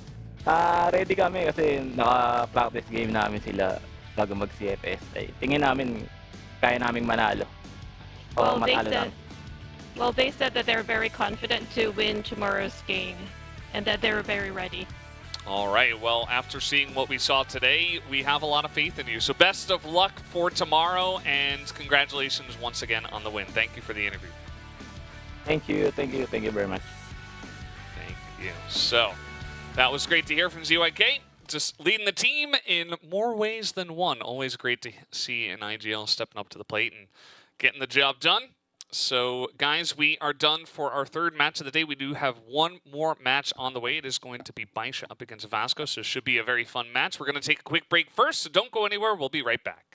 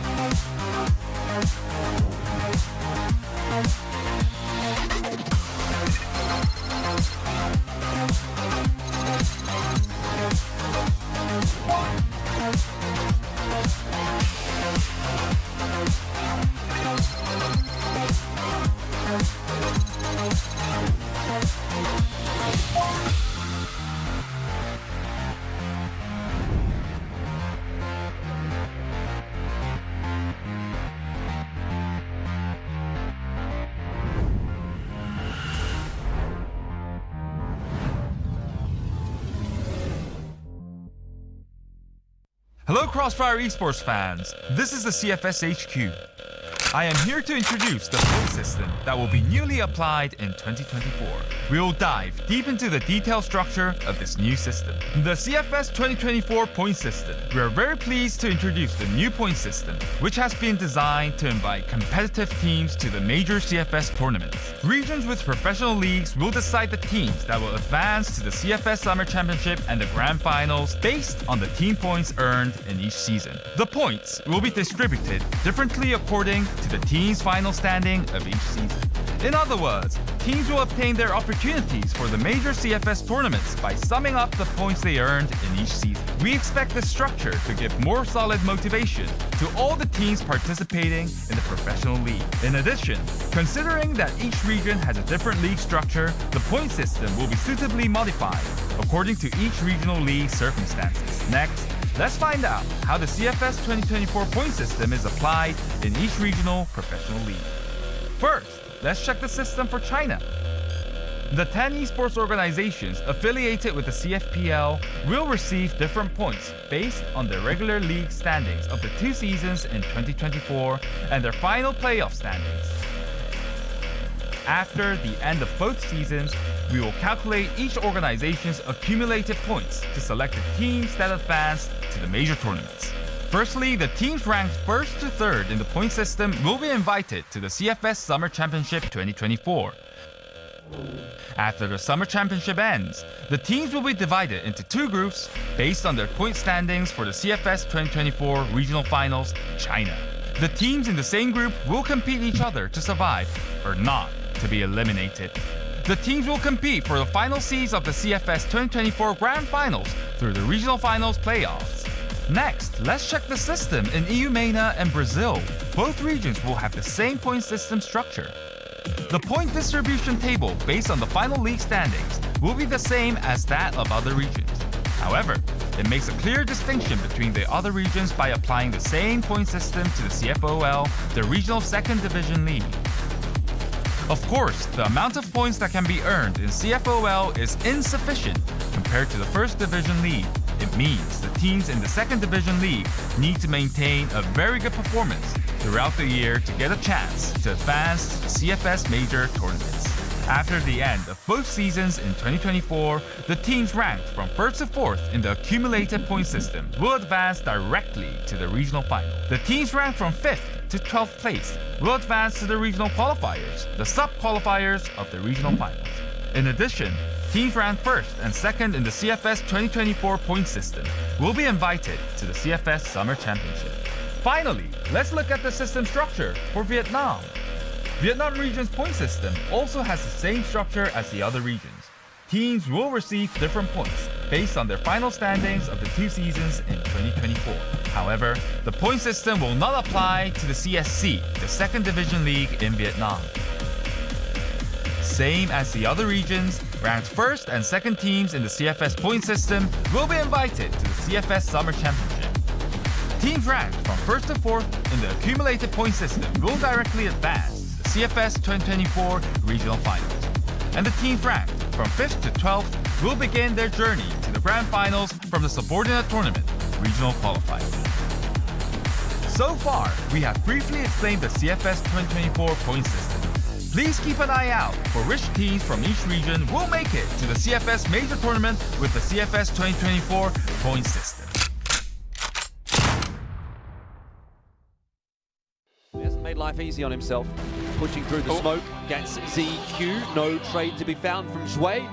Du was down the bottom as well. So here's where it starts to feel possible. Oh, gamers, you just can't let this happen. 3-on-1 for sure.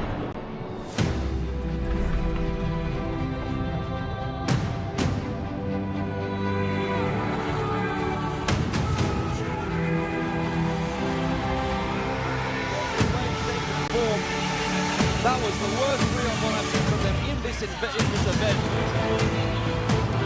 3-1v1 for a team.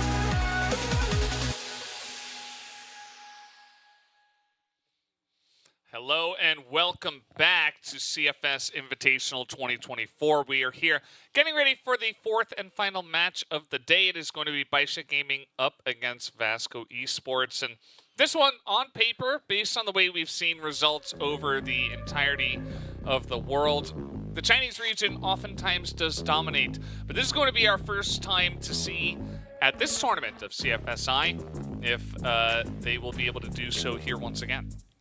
But yeah, we fly through the first three matches and we are left with the very last match. It's going to be Baisha Gaming versus Vasco Esports. And Vasco Esports had a little tough time to come through their first series, and now they're having to play their second.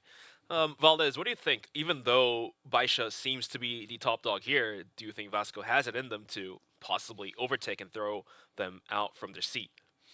Well, I feel like, every year there is a new Brazilian team that everybody says, okay, this is going to be the one that challenges China, right? This is going to be the team that can actually compete with the top Chinese teams. And Vasco, on paper, should be that team from Brazil, right? They were #1. And it's going to be interesting to see if they can do it. I think they've got a decent chance. But let's take a look at some of the highlights from Baisha.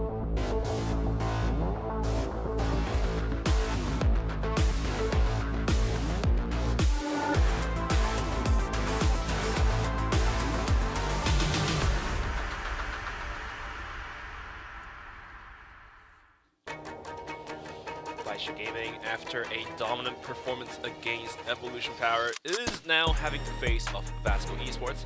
Xiao absolutely coming in huge today, and N9 having some of his own moments as well. I love Casual the happy waving. handshakes. Yeah. Hello, hello. N9, such a legend, still waves for all of us. Fans. Xiao as well. Yeah. Has a little bit in him too. The CZY, the casual handshake he gives to us as well. And WN99 is going to give us a thumbs up once again. Super cool. Super cool. But now let's take a look at the updated team stats for this team. Baisha Gaming, 577 and 9. Xiao, 1.22. CZY and WN, clutching up for his team, is going to be sitting at 1.39 KD. 37 AP as well, so their blacklist side, definitely very dominant. 65.2 speaks for themselves that they can break through any defense. Yeah, they essentially will just run you down, and they are very difficult to deal with. Here's Vasco Esports.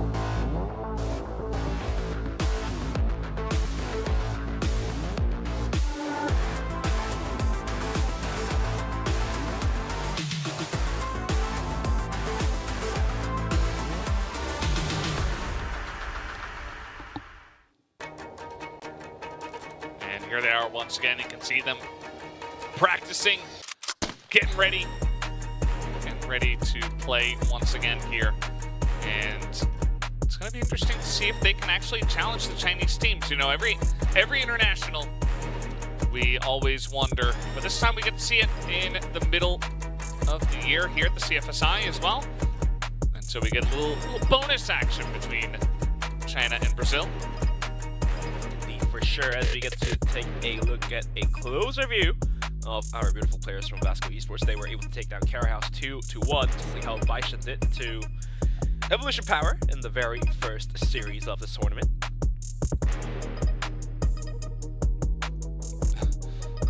See everybody just very focused. Action too cool to say hello. You see even some people in the background there. No doubt helping them prepare, helping them help cheer them on, and get ready for this big matchup that they do have. Vasco did take the win earlier on today against Cara House. See some team stats here. Well, let's take a look at the key players for both of these teams. It's going to be Action and WN99. 1.39, 1.43. I mean, we've seen the moments from WN99 where he was getting kills left and right, and then Action as well, poke and prodding into the right place in the right time, finding the critical frags. And WN gives us that double thumbs up once again. Looks like we're going to have to give him those thumbs up when we interview him in the future. If we do, I will. I'm just gonna do it right away. X-Men style, right? He's already done a very nice job of making that his thing. Let's take a look at the bans here. We do have Mexico Subbase banned away, so Eagle Eye is on the table, but instead it's gonna be Black Widow and Ankara. These two favorite maps, but Eagle Eye for the third map. Eagle Eye 2.0. Strategic updates has been added, so please log into your Crossfire client and get the updates come through. We have removed the barbed wires outside of the A-bomb site where you can actually drop off and fall and die.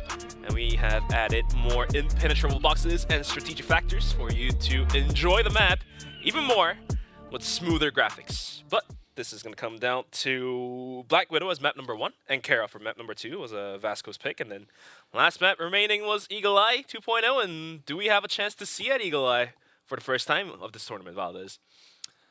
It might happen. I mean, it really is going to mean that Vasco is really challenging Baisha and saying, okay, we are pretty much as good as you are, because Black Widow and Kara, those are two maps that Baisha are very, very confident on, and it's not going to be an easy road to get there.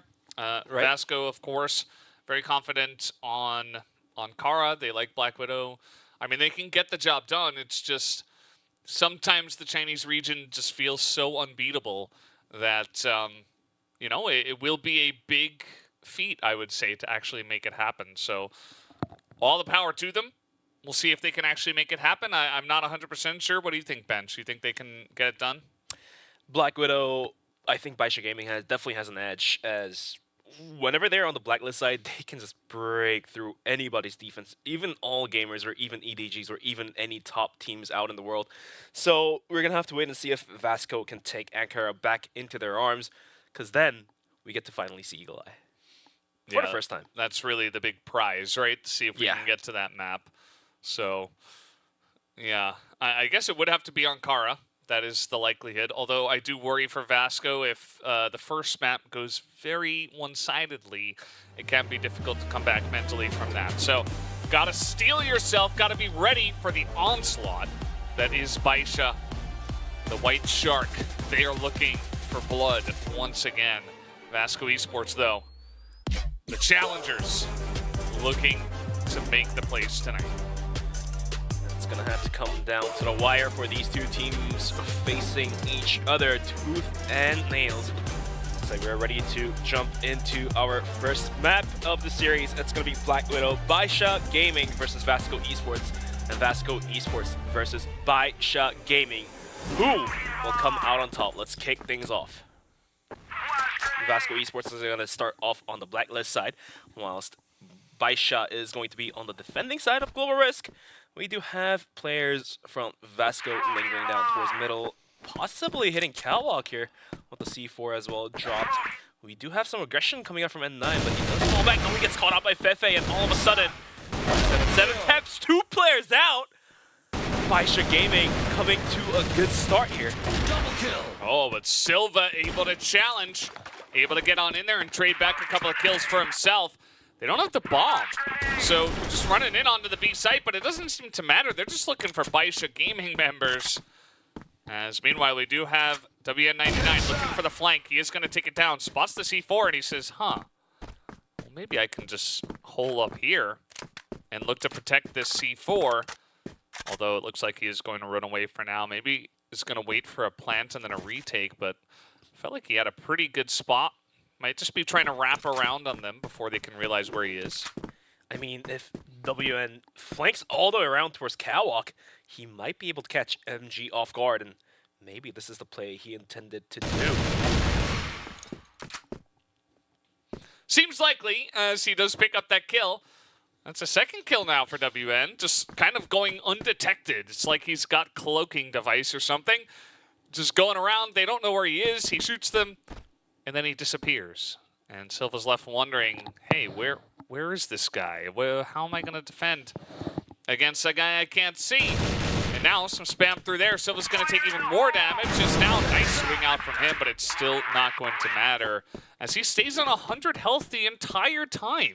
Just untouched and picks up 3 kills. Entirety comes out from WN, clutching the round up for his team. I mean, Silva in action, having a piece each, almost clutched it for the team, but WN was just a little bit better.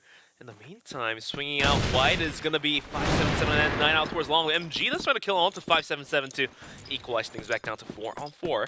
But the Catwalk push is now coming to shove as Xiao and WN is going to be able to find a kill onto Fefe, goes down. It's going to be 4-on-3. The bomb site being contested by VNC. Action down towards middle. It's going to be able to find quick 2 double kill on the straight out. And VNC through the gap is going to find the headshot on towards Xiao, leaving CZY all alone, but CZY does not go down without a fight. It's going to find the headshot onto Action. Down to 2v1. The bomb, although now is planted in the favor of Vasco. Yeah, MG, he doesn't miss those shots. He gets onto the board for his team. But really, it starts off with that double kill in mid from Action, and then, of course, VNC sneaking onto Catwalk.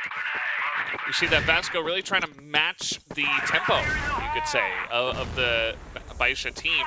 And as I said before, earlier on, like, we have seen Vasco do this before. As we'll see in this lineup, they just don't quite lock him down before he just lines up their heads. And what happens if 2 fast-paced teams, 2 quick tempo teams go toe-to-toe with each other? The first team to slow down tend to lose their momentum, so I feel like this map is going to be a bloodbath where teams are just rushing into the bomb sites here and there, and teams trying to rotate all together towards one bomb site. But minute 47 seconds left onto the clock here as N9 is going for some pot shots down towards middle double doors. The C4 now being actually held by one of the players. It's going to be Action because that last round did not work out when the C4 did get spotted out by WN. As we have players on towards Catwalk and middle, it's going to be a good split coming through. VNC gets spotted out by CZY, and CZY is going to be taken, traded out by Silva. N9, though, is going to find a quick double as he gets taken out. WN finds a piece of his own as well, and Xiao and Bombsite taken down by MG. 3 kills for MG right now, and he's looking for 2 more. Yeah, he really wants to make a name for himself here in this match. I mean, he already has a name for himself, but he's looking to grow that name even larger. And already 3 kills, all of them very impressive kills. He's going to have to clutch this 1v2. He has no idea where the enemies are at this point. And he got close to the C4, but he says, well, I don't want to check right through the doors because if they are defending, they're definitely going to expect me to come through the doors. So I'm going to try to wrap around all the way through B. MG not scared to use the clock. This is better for MG, actually, because then now he can take longer ranged fights, which does favor him over the riflers. But the C4 spots MG, takes a bunch of damage. Looks like he does have a smoke to work with. He's going to hop on catwalk where WN was waiting. And MG goes down, and Baisha is going to be able to pick up their second round, coming into the first map of Black Widow. Yeah, that round's pretty interesting. You saw Vasco trying to just run through mid doors, and essentially you know the first guy is going to go down, but he gets the info, and then you double peek one of the guys. As now, here they come once again, just trying to charge into storage, but they get that kill onto N9 here. 577 and Xiao in position, but can they stop the onslaught of Vasco? I'm not so sure. WN, though, did come for the rotation for the support, was going to be able to find the kill onto Fefe, but the bomb site is completely compromised. And now nades, flashes, and smokes thrown all the way in towards the face of Baisha. The bomb site is opened up. The C4 still dropped. Now gets recovered by Silva. MG is going to be lowering down towards middle, find that last frag onto CZY, and that will be the equalizer for Vasco Esports. 2-2 on the scoreboard. Yeah, Vasco doing a great job so far against this team. I mean, this is pretty much anybody's map at this point, which isn't exactly what I expected, to be honest. But Vasco have done a great job of challenging Baisha and coming at them really strong, not playing scared. You see a lot of teams do against Baisha. As now you see at 9, he's out there on long by himself, supported by Xiao. It's not going to go well for him as he is down. But he did take MG down to a super low HP, so he did not go down without a fight. Unfortunately, he was a little bit short to take the kill point there. But at the end of the day, Vasco will have the man advantage onto the board here. Looks like the smoke is going to cover off the B connector, and looks like Vasco is opting out to go down towards the catwalk. Fefe swings out wide, finds the frag with 577. Xiao whips a shot, and Fefe continues to put the bullet in the faces of the players of Baisha Gaming. Yeah, Baisha just can't keep up with this tempo, which is weird to say. Okay, MG's going to be taken out. Kind of an awkward shot there. He was going for a very wide rotation, but down will go WN9. So that's only going to leave CZY here 1v3. He's got smoke in his face. He's picked up a sniper, and he's going to be spotted as well. Down he goes, and Vasco Esports take the lead. Brazilians showing their tempo to the Chinese team of Baisha, and we're going to have to wait and see if Baisha can hold on to the bomb sites. The early nades from Vasco is going to allow them to gain more ground on towards the B bomb site. The aggression is coming to the flash, completely blinding WN. It was down, but 577, the hold is strong, gets a double kill. VNC jumps in to wrap up the bomb site, but at the cost of losing 2 teammates. Yeah, so going to be tied up in terms of manpower at this point in time. And I feel like Vasco are just going to send it onto the B site. Just the way they've been playing so far, it wouldn't surprise me at all as now Flash comes in. And VNC's going to go down with that bomb on the site. So that's going to force Vasco to make a move for this one. And we also have this flank coming out from CZY. Just behind everybody. MG is waiting for it. I mean, MG, can he find the kill? Or is he's easily gonna get spotted out? No, he goes down. That leaves Action all alone, and CZY is gonna be able to find the double kill for him to equalize things back down to 3-on-3. Baisha Gaming showing that not only they're good at attacking, but also at defending. Yeah, absolutely. Here's N9. They did not check this corner. Free kill for him, but he immediately gets traded back. I thought N9 might wait for other people to pass, so maybe he could get extra value, but it did not happen. Now 577, though, he's going to come out here as well. And you can see VNC was not expecting that. Baisha had enough of the global side, so they decided to play like Blacklist. Yeah. It's gonna start swinging out from B, and looks like it did pay off. In man advantage, rest of Vasco now rotating down towards A. MG is gonna be contested by Xiao anytime soon, who's holding behind the silo, the satellite boxes. But for now, CZY as well has rotated in with the support of WN99. The smoke is now set out, and CZY instantly moves himself closer towards the bomb site, takes a bunch of damage, and has to fall back a little bit. At the end of the day, Fefe is going to be there to finish off the kill. But Silva himself taken down super low. Fefe finds a double onto Xiao, but WN is quick to counter that. He's still there on the stairs. Fefe knows it. It's a free kill for him. He's looking for 577 as well. Fefe, I think that's his third kill now. And he wants more. 577. Coming in from behind. He's the only one left on his team. MG not going to hit that shot. And one pistol would do it. 577 in the clutch 1v2. 577 now stepping up to the board saying, I got some skills in me too, and starts clutching up the rounds. I thought it was going to be WN and 9 and Xiao to do it, and all of a sudden, other players on the team start to speak for themselves. This is something you don't want to see as a Vasco fan. The rounds are going to be 4-3 as Baisha starts to take the lead. MG barely catches the top of the head of the Baisha player there, but unfortunately he's going to whiff that shot. Whilst the rest of Vasco is going to start rotating in closer towards B. Although, I think Baisha is more interested in rotating out from the B bomb site. We do have this push coming out from at 9. Once again, he's getting some good information saying, okay, well, they're not on A long at all. And that has been an area where they have challenged. They've gotten MG over there many times and looking for plays. Now he's just going to look on the longer angle towards the entrance to A long from Blacklist side. So Vasco certainly slowing things down. I'm not sure if that really benefits them. I can understand playing with the tempo, but sometimes if it's, you know, if one thing's working against the Chinese team, maybe you just want to stick with that. And Vasco going to open this one up on Catwalk, it looks like. We do have Xiao watching this. Xiao yet to pick up a single kill in the server. That is very strange for Xiao. He's not having a great time so far. This is his first kill. He does find one. Going for the second. He lands it quick and easy. He goes for the third. Not quite going to hit. And the rest of Baisha now starting to rotate in. Less than 40 seconds remaining. CZY from Underpass is going to find a quick wallbang. And Xiao make that a triple for this guy. Now he's sitting on 3 kills and MG left all alone once again.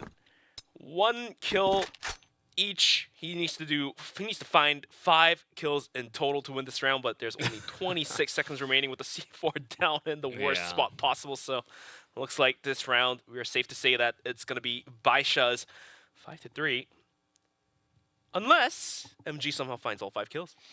He needs to teleport over the bomb and then teleport over to B and then plant it and then pull off the 1v5 clutch. So he's just waiting, talking with his team, talking about what they want to do for the rest of this map. Because, you know, they started off great. They really wrested control from Baisha. Felt like they were really controlling the tempo entirely. And now Xiao is seemingly online as well. You see he picks up 3K in this one. But, you know, before that, essentially they were playing 5v4 because Xiao wasn't in the server. And he was totally isolated and taken out every single time. But now Xiao is in. Can be rough for Vasco. 577 will take a bunch to himself, and then it's going to have to fall back out of Silva, find some lucky bullets right onto the chest. But at the end of the day, 5-7 gets to live another day and see the sunlight once again. Rest of Vasco, this time around, posted pretty far back. Nobody down towards middle, nobody down towards the B connector here, as they are now starting to move their ways inching closer down towards A bomb site. It's going to be held down by Xiao and 577, who himself has taken a bunch of damage, probably sitting at like 5 to 10 HP hit points for now. Yeah. I think in a different team, you would probably hand him the Alm and say, okay, you don't have much health, just look for the one-shot kills. If you get traded out, that's fine. But it's Xiao. So Xiao's gonna drop the shot though, gonna drop another one, and they know where he is. They are pressuring him big time. The rest of the team though of Baisha is coming over, and Xiao finally gonna hit that one. Does go down to a grenade, but at the same time, it is traded back and forth. Action picking up 2 kills. Action once again, but it is not enough by himself. Only picking up 3 was not enough for the side of Vasco. So 6-3 in favor of Baisha. Xiao dropping shots, gets dropped by a drop grenade. That was some karma paid back to him. As now we switch the sides up. Vasco is going to be on the defense and Baisha Gaming on the offense of Blacklist side. Surprisingly enough, Baisha is going to be playing a little bit slower in comparison to our expectations. For now. For now. I mean, yeah, we'll have to wait and see. But for now, at least for the first round of the second half, they're going to be playing this one with composure. I think it's fine. I mean, based on the way we've seen Vasco play so far, I wouldn't even be surprised if they took, you know, oh, we've been beaten down. Okay, right from the get-go, global risk side, we're going to rush them. We're going to come out of water. We're going to challenge them. And I think Baisha was preparing for that, right? They had a couple of guys over there very slowly just preparing for a push.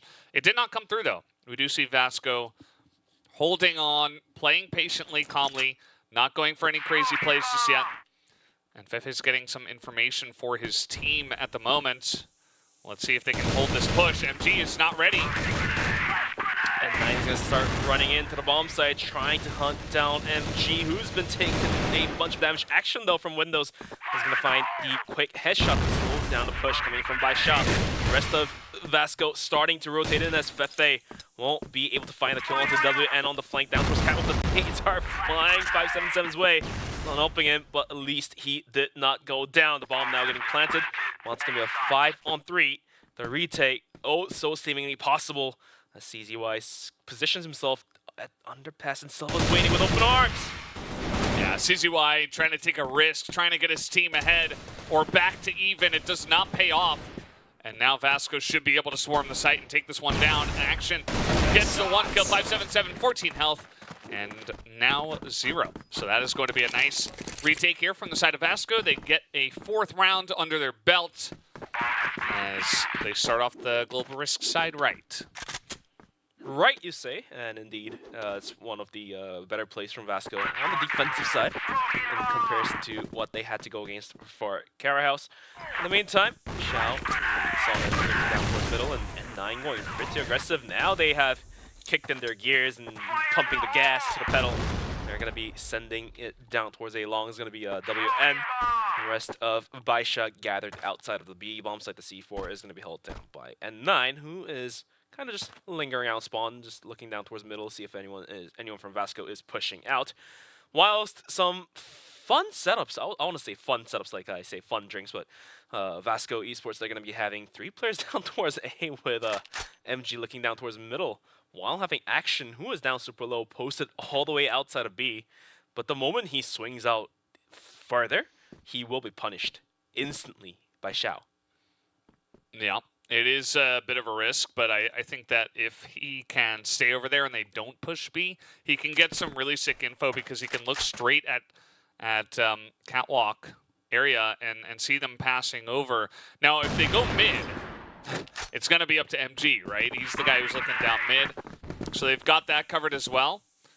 But they're ready for an A push. This gives them a lot of preparation for an A push. And as we can see, Baisha are going for an A push. So let's see if Vasco's preparation pays off.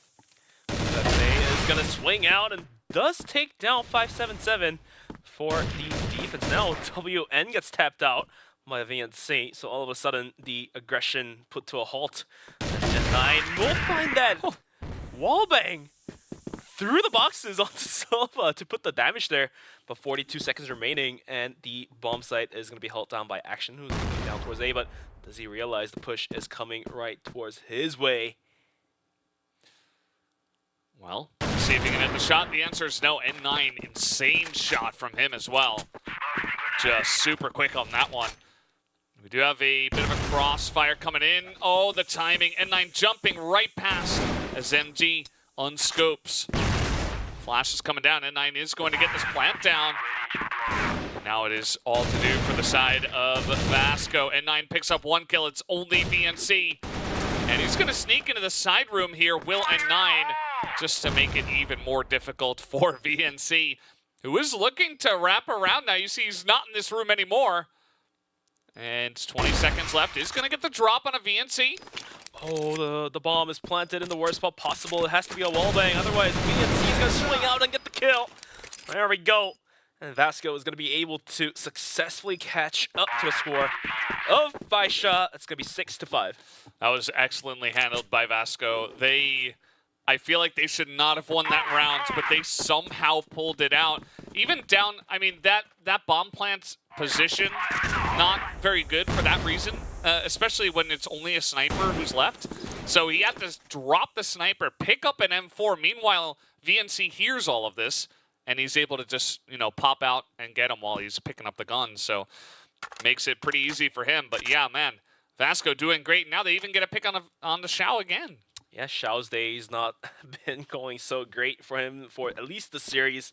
4 kills and 10 deaths, and even the last death, he got wallbang headshotted by Fefe through the double doors. So, just unfortunately continues for him. Now we're looking at that replay. Clean, crisp clicks, we say. Fefe did that on port against Kara House as well. This very similar spray. He's feeling it for sure tonight. Yeah. Minute 30 left onto the clock, and Baisha is going to be sending the C4 out from B, down towards middle. So are we going to be looking at yet another A catwalk push? Or are they willing to go down towards middle, which is definitely a lot riskier? Looks like it's going to be a catwalk push decided for Baisha. Fefe is going to be holding the angle, and 9 starts firing, which does give the go sign. Both of these teams to start running in and start rotating in, but MG, Fefe, VNC finding a piece each. Make that 2 for MG even. And all of a sudden, Vasco Esports are going to tie things back up to 6-6. Yeah, it's not every day you see Baisha stumped from the Blacklist side. I mean, that's 3 rounds in a row. They haven't really gotten much going. I guess they got the plant down in the last one, but man, that one was very, very one-sided in favor of Vasco. They prepared for it very well. They had 3 guys on A, right? They were very ready for a push to come down catwalk. Fefe right there to get the early information. And they just shut it down with flying colors. I mean, there wasn't a single kill that went the way of Baisha. So now Baisha, I think they really got to slow things down, go back to the drawing board, figure out what is not working. And why is Vasco's global risk side so strong? It feels like Vasco has done their homework and figured out what Baisha does in certain situations where every single round, I feel like Baisha, after losing a player, and if they're in a disadvantage, they will try to always go for the catwalk push. And hence is why we always see at least 2 or 3 players down towards the A-bomb side. The nades are going to tick away a bunch of health from N9 and little from everyone else, except WN, who's sitting at 100. Minute left on the clock, and looks like it could be another headbutting into the A-bomb side. MG opens up, finds one, swings out, tries to get the second, but it's not quite going to be there. 9 though is going to start swinging, finds the kill onto MG, and CZY almost taking the frame onto action. All of a sudden though, N9 with a double, and WN and Xiao picking up piece each, leaving Silva all alone to the clutch share 1v4. And looks like Baisha has figured out how to deal with the defense from Vasco. Yeah, I think the answer is have N9 calling the shots and entering for your team, because that was just beautiful. I mean, he gets in there, he isolates MG through the box, knows exactly when he's going to peek, and then he's able to follow up through the window and pick up even more value. I mean, he just opened up that entire site. Even after MG got that initial kill, and they had 3 people on the A site, still Baisha were able to force that plant and get the win. So, really impressive. It feels stubborn, right? Like, they should know at this point that Vasco are kind of stacking the A site and that they are ready for these pushes, but Baisha are like, no, we're gonna beat it. We're gonna figure it out. And, I mean, props to them, they did. I mean, but at the same time, some justifications could be given, because once Baisha took B-bomb site, they didn't have the proper angle to plant it open. Rather, they had to plant it right under windows behind the box, which does favor the Global Risk a little more, only because of the wall bangs that Vasco was feeding to Baisha. So they figured probably going A is better rather than getting locked in onto the B bomb site, but looks like Baisha readying themselves up for yet another A push action. Clean one tap onto CZY, looking for more, is going to be in crouch, ducking, peeking. Looks like he'll find the second, going for the third, and yes he does! It's going to be Baisha Gaming down to 2 players, but WN trying to return the favor. Goes for some spray downs, but the last bullet not quite there to take the kill onto action, leaving Xiao all alone to do the work with the C4 down outside of long. Yeah, and unfortunately for Baisha right now, Xiao's not really the guy you want in the clutch, which is so weird to say, but he's just not having a great map. And Vasco are able to easily take them down on that play. Just insane pickoffs very early on from action on a long, and they didn't really have a chance. You see now, well, actually we're going to take a look at the replay once again because it really was beautiful. Like the first tap, and then he sneaks around the bottom. The second tap just takes it all the way. But back on the mainstream we are, VNC and Action looking to peek out from connector. So finally, Vasco has some room to breathe, and they are trying to play aggressive, and MG just adds onto the damage. Shao goes down once again. CZY swings, gets one, but Action is there to trade, and 9 was there to help him out, but Fefe pushed out from the middle double doors and was able to find the frag back onto N9, leaving 577 and WN to do the work, although a bomb site now open allows them to plant the bomb. Now we go into the post plant, still in favor for Vasco, I would say. Yeah, I mean, they have that extra firepower, so almost always going to be favored to them. But the only issue is that you've got MG, he's got a sniper. He is not going to have an easy time entering. But now this is going to make it much easier as WN, he's not looking on long. He gets flanked on, maybe faster than he was expecting. 577 by himself, 1v3. I think they've got a good idea where he is. They hit the box, and that's going to do it. Vasco once again going to take the lead. Vasco now starts to lead out 8-7, although it may seem very minimal. A lead is lead, and this is what Vasco needed. Especially the aggressive plays from Action and Fefe really paid off dividends.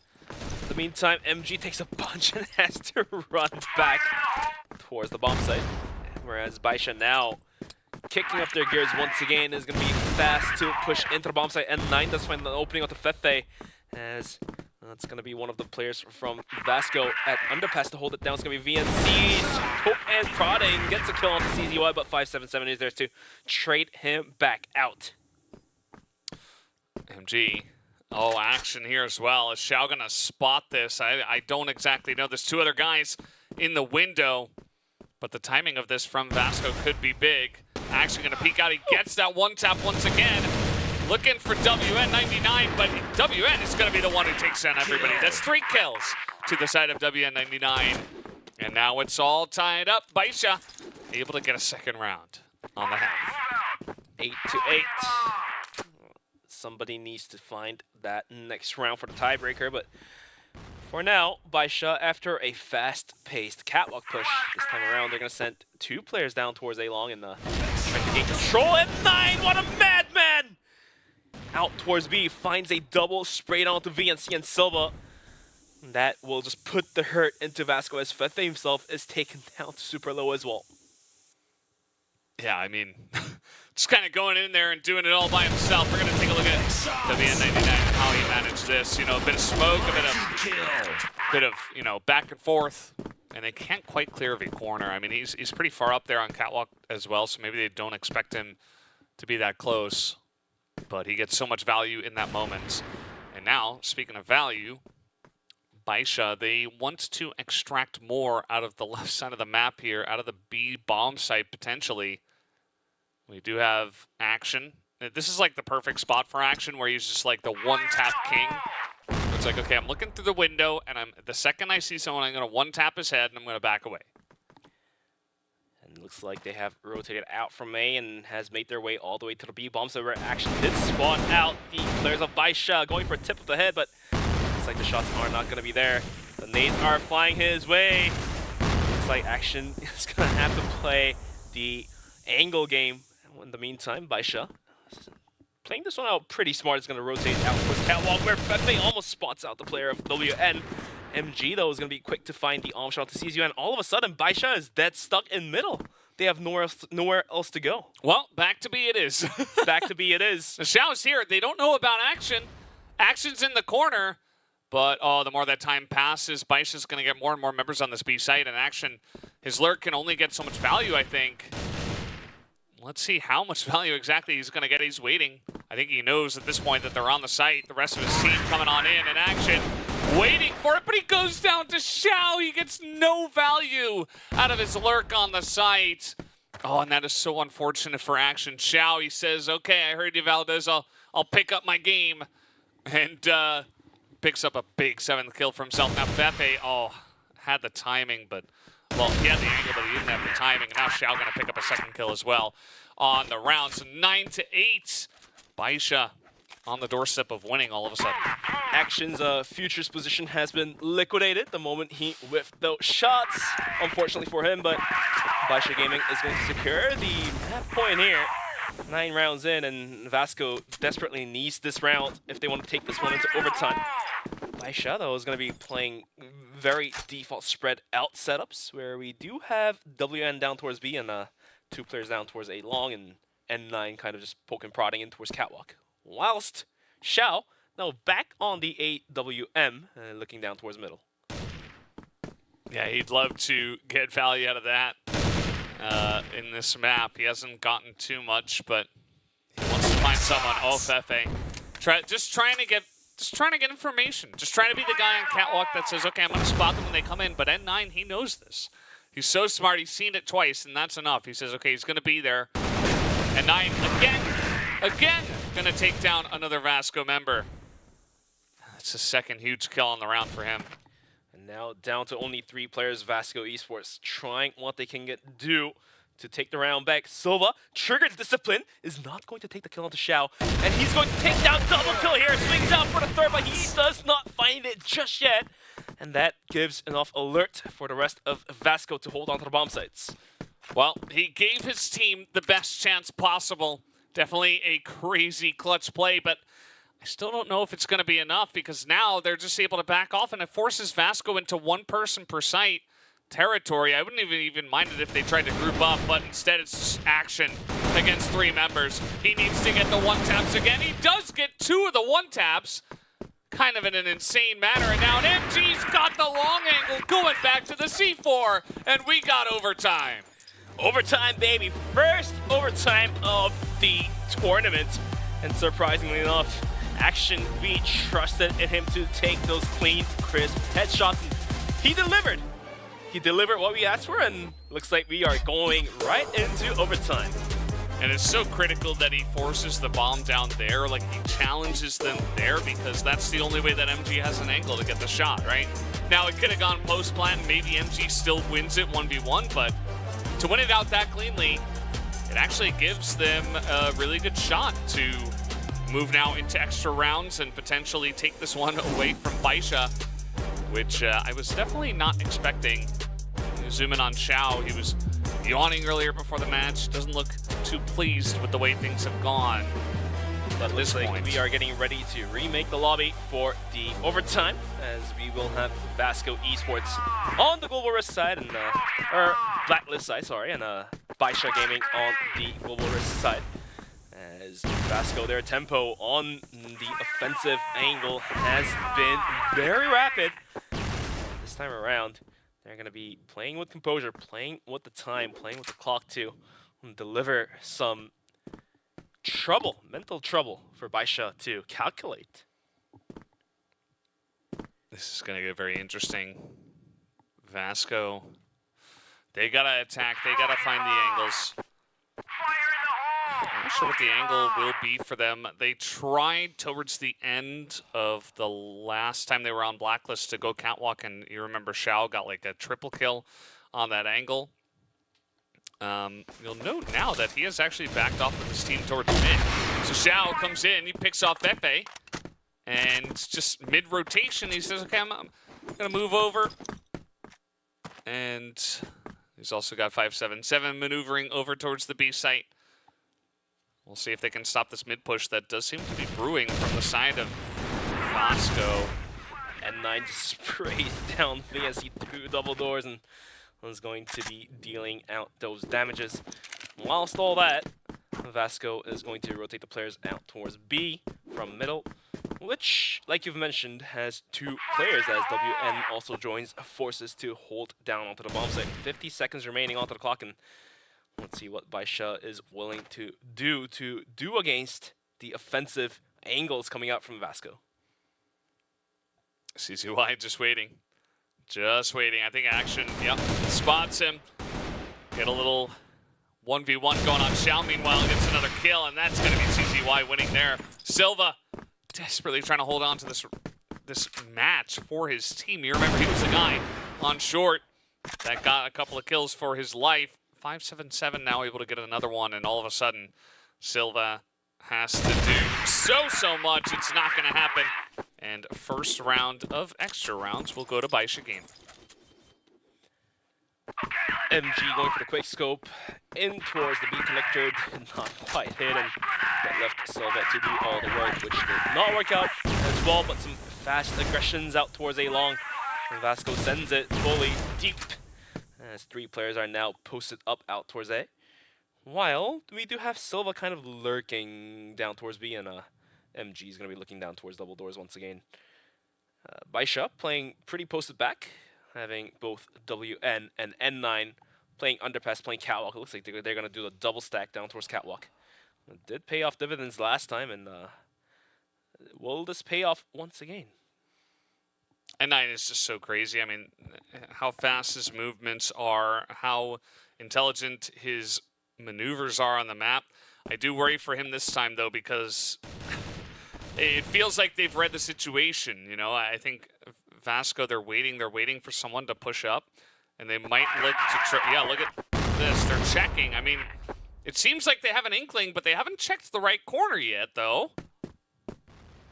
You're absolutely right. But BNC ends up finding the kill onto N9. Now, Fefe on a spray down situation will take down Xiao, but WN is there to swing out and find the refrag. MG, though, is going to continue to put the hurt into the side of Baisha as 577 goes down. It's going to be 2-on-4. Well, CZY sitting at 60. No, that's going to be WN sitting at 66, and CZY even lower than that. Yeah, you don't have much health, and now just charging towards where MG is. Okay, that's MG in a lot of trouble. That's actually, that was Action. Sorry, wrong person, but they take out one member of Vasco, and that's really what's important. This push is coming in towards the B-bomb site. We do have CZY in tow in the corner. Let's see how early he wants to peek this. Now the nades are being thrown out. WN did come through for the support. WN swings out, finds one. That gives a go sign for CZY. He swings out, finds the kill onto BNC, and WN, what a double kill of his own, is going to be able to grant his team the second round going into the overtime. Just beautiful stuff from Baisha. I mean, the 2 members that were left, right, that first kill out here on long was big, and I'm not going to have time to talk about it. They're going for Fefe. And Fefe's going to win that fight, actually. Very, very close. Xiao now here on road looking for some angles down towards water. And it's actually going to be MG, the sniper, who gets a kill.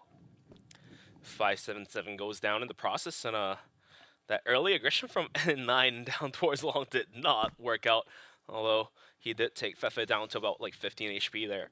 Minute 50 onto the clock, and Vasco feeling a little bit more confident to take at least a single round on the first half of the overtime is going to gather outside of the B bomb site.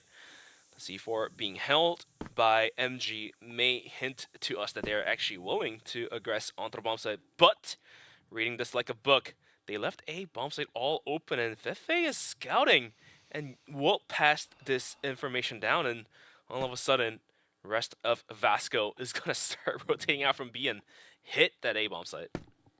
Yeah, I mean, might as well. If you have this much information, I mean, he's probably expecting someone around here, like anywhere on this half of the map. But after he checks road here, he's going to say, okay, well, probably 1 mid and then 2 B.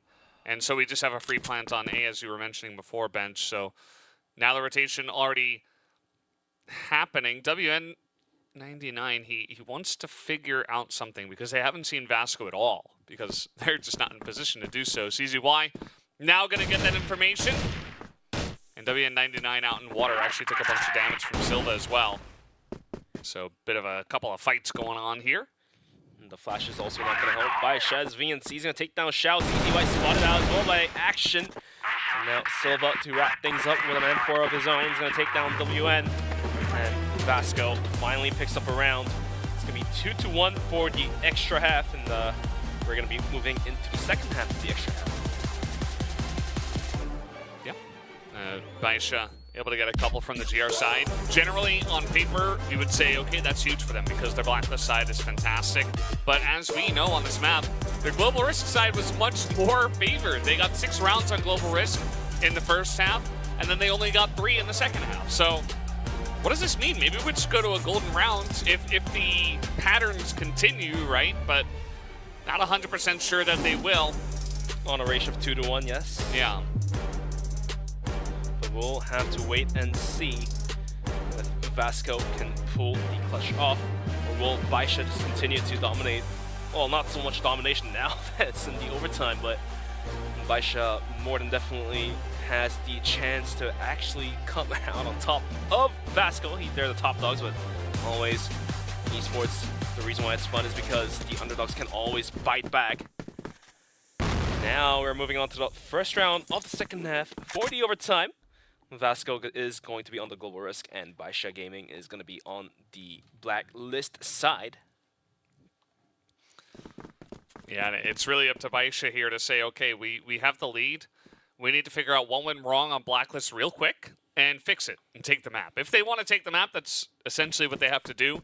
And that's going to be up to N9, essentially, to call the shots and say, okay, this is what we're going to do now. And it looks like, surprise, surprise, we're going catwalk. Spray comes down, VNC gonna pick up 2, and actually it's all 5 in favor of Vasco. They pick up their 11th round just like that. It is not even close. All guns blazing for Vasco Esports, and they're gonna find all 5 kills in the hands of their own, as Baisha is going to give away that first round. But now, Baisha readjusting themselves instead of just bum rushing into catwalk is gonna be having Xiao looking down towards middle whilst positioning WN in a critical spot, I would say. But he does give it up and falls back out, so maybe this could be yet another catwalk push. Take a look at the replay. It's a stack here from the side of Vasco, and they just hit their shots. They have multiple M4s. They spray them down, and they make it look so easy. Baisha had a similar idea. Okay, we're going to stack. We're going to try to punish, maybe Fefe, who has been hanging out here alone, but he was not alone that time. Vasco is going to be holding down that A bomb site with MG and VNC, so the armor is lingering on the top of the bomb site. Now, the setups are getting readied up for Baisha. I mean, they could always fall back out of this one if they have any sense of how many defensive positions that Vasco has taken onto the bomb site. Xiao holding onto the angle, 577 creeping up with the pop flashies, ready to send it in. There we go, the pop flash is out. It's a go, go, go, but VNC puts the halt on the direction. N9 from Catwalk though is going to pay the dividends back to VNC. The bomb is down, soon to be picked up, and MG in the bomb site is holding on to dear life. Not going to happen as N9 guns him down with a pistol. Down 3v4. As the rest of Vasco kind of inching in towards the bomb site. We do have action on towards window, but Xiao is waiting and action continues with the clean, crisp clicks onto the heads. Gonna be down 3-2 with the bomb being planted. WN, look at his angle. He's holding right under window. Silva, though, now testing N9 on towards catwalk. Who will find the top of the head? Oh, that shot onto Action is huge. Action had to rotate out from behind. He knew that was going to be covered, and now Silva says, okay, please, baby, please, so I can try to get this headshot. But 15 seconds left, N9, he's just patient. He waits for Xiao to clean it up. And Baisha now are on map points, just 1 round away here in extra rounds from closing it all out. 12-11. If I was at 9, I would have peeked out decades ago. Yeah. And 9 just hold on to the pillar, but some early nades takes Silva and Fefe down to super low HP out towards A-Long, and Looks like Baisha is going to have a decent amount of HP lead starting this match point. And let's take a look at what they are opting out to do. Nobody out towards A, and they'll have 3 players out towards B and 2 players down towards middle. Xiao continuously looking down towards middle, trying to contest with MG. But MG as well, not really willing to risk anything for the team, as now they're put right next to the wall here. It's a lot of pressure on the guys on Vasco. They're getting so close to taking down Black Widow against Baisha Gaming. Must feel pretty insane. And somebody's got to somehow step up here from behind on health to get the job done. As now Flash is coming out. Silva, oh, he just barely missed that guy in the corner. And right as he was about to peek back, he goes down. So Silva, I like the play. I like the call from Vasco to try to go for something like that. They get a read on where Baisha are as well by going for that kind of play, but it does not work out in terms of kills. But maybe because Silva pushed out and died, this may give wrong hits to Baisha that B is weaker, as they still have a 2-player strong holding onto the bomb site, and the C4 did rotate out. 47 seconds and ticking. This could be an A hit coming through, but VNC, he swung out wide. He's about to make contact with Baisha, swings out, but goes down to CZY, and that is definitely a more than a go sign for Baisha to send it down towards a bomb site. Yeah, this is looking pretty set on this MG. He picks up a huge kill. Action as well from underneath. Action so low on health, but he's still able to get it done. WN99 making some waves here in mid, but he immediately goes down to MG as well. So now we're in a 2v2 situation and a chance for Vasco to bring us to a golden round. MG now positioning himself by windows. Does he realize there's a player right below him, which is going to be CZY? Bomb timer ticking down. Fefe coming in from Catwalk, but he's only sitting at about 15 HP as well. The pop flash allows Fefe enough room to come out from Catwalk. Won't find that wall shot onto Xiao, and now it's all down to the hands of CZY. Can he make a clutch happen? He swings out, gets killed to Fefe. MG swings out with the pistol of his own. And boys, we are going into overtime. We're going into a golden round. One round to decide who is going to take this map. And the Vasco Esports, they will not go down without a fight. Every time they're on death's door, they just barely clutch it out. They did it at the end of regular rounds, and now they do it here in extra rounds. 13, well, 12 to 12, I guess. They are looking for a 13th round for the golden. And Baisha, you see, they're not too happy about their current situation. It's not going to be easy. It's a tough fight that these two teams are putting up to the board. Looks like we are ready to wrap things up for map number 1 as we are getting ready to go into the golden round. Golden round once and for all. Who's going to take this first one? And if Vasco get it, you're moving on to Ankara. It's a map they're very comfortable on. And you've got a real chance to take down Baisha here at CFSI 2024. And that would be a huge win for them. I would imagine it would mean a lot to a lot of these players. Baisha is going to start off on the blacklist side, and Vasco is going to be on the defending side. Early aggressions out towards A long, and finally on the very final golden round, Baisha is thinking about kicking up the gears and pushing the pedal down to the floor. CZY is going to send it down towards middle. 577 as well is going to start sending it action though on top of the bomb site. He's going to find 577. CZY swings out, gets the opening frag, making it a double for CZY. Now bomb site completely wide open. Action trying his best to hold the bomb site down, but in the meantime, Xiao was going to be able to find the frag on Silva, leaving it to a 3v2. And CZY now super low. He has to eat a bullet. That's going to be a wallbang coming up from Fefe, but it's not going to land. What a wild round so far. Baisha just run at them. They send one mid, one catwalk, just to get on top of MG. And you know what? It works. I mean, they take him down. They have to expend a lot of their life total, but they take down MG, and oh, the shot is not going to ring true. Fefe will live. And now they've got a real chance. 2v2 here for Vasco. They're going to elect to push down catwalk. 2 members. Oh, and they're going to isolate WN. And look at the health bar of CZY. It is just non-existent. He's not even going to check it. That one will go to Vasco Esports. They take map number 1. WN had too many angles to take care of. He had to look down towards A-Long, he had to look down towards windows, and he even had to look down towards underpass push that could be possibly coming his way. Although he has cover from catwalk, he cannot cover all 4 angles.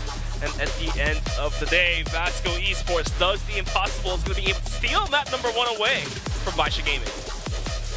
Well, I didn't expect it to happen, but they actually pulled it off. Vasco Esports, this team that dominated the CFBL, now comes into the CFSI, and they are looking to do just the same. They want to replicate those results from the regional league against some of the best teams in the world, and they're going to start off with a big win here.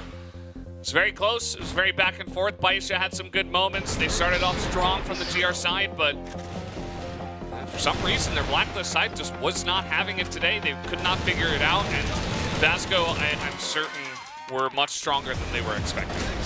Yeah, even that very last golden round, it almost felt like Baisha had it until the clutch plays came through for Fefe, taking down Xiao as well, which we will probably see soon. But in the meantime, Fefe's clips are on the board as well, gunning down players after players. And some way, somehow, Vasco is going to be able to take that map number 1.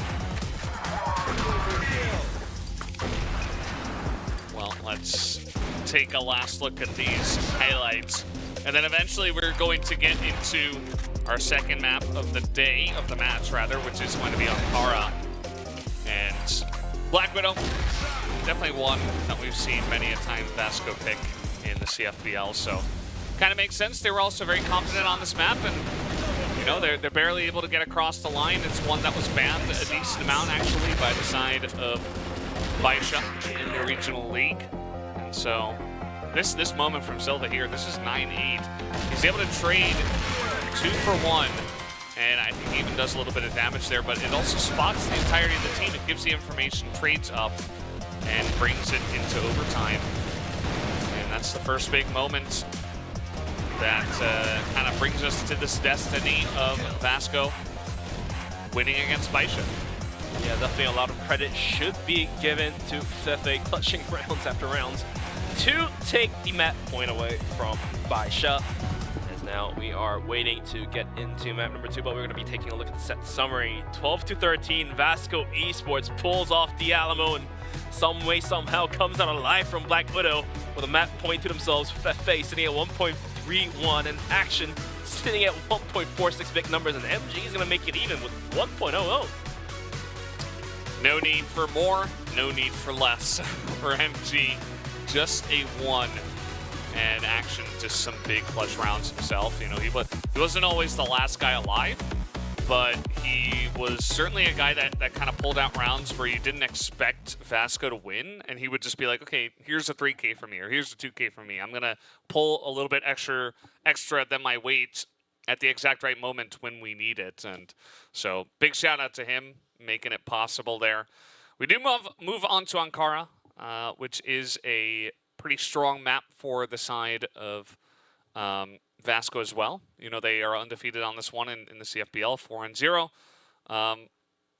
Did they go down earlier to Kara House on this one? No, they didn't. They won 10-8. It was very close. So kind of interesting, because I do think that Baisha is a much stronger team than Kara House right now. So maybe it means that Baisha come back with a vengeance and tie things up.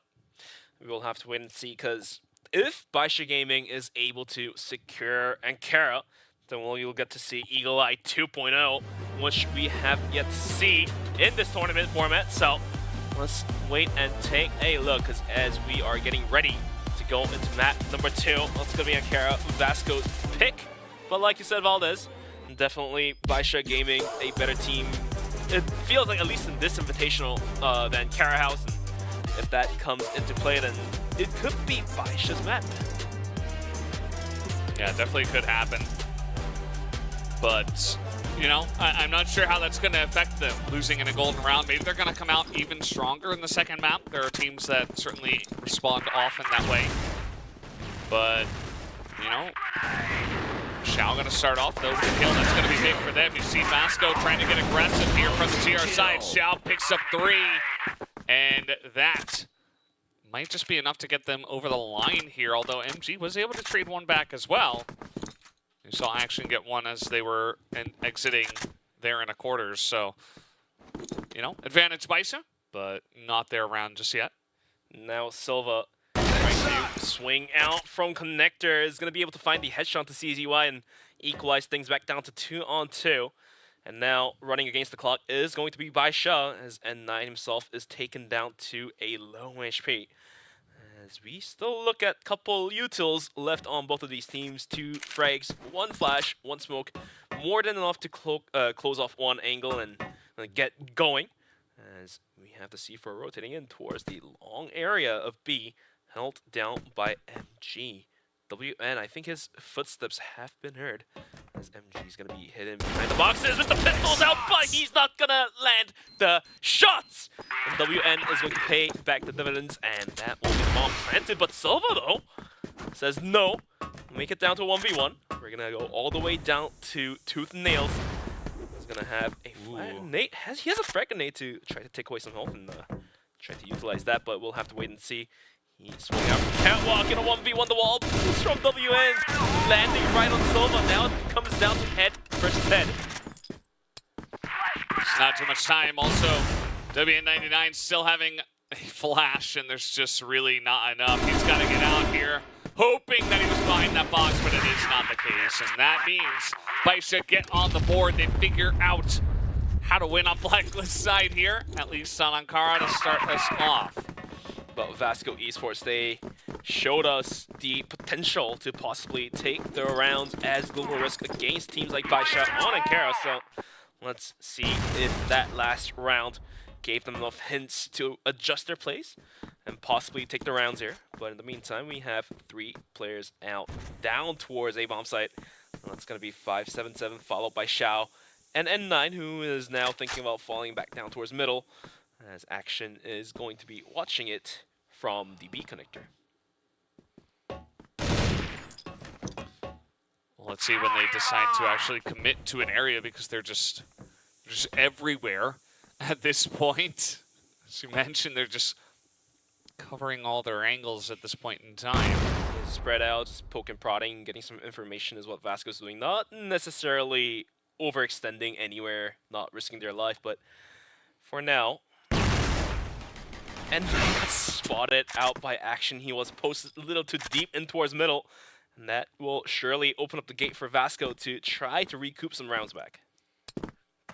Yeah, pretty interesting. And I'm not expecting the flash over the top, and now flash over the top here, as Fefe will be taken out. CCY able to entry onto the site. He's kind of blocked by his buddy there, taking a ton of damage, 8 health for him. Trying to plant, but here comes Vasco through the fence. Silva gonna pick up 2. 577 starts off though for Baisha. And that's gonna make it down to a 2v2. It's a very close situation. Silva continuing to get aggressive. But on the side, Xiao is good for 2, and he will pick up 2 from the stairs. As there he is. He's feeling pretty good about his situation.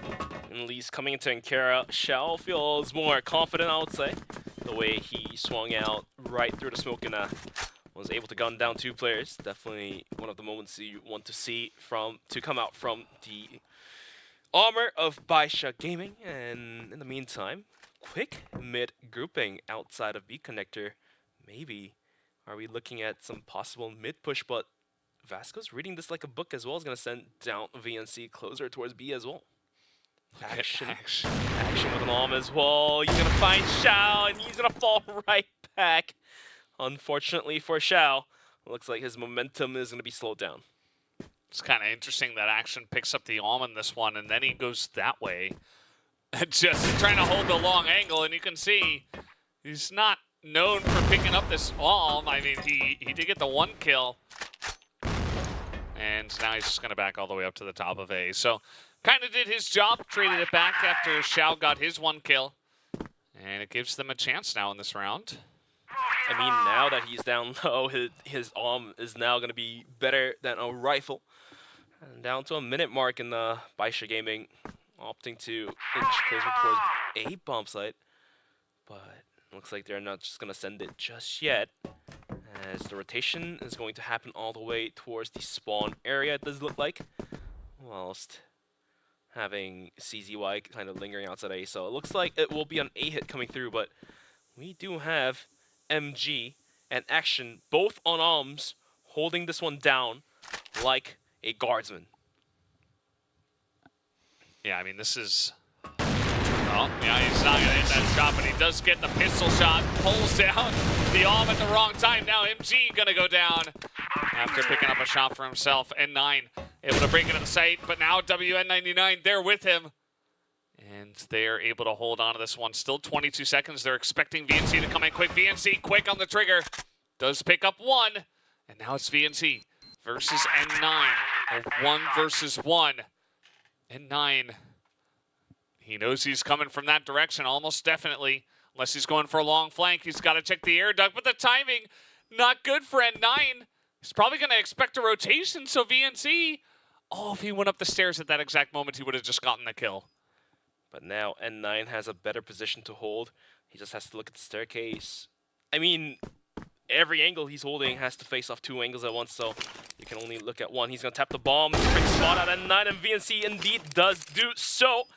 Now the bullet will land onto the head of N9, and Baisha Gaming will lose that round. It's going to be 2-1 for Vasco to have 1 round in. Yeah, pretty nice clutch there from VNC. I mean, he gets in behind them before they realize he wins the first 1v1, and then, you know, I'm feeling like he's taking it a little bit too slow, but it ends up working out for him because he can hit that one-tap headshot and still have enough time to get the defuse. So props to him. He gets the job done.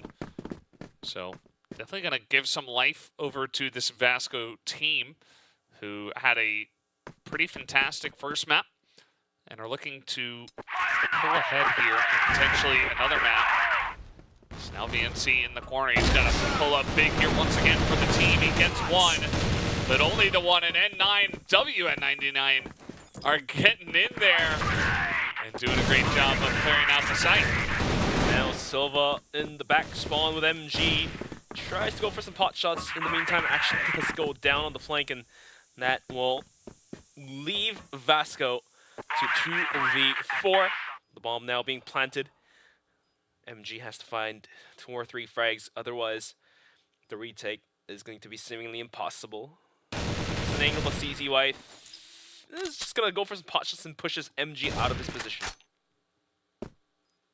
Yeah, I mean, MG, he's done some crazy stuff. This is too much to ask. MG does get one, but Xiao got one at the same time, so now you're not feeling nearly as good about the situation, and he's just going to hold it. And there's just not enough time, so probably just talking about the team at this point in time. MG not able to clutch it out here. So a 3rd round going over to Baisha, as they're pretty comfortably in the lead. Their Blacklist side looking much better on Ankara.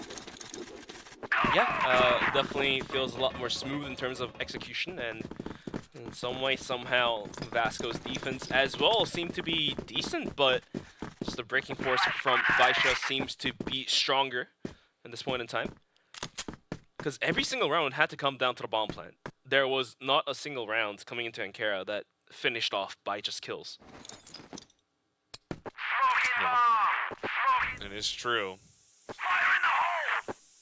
And now we got a couple of guys over here on Vasco. They are pushing Office. We'll see how far they want to go. That can be very dangerous because if Xiao's looking that way, you're a fish out of water. You're just dead. I mean, there's really no way to counterplay that unless you throw out a flash and you get way too aggressive, and then you're out of position for A.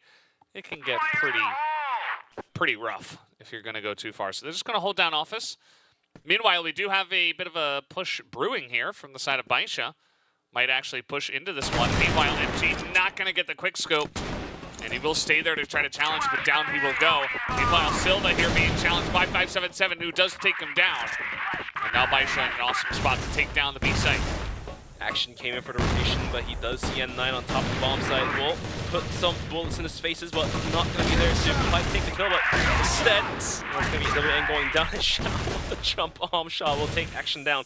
VNC, though, is going to find the quick headshot onto Xiao as well, and the bomb now being planted by 577 puts us into the post-plant situation. And VNC selling a flank that's being watched by CZY. Let's see if CZY has a good sense of where VNC's at. VNC was so clutch in that one round. And this time he's not going to check every single corner. Can't really blame him, but now Fefe's got it all to do by himself, 1v2, and this is not an easy sight to retake. He's going to hop up, nearly gets his head taken off, and now with 10 seconds left, he's going to try to swing. 7 seconds, and they stop the defuse, and there's just no time to go for the defuse here. Fefe going to give up on this one, so now a 4th round on the Blacklist side over to Baisha. But then again, even though it's Baisha Gaming taking the round, it had to come down to the wires for Vasco Esports and Baisha Gaming. Vasco making it oh so close. But it's going to be Baisha Gaming to wrap up those rounds with the C4 exploding. And now we're moving on to round number 6, and Vasco really needs to start getting some rounds into their pockets as well. Especially that you're going against a team like Baisha. You definitely want at least 2 or 3 rounds. 4 would be even better. But for now, it does seem that Baisha is going to just continue to build up their momentum. All right, action. This is where he has been good, just kind of out on a limb by himself, looking for picks, getting 1-taps. That's been kind of his calling card so far tonight. And that's a big pick. He gets the 1. It's not able to be traded back here by the side of Baisha. You can still, we saw many times, we've had a bunch of Ankara today, which is kind of to be expected. This is our 4th time on this map. But essentially, if one guy gets picked off, you can group up for a 4-man push on the A, maybe take out 2 people, and it can still work out for you, even if you do lose 1 member. We'll see if Baisha opts into that strategy. Baisha, 4 players and 4 men strong. They're looking to push down towards a bomb site. But Fefe does spot out the tip of the toenail. WN was sticking out, and the C4 being successfully rotated out towards connector is going to linger in there just a little longer, as there's only 50 seconds left on the clock. And Baisha, they have to now really decide on the B push as we send WN Xiao towards the long area. Spotted out as Silva is going to fall right back. Action, though, in office. Might swing out at the right time, but CCY is just a little too good. It's going to find the tip of the head. Action goes down, and N9 just continues to put the hurt into the side of Vasco. The bomb gets planted. That's all now to the hands of Fefe and VNC. Fefe and VNC, these guys are always left to try to clutch it for the team. Fefe getting the headshot through the box, through the smoke. Through the everything, through the mat. The guy is having an incredible shot, and now VNC gets 1. Only gets 1, though. Fefe now 2v1. We just saw this. And he's going to hold it. Oh, he's going to stick this one. He's going to stick this one. CZY. Woo. That was close. Yeah, I think it came down to about like 0.3 seconds differential for the defuse to come through. But at the end of the day, it had to come down to the bomb plant and the defusal.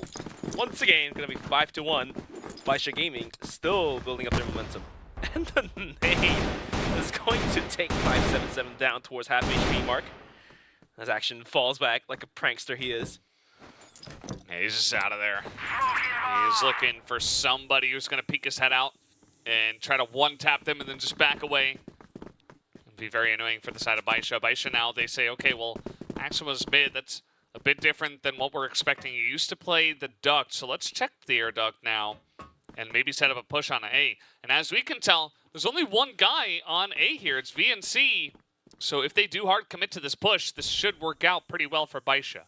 VNC says otherwise is going to start spraying, and then Thompson flashes the and delay onto the pushes.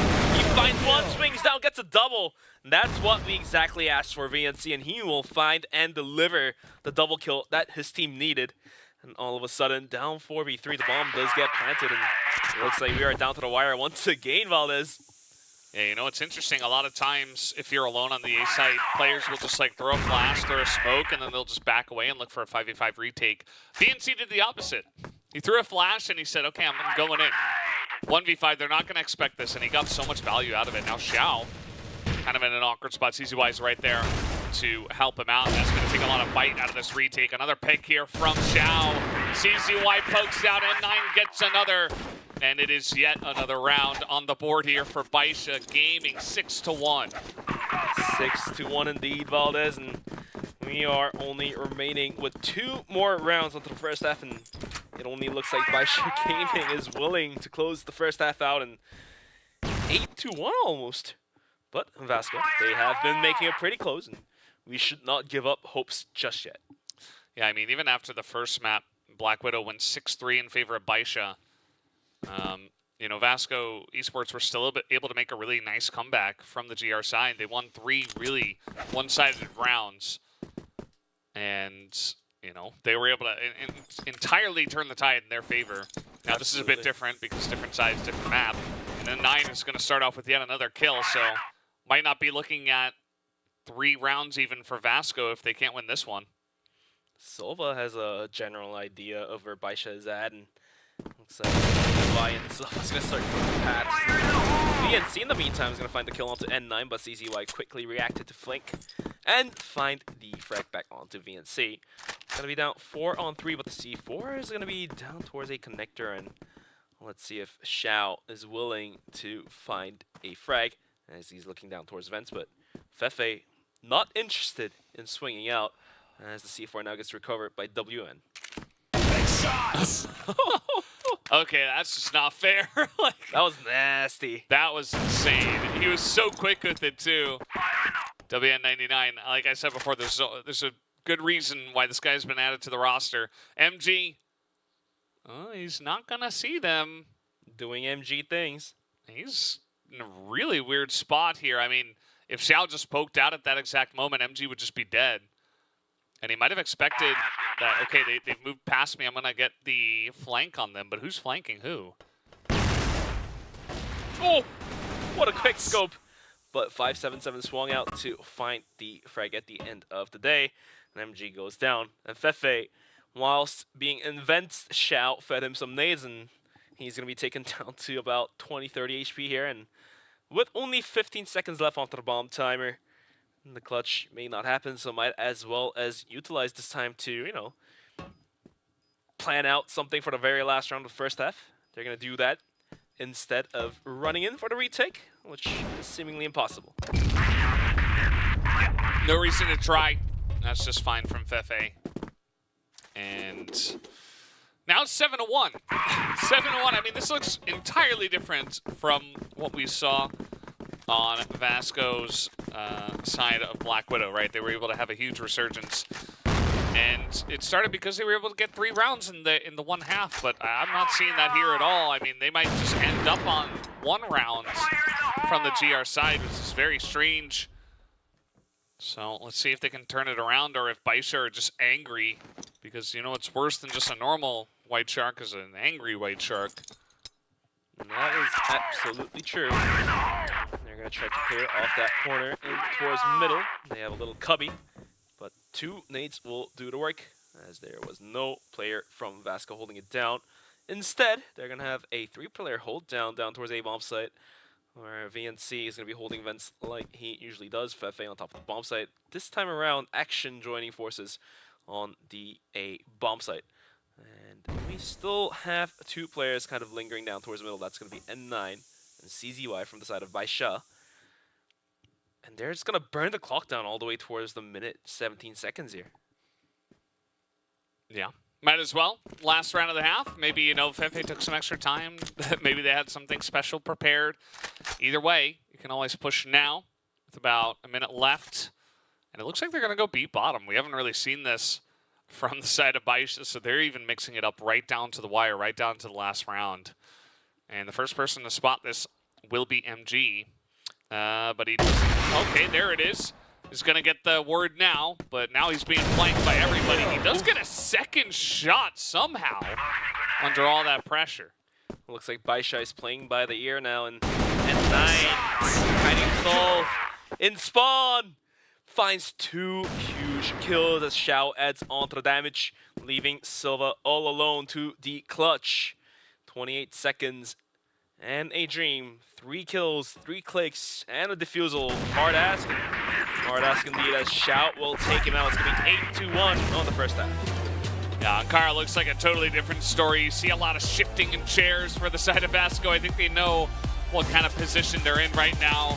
And that position is only 2 rounds away from going to a map 3, from going to Eagle Eye 2.0. So it's not an easy position to get bopped by Baisha, especially after you did so well in the first map. Now they're going to come at them really strong, really fast. I'd like to see this from Vasco. Well, they got 3 members here trying to push on in. Nice read with the nade, but N9 is still here, still looking for more. CZY is on the case as well. If Vasco can come back from this round and come back from this map, that indeed will be a history made in front of our eyes. But for now, the C4 is dropped all the way in the spawn of Global Risk, and that is going to be a 1-hard C4 to recover, being held down by N9 and 577 to make things worse for Vasco. Yeah, absolutely. You see Sylvain's trying his best. Takes a decent trade with 577, but when you're down a couple of guys, you gotta be pulling huge weight. You gotta be taking down 2 guys, 3 guys. And getting low early on is not gonna feel great. C4, very awkward spot. Silva looks like he's gonna try his luck this way. MG, meanwhile, spots Xiao, not gonna hit a shot. Still a minute left, so there's still a very slim chance for them to get in there. 2 players versus 4 players, and with 10 shots remaining, make that 1 as N9 finds Silva. MG versus the world version 5.0 has all the utils that he could use, but with an could be a tough ask. CZY can swing out, find the frag, and take that map point. It's gonna be 9-1, and Vasco needs to find 8 consecutive rounds if they are willing to close the series out 2-0. Yeah, it's got to feel bad for Vasco, but if there's one piece of solace, they're not the only team to get rocked by Baisha like this, right? Baisha have done this to many a team before, so they have to bounce back strong in the next map. Xiao just down here, nobody can seem to take him out. They're chasing after him, they still can't take him down as he's gonna get to safety here on the B site somehow, some way. Action is still chasing after Xiao, and now with Trigger Discipline, they have no idea that he's right next to him, and he's just gonna take up position in the tower with him. Action finds 1, make that double, opens up the bomb site. As Fefe is gonna find CZY. As WN swings out, and is gonna be taken down by MG's pistol, of all things. Now it's all down against 577, opens up with 1, but Action finding the 3rd of his own. As now Vasco keeping the dream alive. He's going to start catching up. A long leap, a long jump. But, I mean, it's been done before. Yeah, I guess so. It has. And, you know, you got to start with 1. Start at 9-2. But you see that the guys here on the side of Baisha, they don't want to hear that story. They don't want to talk about big comebacks right now. As Silva, okay, he is going to pick up the skill here. Nicely done. But he's got a lot to do with 3 members of Baisha left available here. He's got MG all the way back at spawn as well. Trying to take trades with Xiao. Oh. Spotted out. It's going to be Silva. Sliver of his body has been shown, but 577 gets out-dueled. Now Xiao trying to pull this one down. Silva just continues to perform for his team. He's going to find the kill onto CZY, leaving Xiao all alone. Well, this was not supposed to happen. I mean, even Silva hasn't been having the best map, but he's able to step it up when they need him most. Here at 2-9. And they should be able to get this plant down. You see Xiao's going to go over to the A site and just predict a rotation, but this is getting planted here on B. With the smoke being settled out, Silva is going to successfully plant the bomb. As now Xiao, realizing where it is at, is going to start moving in closer towards middle, down towards connector, and through underpass, it looks like. Silva spots him out. The nade being thrown out. Hides behind the corner, but MG with the pistol of his own is going to swing back out. And looks like the history seems to continue. Just not there to put the period on the marking. 9-3, 6 more to go. Yeah, I mean, it's still possible. Vasco, they gotta believe that it is possible, otherwise we're going to Eagle Eye 2.0. They are certainly trying their hardest, so they haven't given up just yet. They're putting in some really good work here at the end of the map. Unfortunately for them, the timing isn't great, but it's better than never. And that's what we always say. Better than never indeed. Also, better now than later is what I want to say as well. Minute 50 onto the clock in Vasco, gathering outside of a long CZY put to the test here. He's going to position himself. Double doors, but VNC catches him off guard. Tapped out in an instant. Now, B is being contested, but looks like the rest of Vasco is going to inch one of the members closing in towards the bomb site, whilst the bomb kind of falling back out. As they're going to play the map wider. They're going to use the map in a wide manner.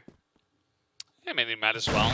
You can kind of be like a roaming goon squad. Just go in there, get a pick, go back over to quarters, get another pick, and then maybe just finally commit somewhere eventually. You see, the 577 doesn't want to get picked off, so he immediately backs up to safety. It means they won't spot this rotation moving out of quarters, and that does bring another guy over to A. WN kind of being the guy, flex guy in the middle, but now he's going to be out of position for this push on a B. Going to underpass is going to be Vasco. Xiao, though, is going to jump on top of the boxes, and he will have a deep... No, he falls down. He can only get one or two. He even whips the shot in action. Quick to punch that down. The push is coming to shove WN on the bomb site. The rifle has been flashed out. He's going to start swinging out, and 9 does find one.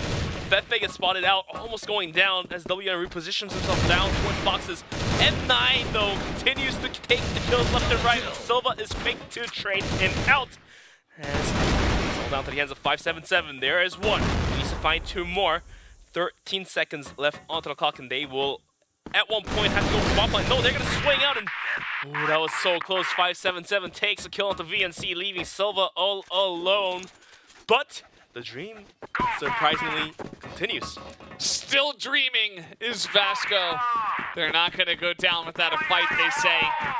And even mentally, just to win a bunch of rounds, even before you go down, you can move on to the next map saying, okay, at least we played them close. If they got wrecked, that would feel much, much worse. But at least you can say, hey, you know, our Globalist side wasn't really there today, but our Blacklist side was banging. You know, it was really good. So let's bring that into the next map. They're building up that confidence. They're building up that momentum. Better late than never. And Baisha, you know, maybe taking it for granted, not checking all the boxes here. And Vasco, they said it in their interview as well. I think it was WN99, right? He said Vasco is the one team that, you know, they play with a lot of confidence. So they are kind of scary. So they're certainly doing that today. And looks like Baisha is going to have only 2 players holding down a bomb site. Default, but because of how Vasco is playing coming into the second half, it looks like the push will be strong enough to take down the players holding it down. It's going to be N9 and 577 in the A-bomb site. The pop flashes are being thrown out, and N9 completely flashed out, spraying into the wild in the wilderness. VNC and Fefe prise open the bomb site, let the bomb get planted down to a 5-on-3 retake. WN, though, now in a duel with MG, almost catching the bullet there. As MG now sitting at like 10 HP, CZY goes down to Silva, and all of a sudden, that's going to be down to a 3-on-2 as WN and Shout will add onto the count. The nade from Fefe, all that a Kobe, as Shout goes down, leaving WN all alone. 23 seconds as action will swing out in the dream. It's going to live itself. That's going to be 5-9, and we have 4 more rounds to go. We do. I mean, they've already got 4 in a row. What's 4 more in a row? You can easily do that. They've already gotten the heads of Baisha, that's for sure. They're catching them off guard. They're peeking them when they're not looking. It's all a bit messy. The flashes are fantastic for the side of Vasco. They're getting these quick entries. They're just looking great. I mean, their blacklist sign has been fantastic. So, man, I wish we just saw this a little bit earlier on this map from Vasco, just for their sake. But maybe that'll make the comeback even more sweet. Like, look at these entries. They're just so good. Everybody's on the same page. It just looks great, but WN trying to put an end to it. Not going to happen as they get on that A site. And 9 quick on the flank. Fefe's not looking at this angle. He might go down, but Fefe does spot him out. But N9 quick enough to pick kill. Xiao from spawn is going to be able to land the nom shot down towards action. The bomb now gets planted. It's going to be a 2-on-3. The dream still lives on. As long as they can hold this one down, they still have a smoke to utilize. More flashes, more nades. It all comes down to whether MG can hold fence down. No, he cannot. All down to Silva. 1v3 in a dream. 1v3 in a dream. Silva has been that guy that has brought us to many, many more rounds, but it's not going to happen this time. Finally, Baisha are going to end this map. It is going to take quite a bit longer than they expected, as we do end at 10-5 in favor of Baisha, and we move on to Eagle Eye 2.0 for our third map. I am excited to see Eagle Eye first time coming into this Invitational, especially it being 2.0 as well. Like I said, we'll talk about that later, but coming back to the game itself, Ankara, Baisha Gaming is going to pick up a map point of their own, is going to feel a bit more confident, 10-5, but looks like we are ready to go into a quick break, 3-minute break to give our players some room to breathe. So we'll be back in 3 minutes. Please stay tuned.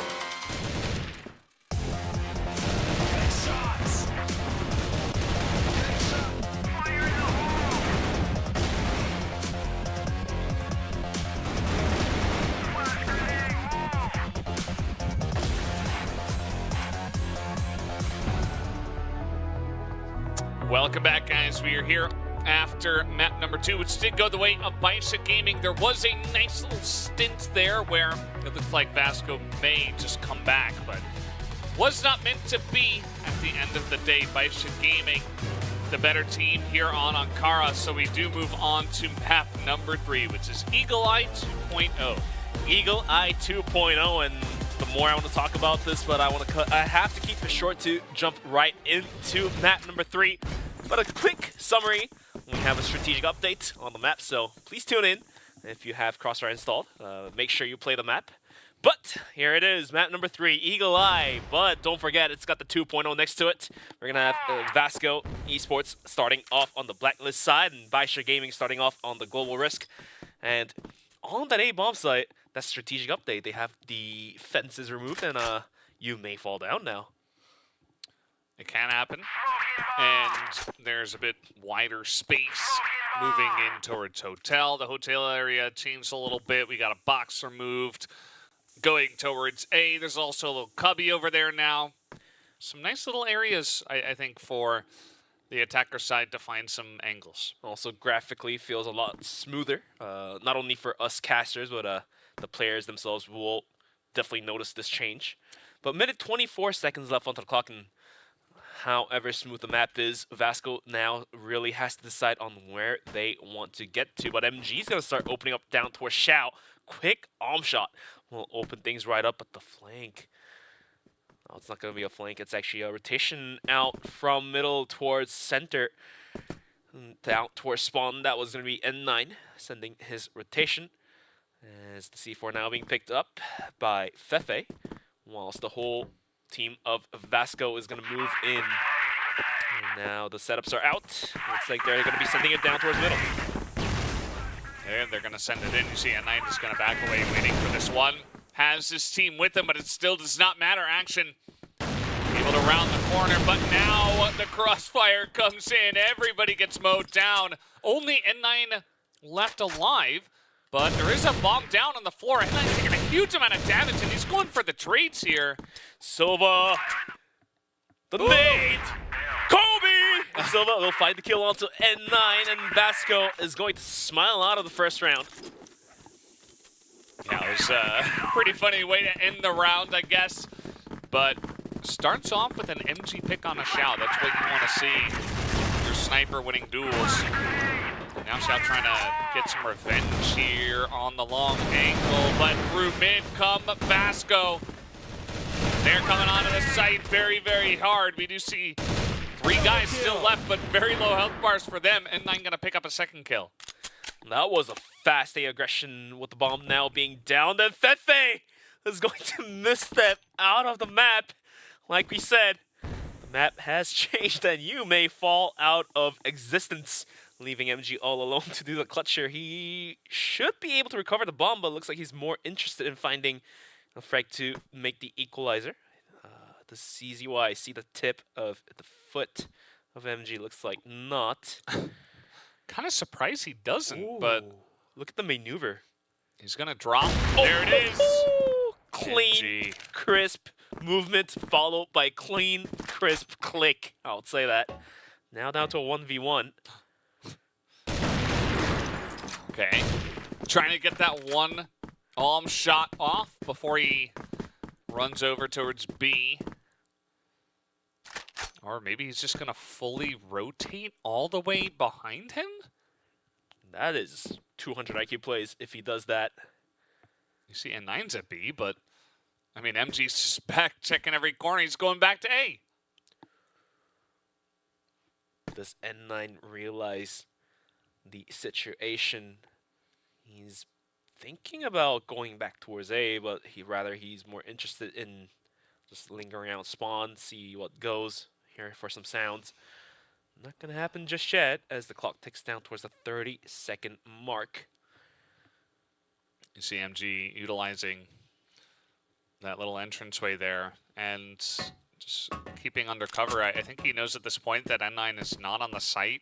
It's probably somewhere in the middle, but N9 we see him coming in, and MG is gonna spot him lurking in. He's gonna bring Vasco their second round win. Eagle Eye 2.0 definitely seems to be in favor of Vasco. They're going to lead out 2-0. As we're going to be looking at round number 3. Instead of pushing out rapidly early on into the rounds, rather they're going to post it back this time around, changing up the gears, changing up the tempo, definitely going on top of the heads of Baisha Gaming.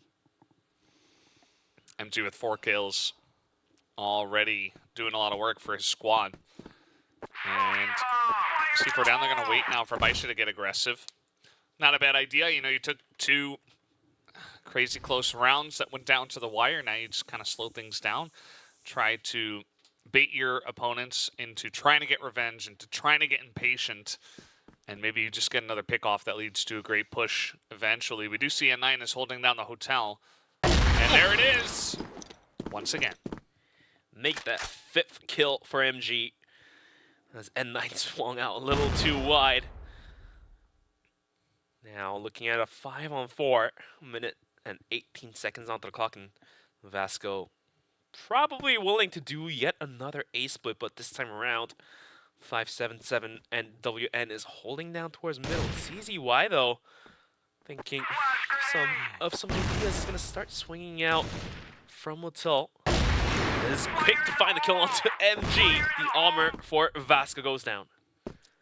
Now pushing through mid here, 5-7-7 is going to hear this, but he's not able to stop it. Xiao able to trade one back, but now he's being fragged, he's being rushed in, and he will be taken down.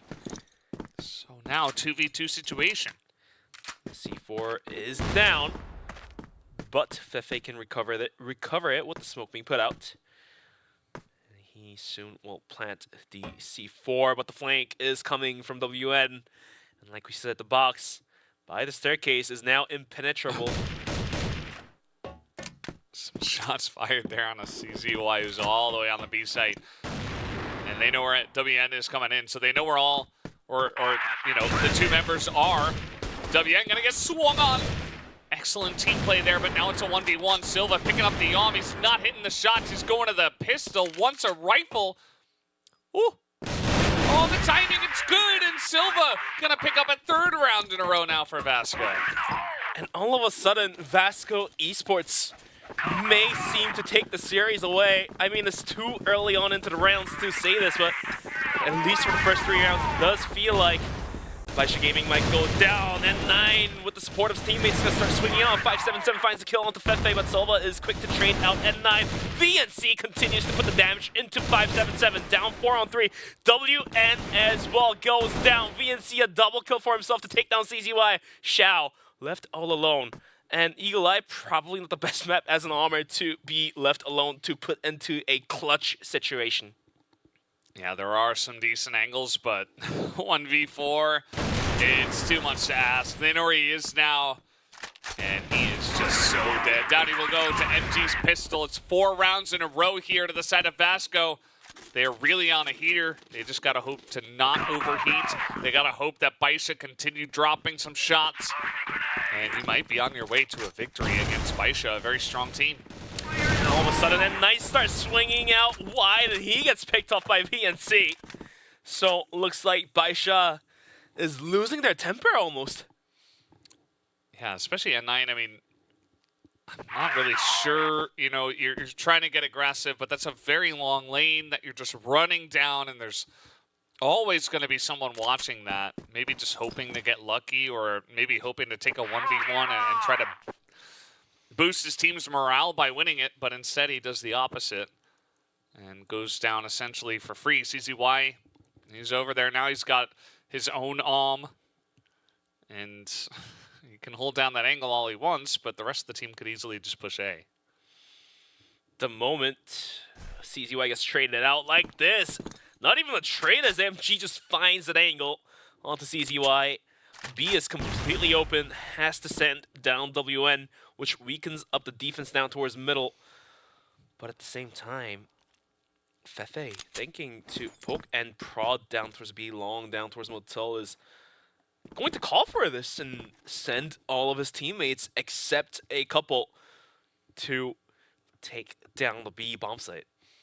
It's not a bad idea. You just cleared up 2 people already, and you know, they've gone A pretty much every time, so trying to just mix things up, trying to get into the heads of Baisha, saying we can plant anywhere, we can attack anywhere. They've still got a small amount of time. I mean, they could consider rotating, but I think at this point we just want to go towards B. Going to throw them some smokes into the chokes. 35 seconds, and you cannot rotate from this one. It's going to be a B hit for sure. 29 seconds. They will have to send it now with the smoke being put out. Here is the go, go, go. That's going to be held down by WN. He does find the frag through the smoke, but MG is quick to take the kill onto 577. The bomb now being planted. It's going to be MG to find a double. VNC to finish it off by taking down Xiao. And in a blink of an eye, we're going to be looking at Vasco Esports leading out 5-0. Yeah, I mean, they're just crushing them. This doesn't look like a very fair fight, to be honest. I mean, Vasco now, the rounds they're taking here, like round 4, round 5, look even more dominant than rounds 2 and 1. And I think it does come down to the mental state of Baisha. They're not playing their best game, and Vasco are staying so just laser focused right now. Like, they look better now than they did earlier on today, which is kind of incredible. You must be exhausted at the end of a pretty long back and forth grueling battle that had a golden round, and it's getting later and later. It's not easy, but they're doing it. Maybe taking Baisha to golden rounds and trying to clutch it back up on set number 2. Maybe that may have eaten up into the health of Baisha as 577 does swing out, find the frag onto MG, but the rest of Vasco now opting to go down towards middle. WN put at risk as Xiao's gonna whiff that shot. That was a critical one too. Now Fefe puts the test here. VNC trades WN out. 577 swings out once again to take down Silva. Action is there to trade him back out. 2-on-2. C4 quick to rotate back in towards B, and to correct myself, it's going to be 2-on-3, but doesn't matter because CZY goes down anyways, down to a 1v2 as N9 does find the frag onto VNC, but the bomb does get planted. Action, he's been put to this position many times, and we know he's capable of clutching it left and right. Huh. I mean, if he hits that shot, it's really anybody's game from there, but now he misses the shot. They know kind of the angle he's taking. He's going for a quick rotation on them. They're not covering this, though. And he's right behind them. They have no idea. He hits the first. Oh, but he drops the second. And Xiao will barely pull this round forward. But they didn't even really deserve to take that round. Like, Action had the insane rotation on him. And as long as he's just able to spray transfer over to the second guy, it's a done deal. It's 6-0. But instead, Baisha squeaked by with a round victory. And once again, well, it had to come down to the wire. So Vasco Esports not only putting up a close fight, but putting up a really good fight, I would say. But this round, at least, Baisha is off to a decent start. And 9 and CZY finding a piece each. Action quick tap onto 577 will make things a little bit equal. Although the advantage is still on towards Baisha, and Silva is looking to equalize it back down. Xiao put to the test here. Can he survive this? And as I say that, Silva will take down Xiao to open the bomb site completely. CZY, the reason why he is wielding that he shows the reason why right now, but Action just continues to clean, crisp, tap players out from the lobby. There's a second guy over there. He knows that. He's going to flash himself and just hang out in the corner. But now CZY is going to get another snipe down right from that long angle from the box. You see Action trying to swing on them, but they're both there. And that will be another round going in favor of Baisha Gaming. So Baisha finally finding some kind of momentum here. A second round in a row for them. Definitely a lot of effort coming out from CZY with the to at least get 1 or 2 frags here and there. But at the same time, still in favor is going to be Vasco leading out 5-2, 3-round differential. Looks like it might be a bum rush down towards P-bomb site, but WN and CZY, Slaughterhouse has opened up. The nades are flying, bullets are flying. CZY will find a frag kill onto Silva as well. Oh, now all of a sudden, down to the hands of MG and VNC. 9 kills each for these two players. But 2v4, a tough ask. But at least CZY and WN has taken some damage to make things better. VNC just going to hang out here. And have a feeling that 577 knows about this. He keeps looking. So yeah, I mean, he has to know, right? Like, he's like, okay, he's up there or he's come down. So I'm going to cover this angle, spots his head. And now he has to drop down. So 577 not quite able to punish this. VNC aggressively taking the trade. He wants more. He says, come at me, Baisha. I will take you down. Come at me, bro, says VNC, and CZY comes popping out and gets his head popped. And MG, he is... There's a guy in the tower right next to him. There's a guy in the tower. Right on next top, to him. Right next to him.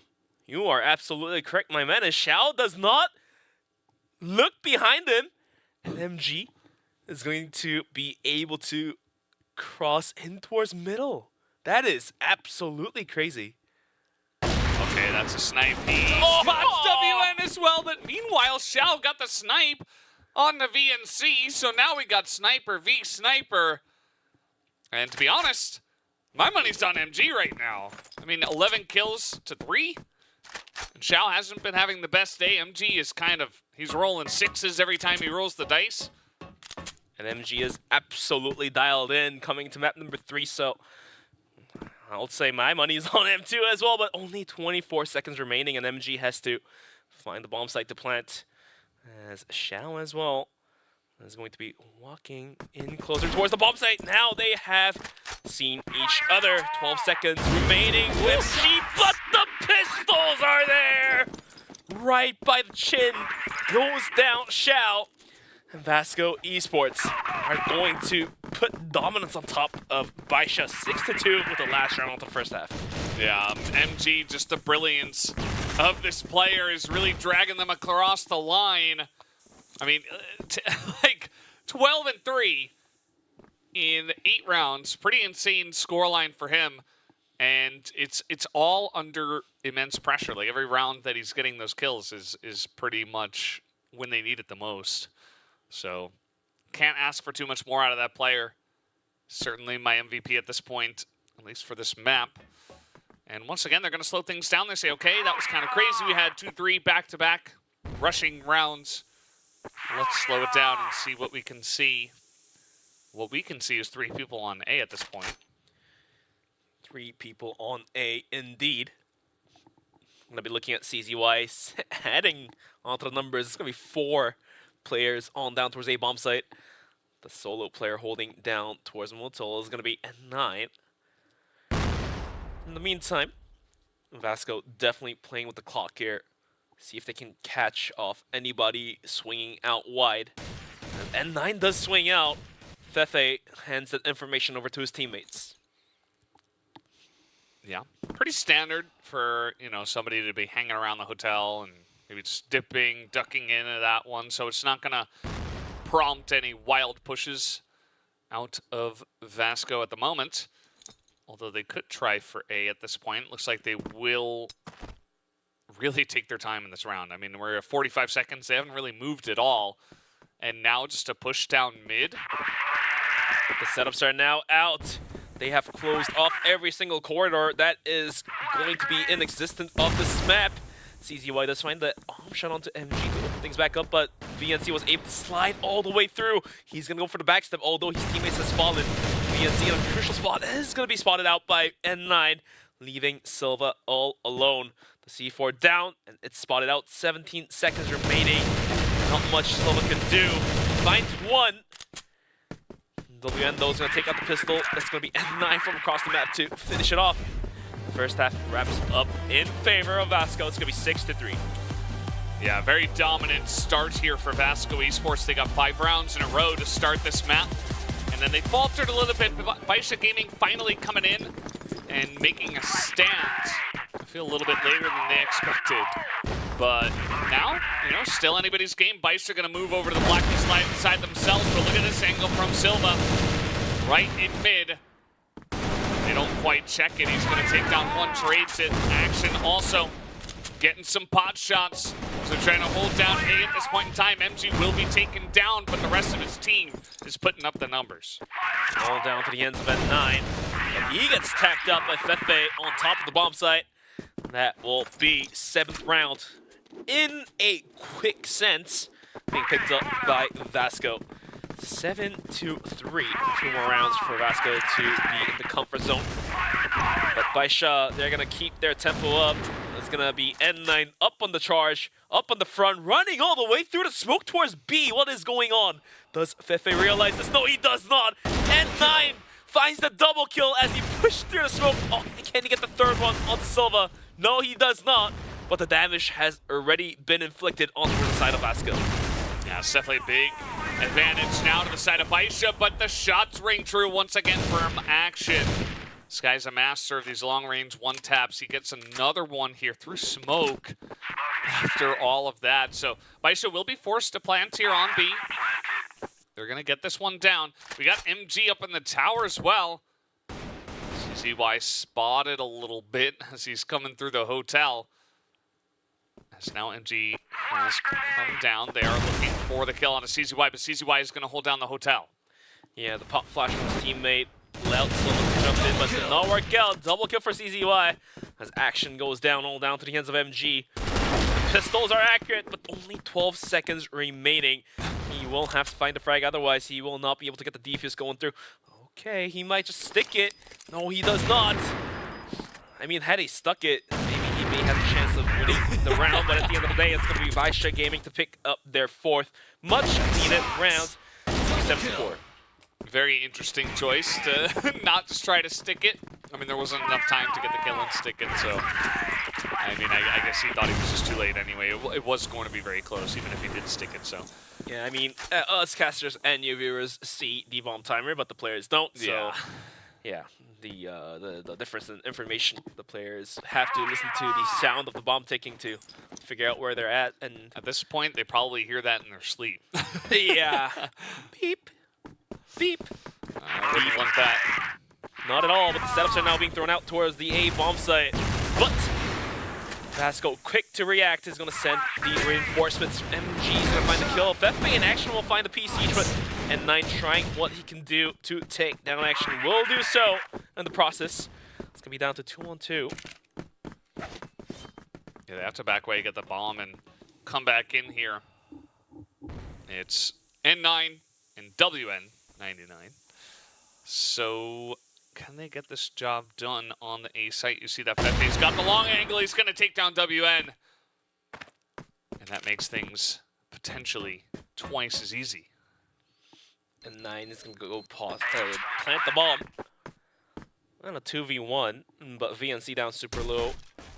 Fefe now knows exactly where N9 is at. Is going to reposition himself down towards long, while sending VNC towards the spawn area. 22 seconds more than enough for a 2v1 retake. But N9 put the tester, can he push this one out? VNC is going to grab some aggro, but as Fefe's moving in, he's taken down an N9, easily able to clutch that 1v2. Very low on health were both of the members of Vasco. But props to N9 to making it happen regardless. So now they're getting closer and closer to tying things up. 7-5. And this Blacklist side definitely very strong at this point in time on this map. Baisha trying to replicate the results of Vasco. Fefe now going for the double arm setup like he did in the last round. Almost catches the player of Baisha out from the lobby, but looks like they will get to step away from the damage being inflicted. This time around, Baisha is going to be playing this one with patience, playing this one with time. Only having N9 up on the front, I mean, he is always on the front line, being the entry fragger for the team, so we'll have to wait to see what happens. Minute 30 left onto the clock, and a very default setup coming out from the side of Vasco. Fefe taken down super low in the process as well, so he is going to be out towards B long. Whilst the rest of Baisha is rotating in, closer down towards middle, possibly hitting A or hitting center to A. Oh yeah, they're heading A. They got one guy going for mid. It looks like WN trying to get that pressure in there. MG has been rooted out quite a bit, but it doesn't matter. He's still able to hit the shot. And now Action up here. Not quite gonna expect it. He's looking for the one taps. He's going to get one kill. Now Xiao just kind of running in there desperately, trying to clear out the corner with his pistol. That's not going to work, and Vasco very easily clearing this up. But it's CZY against 4 extremely low health members. 4 extremely low health players as VNC gets wallbanged. Silva is there to take the kill. And Vasco Esports getting step closer towards taking down the king of this Invitational. It's going to be 8-5. Yeah, the Grand Finals winner of 2023 and also the winner of CFPL this year. So you know they're on form. You know that they are the team to beat. And Vasco says, no, we are the team to beat if they take this win. And VNC, you can see him getting really hyped in the cams. He is here. He's going to get his team hyped with the big kill on the Xiao. Just very long range. I mean, that must have been like about as long range as you can get winning against a sniper. Especially as a rifler too. Tough ask, but looks like he responded with the right answer, taking down Xiao. Minute 40 left onto the clock, and all of a sudden, Baisha only a single round away from map point and match point and series point. They have to pull this round off with a man differential. VNC hiding by the boxes. He is waiting for the timing to swing out. Now definitely isn't the timing, as he heard the shots coming out from WN.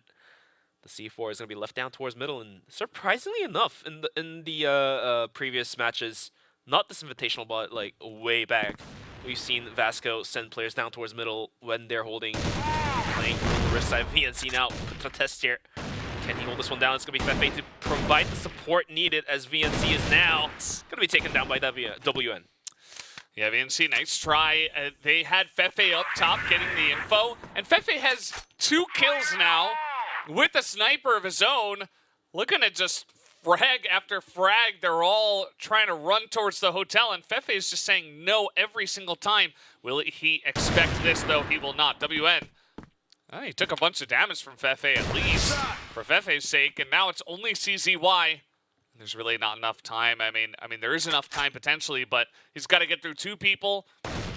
He's going to spot the knee, but now he's spotted by MG, and down he will go. 9 rounds to Vasco. They have forced at least overtime, and they can taste the victory. 9-5, and indeed Valdez. Vasco is very, very close from smelling and tasting the victory here. And to taste that victory, Fefe says yes, it's absolutely indeed. Arms down Xiao, but the nade from N9 is going to take him out from lobby as well. Quick aggression down towards A, and VNC through the smoke will tap out. WN is going to be able to rotate back out. Apparently Silva gets spotted out. N9 and 577 in Coalition is going to break the defense. All down to the hands of Action and MG. 2 Action continues with the crispiness. Headshots of his own is taken up by 577. Big spray down as Baisha continues on towards the overtime. 3 more rounds if they want to get to it. Otherwise, it will be Vasco to win this series out 2-1. Yeah, the epic music continues. So far, we've had epic music, and then the team that's winning, they end it, but we didn't know what happens if they lose it. It continues. The music continues. Change of patterns, so to speak. Yeah. So, I mean, Baisha kind of ran at them in that last round, and they're coming in again. This time, that should have gotten some decent value. Seems like it hit 577 just a bit. 4 nades on top of Fefe, but they're standing strong. They're expecting this aggression into the hotel. And boy, is it coming. There are 5 members, but now they finally look to exit after all of that pressure. Luckily for them, Fefe had to reposition himself to reload, not losing a player running down towards middle. And Baisha Gaming now gathering outside of mid connector here. They're gonna ready up their nades. They're gonna line it up, line the setups up, and unfortunately for them, we have players rotating in towards A and rotating in towards middle. MG trying to hold this one down. He's gonna find one. He's on the site alone right now. He's desperate to try to get this shot. He's got VNC coming in. He does a bit of damage, and that allows VNC to get the flank off. Vasco, they might just be able to do it as, oh man, How did he not go down to that is another question for another time. Xiao on about 4 health.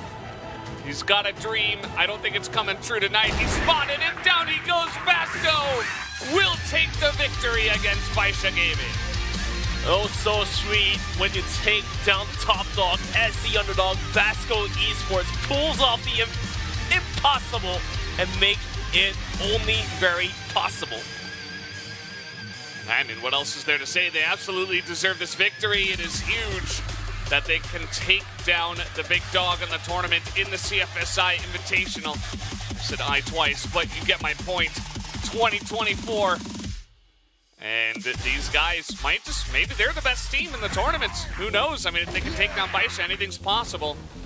We'll have to wait and see what happens in the future. And now I start to wonder who is going to be MVP for Vasco, because I feel like everyone kind of stepped up. I mean, you don't have to, you know, just show everyone that it's MG. I mean, I don't know that it's MG. It's just my best guess. Yeah, it's probably MG. It could be Action. It could be Action. Yeah, that's true. Could be Silva. Maybe. I think for him, he had a couple of really gigantic rounds, but less consistent than the other guys. But like, if you do pick up those crucial rounds, it does grant you enough points to become the MVP. So, but at the end of the day, it's going to be Vasco Esports showing what they have got, showing their caliber to us, taking out, but not taking out since we are still in the group stages, but taking down the king, the legend, Baisha Gaming, back-to-back winners of the grand finals and the last CFPL winner. Something you don't expect a lot. Yeah, I mean, it's just very difficult. I felt like Baisha just weren't having a good day. I mean, not to take anything away from Vasco, I think Vasco played excellently, and they absolutely deserved the win. Baisha, they didn't look as strong as I was expecting up against EP either, and perhaps just not having a good day. We'll have to see how they can bounce back just for their sake. But all the credit here goes to Vasco for a pretty gigantic victory, 10-6 here on the final map. And they also won in the golden round on Black Widow. And MG shows to prove why he is the key player for the team. 2.25 on the KD. Yeah. Golden round, then Ankara did go pretty heavily in favor of Baisha, especially the first half was 8-1. But after that, a bit of a comeback from Vasco, and then they moved their way onto Eagle Eye 2.0, and it is Action. So good call from you, Bench. He will pick up the MVP. The headshots from him were so crisp, and some way, somehow, Action's actually going to outdo MG. And looks like we're going to have the beautiful face of Action right up on the board. Yeah, he looks pretty excited to take down this victory. I'm sure they were all screaming there. I can't even imagine what it must have been like to be in that room with them. Just incredible stuff. So we'll see some of the highlights from Action. And I remember that round. That was a huge clutch moment. This as well. Oh, the juggling of his position for this one. Using the pillars and the walls to his advantage. Spraying down 3 players. That was a crazy one for sure. Yeah, the 3-player kills, and then he comes in, he holds that site. And just every single time, he's just so crisp. You talk about his headshot rate. It's nearly 70% of the time he's just getting one-taps, and his positioning as well. I feel like he is a very sneaky player. You never really expect him. Like, moments like this are exactly what I'm talking about. He just sneaks in right beside Xiao, who just never even looks at him the entire time. Jumps over here, and is just had an incredible day out today, and is a critical player for this team. So very happy that he does pick up the MVP this time around, and we are going to be hearing from him in just a moment, and we'll get to ask his thoughts on the match. Yeah, well-deserved MVP for sure for Action. He had to step for the team, and he indeed did step up and provided the win that they needed. So Vasco Esports gets to finish off 2-0 on the first day, and I think they get to play a single match tomorrow so they can get enough rest they need. And so far, Vasco seems to be on point. Yeah, they definitely do. I mean, it really does shake everything up, right? There is a chance that Vasco might just be the strongest team at this tournament, like right now, which is, you know, Baisha, back-to-back grand finals. They seem like a pretty strong team. Yes, they did have a bit of a roster change. You know, Baby not there. We got WN99, but he also was playing really, really well for the team. So I don't really think it's like a one-player difference or anything like that. So yeah, it just feels like Vasco, they've made some roster changes that have been up to task. They dominated their region harder than Baisha was able to, and that's a discussion for another time, but it's really impressive stuff. So guys, we do have the interview ready to go, and let's hop into this right now. So Action, congratulations on the big win over Baisha Gaming today. How do you guys feel? How excited were you as you took that last round down and you took down Baisha Gaming? Parabéns pela vitória, AKT, e para Vasco também. Vocês ganharam nesse último round aí. Como vocês estão se sentindo no momento? Sensação, realmente a gente está muito feliz, mas a gente não está deixando essa vitória eternamente, porque sabemos que a fase de grupo e os times chineses normalmente nunca usam nada na fase de grupo, deixam tudo para os playoffs. Então a gente está feliz, só que a gente sabe que não tem nada definido e que tem muito campeonato ainda, a gente pode pegar eles nos playoffs. Yeah, we are happy, but we know that the Chinese players, they play different in the group stage and in the playoffs, so we have so much work to do. So you're coming out of day number 1 with 2 wins and no losses, although you guys did lose 2 matches. But at the end of the day, you come out alive, 2 wins and 0 losses. You guys have to face off Evolution Power tomorrow. How do you guys feel about that matchup now that you have 2 wins in your backpack? Vocês, no final do dia, acabaram com 2 vitórias, nenhuma derrota. Amanhã vocês vão jogar contra a EP. Como vocês se sentem jogando sobre o jogo de amanhã?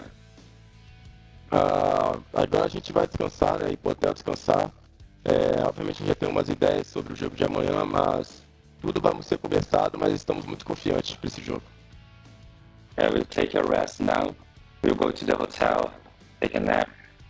We still have many things to conversate, and we're still planning, but we didn't decide it yet. Fair enough. I have a question to ask. It might be a little bit early to feel this way, but do you feel like if you take down Baisha Gaming and if you take down EP as well, would you feel like in that moment the best team in the world, or do you think it's still very early on to say that? Vocês ganharam da Baixa, e se vocês ganharem da EP, ainda um pouco cedo para dizer, mas vocês estão ganhando do melhor time do momento, mas o que vocês acham disso? É o que eu falei, a Baixa é um excelente time, é um time muito bom, e eles têm uma fama que não usam nada na fase de grupo, eles usam tudo dos playoffs. Então, a gente está feliz com essa vitória, mas a gente não está se iludindo com ela, entendeu? We know that Baixa is play different in the group stage and in the playoffs. They don't show their real play style, so we're happy, but we have work to do. All right, well, fair enough. Best of luck for you in the rest of the tournaments, and best of luck to Vasco Esports, and thank you for the interview.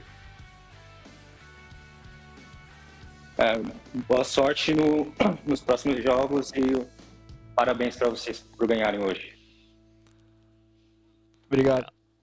Thank you. So amazing play today from Action and from his teammates to get that job done, but certainly, you know, a pretty modest and valuable message, I think, that he's saying is that, you know, Baisha, they don't want to show their stuff. We still have a lot of work to do. They don't want to get ahead of themselves, even though, as we see, they're currently on top of the standings. Yeah, Vasco Esports coming out only so alive on day number 1, 2 wins, 0 losses. Pacific Manta followed up with round 1 win and 0 losses. Well, we are going to be looking at the next matchup that is going to happen the same time tomorrow. It's going to be Evolution Power versus Pacific Manta to kick things off, and then we're going to have Kara House versus Unknights, Baisha versus Kara House, and then to wrap the day up, it's going to be Evolution Power versus Vasco, like we just talked about. Yeah, Kara House got to play back-to-back with the second match against Baisha. You know, maybe if Baisha don't show their stuff again against Kara House, perhaps Kara House have a chance, but you know, Vasco were able to beat them as well. So it's going to be a really interesting day of games tomorrow. I hope you guys do tune in then as well. And we'll see you tomorrow. Have a good night.